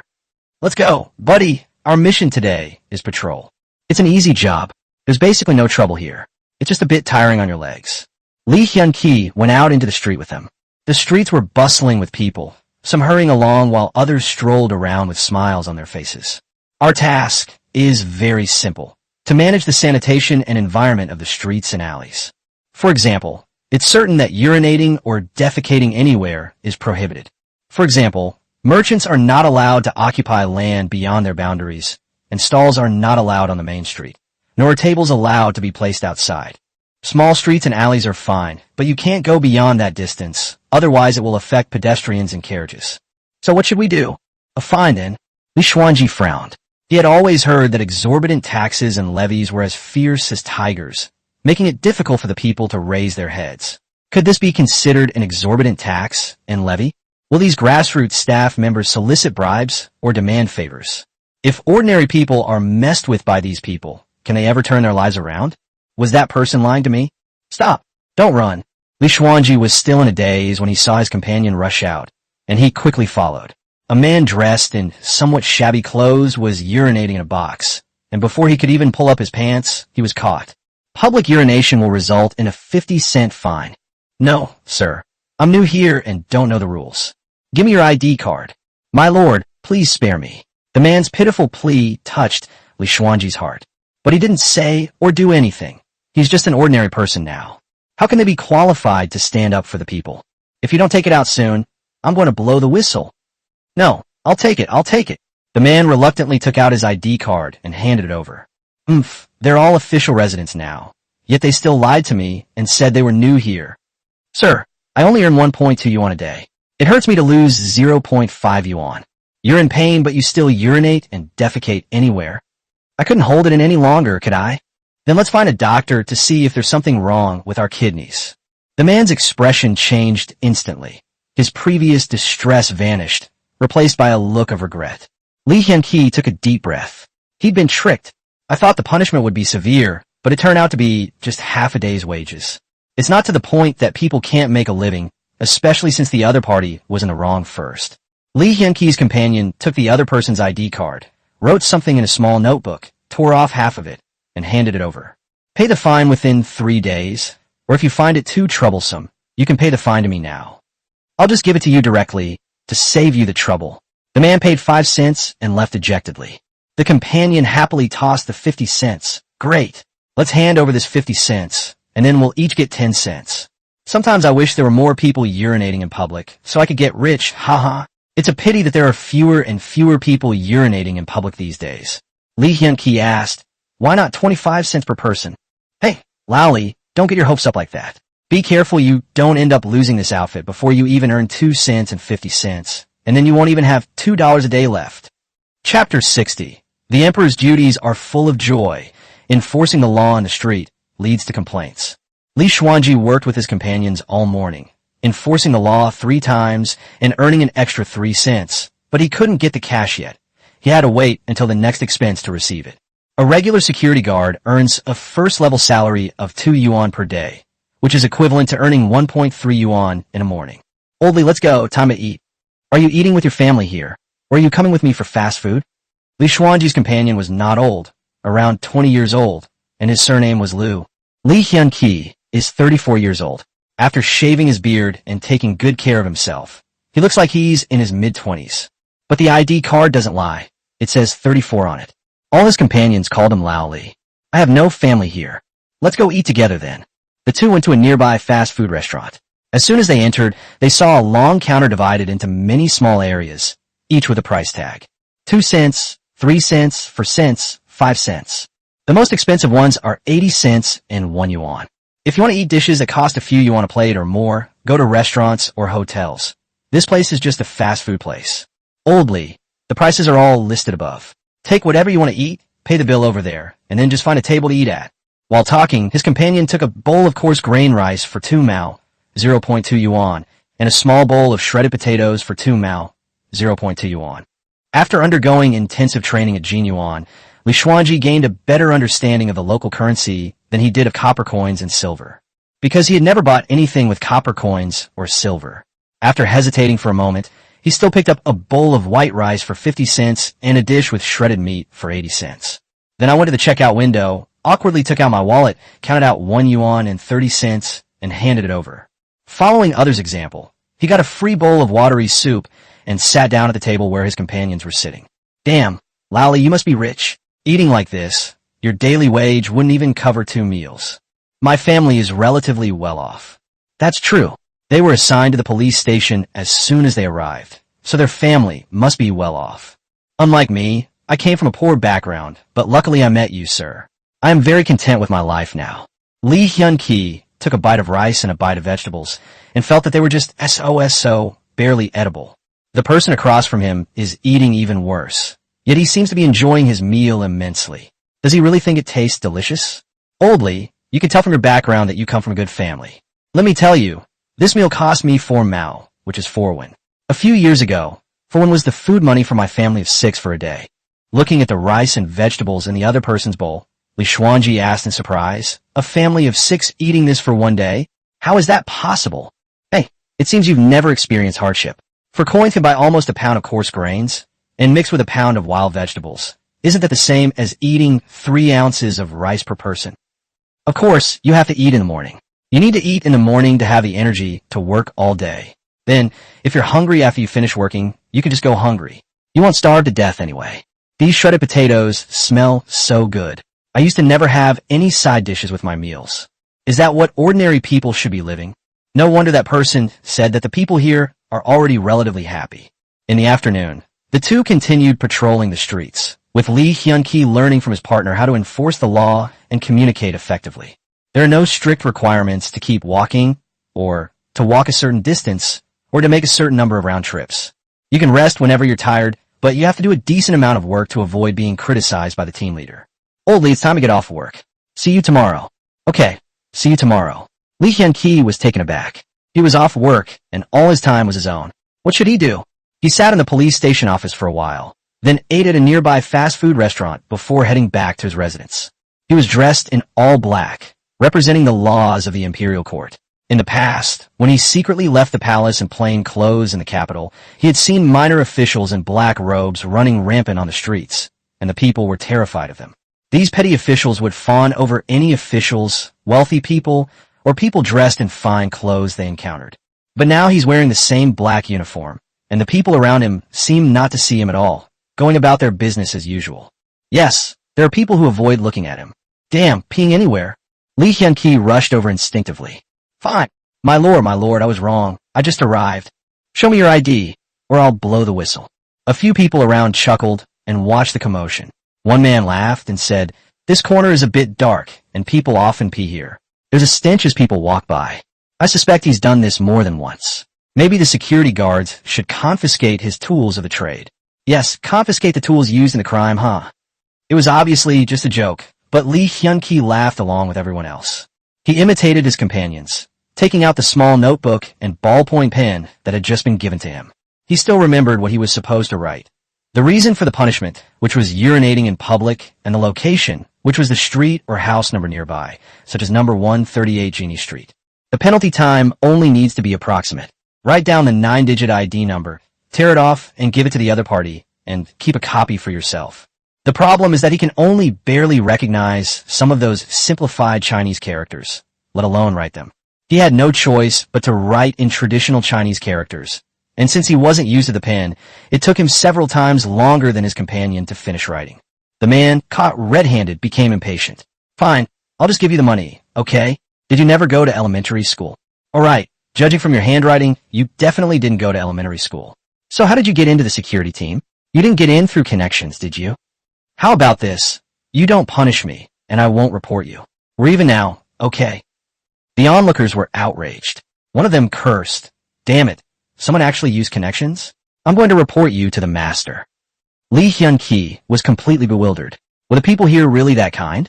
Weren't they even a little bit afraid of his black clothes? Hey, what are you doing? Another man in black walked over. Lee Xuanji recognized him. He must be one of his colleagues from the station. After listening to the story briefly, he waved his hand and said, That's enough. That's enough. This is my colleague. He just started today. What? Using connections.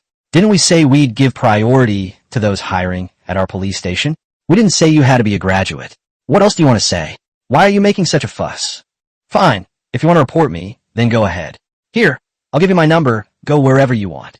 After dealing with the matter, Lee Xuanji thanked his companions and remembered what everyone had said about graduating from elementary school. I returned to my place. This is a 3-story building, and there is a door every few meters. This is an apartment building, and every room is the same size, a small room of only a dozen square meters. There's enough space to fit a bed, a table, and a few chairs, but not much space left. Cooking is not allowed, and you have to use the public toilets on both sides and in the middle of the same floor. Suitable for 1 or 2 people to rent temporarily. The environment is SOSO, but the price is cheap, about 2 cents a day. As I walked to the door and was about to take out my key to open it, I discovered that the door was not locked. Pushing open the door, I saw Lin Zhenghui sitting in a chair, lost in thought. That is, Lin Xuejin's father, our governor of Jiangxi. Your Majesty, you're back. Yes, I've already said I'm not going to be the emperor anymore. After speaking, Li Xuanji thought for a moment. Then, mimicking how his companions greeted their superiors earlier that day, he cupped his hands in greeting and said, Li Xuanji greets Lord Lin. Seeing that his emperor was determined to quit, Lin Zhenghui felt a little short of breath, and his head was spinning. No ruse, no ruse. His Majesty is much better now. Didn't he say he wouldn't become a monk anymore? Take it slow, take it slow. Hey, why isn't the door closed, cousin? Jin Yuan said with a grin as she led Ming Wu in. But upon seeing Lin Zhenghui's old face, her previously smiling face immediately fell, and she let out a heavy snort. Chapter 61. The Emperor, having no money to buy new clothes, casually asks for some money. In Longcheng, if we were to talk about the people Li Xuanji was most familiar with besides his 2 old subordinates, Lao Wen and Lao Lin, it would be Jin Yuan.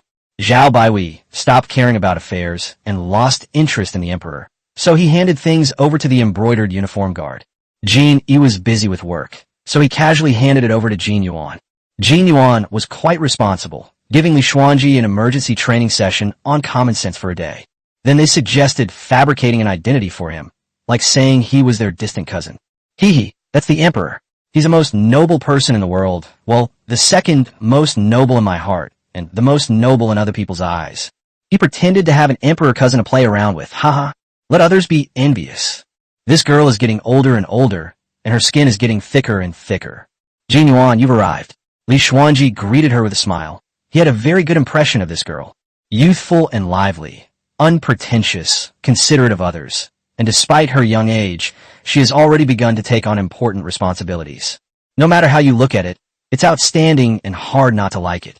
Jin Yuan gave Lao Lin a big eye roll, making Lin Zhenghui feel a little embarrassed. Jin Yuan, what did Lord Lin do to offend you? Yes, he offended me, but I've already vented my anger, yet I still can't stand him and don't want to see him. Li Xuanji was amused by her frankness and turned around to say, Lord Lin, my humble abode is simple, so I will not keep you any longer. You want me to leave? You actually want me to leave. Fine, you want me to leave, then I'll leave. Lin, possessed by a dramatic flair, left in a daze. Cousin, how was your day at work? Are you tired? Tell me the truth. I feel okay, but I'm still a little tired, mainly because I've never walked this far before, and my legs are a bit sore. After all, he was the emperor. Even when he was fleeing for his life, he had a carriage to ride in. This was truly the first time in his life that he had traveled so far. Haha, your physical condition is not good.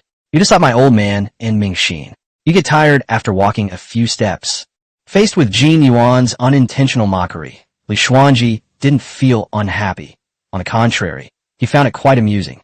Besides, there were still 2 runners-up, weren't there? It turns out that even experts are just like me. It's quite interesting to think about. And who is Mingxin? Yes, my health is indeed not very good. It seems I need to exercise more. Yes, the police station's work is divided into 2 shifts. Each shift doesn't last long, so you have a lot of free time every day. You should take the time to practice properly. In case something happens in the future, it will be easier to escape. If someone else had said these words, he would have thought they were mocking him, the emperor who had fled for his life. But since Jin Yuan said them, he felt that they must have been unintentional. Yes, I will train hard. Cousin, do you have enough money? If not, I can lend you some more. The fact that it was said to be a loan, rather than a gift, made Li Hyunqi feel quite comfortable. Li Hyunqi has never used money in his life, and has no concept of money. In fact, he has no money now. The day before yesterday, he went directly with Zhao Baiwei and his group. Lao Wen and Lao Lin never expected that Zhao Baiwei and his group would actually make him work and not provide him with basic food and lodging. Jin, he didn't think about these trivial matters. Jin Yuan thought about it and asked, but the girl with a peculiar way of thinking actually lent him money, and not much at all. Yes, Jin Yuan lent him 100 yuan yesterday. He spent the whole day shopping today, and roughly calculated that he spends 2 or 3 yuan a day on food, and his daily wage is 2 yuan. The extra income from work is minimal and can be ignored. With this little salary, it's barely enough to eat, let alone buy a couple of new clothes. Okay, then lend me another 100. After I get paid, well, my salary might not be enough. It will probably be a long time before I can pay you back. It's alright, I'm not short of money. Even the master says I'm a little rich woman now. My master said that I am the 2nd richest person in Taoyuan town. Well, the richest person is my master. But my husband says that no matter how rich you are, you can't spend money recklessly. Borrowing money is fine, but you can't just give it away for free. As she spoke, she took out her embroidered purse, which contained a large amount of purple bills. She pulled out 2 bills. Here, I'll lend you 200. Li Hyunqi also realized the importance of money and accepted it without hesitation. At the same time, she asked curiously, why are you the 2nd richest? Did your master give you a reward? No, I earned it. Jin Yuan proudly raised her little head. Li Xuanji didn't take it seriously about how a young girl could make money and casually asked, did you earn it yourself? How much did you earn? Hee, I made 20,000 taels of silver myself, which is 2 million yuan. Aren't I amazing? 20,000 taels? You're not mistaken. Li Xuanji was startled. In previous years, the tax revenue of a prefecture was only 20 or 30,000 taels. How could a little girl earn 20,000 taels? He couldn't imagine it, even if he racked his brains. I'm not stupid. How could I be wrong? Not only did I earn 20,000 taels myself, but I also earned 68,000 taels for Linda and Lin Xuejin, as well as 10,000 mu of land and a lot of grain. Later, I even earned 100,000 taels of silver for the wolf army. Li Xuanji was overwhelmed by the amount. All these odds and ends must add up to 200,000 or 300,000 taels of silver. Jin Yuan, how do you make your money? Yes, I just asked for it casually, and they gave it to me. When we went to Xinjiang Prefecture, I said that Lin Xuejin didn't have any money, and those merchants gave me 38,000 taels. I said that I needed to raise money to feed the farmers who were on corvée labor, so I went to ask for it again, and they gave me another 30,000 taels. I thought they didn't have much money left, so they didn't want the money anymore, but instead asked for the land and the grain. I was just thinking of asking casually. If they give it to me, great. If not, fine. But what if they do give it to me, right? And then they gave it to me. Who would have thought that these people were all complaining about being poor, but they were actually quite wealthy? Later, when the refugees arrived in Xinjiang Prefecture, the wolf soldiers came and defeated them. I'm asking for an exorbitant amount, 100,000 taels of silver. I just want a higher price and will wait for them to negotiate. I didn't expect them to give it to me so readily. I saw that they were so generous, so I asked for a kickback, and they gave me another 20,000. The master said that since the 100,000 was for the wolf soldiers, it should be confiscated, but the 20,000 was earned by my own ability, so it belongs to me. That's why the master called me a little rich woman. I have 2 million yuan. Hey, aren't you amazing? Impressive, really impressive. Li Hyunqi replied with a forced smile. The imperial court was in such dire straits that the taxes collected from hundreds of thousands of people in one prefecture amounted to only 20 or 30,000 taels of silver. Yet, A small portion of the people in just one prefecture could easily produce hundreds of thousands of taels of silver. Wow, these people are really amazing. He deserves to die. He deserves to die. And that bastard Lin Shuijin, he asked for so much silver without saying a word, and even said he would use the money to develop Xinjiang Prefecture and then earn me 80,000 taels. Cousin, I have to go back now. It's almost time for dinner. Have you eaten? Li Xuanji's mind was racing, and he replied casually, Hee, I've already eaten. Jin Yuan, you should go back now, it's getting dark. Okay, I'm off then. If you ever have any trouble, come find me. Bye-bye, cousin. Hee, I have an emperor cousin. I'm so awesome. Chapter 62, standing guard on the street, pretending to be clean. My brother Li is truly awesome. That afternoon, Li Xuanji arrived at the police station for work, and Xiao Lu, who always worked with him, came up to him. Old Li, how was class this morning? Was it difficult? When I was in school, it took me 11 months to graduate. I think you can graduate faster than me. Well, it's alright. The material isn't difficult. The main challenge is changing some habits, but overall it's okay. I think I can graduate on time in 9 months. Old Li, we don't brag. How about we make a bet? If you can't graduate in 9 months, you have to treat me to dinner, okay? Okay, let's bet. By the way, what's the shift this afternoon? It's our team's turn to go to the intersection. Oh, let me change my clothes, then we'll go over. Old Li, you're too obsessed with cleanliness. You change your clothes every day and don't even wash them yourself. You have to send them to a dry cleaner and pay for it. Besides, we're going to stand on the main road this afternoon. The road is dusty, so won't they get dirty again in no time? And you go to the bathhouse every 2 or 3 days. You're the only one in our team who's really clean. Who would do our job if they were truly clean? I think you're just pretending to be clean. Hee, I'm just pretending to be clean. You're really filthy, okay? You don't even take a shower once a month. Wait for me. I'll be right there. The team has simple shower facilities in a separate small room with only cold water, which anyone can use. Li Hyunki adapted quite well. After a month, he had become a seasoned security guard. After a quick setup, they were off on their mission. Led by their squad leader, their small team arrived at the end of the construction site on the east side of Longbei District. Busy figures can be seen everywhere, constantly expanding Dragon City. A temporary guard post was built not far from the construction site, and on the other side was a desolate wasteland, with people occasionally walking back and forth along the only wide dirt road. Some were out running errands, while others were newcomers from other places. Their work is similar to that of the elderly women in Taoyuan town. Guide those who have never been here before, teach them things to note, how to apply for an ID card, where to rent a house, where to find job postings, etc. Brothers, come out. There are so many people here. Li Hyunki was sitting in a makeshift shed, drinking tea and reading a book, when he heard the commotion and quickly came out with everyone. A large convoy of people slowly approached, some in carriages and others on horseback. It's obvious at a glance that this isn't the style of someone from Longchen. Look, that old gentleman sticking his head out of the carriage ahead. I know who he is. That's Governor General Wan of Liangjiang. What is the Governor General of Liangjiang? That's a second-rank official of the Imperial Court, the boss of the Jiangnan region of Jiangxi. I specifically consulted with the battalion commander. Don't speak. They're getting close.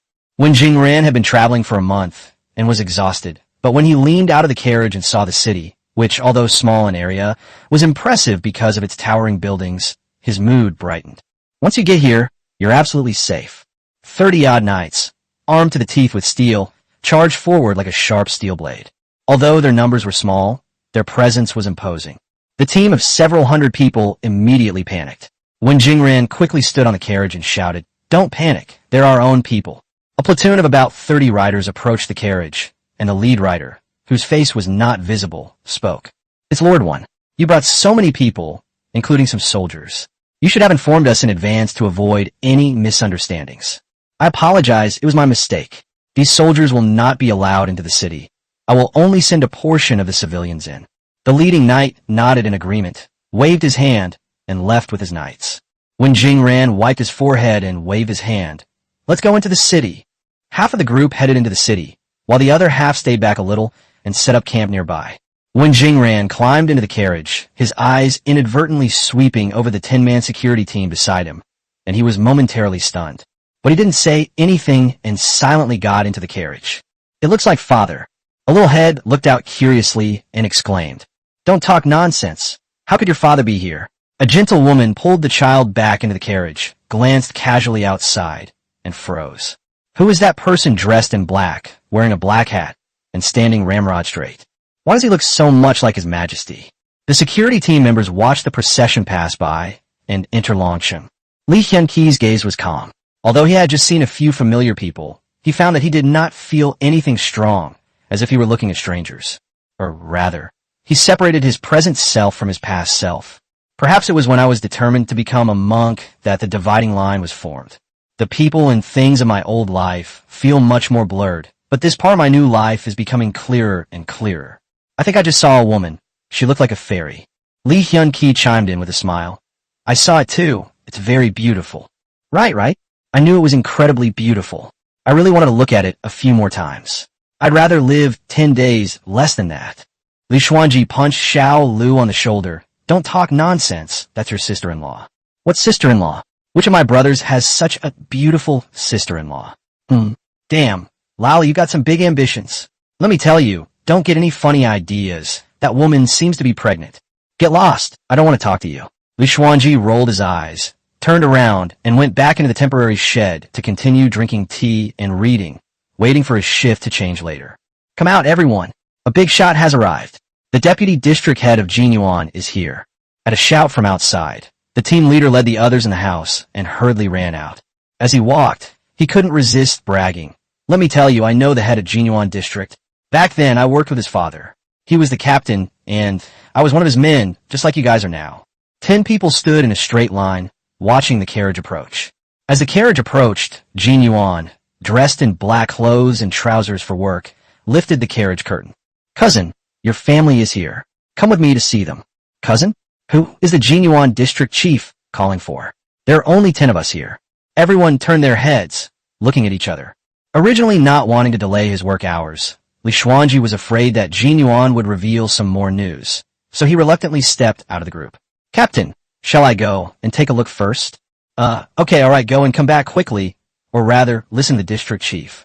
The squad leader could barely speak properly in front of Jinyuan. He wasn't bragging. Back when Jinyuan's father, Li Debeo, was the brigade leader, he was just an ordinary member of a small team. Li Debeo would definitely recognize him, but whether he could remember his name was another matter. Jinyuan didn't know him at all. Now Li Debeo has come to Longshan and become the head of a street security station. Below him is the captain, and below him is Li Debeo, the squad leader. They're still 2 levels apart. The head of the district security station is a level 7 official, a member of the Zhao family, and is under the jurisdiction of Jinyuan, a level 8 deputy town mayor in charge of people's livelihood. The deputy head position of the district station is vacant, and the next position is held by Li Debeo, a level 5 street station chief. The squad leader is a level 3 official. Therefore, the squad leader was 2 levels lower than Li Debeo and a full 5 levels lower than Jinyuan. From this perspective, Li Debeo does seem to be a bit unambitious. While others were making great strides forward, he was taking small, shuffling steps. If we continue down this path, we certainly won't go very far in the future. But it doesn't matter. Who can blame them when their own daughter is so amazing? Even level 6 and 7 cadres have to treat him with utmost respect. Everyone watched as Li Xuanji boarded the carriage at Jinyuan. Xiao Lu muttered to himself, I knew Old Li had connections, but I didn't expect them to be this strong. No wonder you were taken to the police station as soon as you arrived. Judging from this, my brother Li has a very promising future. We definitely need to stick close to him. Yeah, brother Li, sister-in-law. Holy crap, was that really my sister-in-law? Brother Li is awesome. Chapter 63 The Ordinary Person's Road to Success. The Little Princess's Powerful Peeping. Taoyuan Hotel. It is currently the largest and most luxurious hotel in the city, built in a U-shape with more than 300 rooms. Currently, most businesses that can use the Taoyuan name are owned by Mr. Zhao. When Jingran brought more than 100 people to the hotel and requested 50 rooms. Lord One, please rest for a moment. I will take care of things. The hotel manager was a middle-aged woman who was very capable. As one of the earliest residents of Taoyuan, she has basically enjoyed all the benefits that an ordinary person could have, making her a model of an ordinary person's success against all odds. At first, the men in the family worked on construction teams, while she was relegated to a subordinate role, only able to farm for her husband. Later, when a factory opened in Taoyuan town, she decisively abandoned her hoe and joined the factory. After that, When Jinxiu Clothing opened its store, she decisively abandoned the water ladle used for feeding pigs and applied for a job as a shop assistant at Jinxiu Clothing. She quickly became the store manager because of her good abilities. When Zhao Baiwei led his team to relocate to Longcheng, she immediately followed Jinxiu and was assigned to be the general manager of the largest hotel. He now manages over 100 people, making him a key figure in the Jinhui business empire. She's a big name in Jinxiu's circle, doing much better than her husband, who's just a small foreman in a construction team, earning only a level 2 salary. This is practically the highest point an ordinary person without special connections can reach right now. The current salary level is 5, but there are commissions included. With slightly better performance, he earns more than Jin E, the district head. Working in the government offers greater power, stability, and a higher potential for advancement. In Jinxiu's business empire, development is rapid, and those with ability can be promoted quickly, earning higher incomes compared to others at the same salary level. Each has its advantages and disadvantages. Manager Wu, thank you for your trouble. When Jingran said politely, no matter how powerful he was as the governor-general of Liangjiang elsewhere, in Longcheng he had to maintain a polite attitude even towards some middle and high-ranking officials. People dressed in fine clothes treat these people very politely, unlike how they treat servants with arrogance and bossing them around. What's with all this talk about his old diploma? Sir, you're too kind. You look quite tired. Shall we get you a room to rest in? No, I've sent someone to inform Director Jin Yuan. He might be coming over later. I'll wait a bit. Okay, then please lean back on the sofa and rest for a while. I'll have someone bring you a cup of tea so that no one will disturb you. Okay, thank you for your hard work. Manager Wu nodded and left. After a while, when Jingran opened his eyes and saw Jin Yi and Li Xuanji arrive, he was somewhat speechless upon seeing Li Xuanji's attire. I really wasn't mistaken just now. His Majesty really went to stand guard. This old minister greets your Majesty. When Jingran knelt on the ground, Li Hyunqi did not accept it readily, nor did he rush over to help him. He simply stood a little to the side. Lord One, as I've already said, I am no longer the emperor, so you do not need to bow to me. All right then. When Jingran stood up, his speed of acceptance was far superior to that of his good buddy Lao Lin. No wonder he was the governor-general, while Lao Lin was just a provincial governor. They were naturally at a disadvantage. Where are Jiang Ying and the others? Yes, Mr. Li, I'll take you there. Thank you, Lord One. As when Jingran led the way, he said, what happened a month ago was due to a traitor. That Ming traitor secretly sent his 3,000 most elite men, catching us completely off guard.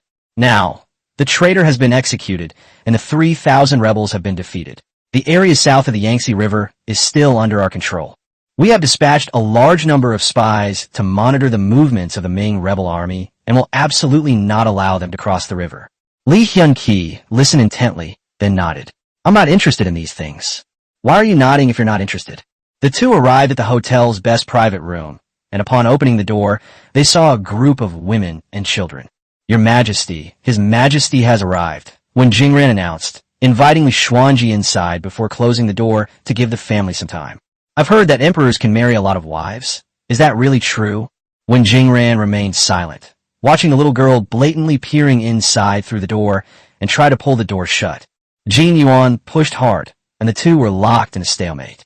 One bowed slightly, the other raised slightly, and their four gazes locked in a fierce confrontation. Get up. I'm going to use my strength. Don't blame me if I pinch your little hands. Then he was dragged away by Jin Yuan's attendants, while Jin Yuan just lay at the door peeping. Inside the room, Empress Jiang saw her husband, the most noble man in the world, dressed in the clothes of a minor official, and she shed tears of heartache. Is someone deliberately humiliating her husband? Do they want to see the once high and mighty emperor fall from grace? Your Majesty, you have suffered. Don't call me your Majesty anymore. I will not be emperor anymore. I came here for this very reason. Chengqian, if you want to be emperor, then you shall be emperor from now on. 15-year-old Li Chengqian was so frightened that he fell to the ground with a thud. Father, I absolutely have no intention of usurping the throne. I beg you to see the truth. I don't care whether you have the will or not. If you're not willing, then let the Prince of Fu and the Prince of Yin become the emperor. Father, Li Xuanji ignored his eldest son and looked at the women, saying, just pretend the emperor is dead. I'm just an ordinary person now. You can live your lives however you want from now on. I'm leaving. Ignoring the shouts of His Majesty and father behind him, Li Xuanji walked out with firm steps. When he got to the door and saw the almost blatant peeping, he was amused. Jin Yuan tilted her head back and giggled. Cousin, there's so many people inside. How many wives do you have? Dozens, but I've only slept with these 5. The Empress and the 4 virtuous and kind imperial concubines. Wow, you have so many wives? Jin Yuan didn't understand the meaning of favoritism, but she heard dozens of wives say, by the way, if you pass the throne to your son, what should I be? Will I rise in rank and become an imperial aunt? Right. Let's go, little princess. Your cousin isn't working this afternoon, so I'll treat you to lunch. Hey, forget it. I don't eat fast food. With the 2 coins in your pocket, you probably only have enough for fast food. There's a new snack shop that just opened on the street. I see a lot of things that kids like to eat. Shall we go check it out? Delicious food? I'm not going. I'm not a child anymore. Chapter 64. Empress Jiang and her husband are a perfect match. Emperor Li is greedy for money. The first sword strike after landing is to kill the one you love. Li Xuanji endured 10 years of hardship, and then 2 more thrilling years. Now that things have finally settled down, it seems they want to sever all ties with the past. I went to work, as usual the next day. Brother Li. Li Hyun-ki smiled and said, haven't you always called me Old Li? I haven't given you any money. Why are you calling me Brother Li? Are you trying to borrow money? Well, sorry. Your brother Li is even poorer than you. Xiao Lu, who was a little nervous, relaxed. Old Li was still the same Old Li, and they seemed to be able to joke around and chat. Brother Li, was that really your wife yesterday? What? You want to take a few more glances? No. I just think that since her sister-in-law is so beautiful, Brother Li, your family must be well off. It's all right. I used to be from the capital, but the capital has been in great turmoil these past 2 years, so I fled. That's right. The safest place in the world is our dragon city. Legend has it that our 800 wolf soldiers are invincible. If we wanted to, we could probably take the capital city easily. Li Hyun-ki nodded in response, but inwardly he didn't take it seriously. Wolf Soldier is indeed formidable, but he's not an ordinary person like Xiao Lu who lacks experience. Even the most formidable cavalry in open field battles is not invincible. Even without considering traps and the cost in manpower and horsepower, no matter how powerful cavalry is, it cannot conquer a city. Otherwise, the northern barbarians would have breached the capital countless times long ago. In truth, if the Ming traders hadn't handed over the capital so easily, the capital would never have fallen. For so many years, the barbarians have marched south every year, but they have never breached a single major city. They don't have enough people. However, things are hard to say now. It is said that after the barbarians occupied Beijing, they kept moving people to the capital. It seems like they're considering staying put and sitting down to have some fun with everyone. With the barbarian tribes fighting prowess, and now they possess cities and vast tracts of land. They are a formidable force. It's tough. Li Hyun-ki was lost in thought when the captain arrived. Upon seeing him, the captain's expression was priceless, a mixture of surprise, flattery, hesitation, and suspicion as he took the initiative to greet him. Old Li, your family is here. Why don't you take a few days off? Captain, no need. Everything is settled. I don't need to worry about it. Oh dear, you don't need to get up. Sit down. We're still on duty at the intersection today. You can rest for a while before going over. Li Hyun-ki spent another uneventful day. When he got home that evening, he saw that the front door was open again. He frowned. Who was it this time? Wen Jingran or Lin Jingwei? They come to open my door every few days, and I feel embarrassed to say anything to them, but they have the nerve to do that? Actually, you can't entirely blame Lao Lin. After all, his house is only so big, and it's not appropriate for Lao Lin to wait at the door. If Lin, the governor of Jiangxi, were to be seen waiting outside a small apartment, Li Xuanji's identity might be exposed. Li Hyun-ki frowned and pushed open the door, where he saw the figure of a woman who was very plain, but whose temperament and beauty could not be concealed. Jiang. The woman was clumsily mopping the floor when she saw Li Hyun-ki return, and her face lit up with a smile that could outshine all the flowers in the world. My lord, you're back. What are you doing? Whether you are still the emperor or not, I will still be your wife. I learned the 3 obediences and 4 virtues from a young age, and I still understand the principle of a wife following her husband's lead. It's quite nice to not care about anything or worry about anything right now. We used to worry about the country every day, but now we can just live our lives in peace. Li Xuanji, who played Jiang Ying, felt a lump in his throat and went over to embrace Empress Jiang. By the way, have you eaten? I haven't eaten yet. Here, have some. Never mind, I'm not good at cooking, and we don't have any servants now. I'll learn to cook later. It's not convenient to cook here. Let's go downstairs and eat on the street.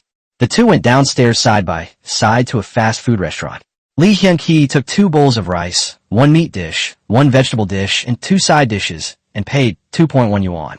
The two sat down to eat together, and Empress Jeong remarked, "The food is delicious, and it only cost 21 coins. It's so cheap. I felt it was just okay." "You probably felt it was pretty good because you were in a good mood." Lu Xuanji thought to himself, "It's not cheap. It's enough to feed an ordinary family for several days." After returning home from dinner, it got dark, and the couple lay on their not-so-spacious double bed chatting. "I went to see that girl named Jin Yuan today and asked her a lot of questions. I have to say, that girl is really innocent and naive. I know that living here requires money. I had some savings, so I went to that bank and exchanged some money. It should be enough for us to live on for a while." As she spoke, Empress Jeong took out a paper package from the drawer next to her. When Li Xuanji opened it, 3 dozen purplish-red banknotes came into view, and our emperor's breathing became rapid.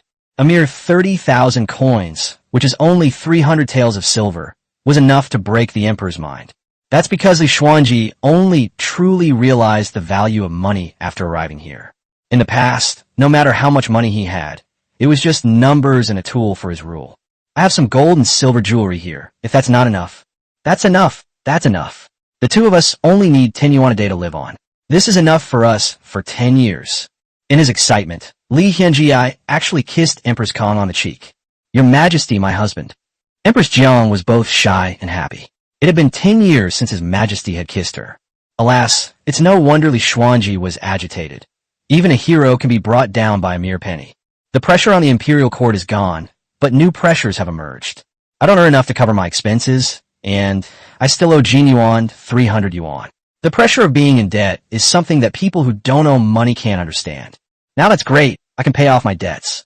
It feels so good to not owe money. Chapter 65 System Upgrade brings good news. Master Zhao says, "Let there be light." Congratulations on reaching 50,000 official residents. The system has been upgraded to a town-level system. The new item list is now available. Please check it out. The assessment period for residents has been extended to 3 months, with special provisions for specific groups. Get 1 chance to win a prize. Upgrading to city-level status requires a city population of 1 million. It seems the system thinks Zhao Baihui's multiple expansions are cheating, so this time it's directly demanding a population of over 1 million. Currently, the main urban area has a population of 8,437, Taoyuan Town, and the total population is 50,021. Currently, Longsheng has a slightly smaller population than Taoyuan Town, so the system defaults to Taoyuan Town, which has the largest population, as the main city. In a few months, that won't be the case. Zhao Baihui jumped out of bed in her sleep, making such a loud noise that it startled Mingming, who was sleeping downstairs, who wondered what had happened. The commotion was so great that lights began to appear in the small buildings of Jin Yi and Jin Xiu next door. "What are you waiting for? Let's draw a prize. I want electricity, electricity, electricity." Congratulations on winning the complete set of basic electrical technology. Open related purchase permissions. Several girls ran over and saw the old man in his pajamas standing on the bed, gesturing wildly, while Mingming stood beside him, at a loss for what to do. Master, what's wrong? Don't scare us." "Haha, it's okay, I'm just happy."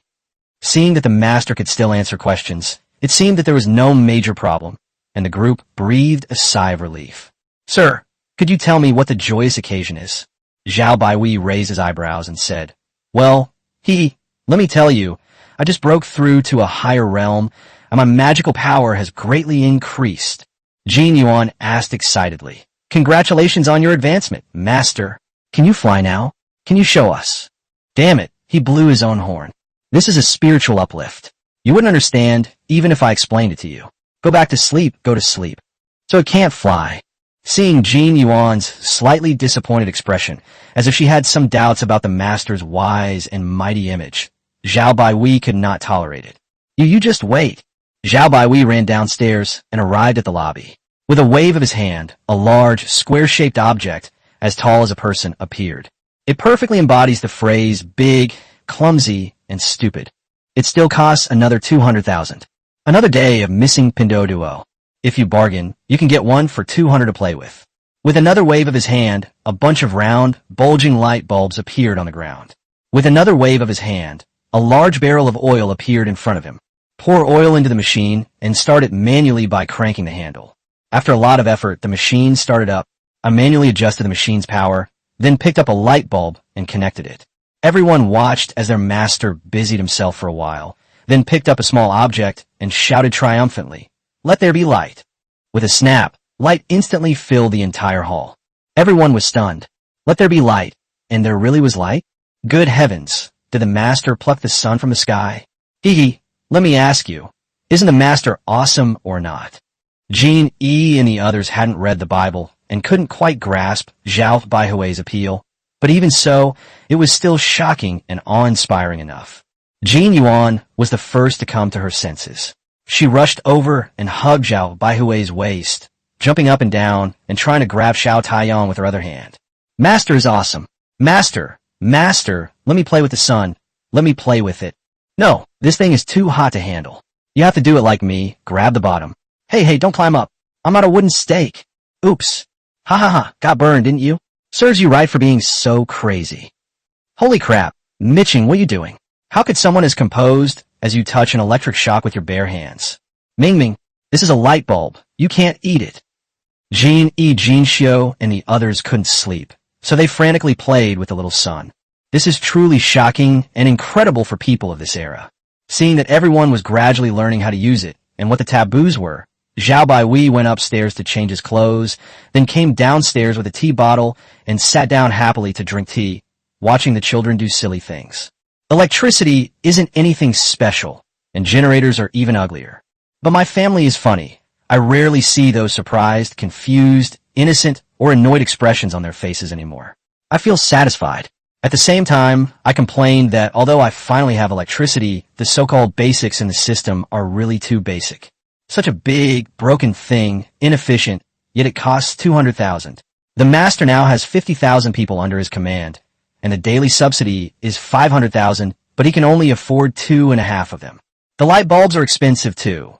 One costs 20 yuan, and it's an old-fashioned 100-watt incandescent bulb. Oil is expensive. If you do it this way, the cost of 1 kilowatt-hour of electricity is about 2 yuan, and a 100-watt light bulb costs 20 cents to run for 1 hour. Electrical wires aren't cheap either. The next day, a construction team entered the Zhao residence and began construction. This construction team consisted entirely of skilled workers. That evening, the entire Zhao residence was as bright as day, and the children were overjoyed. Yes, that's how Zhao Baihui described it. Jean E. and the others were indeed surprised and happy, but not as exaggerated as Zhao Baihui described. With a population of over 50,000, a daily subsidy of 500,000 yuan would amount to over 100 million yuan in annual income. However, Zhao Baihui didn't have that much money. More than half of it was used to buy resource points. With current technology, even deep-seated mineral deposits cannot be mined. Only a portion of the shallow layers are mined. It's possible to force it open, but that would mean risking lives, and Zhao Baihui is unwilling to do that. We'd rather spend more money to mine more sites. Zhao Baihui exchanged a large number of generators, light bulbs, wires, and oil at the mansion. It is expected that various government agencies, including the district government, the Public Security Bureau, and some important enterprises such as the Taoyuan Hotel, will be involved. Install it step by step, in batches and at different times. They're all my sons. I can't favor one over the other. Taoyuan Town, Xingho Town, and the 10 towns built later should each be allocated a few units. All this makes Zhao Baihui speechless. Tens of millions in savings seem like a lot, but if you calculate it this way, you'll end up losing tens of millions. Putting everything else aside, these things need to continuously consume diesel fuel to operate. Diesel fuel is simply impossible to produce with current technology.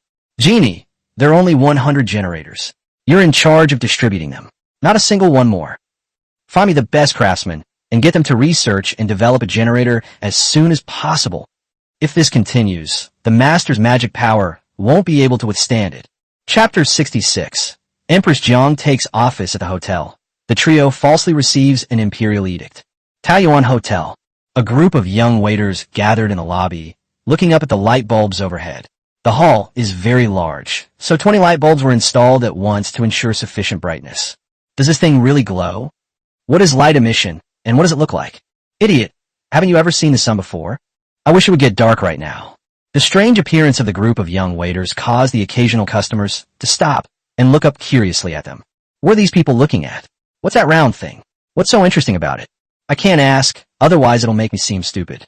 I'll think about it again. As a result, more and more people gathered, all staring at the top of their heads. I didn't know what they were looking at, but since everyone was looking, I decided to look too. My neck is a little sore. Even with Empress Jiang's composure, although she wouldn't stand there staring, she still frequently looked up from her sofa. She'd never seen anything glow before, and she wanted to see it too. Having lived here for some time, Empress Jiang became increasingly aware of the importance of money. Li Hyunqi's daily wage of 2 yuan is really not enough for the two of them to cover their expenses, especially since they recently moved to a different place to live. After moving to a new home, a 3-bedroom apartment, the rent was 1 yuan a day, which meant half of Lao Li's salary was gone.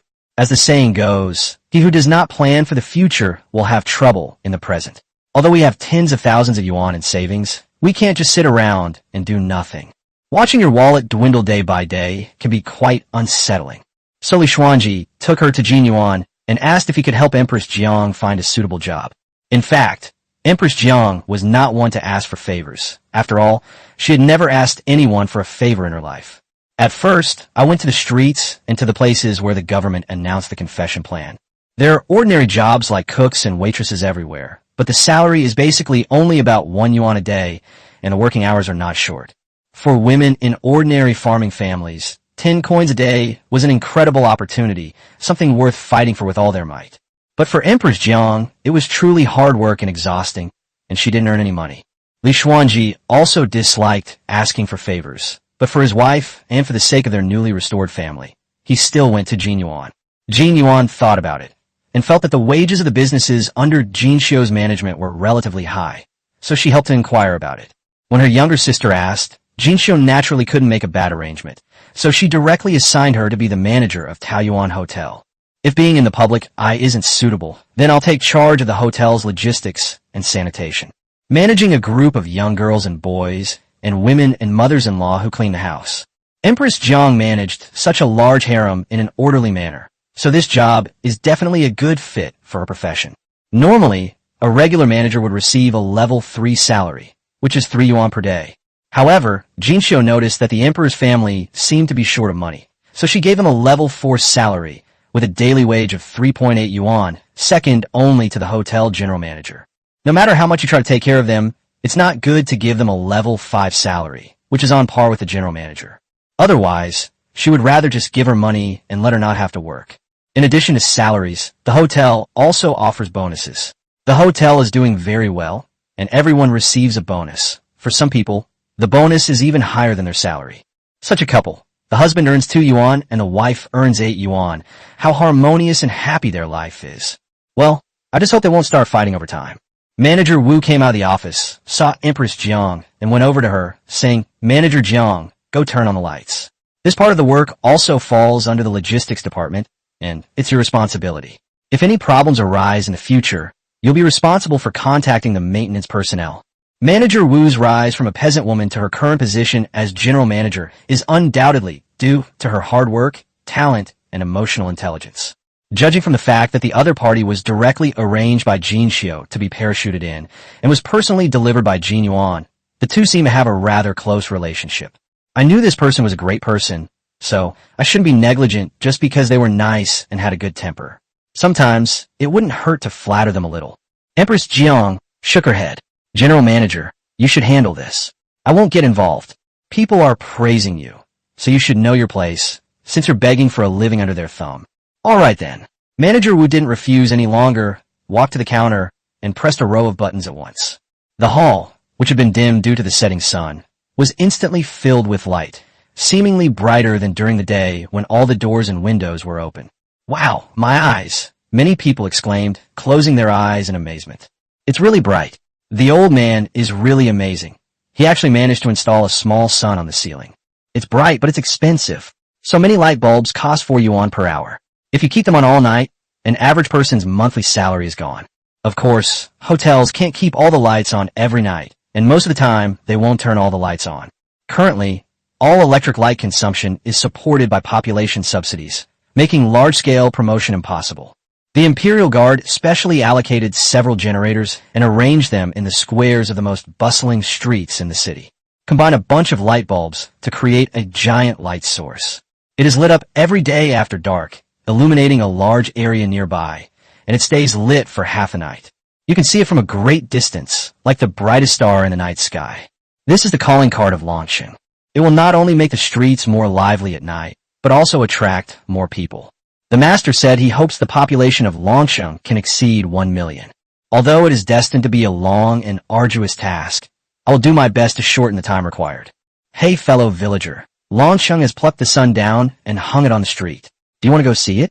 Wen Jingran sat on a chair by the bed, gazing at the distant starlight, and sighed. This Master Zhao is truly amazing.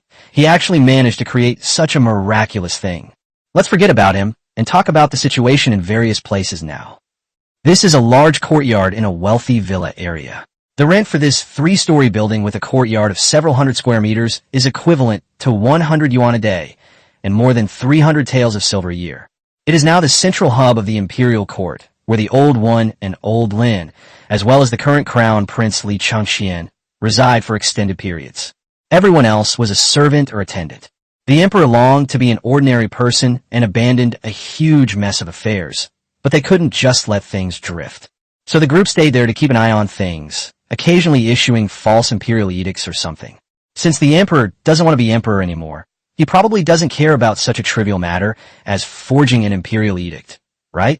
Although the imperial court lost most of its territory, its control over the remaining areas was also weakening. However, there's still quite a few high-ranking officials left, such as the 3 prime ministers and a large number of second and third-rank officials. The 2 men, Wen and Lin, were in a position that was neither too high nor too low. They could participate in everything, but they had no decision-making power, which was actually quite awkward. However, the emperor's current state must not be known to others. Otherwise, the already demoralized people's hearts may easily collapse. Having no other choice, the 2 could only pull the crown prince along and pretend that the emperor was still in charge of the court, and then remotely control it. He only told outsiders that the emperor was in a dangerous situation and that it was inconvenient to disclose his office location. Then every now and then an imperial edict would be issued to appease and deceive everyone. Let's maintain the status quo for now. Chapter 67, the emperor's life is getting better and better, but he is still just a mortal after all.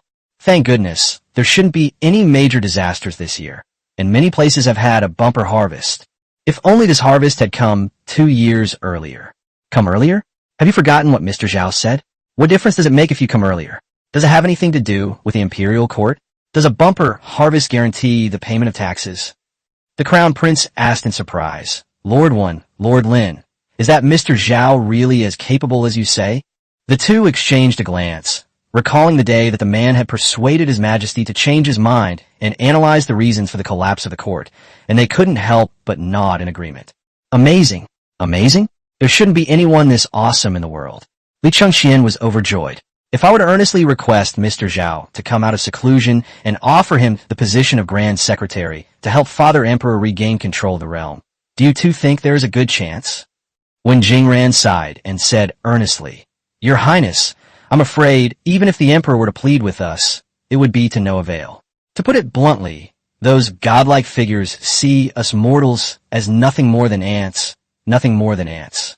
Would a person care who wins or loses in a fight between a group of ants? The prince was somewhat unconvinced, but then he thought of the terrifying speed at which those buildings were rising, the small suns that shone like daylight on the streets at night, and the horror of the 10 men he had witnessed. I felt a wave of helplessness and despair. It must be admitted that compared to them, even he, the crown prince, and even his father, the emperor, seemed like an ant in their eyes. Fortunately, this person wasn't interested in crushing ants for fun. My lords, let's call it a day. I want to see my father and mother to see if I can persuade my father again. Then this old minister shall take his leave. Li Changxian, dressed in casual clothes, went out and took a carriage to Li Xuanji's residence. There was only 1 coachman and 1 attendant with him. If this were in the capital, it would be impossible. When the crown prince leaves the palace, he would be surrounded by a large entourage, mainly for his safety. And here, it's truly safe. A sense of security emanates from the depths of my heart. Young master, we've arrived. Li Chengxian got out of the car and frowned as he looked at the 3-story building in front of him, which housed dozens of families. Go wait to the side and don't let anyone discover your identity. Li Chengxian arrived at the door of room 108 on the first floor. Just as he was about to knock, he heard laughter coming from inside. Knock on the door. Who is it? Empress Jiang opened the door and, seeing her eldest son standing there, pulled him inside with delight. She closed the door and excitedly hugged her son, saying happily, Chengxian, Mom missed you so much. Li Chengxian was somewhat unaccustomed to his mother's sudden enthusiasm and such direct expression. As the crown prince and empress, both of them had to adhere to strict rules of conduct. He had always known that his mother loved him, but she had always been reserved and discreet. I would never be so reckless. Brother Crown Prince. 5-year-old Li Lingshu ran over happily, but suddenly stopped when he got close. She remembered being taught before that she should bow, show respect, and behave properly when facing the Crown Prince. Li Chengxian nodded to his younger sister, and seeing her adorable face, he smiled, hesitated for a moment, and then reached out to pat her little head. Li Lingshu looked up and revealed a big smile. Your subject greets your majesty. If you have come as the Crown Prince, then please leave. Father. Li Hyunqi smiled and waved. Come and eat with me, wife. Add another set of chopsticks and a bowl. This meal was packed up by Empress Jiang from the hotel. Taoyuan Hotel is so big and upscale, so naturally it also offers food, and the ingredients and taste are on a completely different level compared to street fast food. Even though Li Haianji and Empress Kong were used to eating delicious food, they thought it was quite good. However, things at Taoyuan Hotel are very expensive. A person can eat a fast food meal outside for just a few cents or $1. If a group of people go to a restaurant and order a few dishes, it will cost at least several dollars. At Taoyuan Hotel, even if you eat something casually by yourself, it won't cost less than 10 yuan. They won't serve us if the price is lower than this. After all, people who can afford such expensive hotels won't be short of a few dollars. Empress Jiang would definitely not be willing to eat food that costs more than 10 yuan, as she couldn't even earn 10 yuan a day. However, most of the time, hotels have leftover ingredients at night, and these leftover ingredients are usually not given to guests the next day. Some middle and senior executives, including Empress Jiang, would have the kitchen prepare the food, paying only the cost price for themselves or to take it away. With the chef skill level here, the taste is naturally superb. Of course, sometimes when there weren't many spare ingredients left, Empress Jiang would occasionally go and get a takeout meal. Brother, this sweet and sour pork is delicious. You should try it. Lingshu only dared to point at it with her chopsticks, not daring to put any on his plate. Yes, Lingshu. Thank you. The tone was polite, but there was still a sense of distance and awkwardness. After dinner, the father and son sat down in the living room. Empress Jiang poured them tea and then went to clean the house. Father, do you really not want to be the emperor anymore? I want to hear the truth. Li Chengxian lowered his head after he finished speaking. Li Xuanji was silent for a moment, then said, Chengxian, who doesn't crave power in life? I can't pretend to be a saint, but this peaceful and comfortable life is indeed more important to me than being an emperor. If you want to be emperor, then I will issue an edict to pass the throne to you. The inner struggle of Li Chengxian is just like what his father said. Who doesn't like power while they are alive? Anyone who says they don't like it is definitely lying and has ulterior motives. Father, it's getting late. You should get some rest. I'll think about it some more. Good. Li Chengxian left, and Li Xuanji sat on the sofa. This sofa is considered quite expensive nowadays. After all, it has steel springs and leather. This is a housewarming gift from Jin Yuan to my cousin, something most people couldn't afford. Jin Yuan is a very principled person. Giving money is absolutely unacceptable, but giving gifts is fine. They gave away a sofa set that cost over 1,000 yuan each, just like that. What's wrong? Are you unwilling to accept this? Empress Jiang sat down next to her husband and took his hand. Li Xuanji gave a wry smile. Chengxian wants to be emperor, but he's afraid of upsetting me. He's probably also thinking about our father-son relationship. Recently, my mind has become more active. To be honest, I'm really unwilling to give up the throne like this. In the past, he would never have said this to anyone, but now that the situation has changed and it's his closest person, he doesn't care anymore. I'm conflicted. If Chengxian had asked for it today, I would have given up. But now, in the end, we are all just ordinary people, just common folk. Chapter 68, Li Xuanji's swift promotion brings joy to the people's autumn harvest. The district police station's regular meetings. The deputy district head of Jinyuan personally visited to provide guidance. Captain Li Xuanji has performed outstandingly and has been promoted to director of the street security station. He will be responsible for the management of the Taoyuan street security station from now on. No one objected. There's nothing we can do about it if we disagree. Every place named Taoyuan is extraordinary. This is where dreams begin. Among the several well-developed streets in Longbei District, Taoyuan Street is the most advanced. Relying on Jinyuan's background and connections, Li Chunxian rose through the ranks from an ordinary security guard to a squad leader and then to a battalion commander. At this work meeting, Comrade Li Debeo, who also had a strong background and connections, finally managed to get another step forward by relying on his daughter's connections. He was promoted from a level 5 street-level police station chief to a level 6 district-level deputy police station chief. The vacant spot was given to Li Xuanji, who was at level 3. His improvement speed can be described as lightning fast. If he keeps this up, it probably won't be long before he surpasses Li Debeo, who has been taking small, slow steps. After his rank was upgraded, Li Xuanji's daily wage reached 4.8 yuan. Although it was still less than what his wife earned, he was unlikely to suffer domestic violence over time. Many people have heard that the husband of the general manager of Taoyuan Hotel is occasionally subjected to domestic violence. Indeed, no one is perfect. People who excel in one or more aspects may have weaknesses in other areas. Li Xuanji had just been promoted to director when he was sent out of the city on a mission. It wasn't far, just a few miles outside the city, and basically all the police officers from the local police station came. Because it's that time of year again for the peach harvest. When that day arrives, people in the city will be allowed to take leave unless they are in a particularly important position. The residents, almost all in family units, rushed into the fields with the elderly and children to harvest sweet potatoes. These days, one day's work is equivalent to several days' worth of income in normal times. Some work incredibly hard, doing in one day what it takes to do in 7 or 8 days. Dad, look how big this sweet potato I dug is. Big, very big. Keep up the good work. Mom, if you're tired, take a rest. I brought some water and food. Mother's fine. Although I am old, I'm happy and full of energy when I see all this grain on the ground. You go and do your work, don't worry about me.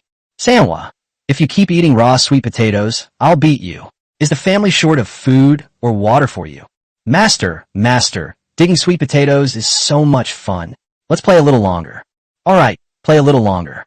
Let me tell you, the master also came from a poor background. Not only ordinary people, but also many old men from outside the city who came to enjoy life also came enjoying the fun. In any other place, the master would never do such a thing.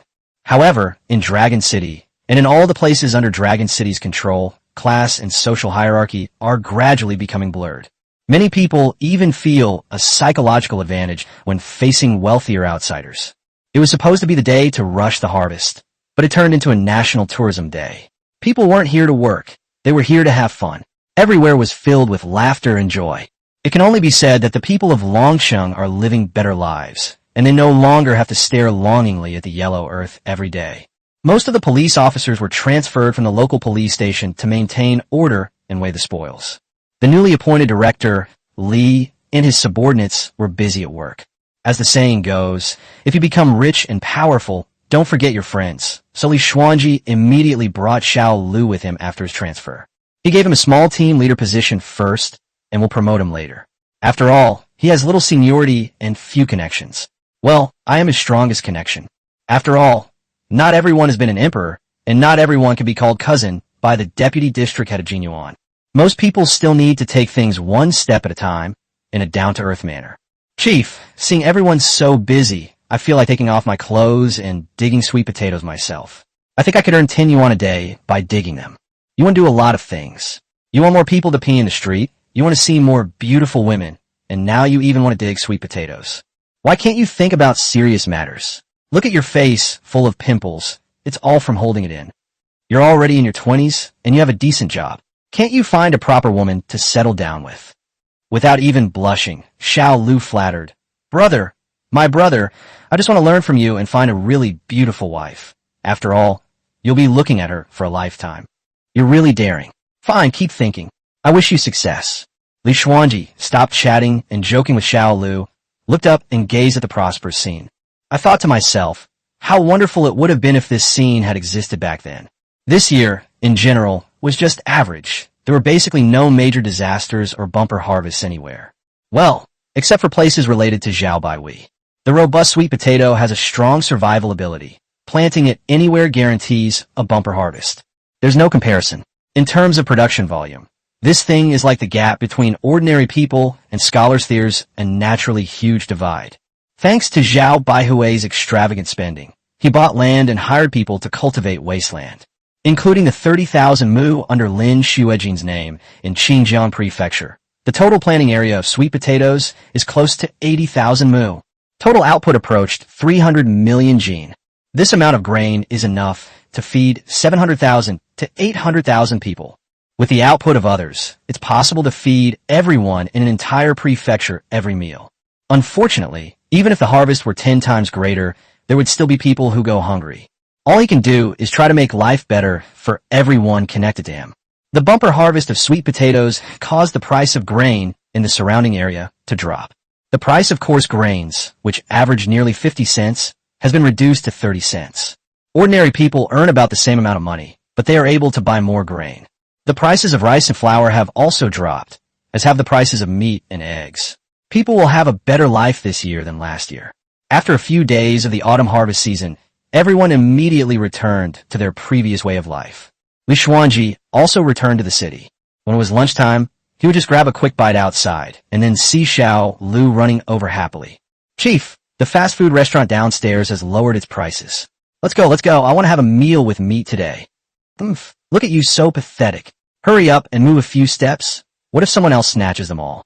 Chapter 69. Joy abounds at the Zhao family compound. Captives worth 10 taels of silver. The autumn harvest is both a good thing and a bad thing. The autumn harvest brings grain and money to the people, but it also often represents the extreme expansion of the ambitions of some ambitious individuals. Each of the three major powers has many independent forces within its territory, including more than a dozen unofficial emperors. Even more people claim the title of king. Now that the autumn harvest is over, these wild kings and wild emperors are in big trouble. The three major forces mobilized almost simultaneously, wiping out all the wild species within their respective spheres of influence. Each of the three forces has its own significant advantages. Either they have a strong army, they have vast territories, or they are confident that they can take down the others, even though they are the third-ranked force that gets beaten. After a swift and decisive victory, the Wild King and Wild Emperor were almost completely wiped out. Some are more adept at changing their stance, depending on the wind, and they fled at the first sign of trouble. Without territory, land, and people, they become like grasshoppers in autumn, unable to hop around for long. For the time being, the three major powers need to consolidate their territories and recuperate. But judging from this incident, it is likely that things will not be peaceful next autumn and the autumn after that. Judging from the nature of these three groups, either the northern barbarians are beating up the Ming traders, or the Ming traders are attacking the imperial court. The imperial court is unlikely to take the initiative to attack. It can only stand there and take the beating while stubbornly shouting, "Go ahead and hit me. I'll admit defeat if I even cry out in pain." It was another afternoon dusk, and the Zhao residence was usually at its liveliest at this time. All 34 members of the Zhao family, unless they have something truly pressing to attend to in Longsheng, will come back for a meal, because the master likes everyone to get together. So sometimes people who live far away and have a lot to do will choose to come back for a meal and then travel a long way back to continue their work. Your Majesty, the Jade Emperor. Your Majesty, the Jade Emperor. Why are your eyes empty, and why will you not look at me? Jin Yuan tilted her head in an affected manner, her two small hands forming delicate pinky fingers pressed against her temples, looking extremely funny. Everyone at the table burst into laughter, and many people even spat out their food. Only a few younger children, like 8-year-old Mingming, didn't know what everyone was laughing at. Although they felt that Sister Jin Yuan was acting strangely, they wondered why everyone was laughing. Jin Yuan stood there, unable to continue acting, and excitedly asked, "Master, did I act well? Do you think I resemble Sister Jin Xiu?" Jin Xiu, who had been smiling happily, was stunned. Damn it. How did the fire end up on her? She could no longer maintain her image as a refined young lady. She pushed aside the table and rushed towards Jin Yuan, yelling, "You brat. I'll make you pay." Zhao Baihui pretended to ponder for a moment, I wouldn't say it's 7 or 8 parts similar, but I would say the performance is incredibly lifelike. Master, Jinxiu was furious. She had just finished tidying up Jin Yuan when she rushed toward Zhao Baihui. In order to improve the spiritual civilization of his territory, Zhao Baihui spent a lot of money in the system to purchase the copyright of the complete vernacular version of Journey to the West. Then, since each book costs 20 yuan, I bought 1,000 copies. 20,000 yuan is nothing. Then someone opened a bookstore. Longqing has a population of less than 10,000, and Zhao Baihui thought that these 100 copies of Journey to the West would sell for a long time. After all, selling it for 20 yuan a copy isn't cheap. Within a few days, all 1,000 copies were sold out, prompting him to marvel at how quickly literacy rates had increased. Then he bought another 5,000 books from the system, which finally satisfied the needs of all literate people. The whole city is reading Journey to the West, which is why what just happened occurred. They just changed Brother Jade Emperor to Master Jade Emperor. It seems we've done a good job in promoting spiritual civilization. We should publish more books for everyone to read in the future. Outside Dragon City, a lifeless procession moved slowly forward. Hurry up! A soldier lashed out with his whip at a man. The man glared at the soldier fiercely, only to be lashed again. You dare glare at me? If the general hadn't said that we'd have to pay compensation if you killed me, I would have beaten you to death today, you son of a bitch. Like a tiger fallen into the plains, Lu Deo, once a powerful figure, has become a prisoner and can only be bullied by a lowly soldier he used to look down upon. Fortunately, there was another guy in the group named Fong Datu, who was in just as bad a situation as me. Otherwise, I probably wouldn't have been able to get over my own conscience, and would have chosen to commit suicide. At the very front of the procession, a majestic general sat astride his warhorse, his gaze sweeping across the land like an emperor surveying his territory. It wasn't until a small troop of cavalry attacked from afar that they cowered like quails.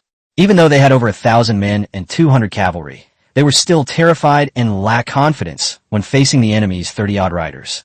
Moreover, given the current state of the imperial court, there are no truly allied forces.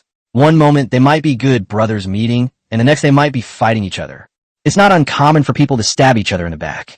Seeing that the enemy slowed down and did not charge directly at him, the guerrilla general breathed a sigh of relief, put on a big smile, and rode his horse to meet them.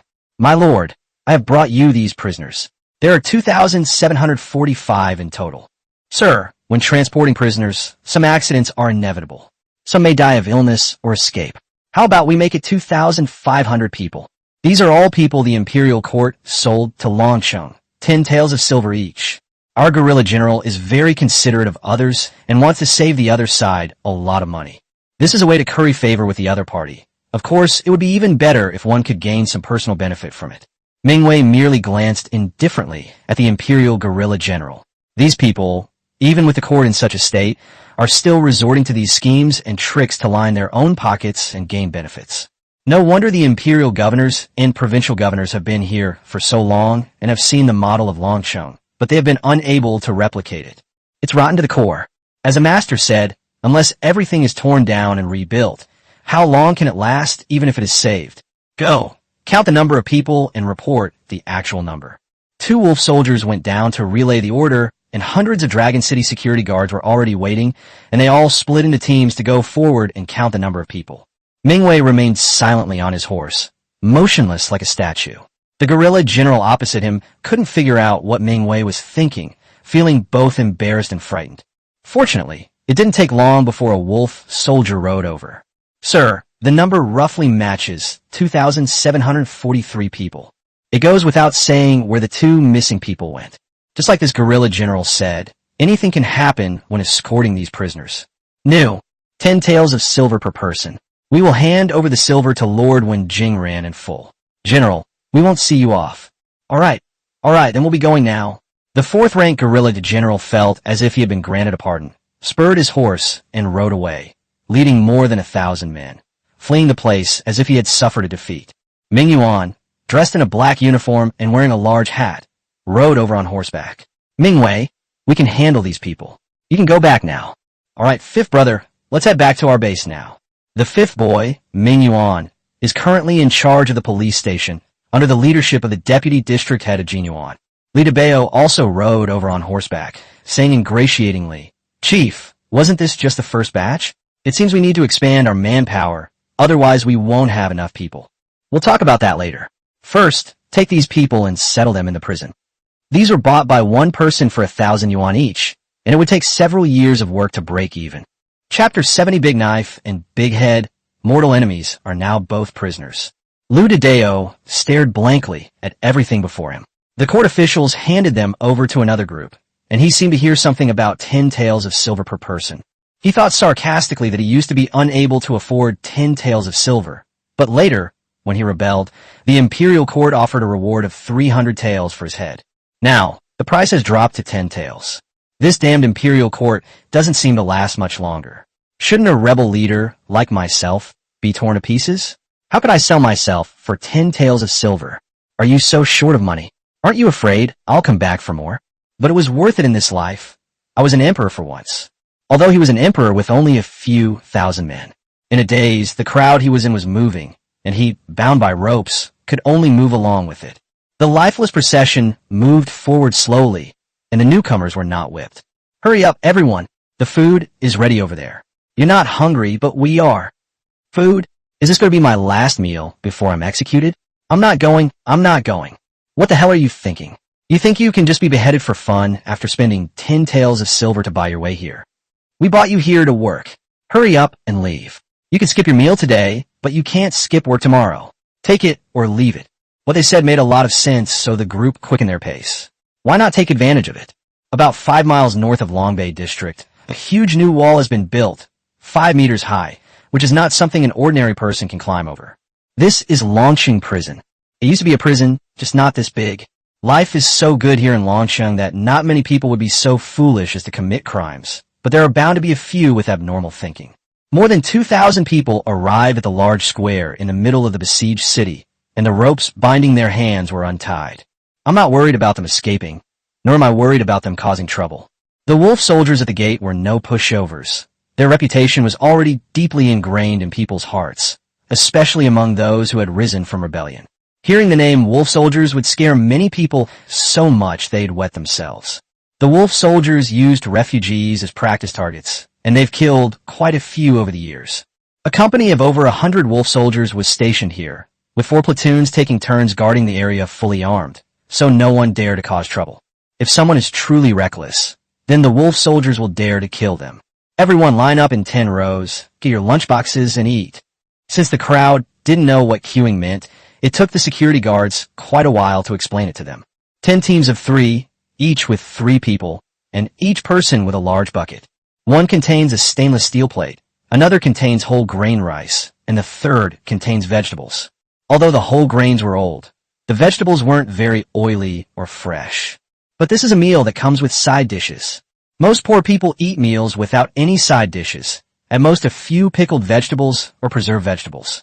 The rice served with side dishes made many people unable to believe that it was meant for them. A few individuals started clamoring about a last meal before execution, but were pulled aside by the security guards. Okay, you say this is your last meal before you die. Then don't eat it, go hungry. The 3 worked together, one person picked up a plate, and the other person scooped up a shovel of rice and a spoonful of vegetables, and each person was done in a few seconds. Even with a team of 200 or 300 people, it still took them nearly 10 minutes to finish the game. A prisoner took a plate, ate a bite of rice and a bite of vegetables, and then froze. Is this really not a last meal before death? If I could have eaten this back then, why would I have bothered cooking? Seeing that one line had finished their food and there was still a little bit left, the security guard asked, "Who's still hungry? Can we get some more? If there's any left over, we'll just have to throw it away." After all, the people working here only get a little over 2 yuan a day at the very least. Who would eat this stuff? Of course, saying it was dumped is an exaggeration. Many security guards would probably hold their noses and eat it. After all, they are poor people who came from hard times. But in short, I won't be happy. Is this true? Can I get a little more? A bolder person got up cautiously, and sure enough, they were given half a spoonful of rice and half a spoonful of vegetables. I want some too. I'm not full either. Give me some more. That's all. Stop pushing forward, stop pushing. Wolf soldiers, wolf soldiers. The surrounding wolf soldiers had already noticed the commotion and rode over, drawing their weapons halfway there. The crowd was so frightened that they all knelt down and lay prostrate, and only then was order restored. After the meal, Everyone was led into the public bathhouse to wash up, and then a group of barbers brought from the city shaved their heads. Finally, everyone changed into a prison uniform that fit them fairly well and were assigned to a room with 4 bunk beds and 8 beds in total. 1081, 1082, 1083, 1088, stay in this room. Lou Tadeo knew that his randomly assigned number was 1088, but coincidentally, Fong Dada's number was 1081, and he was in the same room as Fong Tadeo. Even-numbered bunks are the upper bunks. Just as Lou Tadeo was about to climb up, the person in the lower bunk said ingratiatingly, "Brother Dao, you can stay down here. It'll be more convenient." "Thank you then."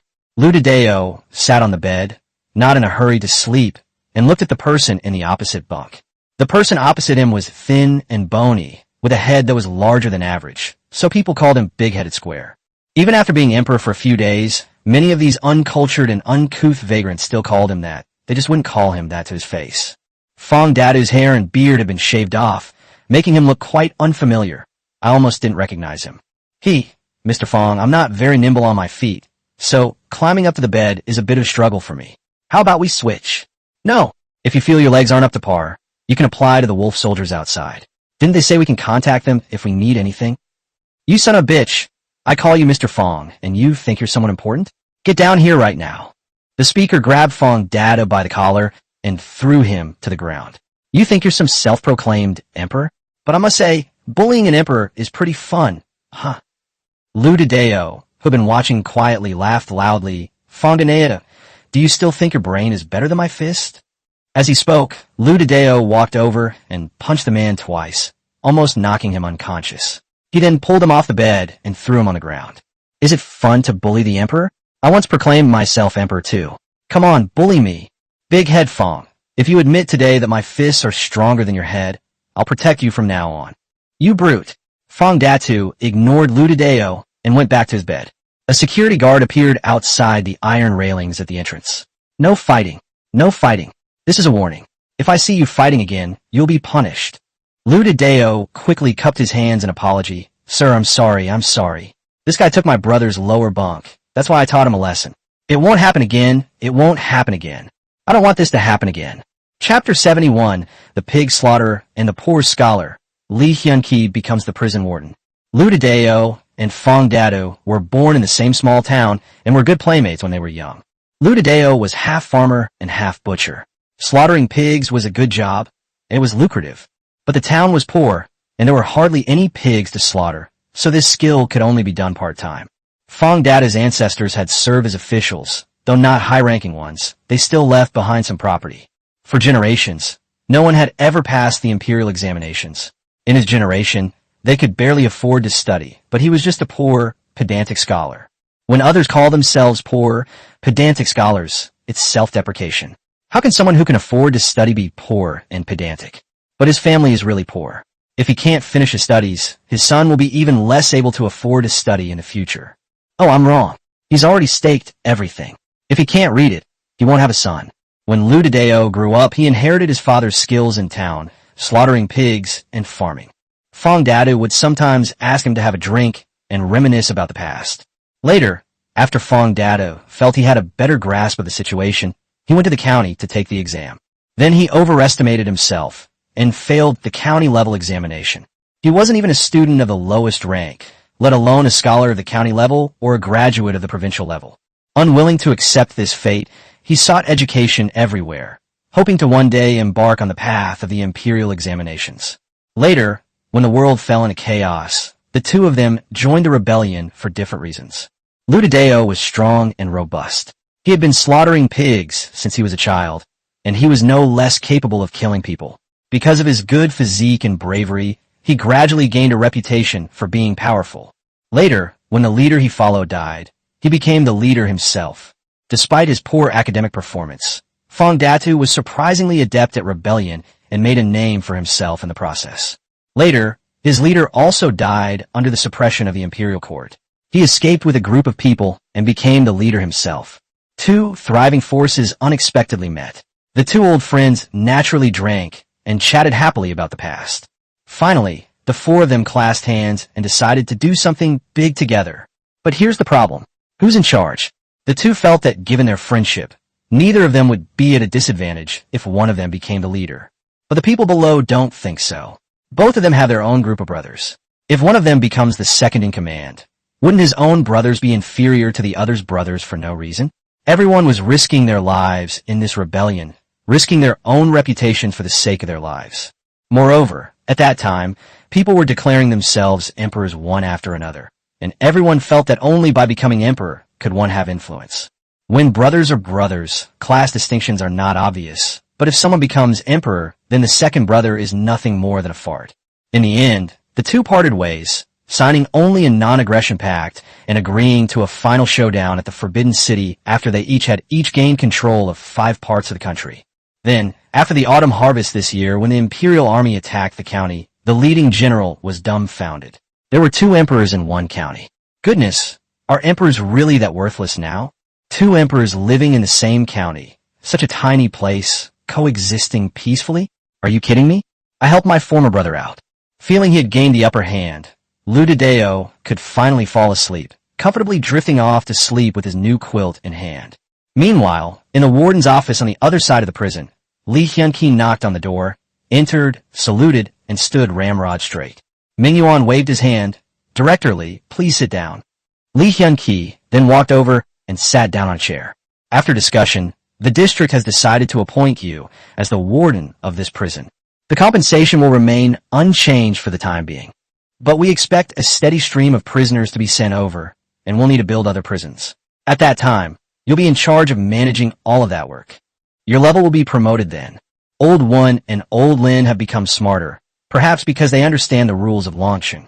They no longer think about going directly to Zhao Baihui for everything, because not only can they not see him, but they also keep getting discouraged.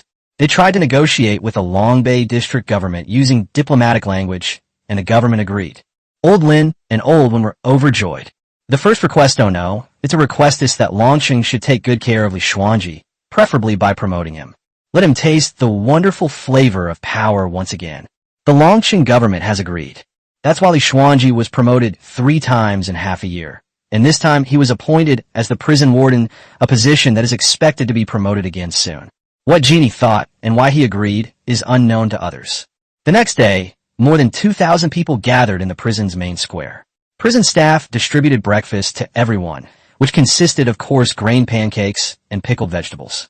Everyone still enjoyed the food very much. After eating and resting for a while, Li Xuanji walked to the large lecture platform. "Everyone, please be quiet and get to know me. I am the administrator of this prison, and my name is Li Xuanji. I regret to inform you that because you have committed war crimes, you have all been sentenced to 10 years in prison. However, this is not absolute. Those who behave well may receive a reduced sentence, while those who behave poorly or engage in dangerous acts, such as escape, will have their sentences extended. Although you are sinners, the Master is kind and benevolent and is willing to give you a chance to reform. In a moment, we will take your ID photos one by one. Those who have no wrongdoing within a year can obtain the status of official residents of Longsheng. You'll gradually find out what the benefits of this identity are. Prisoners are considered special personnel, and their probationary period is longer than the current 3-month probationary period for ordinary people. They were all repeat offenders, and their probationary period lasted up to 1 year. Now, let's talk about what everyone does every day. Basic tasks are assigned every day, with a score of 10 as the standard. Those who fail to meet the standard will be punished, and those with higher total scores are more likely to receive a reduced sentence. These work points can also be exchanged for money. 1 point can be exchanged for 10 cents, and this money can be used to improve one's living conditions. If you perform meritorious service, you can also receive a reduced sentence and work points rewards. Studying can also reduce a sentence. If you get an elementary school diploma, your sentence can be reduced by 2 years. The people listening below were dumbfounded. Pinch me, did I hear that right? Do you get paid for going to jail? I was dumbfounded too. Is this a prison? This is paradise. I don't even want a reduced sentence. The prisons here are designed to be very humane, because people become better when they have hope. They may also fall into despair because of a lack of hope. What Zhao Baihui needs is population, a population with a future and hope, not a group of degenerates. Here, the only loss is freedom and relatively cheap labor. Most people are lazy and lack motivation, so they'll be fine if someone can give them a push. So even though we placed our hopes there, we can't just watch them take them or leave them. We need to guide them toward those hopes. Chapter 72 Glass enters Dragon City. Taiju and his wife are terrified. The Zhao residence is under renovation again. This renovation project involves installing glass. Glass is something brought about by urban-level technology. The manufacturing process wasn't complicated, but the technology provided was very basic. Initially, all that could be produced was old-fashioned glass, which had poor light transmission and color, and was also fragile. However, this also gave Zhao Baihui a big surprise. I've been wanting to sit by the window and look at the scenery outside for years, but I can only do so by opening the window. If there's even a little wind, sand, rain, or snow, I feel uncomfortable. After all, the windows were made of paper, which was easily damaged and had very poor light transmission. Now, the craftsmen followed the steps and made the glass one by one, and of course, they used it themselves first. The Zhao family residence was the first to have its windows replaced. No one disliked it. The young were overjoyed, and the older generation also thought it was a good thing. After the Zhao residence, there are other important places, such as the district government, the police station, banks, and some of the businesses under Jinxiu Group. The bank was among the first batch of banks to be renovated, and the first to be renovated was the headquarters of Taoyuan Bank, located on Taoyuan Street, the most bustling street in Taiwan. A 6-story building, currently the tallest landmark building in Longqing. Jinxiu usually likes to work here, in her huge, luxurious office on the 6th floor. Normally, as soon as she opened the window, she could see almost half of Longbei District. Looking out the window, she could see the Zhao mansion in the distance. She knew that the master was there, and just looking at him made her feel at ease. Although she has to climb 6 floors every day, she is willing to do it. Now that the windows are made of glass, it's even more convenient. If I want to see where the master is, I can just look up and see him. Moreover, her place is the tallest in the whole city, so there's no need to install curtains to prevent peeping. Of course, in the end, they were installed anyway. Jinxiu, dressed in a gorgeous, noble, and elegant outfit, sat stylishly on the large sofa, holding a pen and looking at lines of documents. A knock on the door, and a capable-looking girl with a ponytail walked in. District Chief, the district's year-end summary meeting is about to begin. We need to go. Okay, bring all the necessary documents. Jinxiu led a group of people in a carriage to the district government, where the middle and senior managers, who were usually busy with their own affairs, all arrived. When they bump into each other, they greet each other. Jinxiu arrived at Jeannie's office, knocked on the door, and called out Big Sister. Seeing that Jinwen and Jinyuan were both there, she casually tossed her handbag aside and sat down on the sofa. When there are major events, the 4 sisters usually communicate beforehand, and sometimes, if necessary, they will also bring Mingsheng and the others along to discuss things. Jinxiu was in charge of government finances and the Zhao family's business affairs. Jinwen was in charge of government civil servant management and urban planning and construction, and Jinyuan was in charge of people's livelihood and public security. The Imperial Guards are in charge of the overall situation and make the final decisions. He looked up at Jinxiu, frowned, and asked, "Why are you dressed like this?" "Sister, the uniforms worn by the government officials aren't very nice. If you don't like the government's uniforms, then hand over the government's financial work to someone else, and you can just focus on the business matters under our umbrella." Okay, that's exactly what I think. I have so much work these days. I don't even have time to put on makeup. He was stunned for a moment. Was this a trap set for him?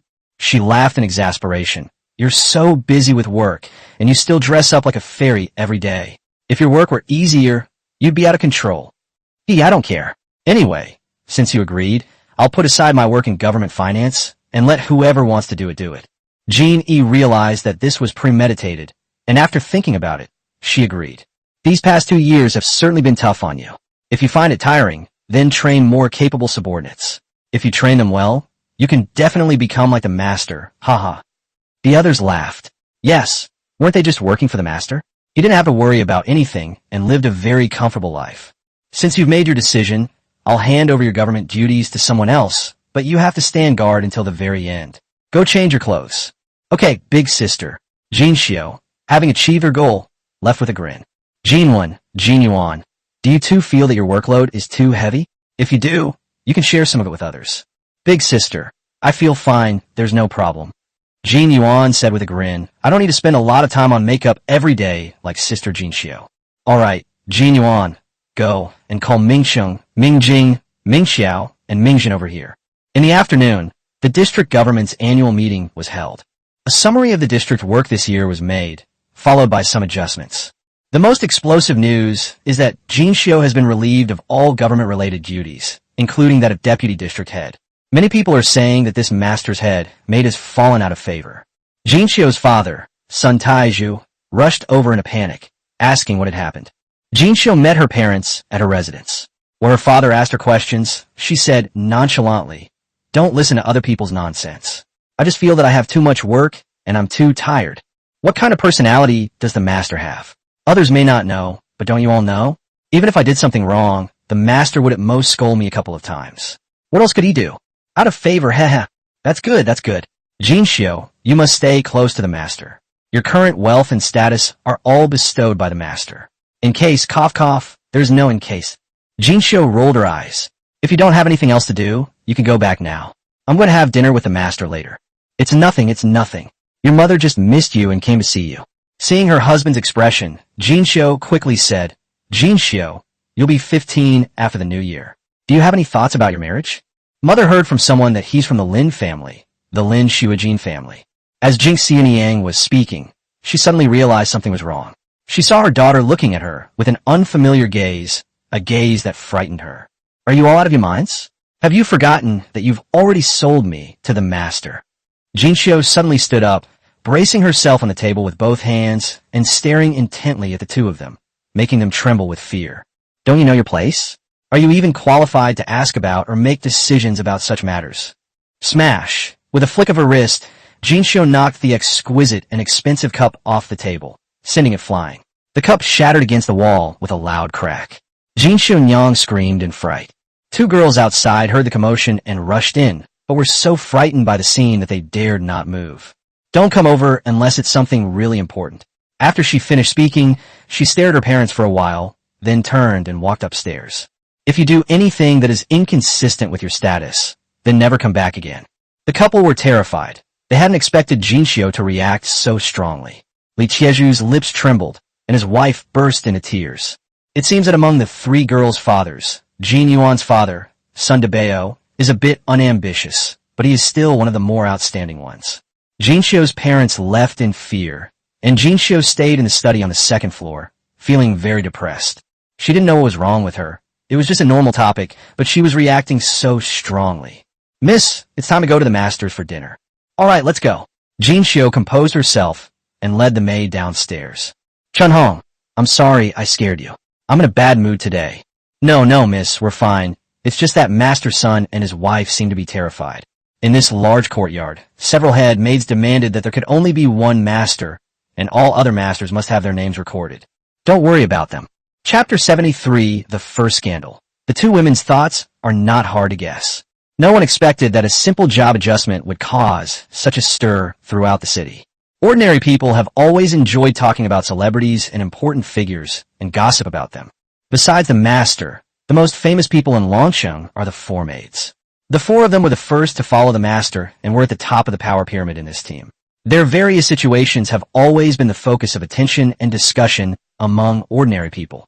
If this happened to any other member of a Zhao family, probably not many people would care. However, the news that Zhao Jinshio had resigned from all government positions became a hot topic of discussion throughout the city.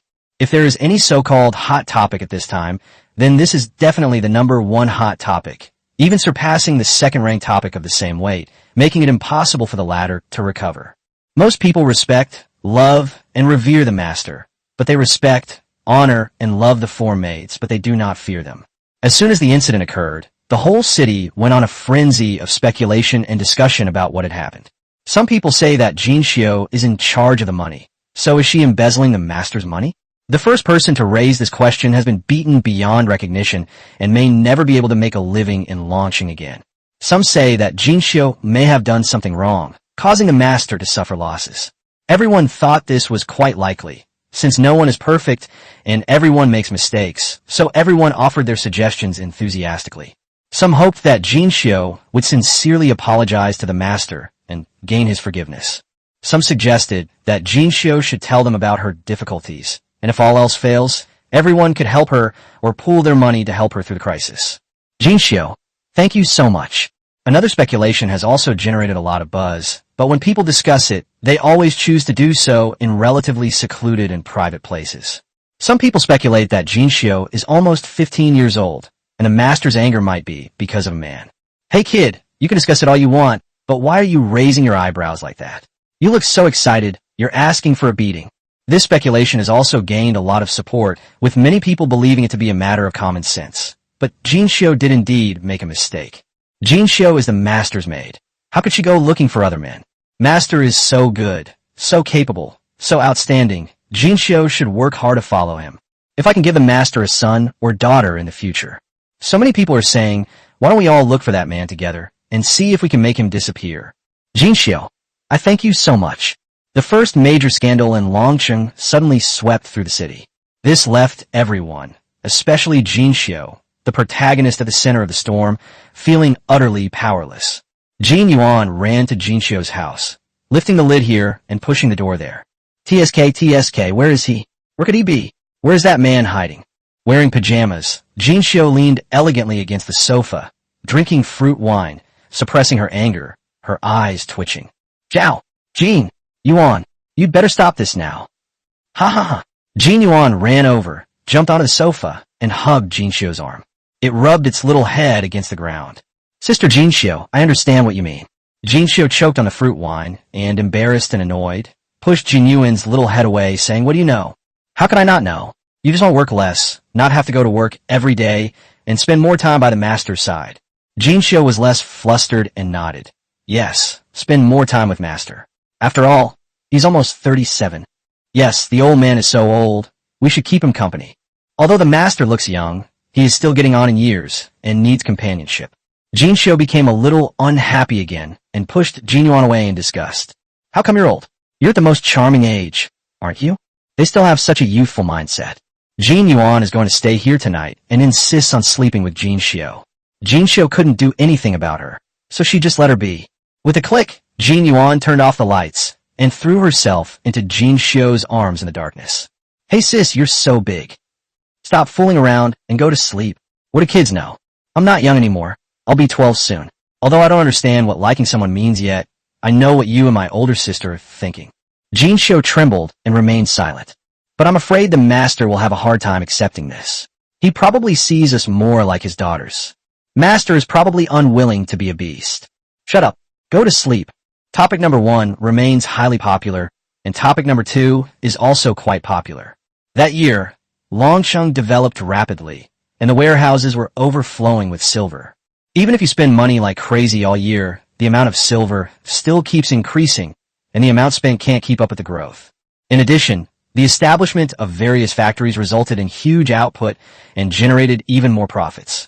Every year, there are bumper harvests, and the grain is more than enough to eat. It is even processed in a feed for livestock.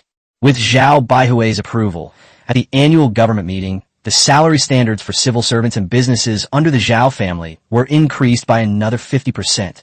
The first level wage standard has been raised to 3 yuan per day. Take Zhao Jini, the district head, as an example. His salary at level 9 is 5.4 times that of others, which is 16.2 yuan per day and 486 yuan per month.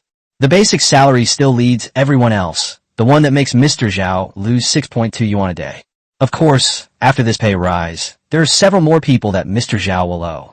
The salary standard for level 7 is 3.7 times the base salary, which is 11.1 yuan per day. However, not many people receive level 7 salary.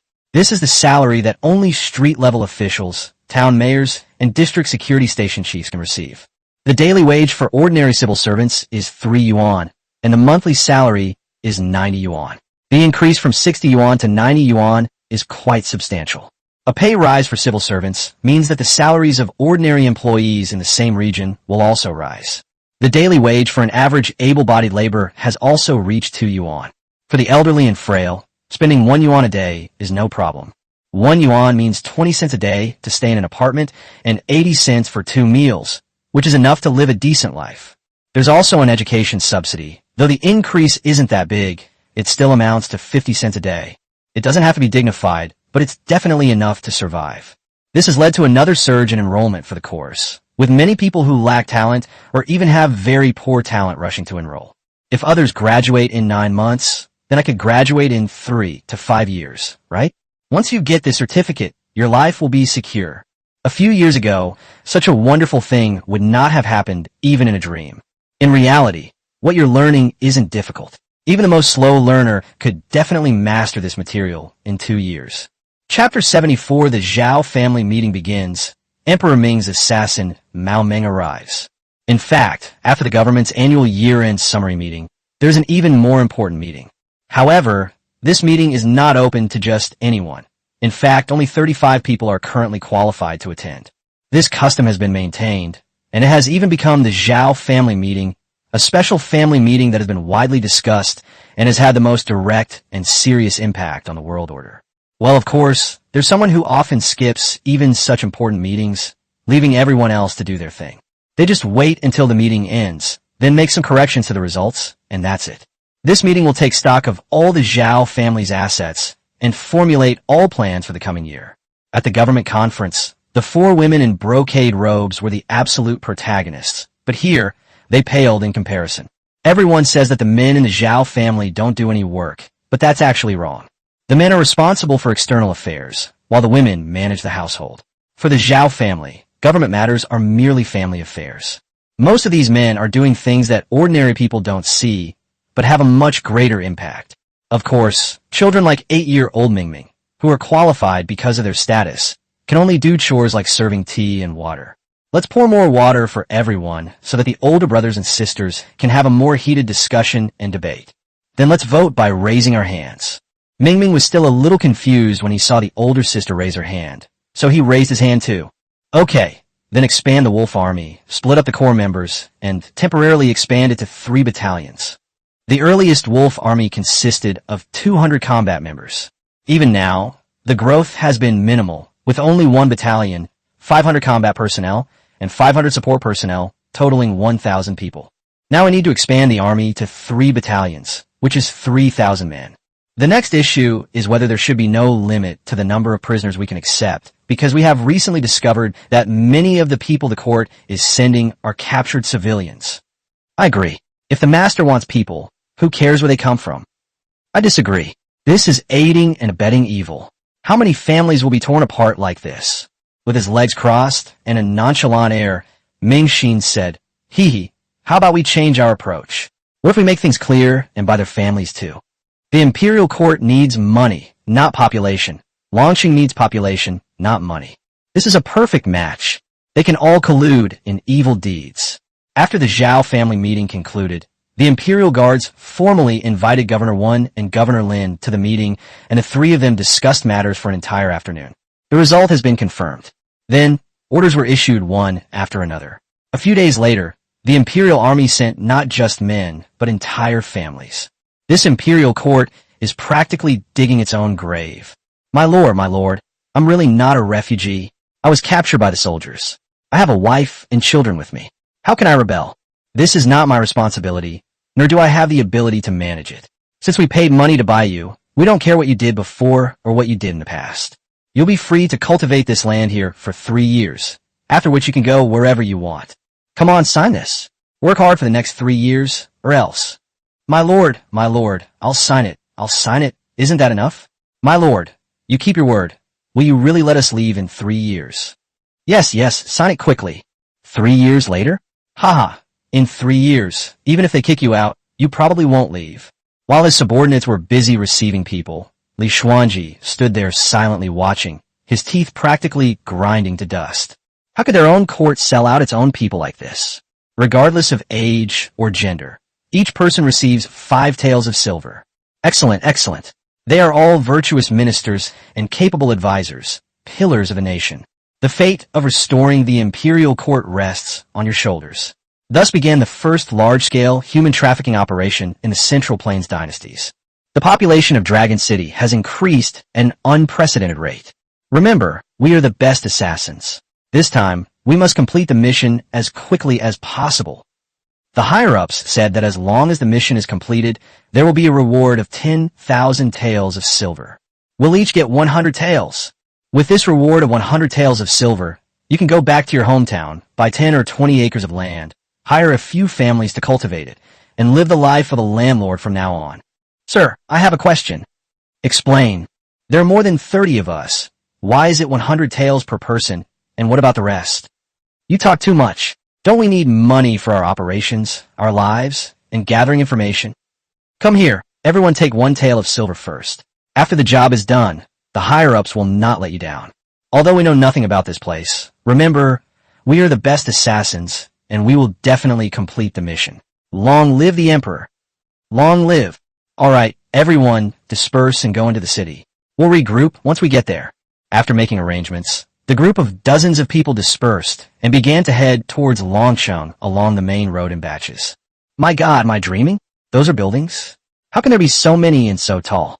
As the Longcheng construction team gains more and more experience, new buildings have begun to break through the 3-story mark in large numbers.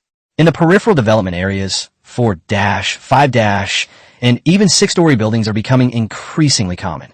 Actually, everyone could build the building even taller, but Zhao Baiwei felt it was unnecessary, as tall buildings are too tiring for the legs.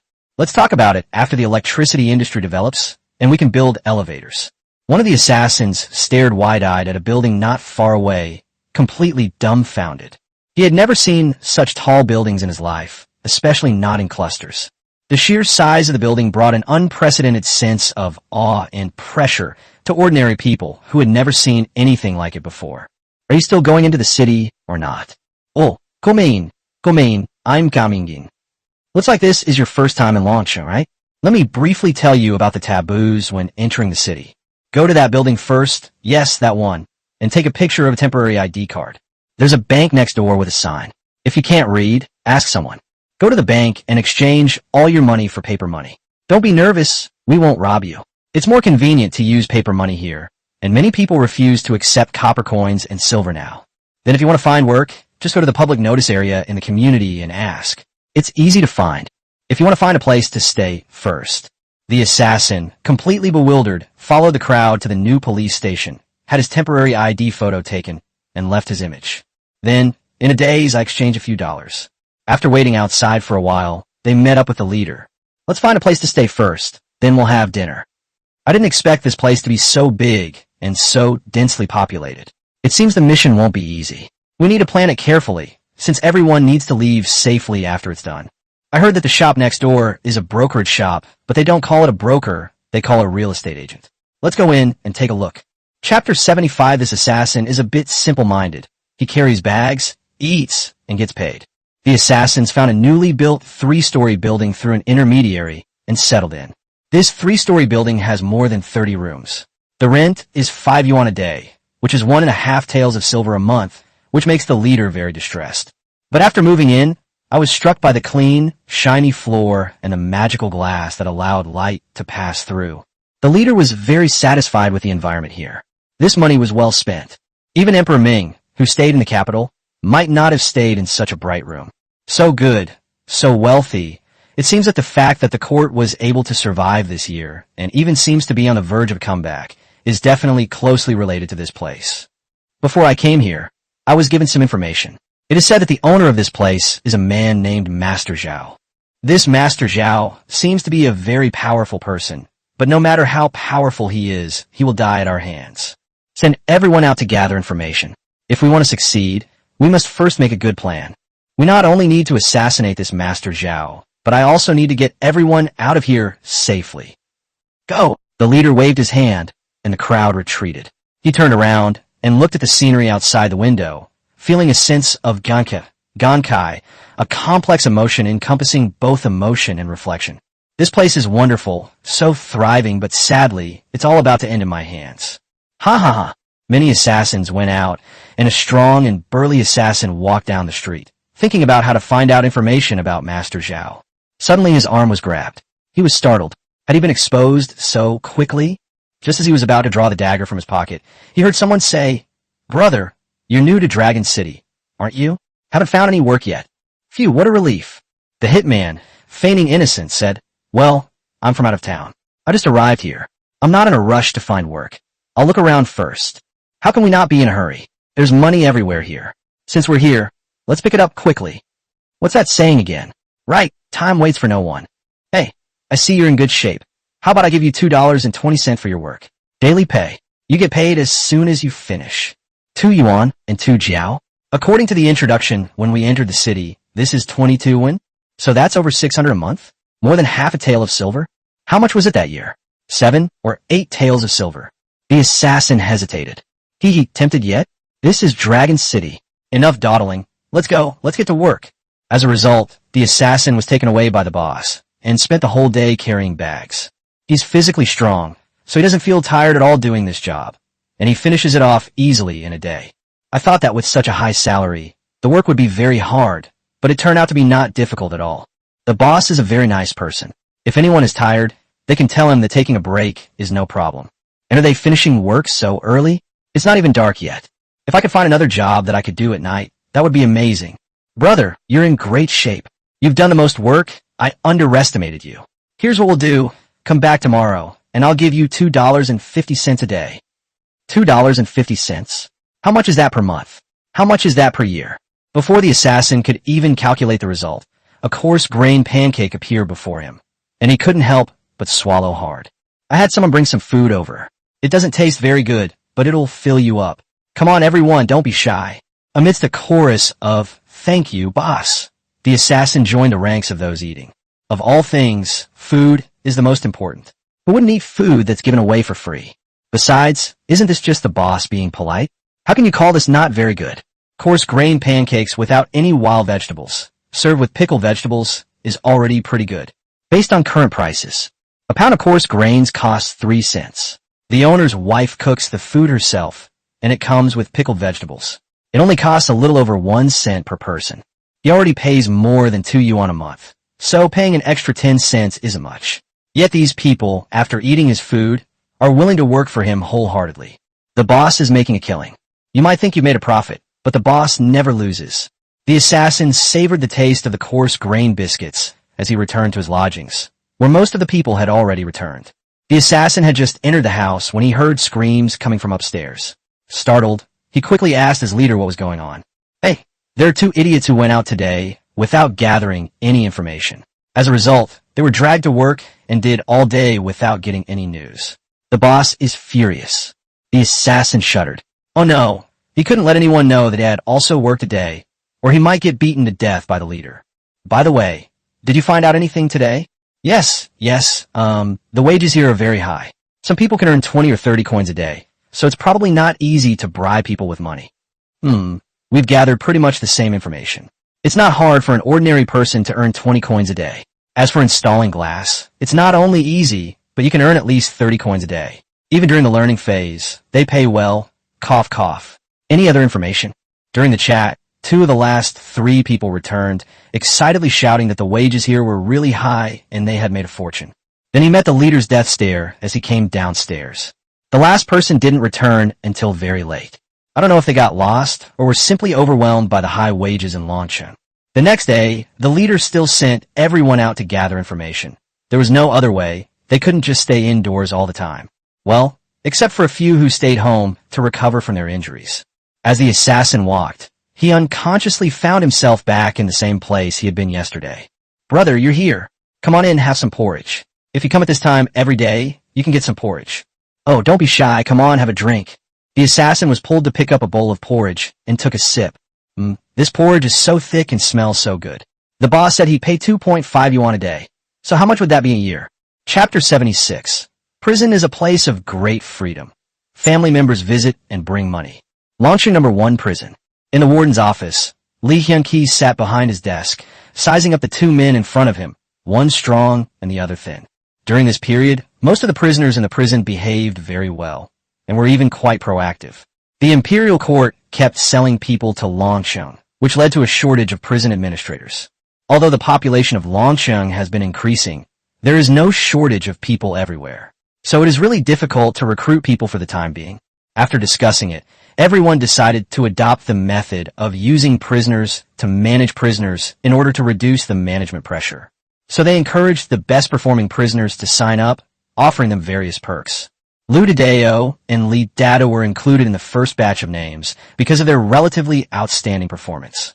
Lu Tadeo earned more work points because of his good physique and high prestige among the prisoners, making him a respected leader. Li Datu, on the other hand, performed well in his evening study sessions, learned very quickly, and was happy to teach other prisoners. When managing prisoners, it's best to have them who can read and write, as this makes it easier to record work points and such. Lou Dideo, Lee Datu, you two said you both have management experience? What kind of experience? Lou Dideo looked up and said, Warden Lou Datu and I have both been emperors and managed thousands of people. Lee Hyun-ki looked up in surprise, then let out a short laugh. Interesting. So, all three of them are in the same profession, since they have all served as emperors. Okay, then I've approved both of you. Go and call the people in the back to come in. The first batch of 100 prison guards has been selected and will be used on a trial basis for a period of time. If the results are good, they will be promoted on a large scale. These 100 people changed into a different kind of prison uniform and began working alongside ordinary guards. My daily work points increased by 2 points, and my work became easier. I will also be given priority consideration if there is an opportunity for sentence reduction in the future. After working all day, Luke Datu returned to the prison at night and exchanged his work points for some money. Arriving at the canteen, I chose a large bowl of coarse grain rice and a dish with meat, spending just 1 yuan and 20 cents, and then began to eat heartily. Fong Datu, standing to the side, only took a small bowl of rice and a small plate of vegetables, which cost only 3 cents. There are cheapest meals, costing only 1 cent per meal. If you don't have enough money, it will be deducted from your work points. However, the quality is poor, the taste is bad, and the portion is small. Therefore, after serving their sentences for a period of time, prisoners will generally buy their own regular meals. They only eat what they jokingly call pig swill when they're broke. So Lou Dideo ate a meal for 1.2 yuan tonight, plus the 1 mao pig feed he had at noon, which means he worked for nothing today and is still 1 mao in debt. He's quite a talent. Big-headed Fong, why do you eat such cheap food every day? What are you saving your money for if you're not going to spend it? Are you planning to take the imperial examination again after you get out of prison? Haha, he who does not plan for the future will have trouble in the present. It's always good to save some money. Who cares about all that? I'm a prisoner now. I can eat and spend as I please. Why should I think about so much? Big Knife, don't forget, you still have your wife and children and your old mother. Or you just go to completely abandon them? Shut up. Lou Dideo glared nervously at Fong Datu. Don't mention this. After Lou Dideo rebelled and proclaimed himself emperor, he and Fong Datu parted ways, but they still occasionally kept in touch. Fong Datu had once told him about the possible consequences for the two of them. Lou Dideo, who wasn't very bright, knew he was doing a business that could cost him his life. If he failed, not only would he lose his head, but his family would too. So he gave some of the money he had plundered to his family and sent them to the prefectural city to live in anonymity. If he becomes successful in his career in the future, he will naturally bring his family over. If Lou Dideo, oh, Supervisor Zhou, what's up? Did I make a mistake in recording my work points today? No, someone visited me in prison. Visiting me in prison. Lou Dideo followed the supervisor, confused, but a vague unease lingered in his heart. Go inside. I'll wait for you outside. Arriving at the visiting room, which was very close to the prison gate, Lou Dideo entered the room alone and was immediately stunned to see 4 people, young and old, waiting for him. Mother, my goodness, why have you come here? Xiaoqin, are you out of your mind? Don't you know what I did? That's a crime punishable by death for the whole family. Do you want to wipe out the Liu family line? All right, stop showing off in front of your family. It's not Xiaoqin's fault. I heard you didn't die and were sold to this dragon city, so I insisted on coming here. Mother, you're so confused. What are you confused about? I think this place is quite nice. Our family has been here for a while now. Although my wife is a bit confused, she would never harm her own grandchildren. We only dared to come and visit the prison after we understood the situation here. If everyone here is a heartless monster, I'll give up and consider you dead. I found out. Aren't you all sentenced to 10 years? I heard that sentences can be reduced. Work hard and try to get out sooner so our family can live together again. You don't need to worry about things outside. It's very safe here. You've left us a lot of money, enough for us to live on. I've sent my grandchildren to school, so their future is secure. Only you troublesome brat, are a worry for me. The old woman kept talking, and Lou Dideo listened quietly. When he first saw his family coming to find him, his instinct was to fear that something bad had happened. But after listening to his mother's nagging, he gradually came to his senses. Yes, I'm already here. This is Dragon City. What am I afraid of if the Imperial Court beheads me? Honey, take this money and eat something good inside. Don't starve yourself. I dare not take more than I need at once. If you want more, I will give you more. Lou Dideo's eyes lit up, and he snatched the purplish red bill. "You spendthrift woman, this is my wages for 3 months. If there's nothing else, you can go back now. Xiaoqin, I've given you so much money. Come see me once a month and bring me 2 bills to spend."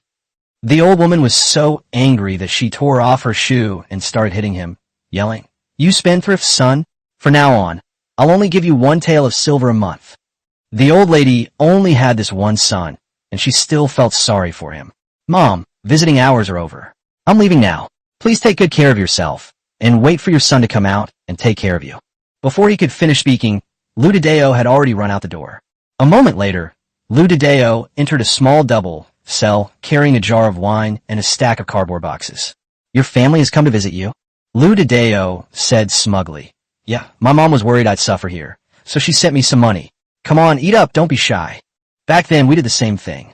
We'd each steal a little money, buy some wine or beans, and then sit together and brag. Sigh, we got beaten up a lot back then. Fong Data didn't stand on ceremony with him and started eating from several cardboard boxes. The two ate and drank, reflecting on the past, so they spoke very little. A moment later, Lu Tadeo took a sip of his drink, his eyes reddening. "Dato," he said, "if only this had happened a few years earlier, my brother and sister wouldn't have died." Chapter 77 Sun Daju's wedding is a grand affair. Zhao Jini is assassinated and falls into a coma. Chunhua Hotel is one of the better hotels in the second tier in Longcheng, second only to Taoyuan Hotel. Today is Director Sun's wedding day.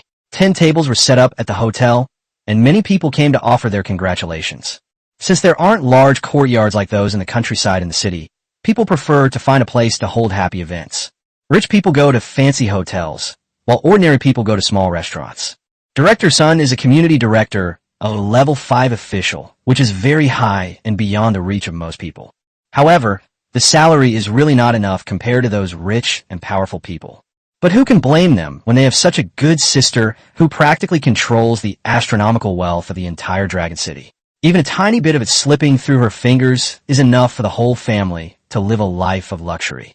Yes, that's just someone else's guess. In reality, this was a discount the hotel offered to someone, a discount so extreme it was practically a bloodbath. In addition, both father and son were high-ranking officials in Longcheng, and their salaries were not low, so they could easily scrape together enough. Not to mention that the new bride's family is very wealthy, but the Sun family father and son refused the other party's offer to pay for it. Director Sun, Chief Sun, congratulations. Congratulations, congratulations. Please come in. The wedding proceeded as planned, but the figure everyone was looking forward to never appeared. Many people secretly regretted it and wondered if something had really happened to that girl. Has she really been rejected by the master? Otherwise, why would she be so low-key, not even attending her own brother's wedding? Even the bride's father, a wealthy businessman, was secretly regretting it. Did I flatter the wrong person? Has the Sun family lost power? But they were already engaged by then, and there was no way to change it. Besides, their daughter was quite satisfied with her son-in-law. Moreover, even if he loses power, his family still has 2 high-ranking officials. It wouldn't be appropriate for him to break off the engagement. The wealthy merchant sat at the head of the table, inwardly sighing, but his face still wore a smile like that of Mithra Buddha, seemingly extremely satisfied with the marriage. I bow to heaven and earth, bowing to the parents twice. Husband and wife bow to each other. The ceremony is complete. The bride and groom offer a toast to their parents in the hall. At that moment, there was a commotion at the entrance, and then a person with extraordinary temperament, powerful aura, and beauty like a fairy in a painting walked in. Everyone instinctively held their breath, lowered their heads in shame, and even the parents of both sides who were sitting there instinctively stood up. As expected of the master's head maid, her aura is unmatched. Everyone, please sit down. I'm just here to attend my brother's wedding, have a drink, and then leave. Jin Xiao. Sun Taiju looked at his daughter with longing eyes, his eyes filled with surprise and delight. Dad, Mom, I'm busy. I'll be leaving after a quick drink at the wedding. Okay, it's good to be busy. Sun Taiju pulled the bride over. Jin Xiao, you've arrived. Jin Xiao gave her older brother, who was considered reliable and honest, a smile. Brother, congratulations. The bride and her family were too nervous to speak. To these businessmen, the brocade was as terrifying as a great demon. After drinking a glass of wine, Jin Xiao left. The once quiet hall became noisy again. Miss Jin Xiao still looks as beautiful as ever, not at all like someone who has been rejected by the master. I'm relieved that Miss Jeannie is alright. Don't be so sure. What? You think you're so great? You think you're worthy? The way you say that makes it sound like you're worthy of it. Longsheng is located in the south and has a short winter, but still gets 2 light snowfalls every winter. When it snows, life becomes harder for the poor, as burning coal can easily cause problems. District Chief Zhao Jeannie led government staff to inspect the homes of ordinary people and even relatively poor people. See if the people have any problems, and if so, find ways to help them solve them. In Longsheng, no one is allowed to freeze or starve to death. The inspection went smoothly at first, but an unexpected incident occurred halfway through. Dozens of fierce men suddenly appeared, catching everyone off guard. The accompanying protection personnel were caught off guard, resulting in several deaths and multiple injuries. Most importantly, the district chief of Jeannie was hit by an arrow, which was also poisoned.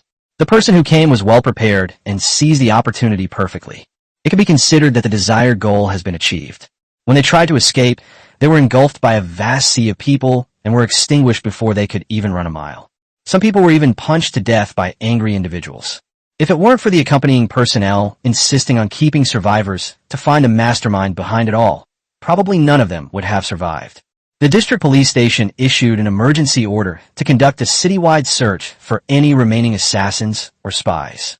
With the active participation of the city's residents, a total of more than 100 people were arrested.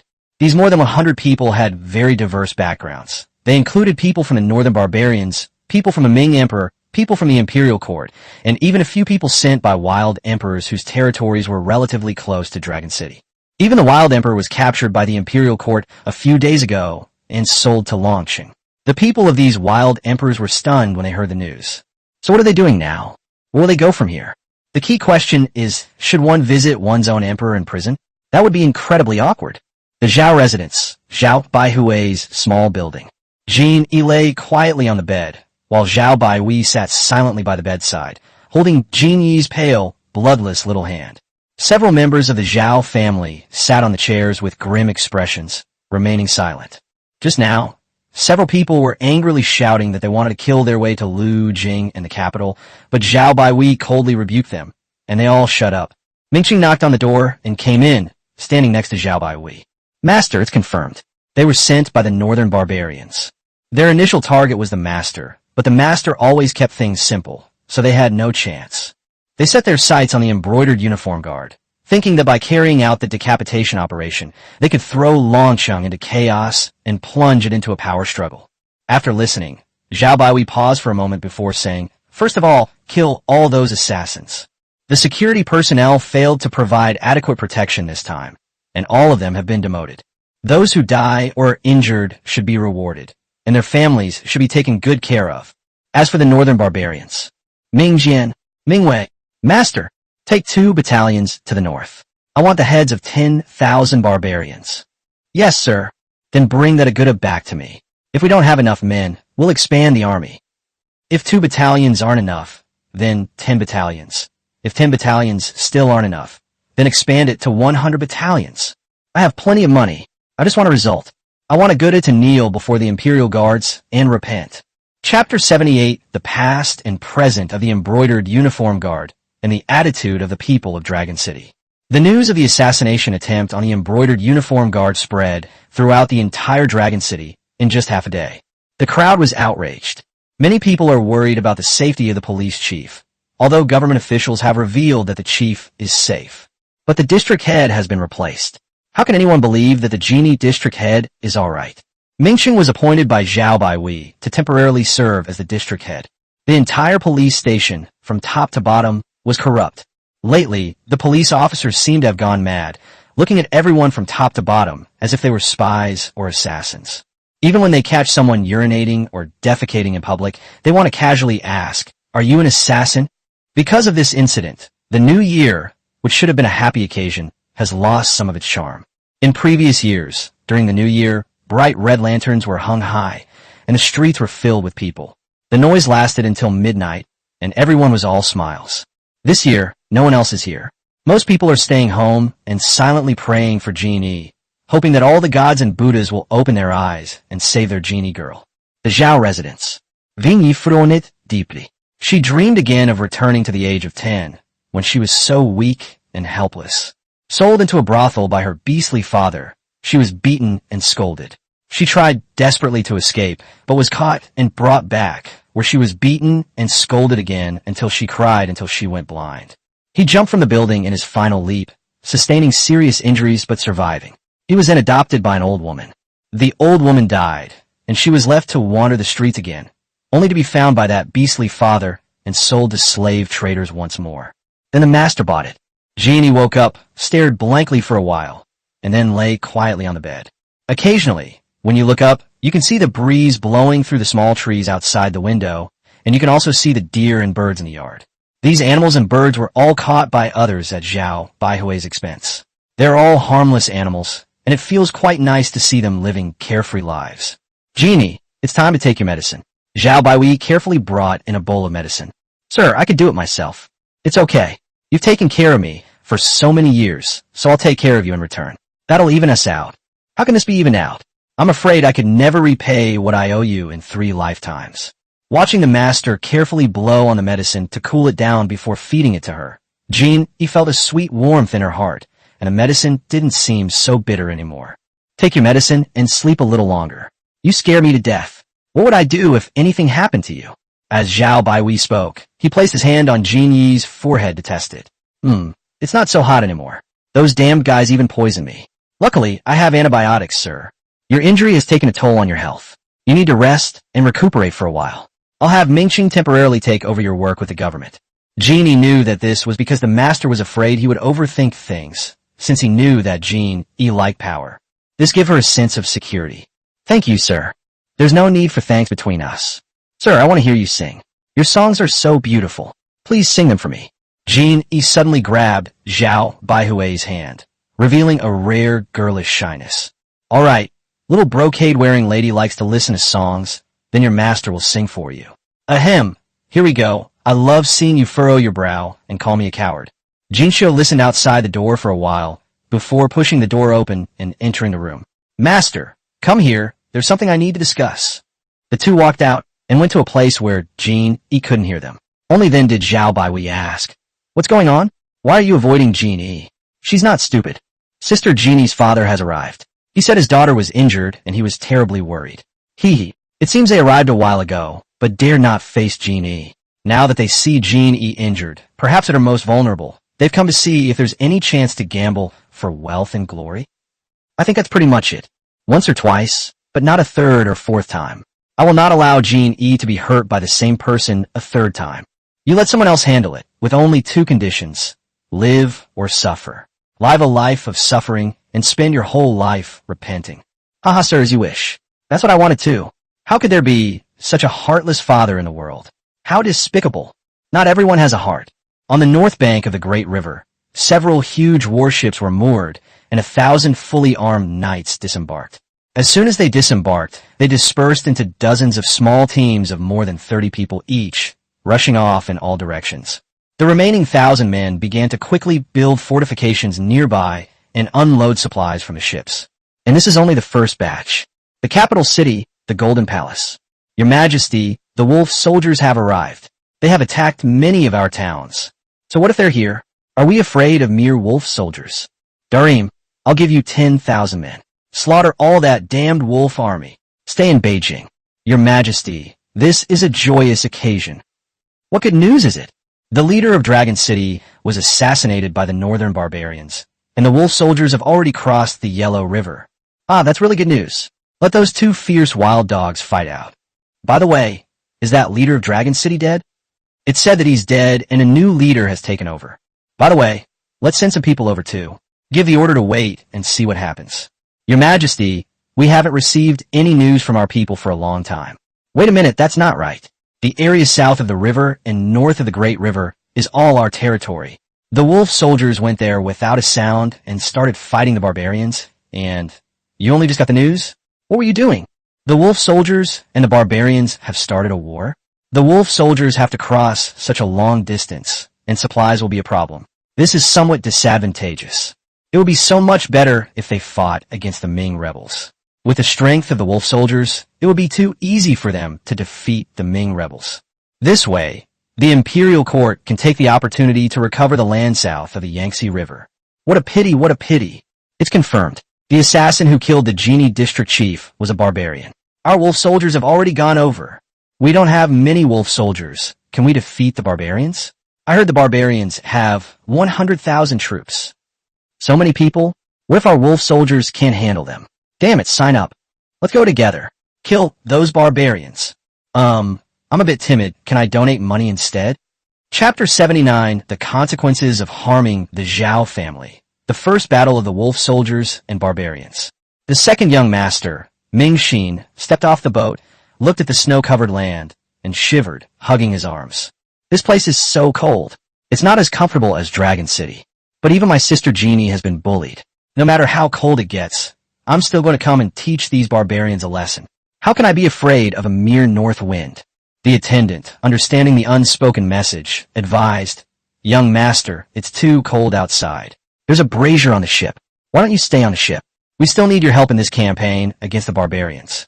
What if you freeze and miss the opportunity to contribute?" You're right. All right then. Thank you all for your hard work. Let's build some houses over there with cement for everyone to live in. I'll head back to the ship now.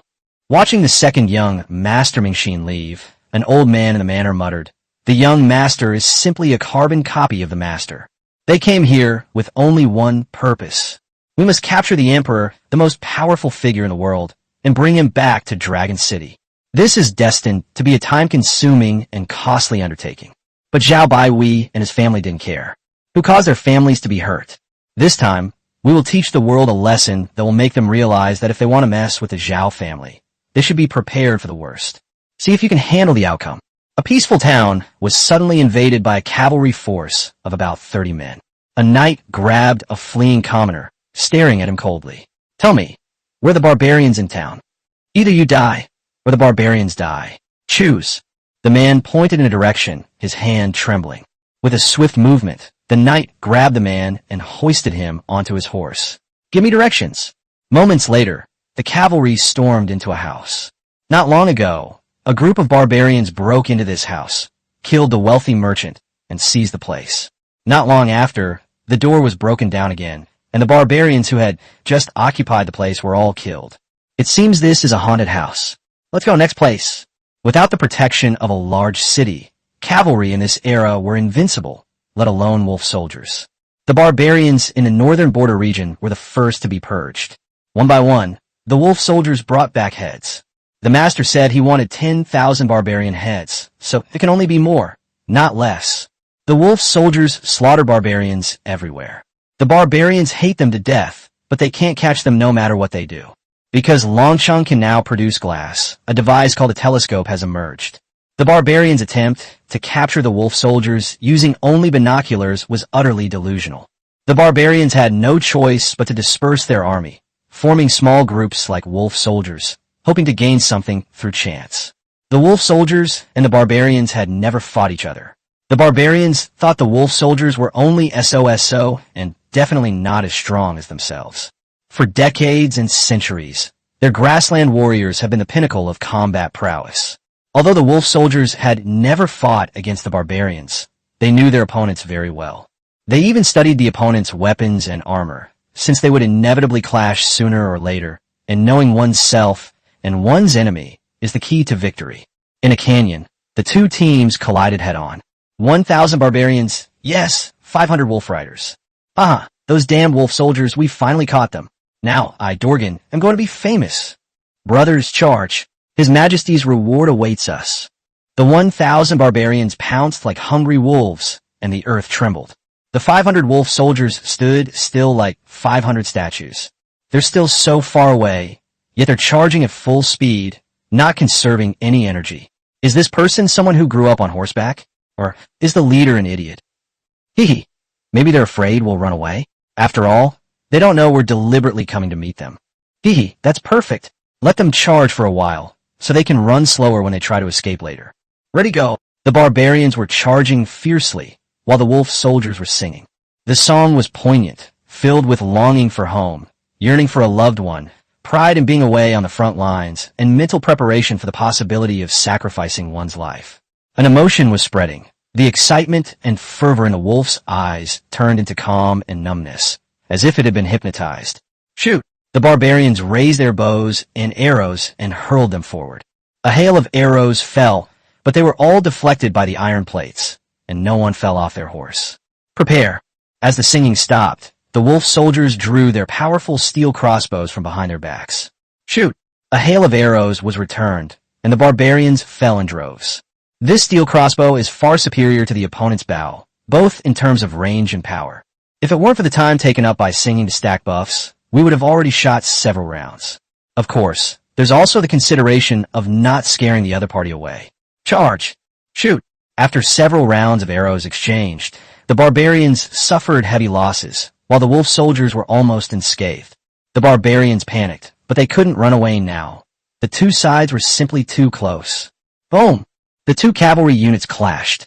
Cavalry charges are conducted with a certain distance between each other. They're not close together, and there is plenty of space. Most warhorses passed each other closely. A small number of unlucky ones collided together. Two enormous creatures, weighing hundreds or even thousands of kilograms, collided at high speed, resulting in both warhorses falling to the ground. If both knights fall to the ground, the unlucky one will have his neck snapped. Ming Wei charged ahead, his long sword held horizontally, using the momentum of the horse to easily sever heads or upper bodies one by one. The barbarian's scimitar, when it struck his iron armor, would at most leave a small cut or merely a scratch. Two cavalry units passed each other. The wolf soldiers numbered about 500, and a few unlucky ones fell to the ground. Of the 1,000 barbarians, only a little over 300 remained. The barbarians who survived those few minutes of meat grinder-like battle were dumbfounded. Devil, they are unkillable devils. Run! Half of you, chase them. The other half, clean up the battlefield. Mingwu waved his hand, and the two companies ranked first rode up to follow, while the other two companies stayed behind to clean up the battlefield. An hour later, Ming Wei returned. Of the 1,000 barbarians, more than 100 fled. These barbarians are indeed skilled riders who grew up on the grasslands and on horseback. They're adept at archery and horsemanship, and are not easy to catch. Third brother, with 800 more horses, our wolf army can expand. And these horses are better than ours, plump and strong. This is nothing. We'll probably have more horses than we can use. Once we've tallied up the casualties, we'll head back. In this battle, the barbarians suffered approximately 850 casualties. 2 wolf soldiers died in battle, and 2 unlucky ones fell off their horses and broke their necks. Prepare coffins for our fallen brothers, and send them home. Fallen leaves should return to their roots. Chapter 80 Aguda cannot accept it. White Tiger City forcibly abduct civilians. The 850 to 2 casualty ratio is not surprising. This casualty ratio is occasionally applicable even in wars between the imperial court and barbarians. It was once common for a couple hundred barbarian tribesmen to chase after several thousand imperial troops. You can't accept it just because your partner has changed. Okay, Aguda really can't accept it. When his men reported the battle losses, he assumed they had lied about the enemy's numbers to avoid punishment. The enemy is also cavalry. Although I've heard they're well equipped, well, that's acceptable. But this was still not enough to cause the barbarians to be defeated. What he can accept is that the other person is as strong as him, or even slightly stronger, but he cannot accept that the other person has the strength to crush him. Your Majesty, I also believe that the subordinates have given false information. The enemy must have used at least 2,000 or 3,000 men, and their casualties must have been considerable. Aga nodded, his expression softening slightly. Although this was a guess, it was probably the truth.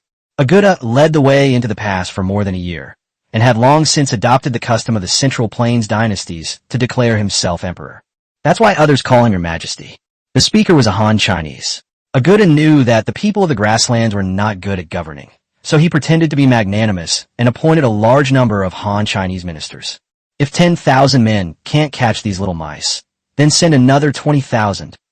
No matter what, we must kill them all this winter, or at least drive them away. We must not let these people affect spring planting. Last year's harvest amazed Aguda, a man from the grasslands, with the incredible benefits of the Central Plains. The amount of grain harvested was so much that he was overjoyed and could hardly breathe. Having witnessed the prosperity of this place, how could he be willing to return to that bitterly cold land in the north? So he sent 2 more generals with 20,000 troops out of the capital. Meanwhile, in White Tiger City, The master said that the white tiger is in charge of punishments. We've come here to deal with the barbarians, so let's call this place White Tiger City. Among the room full of people, Ming Xin sat in the main seat, having inherited his master's true style, sitting lazily with his legs crossed and constantly shaking them. My job is to oversee construction. Fighting is your job. We'll go home when we finish the task. Third brother, how many barbarian leaders have you taken down? More than 1,600. Oh dear, you guys have to work hard. The master said he wants 10,000 heads to teach the barbarians a lesson. If it takes too long, the deterrent effect won't be enough. Okay, let's do it as soon as possible. There are other things too. We're a bit far from Dragon City, and it would be quite troublesome to bring a large number of people over. Here's another mission for you. Plunder civilians and bring them and their homes over here. Second brother, isn't this inappropriate? What's wrong with it? How is it wrong? Where's it wrong? I'm doing this to give them a better life. I'm giving them hope. Of course, you can be tough, but if you encounter someone who would rather die than submit, then just let it go.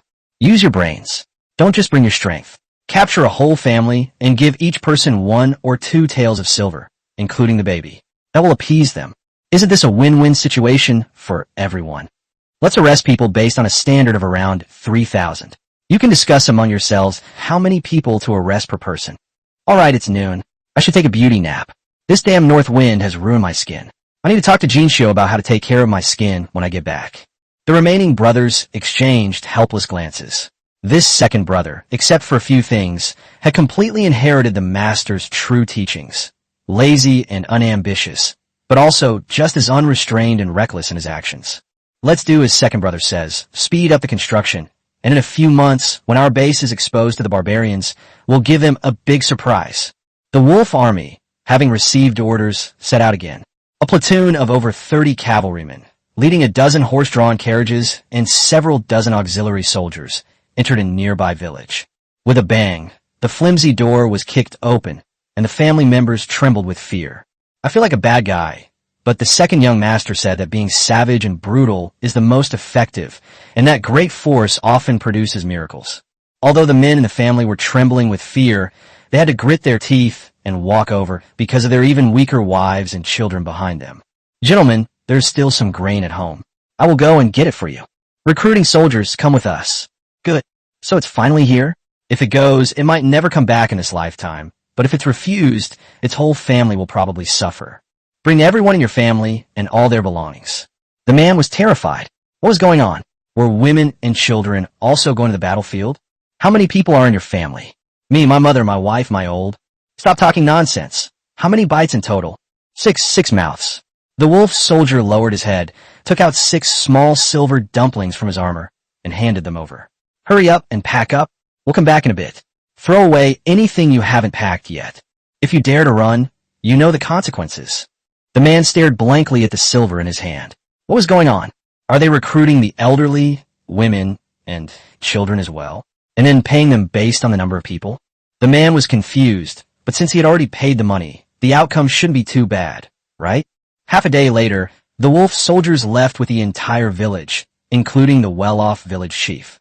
Although the village chief seemed reluctant. The elderly, very young children, and pregnant women were all put on horse-drawn carriages, which were pulled along with some of their belongings. They were all ordinary villagers with little possessions. A dozen or so horse-drawn carts were more than enough to transport them. Half a day later, the group returned to the foot of the White Tiger City, which was under construction. The villagers looked up at the tall cement wall and were dumbfounded.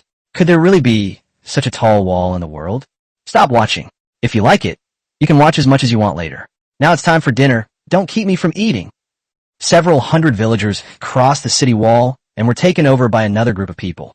These people were much nicer and arranged for them to stay in a 3-story building. A girl said, "My surname is Sunday. You can call me Captain Sun or Manager Sun, whatever you like. You can come to me if you need anything in the future. It's arranged by household, 1 house per household, with 2 bedrooms. If that's not enough, contact me to rearrange it. The buildings next door all have 3 bedrooms. The floors may vary in height, but the layout is the same. Everyone has different preferences for the floor, so the homeowners draw lots, and afterwards they can discuss changing houses." The group of terrified farmers dared not resist, not even daring to speak, and could only do whatever they were told. Then they were passively assigned to different rooms. Is this house really meant for us to live in? And tables, chairs, and blankets. Am I dreaming? Boss, hit me, and I'll see if I'm dreaming. Smack fuck you, you're really hitting me. Chapter 81, Building a New City with Ease and Skill. Mingxin's clever plan, luring the barbarian king. The process of arranging for new residents is very simple. Almost half of the people in Longsheng have participated in this kind of work before, and they know the steps even with their eyes closed. After all, this is all I've been doing all these years. Most people are just used to this kind of routine, and they've all learned how to do it by watching. The only difference is that winters in Longsheng are short and not that cold, so there's no heating. The newly built White Tiger City has installed water heating pipes in all its buildings. This made the newly arrived people extremely happy. In this freezing cold, there's not much farm work to do, so people just stay home all day to save food. They were also freezing. Unexpectedly, being kidnapped led to a surprisingly good life. In this weather, White Tiger City wouldn't assign anyone to farm, so they arranged for the men to mine and the women to work with construction teams doing light work or raising chickens and pigs. As long as you have money, you can carry out construction projects at will. Construction projects require an endless supply of manpower, so everyone will have food to eat and money to earn. The wolf soldiers' operations continued. Any place without a high city was their target. They stormed into town after town, cutting off the heads of barbarians one by one. More and more barbarians were so frightened that they fled to the big city to hide. The wolf army had long since expanded to 3 battalions, totaling 3,000 men, of which 1,500 were combat units. 2 of the 3 battalions came this time. Zhao Baihui's idea was to expand and train troops locally, with armor and weapons being continuously transported over. Many young people from Longsheng, filled with righteous indignation, eagerly signed up and were sent over one after another. The wolf army is currently expanding, and in order to maintain loyalty, it is only recruiting young people from within the Dragon City area.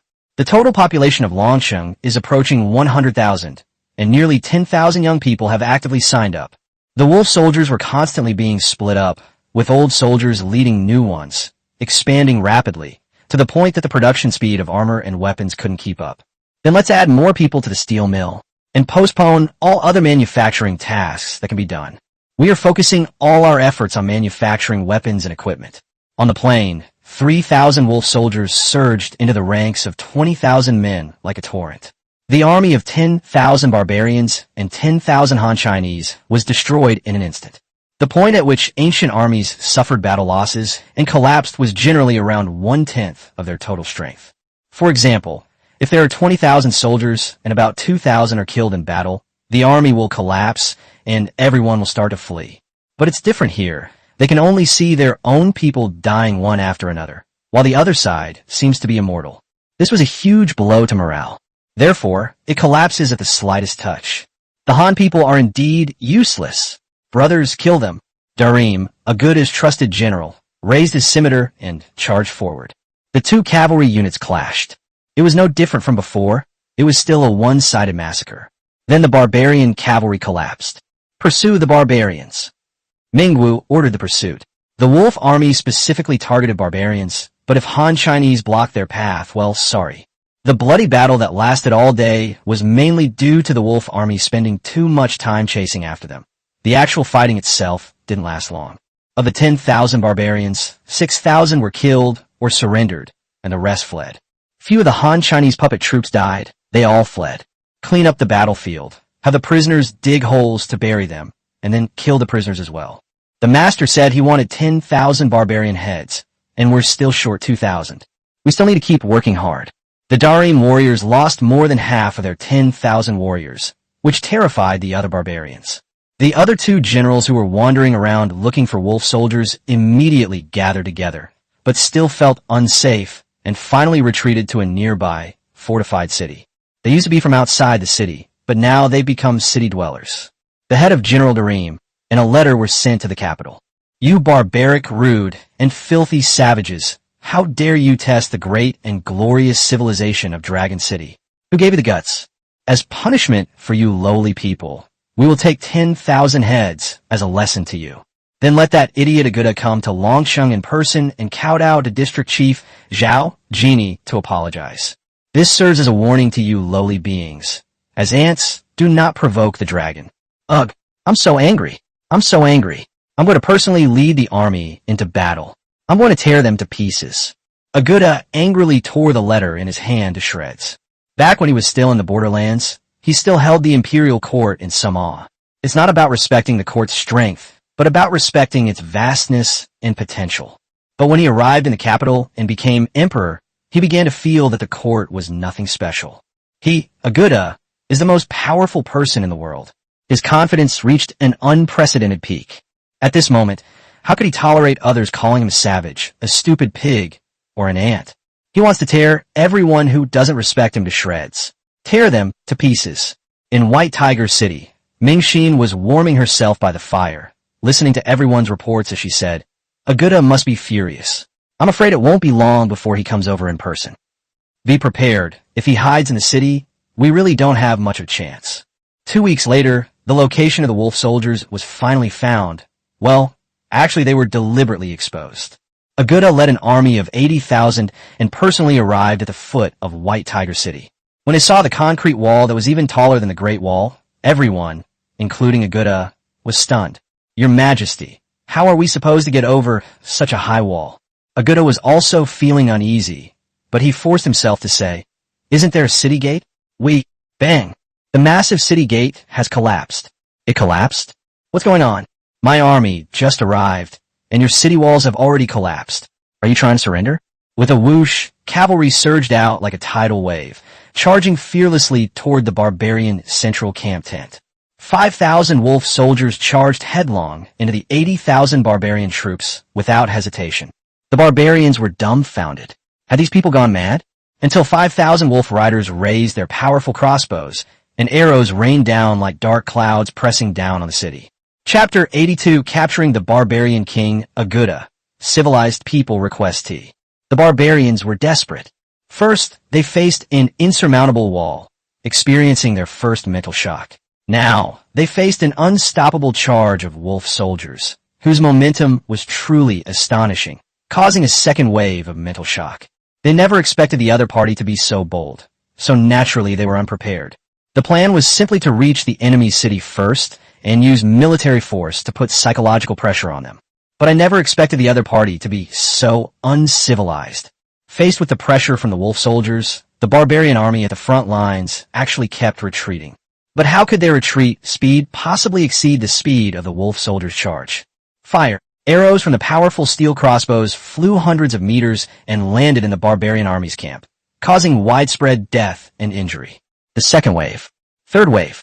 The third wave of psychological pressure came, accompanied by physical harm.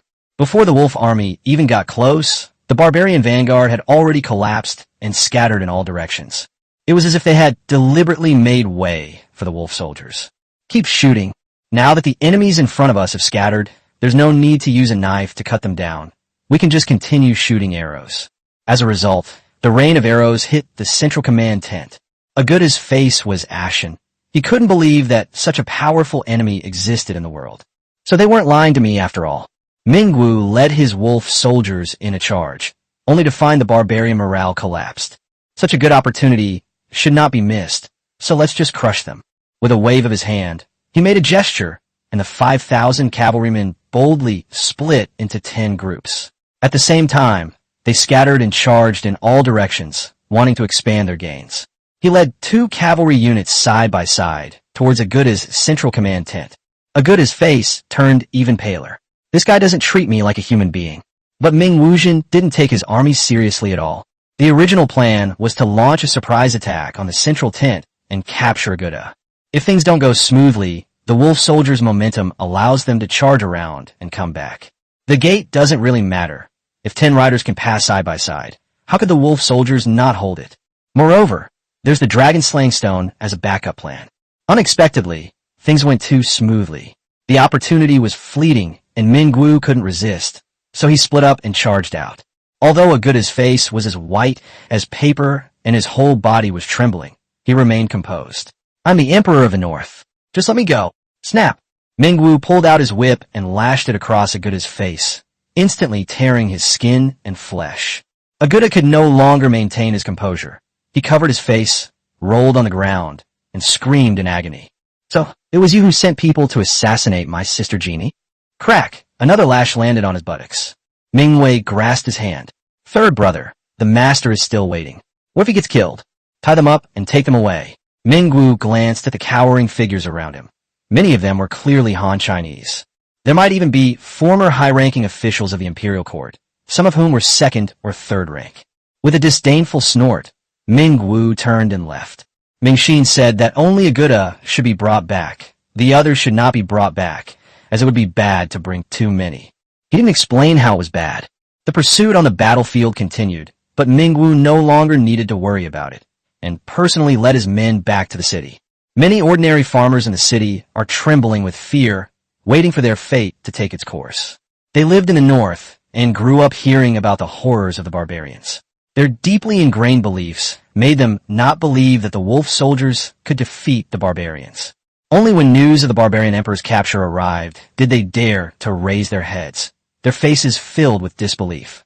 In the city lord's mansion, Mingxin was drinking tea with her legs crossed, while also engrossed in reading a book. It wasn't until Mingwu dragged Agu in that they heard, "Second brother, you're really fearless. Aren't you afraid we'll be wiped out outside the city? What is there to worry about? A wise man acts decisively. I have already foreseen the outcome. If you lose, you will have failed your master's teachings. You might as well die out there. If I use the dragon-slaying stone here, there are still 5,000 wolf soldiers and auxiliary troops in the city. Even if they work themselves to death, they still can't break in." Mingwu was speechless and pushed a Gouda, knocking him to the ground. "This is a Gouda." A Gouda glared at Mingwu with resentment, then turned to look at Mingxin. "I am the emperor of the north. If you spare me, I will give you everything." Mingxin didn't listen to what a Gouda was saying at all. He came closer and looked at the whip marks on a Gouda's face with great interest. "Tiske Mingwu, how many times have I told you, we are civilized people?" A Gouda rolled around on the ground in pain, but the hot stream of water kept chasing after him and pouring over him. Puffs of white smoke rose up, indicating that some parts were probably almost cooked. It turned out that he had been holding the pot of tea in his hand. A pot of tea was slowly poured, making the hairs on the heads of those around him stand on end. The servants in the room were even more terrified, because only he knew that Mingxin had him boil a large pot of water and change it every minute or two to brew new tea. He wondered what had happened, only to find out that this was the moment he had been waiting for. Civilized people should act in a civilized manner.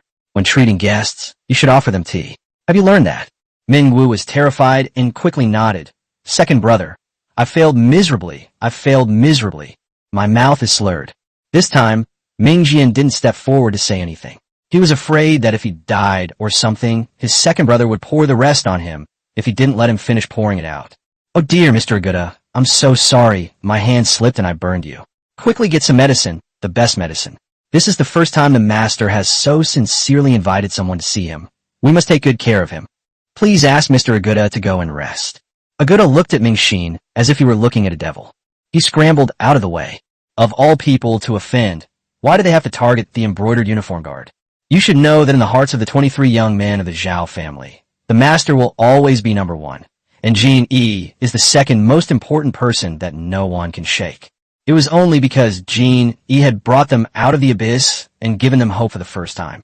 So even though several boys were older than Jin Yi, they would still call her sister. "If you dare to threaten our hopes, then we'll make you despair."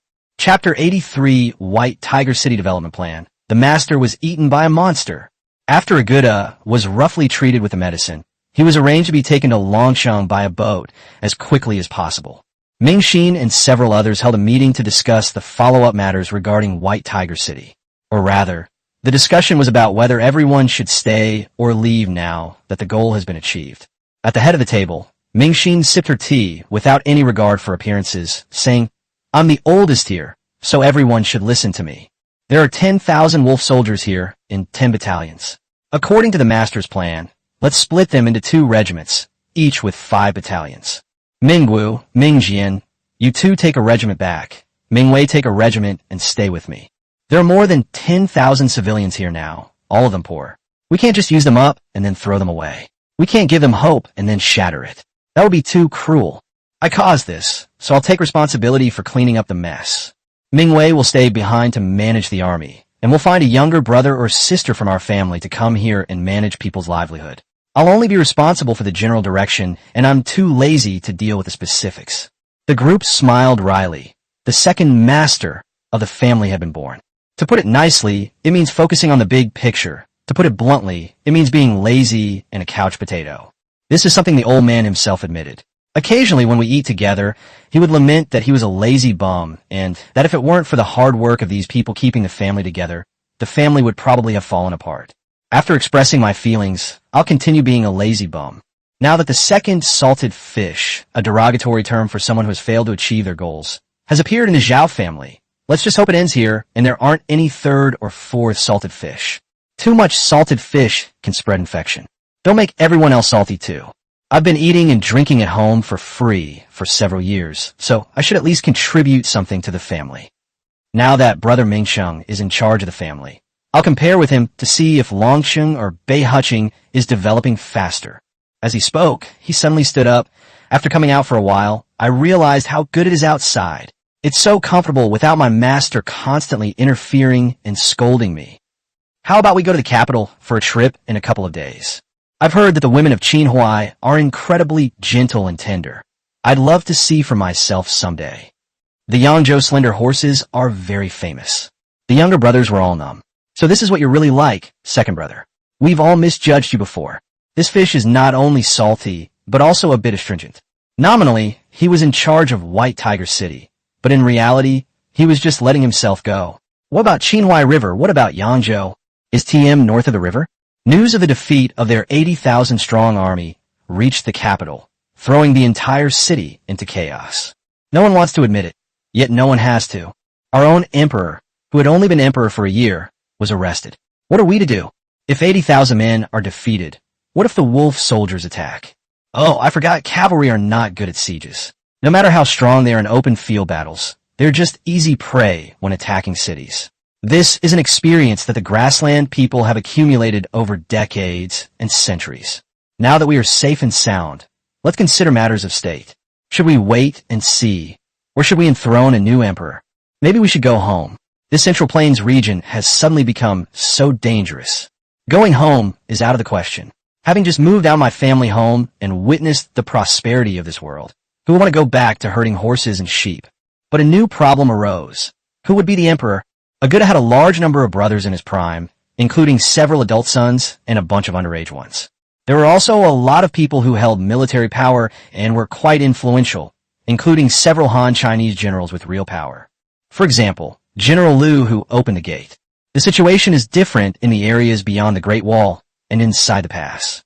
Aguda became emperor not because he unified the grasslands, but simply because he was the most powerful, which is why he was able to unite a group of people into one. Most of them, to be precise, were not his subordinates. If he had been emperor for a few more years, perhaps he could have completed the unification. But now, things are in chaos. The barbarians once attempted to assassinate the leader of Dragon City, plunging the city into a power struggle. As a result, instead of a fight breaking out in Longsheng, they started fighting among themselves. The news delighted Emperor Ming and the court. We're safe now. It's no longer a matter of you moving, me moving, or him moving. Moreover, if the barbarians become too chaotic, it might actually be an opportunity. But the wolf soldiers are truly formidable. If they wanted to contend for the world, don't even think about it. No way. Impossible. Absolutely impossible. Emperor Ming quickly dispatched his men to find the assassins he had sent earlier, urging them not to make a move, not to make a move. Otherwise, I'd be the next Aguda. He was clearly overthinking it. At this moment, the assassins were already working hard. It's just that he's in prison. With a total population of 100,000, we've been eligible for a town-level lottery. Keep up the good work.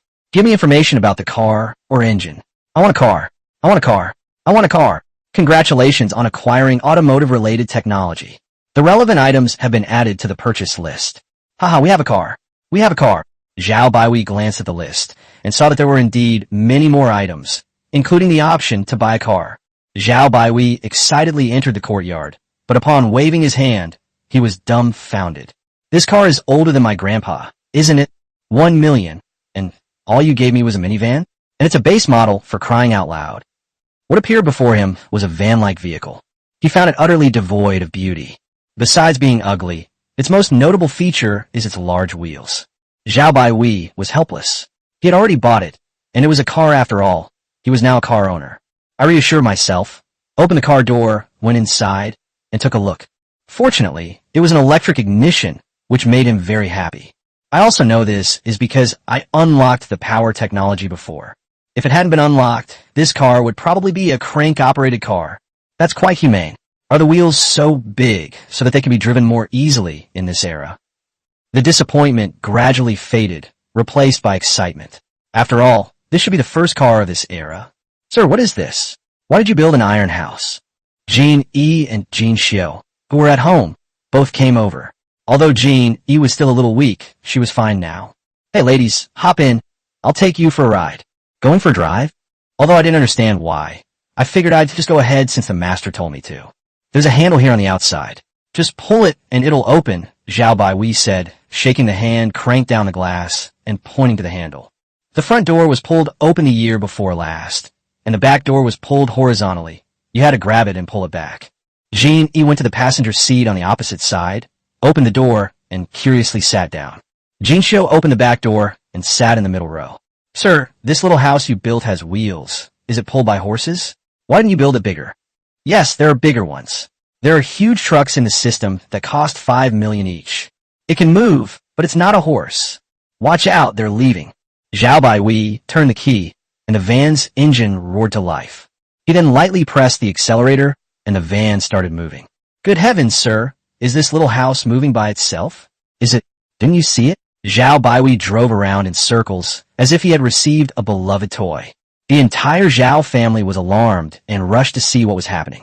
At first glance, I thought it was a monster, but when I saw the old man in the window, I realized it was just another novel toy created by the old man. After driving around twice, Zhao Baiwei wasn't quite satisfied. The yard wasn't big and was winding, making it difficult to pick up speed. Let's go pick up Jean when Jean Yuan from get off work. Then we'll go for a race outside the city. Ming, come up here, look at your longing little face. Let's go. Zhao Baiwei drove out of the compound, and the 8 wolf riders from the class quickly followed. Driving along the road naturally frightened many people. Fortunately, there were wolf riders following behind, otherwise they would have become street sweepers. Those who recognized the old man through the car window accepted it instantly, finding it all quite amazing. Some, with their unique ways of thinking, ran while shouting, "Oh no! The master has been eaten by a monster. The wolf soldiers are chasing the monster to rescue the master." This really caused quite a bit of panic. Chapter 84. Taking everyone for a drive, departing in the evening, and arriving in Peach Blossom City. Beep beep beep. At this time, Jinwen and Jinyuan were both working in the district government office, and their offices were in very good locations, directly facing the main entrance. Hearing the strange noise, the two of them peered out the window and saw the old man waving his hand downstairs, next to a strange little tin house. Many people watched from afar, looking quite surprised. What had the master done now? The two went downstairs. Is there anything urgent today? If not, I'll take you for a drive. The two women naturally said no, and even if they did, they would have to postpone it. Jinwen, Jinyuan, come on up. This car is so much fun. Jin Xiu, who usually tries to maintain her elegance, could no longer hide her refined demeanor and waved her hands vigorously. There's no way around it. This thing is just too much fun. She could move on her own without being pulled by a horse, something she had never even imagined before. The two women got into the car with a puzzled look on their faces, and were naturally quite surprised when the car started moving. Master, this little house can actually move on its own? Why is that? Haha, what's so great about moving by yourselves? Let's get out of the city and show you what speed and passion really mean. Upon arriving outside the city, they naturally attracted the astonishment of countless people. The guy who kept shouting that the master had been eaten has been caught by the security guards. I'm afraid of creating some more jokes or panic. The news that the master had come up with something fun again quickly spread throughout the city. A group of people skipped work and wanted to join in the fun, but the master and the monster had already left the city. Cement has been available for a long time now. Cement roads have long been built between Longqing, Qingjiangfu, Taoyuan Town, and Xingho Town. Even the 10 towns built in the middle stage were all connected by cement roads. Girls, would you like to go back to Taoyuan Town for dinner before coming back? Oh, are we going back to Taoyuan Town for dinner? Sir, is there enough time? We'll make it, Zhao Baiwei said to the wolf riders outside the window. Squad leader, you guys go back. We'll go back later. Master, no. Unless I die, I will not let you out of my sight. How about this? When you can't catch up with us anymore and can't see us anymore, go back. Okay. The knight hesitated for a moment, then nodded. Although his instincts told him it was impossible, the little house hadn't been moving very fast. But the master's words have almost never failed to come true. If we really can't catch up, what else can I do if I don't go back? Then give it a try. I'm very good at protecting myself. If you can't catch up, don't try to chase after me. Girls, let's go. Although the system is terrible, this van definitely has all the capabilities of a mature product. With a tap of the accelerator, they instantly widened the distance between themselves and the cavalry. In the blink of an eye, they had left their opponent far behind, and the gap kept widening. Wow, sir, that's so fast. This is so awesome. The one shouting like that must be from Jin Yuan. The other girls and Mingming also lost their composure somewhat, but they were a little better than this girl. Of course, it's only a little bit. Master, this speed is too fast. Much faster than a horse. How long will it take to run? What does it eat? Zhao Baiwei was very satisfied with Jin Yi's sense of smell and ability, which were better than those of the other maids. Like Jin Yuan, all they do is excitedly shout ah, and then tell you to hurry up, even faster. All they know is how to play. They're still just kids. Based on the standard kilometers and hours we promote, a horse's normal running speed is 20 kilometers per hour, and it can run 200 kilometers a day. The fastest it can run is 50 or 60 kilometers, but it can't keep up for long. That means I can make a round trip between Taoyuan Town and Qingjiang Prefecture in one day. Master, this precious thing of yours can run 100 kilometers per hour, and it can't go much faster than that. It's 5 times the speed of a horse. And a horse can run for 10 hours a day, but this thing can run for 24 hours. Of course, there are also disadvantages. If the road is bad, the speed will be slow and the car will be worn out. Jin, he was completely oblivious to the shortcomings and silently did the math. Does that mean we can travel nearly 5,000 li a day? Good heavens, if the whole world were covered by our cement roads, it would only take a little over a day to get to the capital. Yes, you didn't miscalculate. After his initial surprise, Jin Yi frowned and quickly calculated the impact of this thing. Take the journey from here to the capital as an example. It would take cavalry more than 10 days at full speed and 1 or 2 months by carriage. Now, is it possible that it will arrive in just over a day? This change is terrifying. Arrive. What? We've arrived. Jin Yi was still plotting, and it didn't feel like much time had passed. When he looked up, he realized they had already arrived at Peach Garden Town. My God, that's so fast. The old lady at the entrance of Taoyuan Town plopped down on the ground, thinking that some super monster was rushing over to eat her. After all, that thing was just too big, and it was too fast. So she was so frightened that she fell to the ground, until someone got off the big monster. Yes, Jean, Mayor Jeannie. Jin Yi glanced at her master, seeing how frightened the old lady was. She hurried over to help the old lady up, saying, Grandma Wu, I'm sorry to have frightened you. I'll apologize to you on my husband's behalf. Grandma Wu was so excited. She never expected that the mayor of Genie Towno, the mayor of Genie District, wait, that's not right either. Oh well, whatever. At least the fact that she was remembered by this ordinary old woman made her very excited.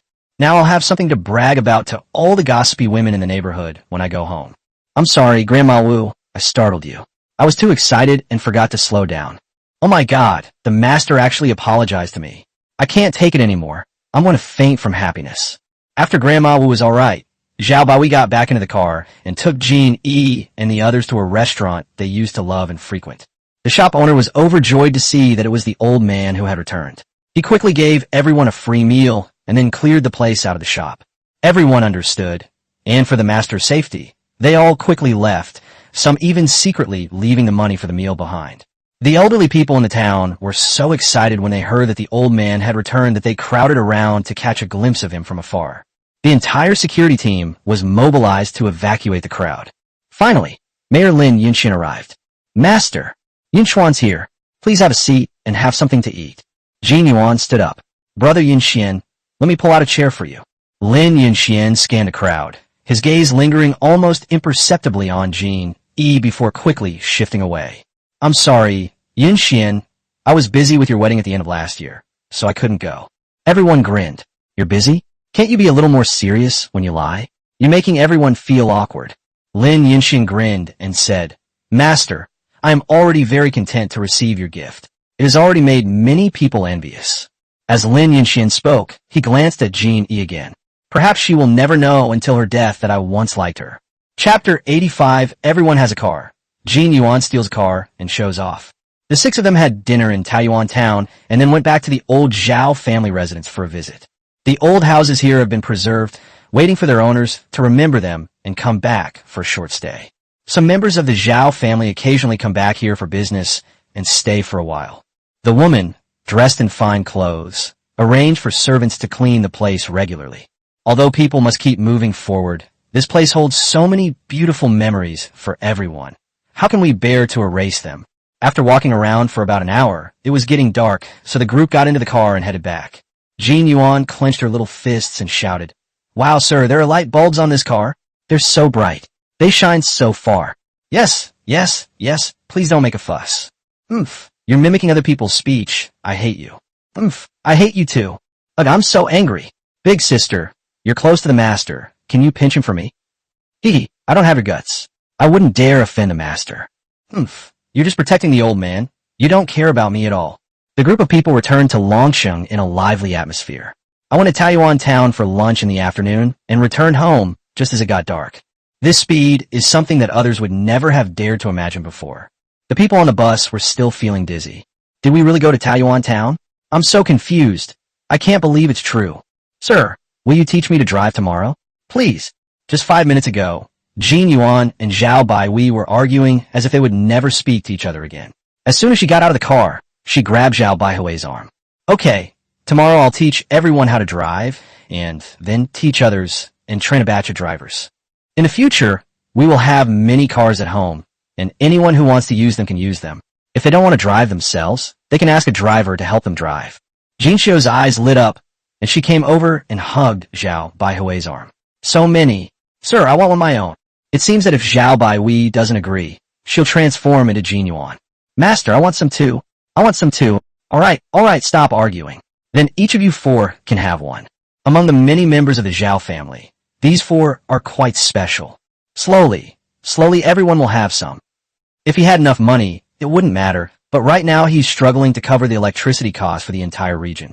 So we can only get 10 cars first, and then give each of the 4 daughters a private car. Let's wait and see. Having too many children is troublesome. We'll need to prepare 30 or 4 gifts. Zhao Baihui dislikes favoritism. Even if they do have a preference for one over the other, they won't show it materially. The next day, Zhao Baihui bought a few more cars and then started teaching them to drive. After they barely understood how to drive, he let them practice more on their own. After a few people were able to practice on their own, we asked everyone to recommend others to learn to drive. Now that we have cars, we need to hurry up and find drivers. Driving is just a temporary pleasure. They will mostly need to ride in cars in the future. Therefore, it is important to select a group of reliable drivers. The drivers are paid very high wages, receiving double the first-level salary. The reason it's classified as level 1 is because it requires little technical skill and the work is easy. The reason for doubling a number is that such people are not easy to find. They need to be loyal and steady to drive for the boss. Today's trending topic number 1. The master subdued the demon beast, making it willingly become his mount. Don't believe me? Go and see for yourself. That thing really does move on its own. It can also change, allowing the master to stay inside its body, thereby protecting the master. Those eyes were bigger than fists. However, this monster seems a bit lazy. During the day, its eyes are always lifeless, but at night, wow, it's full of energy. Their eyes shine like light. They really do. You'll see when you see it tonight. However, the master had completely subdued this ferocious beast, and it never dared to bite anyone. Didn't you see it? Or do you not believe me? Hey, have you even read Master Journey to the West? Aren't many characters in Journey to the West riding mounts? Master is so powerful, of course he has to have one too. Okay, it all makes sense now. Beep beep beep. Hearing the noise, Li Xuanji looked out the window and saw Jean Yuan waving at him. He has now been promoted to warden and no longer manages a prison on his own. They receive level 7 benefits, the same rank as town mayors and street directors, and are in charge of all prison affairs. They work in the district government compound. He came downstairs. Jean Yuan, what's wrong? What happened? Jean Yuan gently patted the car and said with a smug look, my cousin-in-law and I have arranged to take Ling Shu to buy clothes this afternoon. Do you want to come? Okay, let's do it together then. Li Xuanji still had some minor matters to attend to, but he wasn't in a hurry. Right now, he just wanted to sit inside this legendary beast that the master had subdued and see what secrets it held. The two got into the carriage, and the Xuanji looked it over, touching it here and there. This is the master's mount? Is this thing really alive? Haha, cousin, are you stupid? This is obviously not a living thing. This thing is called a car. But this isn't the master's. This is mine alone, a gift from a master. Wow, you're not really here to help Ling Shu pick out clothes. You're obviously just showing off. Hee, you figured it out. Let's go. Cousin, if you ever need anything in the future, you can borrow my car. Okay, thank you in advance. No problem. Jean Yuan started the car with some unfamiliarity and drove onto the main street. Actually, she secretly drove the car out because now the old man doesn't allow novice drivers like them to drive. They had only been driving for a few days, and some of them weren't very steady, so I was afraid something might happen. A broken car is a minor issue. If these gentlemen's prized possessions were damaged, they would be heartbroken. The car slowly arrived at Taoyuan Hotel, and Jin Yuan honked the horn a few times. Many people came out of the hotel, wanted to see what was going on. Ordinary guests came to join in the fun, wanted to see what the master's mythical beast mount looked like, while the hotel management thought the master himself had arrived. When manager Wu saw that it was Jin Yuan driving the car, and that the person in the car was a Xuanji, the newly promoted bigwig of Longsheng and the prison director, he knew that they were here to see manager Jiang. But she wasn't in a hurry to go back. She was also very interested in the master's mount. Sister-in-law, the spiritual book, get in the car. Li Lingshu attended class in the morning and came to the hotel in the afternoon. She was a little scared but also a little curious when she saw the master's car. The spirit book, don't be afraid, cars don't bite. Auntie, does it really not bite? Haha, don't worry. If it dares to bite you, I'll just tear it apart. Li Lingshu then ran over with peace of mind, and Li Xuanji opened the car door and carried her into the car. Empress Jiang, also full of curiosity, nodded to Manager Wu before getting into the car. Manager Wu looked at Empress Jiang with envy. This woman is so lucky. She's best friends with the deputy district head of Jin Yuan, and her husband has become a big shot. Why can't I be so lucky? My own husband is so unambitious. Sigh, let's not talk about it. I'll beat him up when I get home from get off work. Useless man. Chapter 86. Young Master Mingxin enters the capital. Tests the dragon throne in the Golden Palace. Longsheng, General Staff Headquarters. This is a department that most people have never even heard of. Even many people in government departments were unaware of the existence of this place. Very few people in departments have any dealings with this place. For example, some high-ranking officials in the police station and a small number of people in the prison are qualified. And it must be kept confidential. Just as the master said, war can unleash human potential to the greatest extent. This is a steel armor developed by the Imperial Court. Although it is much weaker than the armor of the Dragon Riders, it is no longer completely defenseless. The armor is nice, but it's a pity the people using it aren't very good. They sold it for 10 taels of silver and even offered discounts for bulk orders, haha. Yes, the armor is of good quality. I heard that the Ming Emperor is also conducting related research, but I don't know the progress. The barbarians in the north are still in chaos. I heard they're going to set up several regions to limit the new emperor's power. If we don't want the gap to be closed, then we need to develop better armor. I don't think it's that easy. Our wolf soldiers are strong, not just because of their armor. What the master means is that the armor is fine as it is, and we should focus all our efforts on developing cannons, continuously reducing the caliber of the cannons until they can be held in our hands. There is still hope in this regard. The method given by the master produces very strong steel. Then let's work towards that goal. The master won't be wrong. A brief news report on the war. This summer, Emperor Ming dispatched an army of over 10,000 men to cross the Yangtze River and harass the enemy in the southern part of the region. More than half a month later, it was defeated and suppressed by the army sent by the Imperial Court. The Imperial Army numbered no more than 10,000, yet it won the battle with minimal losses. It should be noted that Emperor Ming's troops had a psychological advantage when facing the Imperial Army. After all, the Imperial Court had been driven from the capital in the north all the way to Hunan and then to the south of the Yangtze River.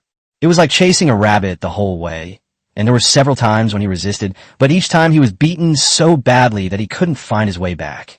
Therefore, this victory amazed everyone, except for Emperor Ming, who was not very happy. A Gudo was sent to Longsheng, where he knelt on the ground, weeping bitterly and desperately repenting, repeatedly calling himself a barbarian, a stupid pig, an ant, and so on. I no longer have the same enthusiasm I had when I first read Mingxin's letter. He had wanted to cling to Jin Yi's leg and cry, but he was kicked away. The Imperial Guards had no feelings for this tough, unyielding grassland man. After some discussion, the others decided to sentence him to permanent imprisonment. No need for special treatment. Just live well and contribute to the development of Longcheng. If he behaves well, he may have a chance to be released from prison in his lifetime. Moreover, as long as he is alive, those with ulterior motives will probably think twice before acting. Moreover, the Imperial Guard had other considerations. What if the Northern Barbarian court stabilized in the future and they sent him back? In the north, in the capital city, the gates of the capital city swung open, and a long, steel torrent slowly entered the city. Although there were only 500 cavalrymen, they silenced the capital. At the very front of the line, a flamboyant figure wearing a bright red cape waved enthusiastically to the passers-by on both sides and the people on the second and third floors. Hello everyone. Thank you for welcoming me. Thank you all. Silence reigned all around. A barbarian on the third floor glared down and drew his sword. This guy is too arrogant. I'll go and kill him. Someone next to him grabbed him, saying, It's not hard to kill him, but then what? Should we allow the wolf soldiers to roam freely outside the city and turn the capital into a death trap? Our army has been terrified. For at least 10 years, they probably won't dare to face the wolf riders again. So we're just going to let him run rampant? This is our territory. Wait, we must wait for the right opportunity. Then Minister of Rights Wenduan greets young Master Mingxin and welcomes you to the city. The old man was very polite, bowing deeply. Mingxin casually cupped his hands in return, saying, Lord One, you're too kind.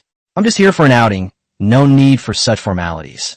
By the way, is Lord One a Han Chinese? I am a Han Kinese. Lord One's face showed some embarrassment and awkwardness. That bastard actually reopened my wounds right in front of me. Lord One, you are truly remarkable. Lord One was even more embarrassed and angry, but he could only hold it in, his face turning red, clearly about to suffer internal injuries. Mingxin leaned closer and said earnestly, Lord One, as a Han Chinese, risked his life to feed the tigers, infiltrating among these barbarians to plan for our Han people. Mingxin admires you so much. Lord Wen's face turned even redder. Seeing Mingxin's serious expression, he couldn't help but subconsciously think, that seems to make sense. Ahem, young Master Mingxin. The regents wish to invite you to the palace for a discussion. May I ask your permission, young master? Sure. I'd also like to meet all the princes and your emperor. Then please follow me, young master. The group arrived in front of the palace, and Lord Wen looked at the 500 menacing wolf soldiers behind him with a troubled expression. Mingxin waved her hand. Everyone stay here, I'll just take one class in. Beware of any foul-mouthed person who dares to spit. Give them a good slap. Minister Wen wanted to refuse. After all, this was the imperial palace, but in the end he didn't have the courage to do so. The regents said they would grant him all requests as long as they weren't too unreasonable. Is this request too much? Didn't you see those barbarian guards at the palace gate trembling? Is it any of my place, a frail old minister, to go up and stop them? Mingxin successfully led his troops into the palace. Inside the Golden Palace, everyone remained silent, and many were trembling, whether from fear or anger, it was unclear. Mingxin entered, glanced at the upright officials standing around her, and then looked up at the young emperor on the dragon throne above. Haha, Aguda has several grown sons. What's the point of bringing in such a 7 or 8-year-old kid? Is the little emperor easy to control? Haha, that's interesting. Hey, isn't there a woman behind that curtain? I can't see clearly. Is she ruling from behind the curtain? Oh, this kid is really pitiful. Mingxin looked around, but no one was talking to her. What was this? Was this a warning shot? Hee hee. Since you guys aren't doing anything, I'll do it myself.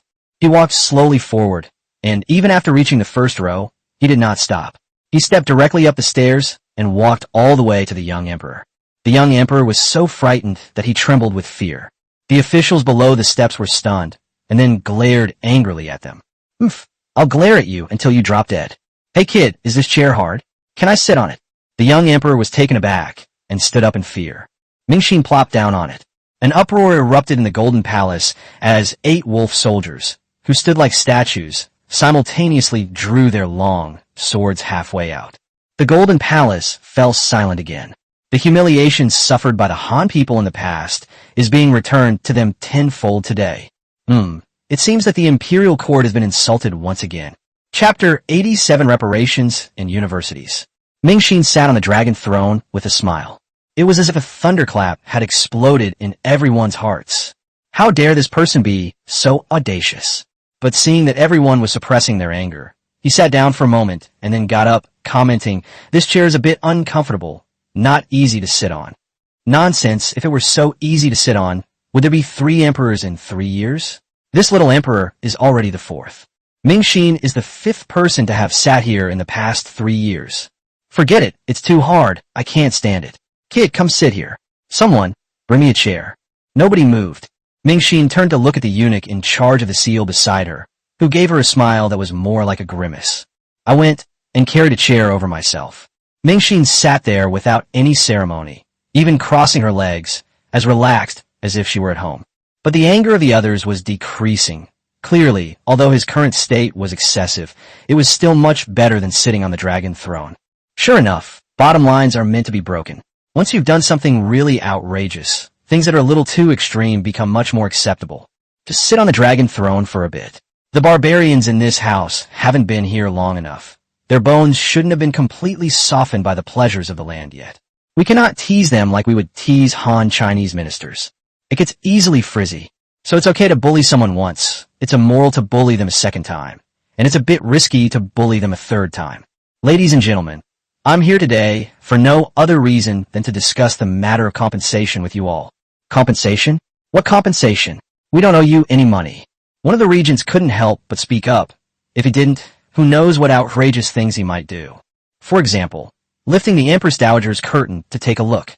Sari Lang is the most beautiful flower on the grassland, a pearl fallen from heaven, and should not be desecrated by the Han people. Just me. Mingxin seemed taken aback. He stood up angrily, his eyes wide, and roared, "No debt? Do you even know how much it costs us to build a great city? How much would it cost to raise 10,000 wolf riders?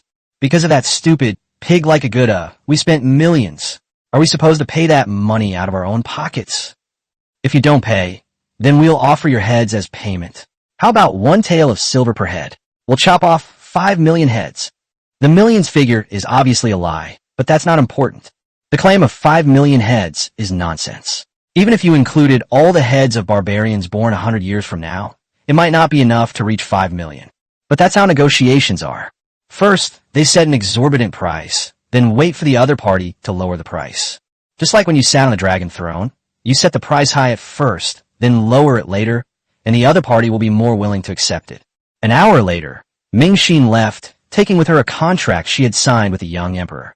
They will compensate 100,000 people of Baihu City within 3 years, who will certainly be Han Chinese.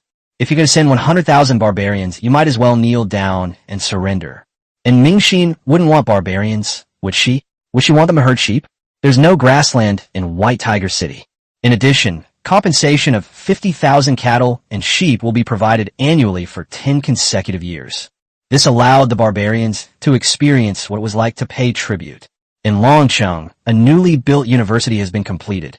Longcheng University, the world's first university, was officially completed and put into use. Initially, 8 departments were opened: Chinese language and literature, mathematics, physics, chemistry, electrical engineering, mechanical engineering, agriculture, and military science. In reality, Zhao Baihui only had the middle school curriculum provided by the system, but that did not prevent him from naming it a university. Nowadays, only a small percentage of people can attend universities. Most people have to farm, work in factories, build houses, and fight wars to create value for everyone. So there is an exam to select students. Anyone who has graduated from primary school is eligible to take the exam.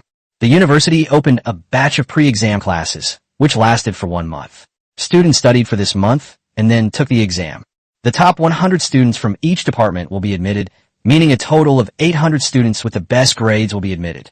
The pre-exam classes are open in 3 locations: Longcheng, Taoyuan Town, and Taoyuan Street in Xinjiang Prefecture. People from other places who want to participate should come to these 3 locations. The official exam will also be held at the same time in these 3 locations. The top 100 results are selected uniformly.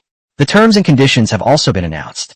There were too many people in the exam prep class, and the study time was not long, so I had to take care of my own food and accommodation. If you are admitted to university, you will receive a first-level wage subsidy, which is 3 yuan per day. After graduating from university, the government will offer them high-paying jobs. As soon as the news came out, it topped the trending charts. finally suppressing the hot topic of the Master's Mount that had dominated the charts for a long time. Tens of thousands of people within Dragon City's sphere of influence became restless. More than 20,000 people have registered. I'm so happy to learn new things from the Master. And I even get paid during my studies, which makes me even happier. If I can earn a higher salary after learning this, why not give it a try? Although my grades are average, what if God knows?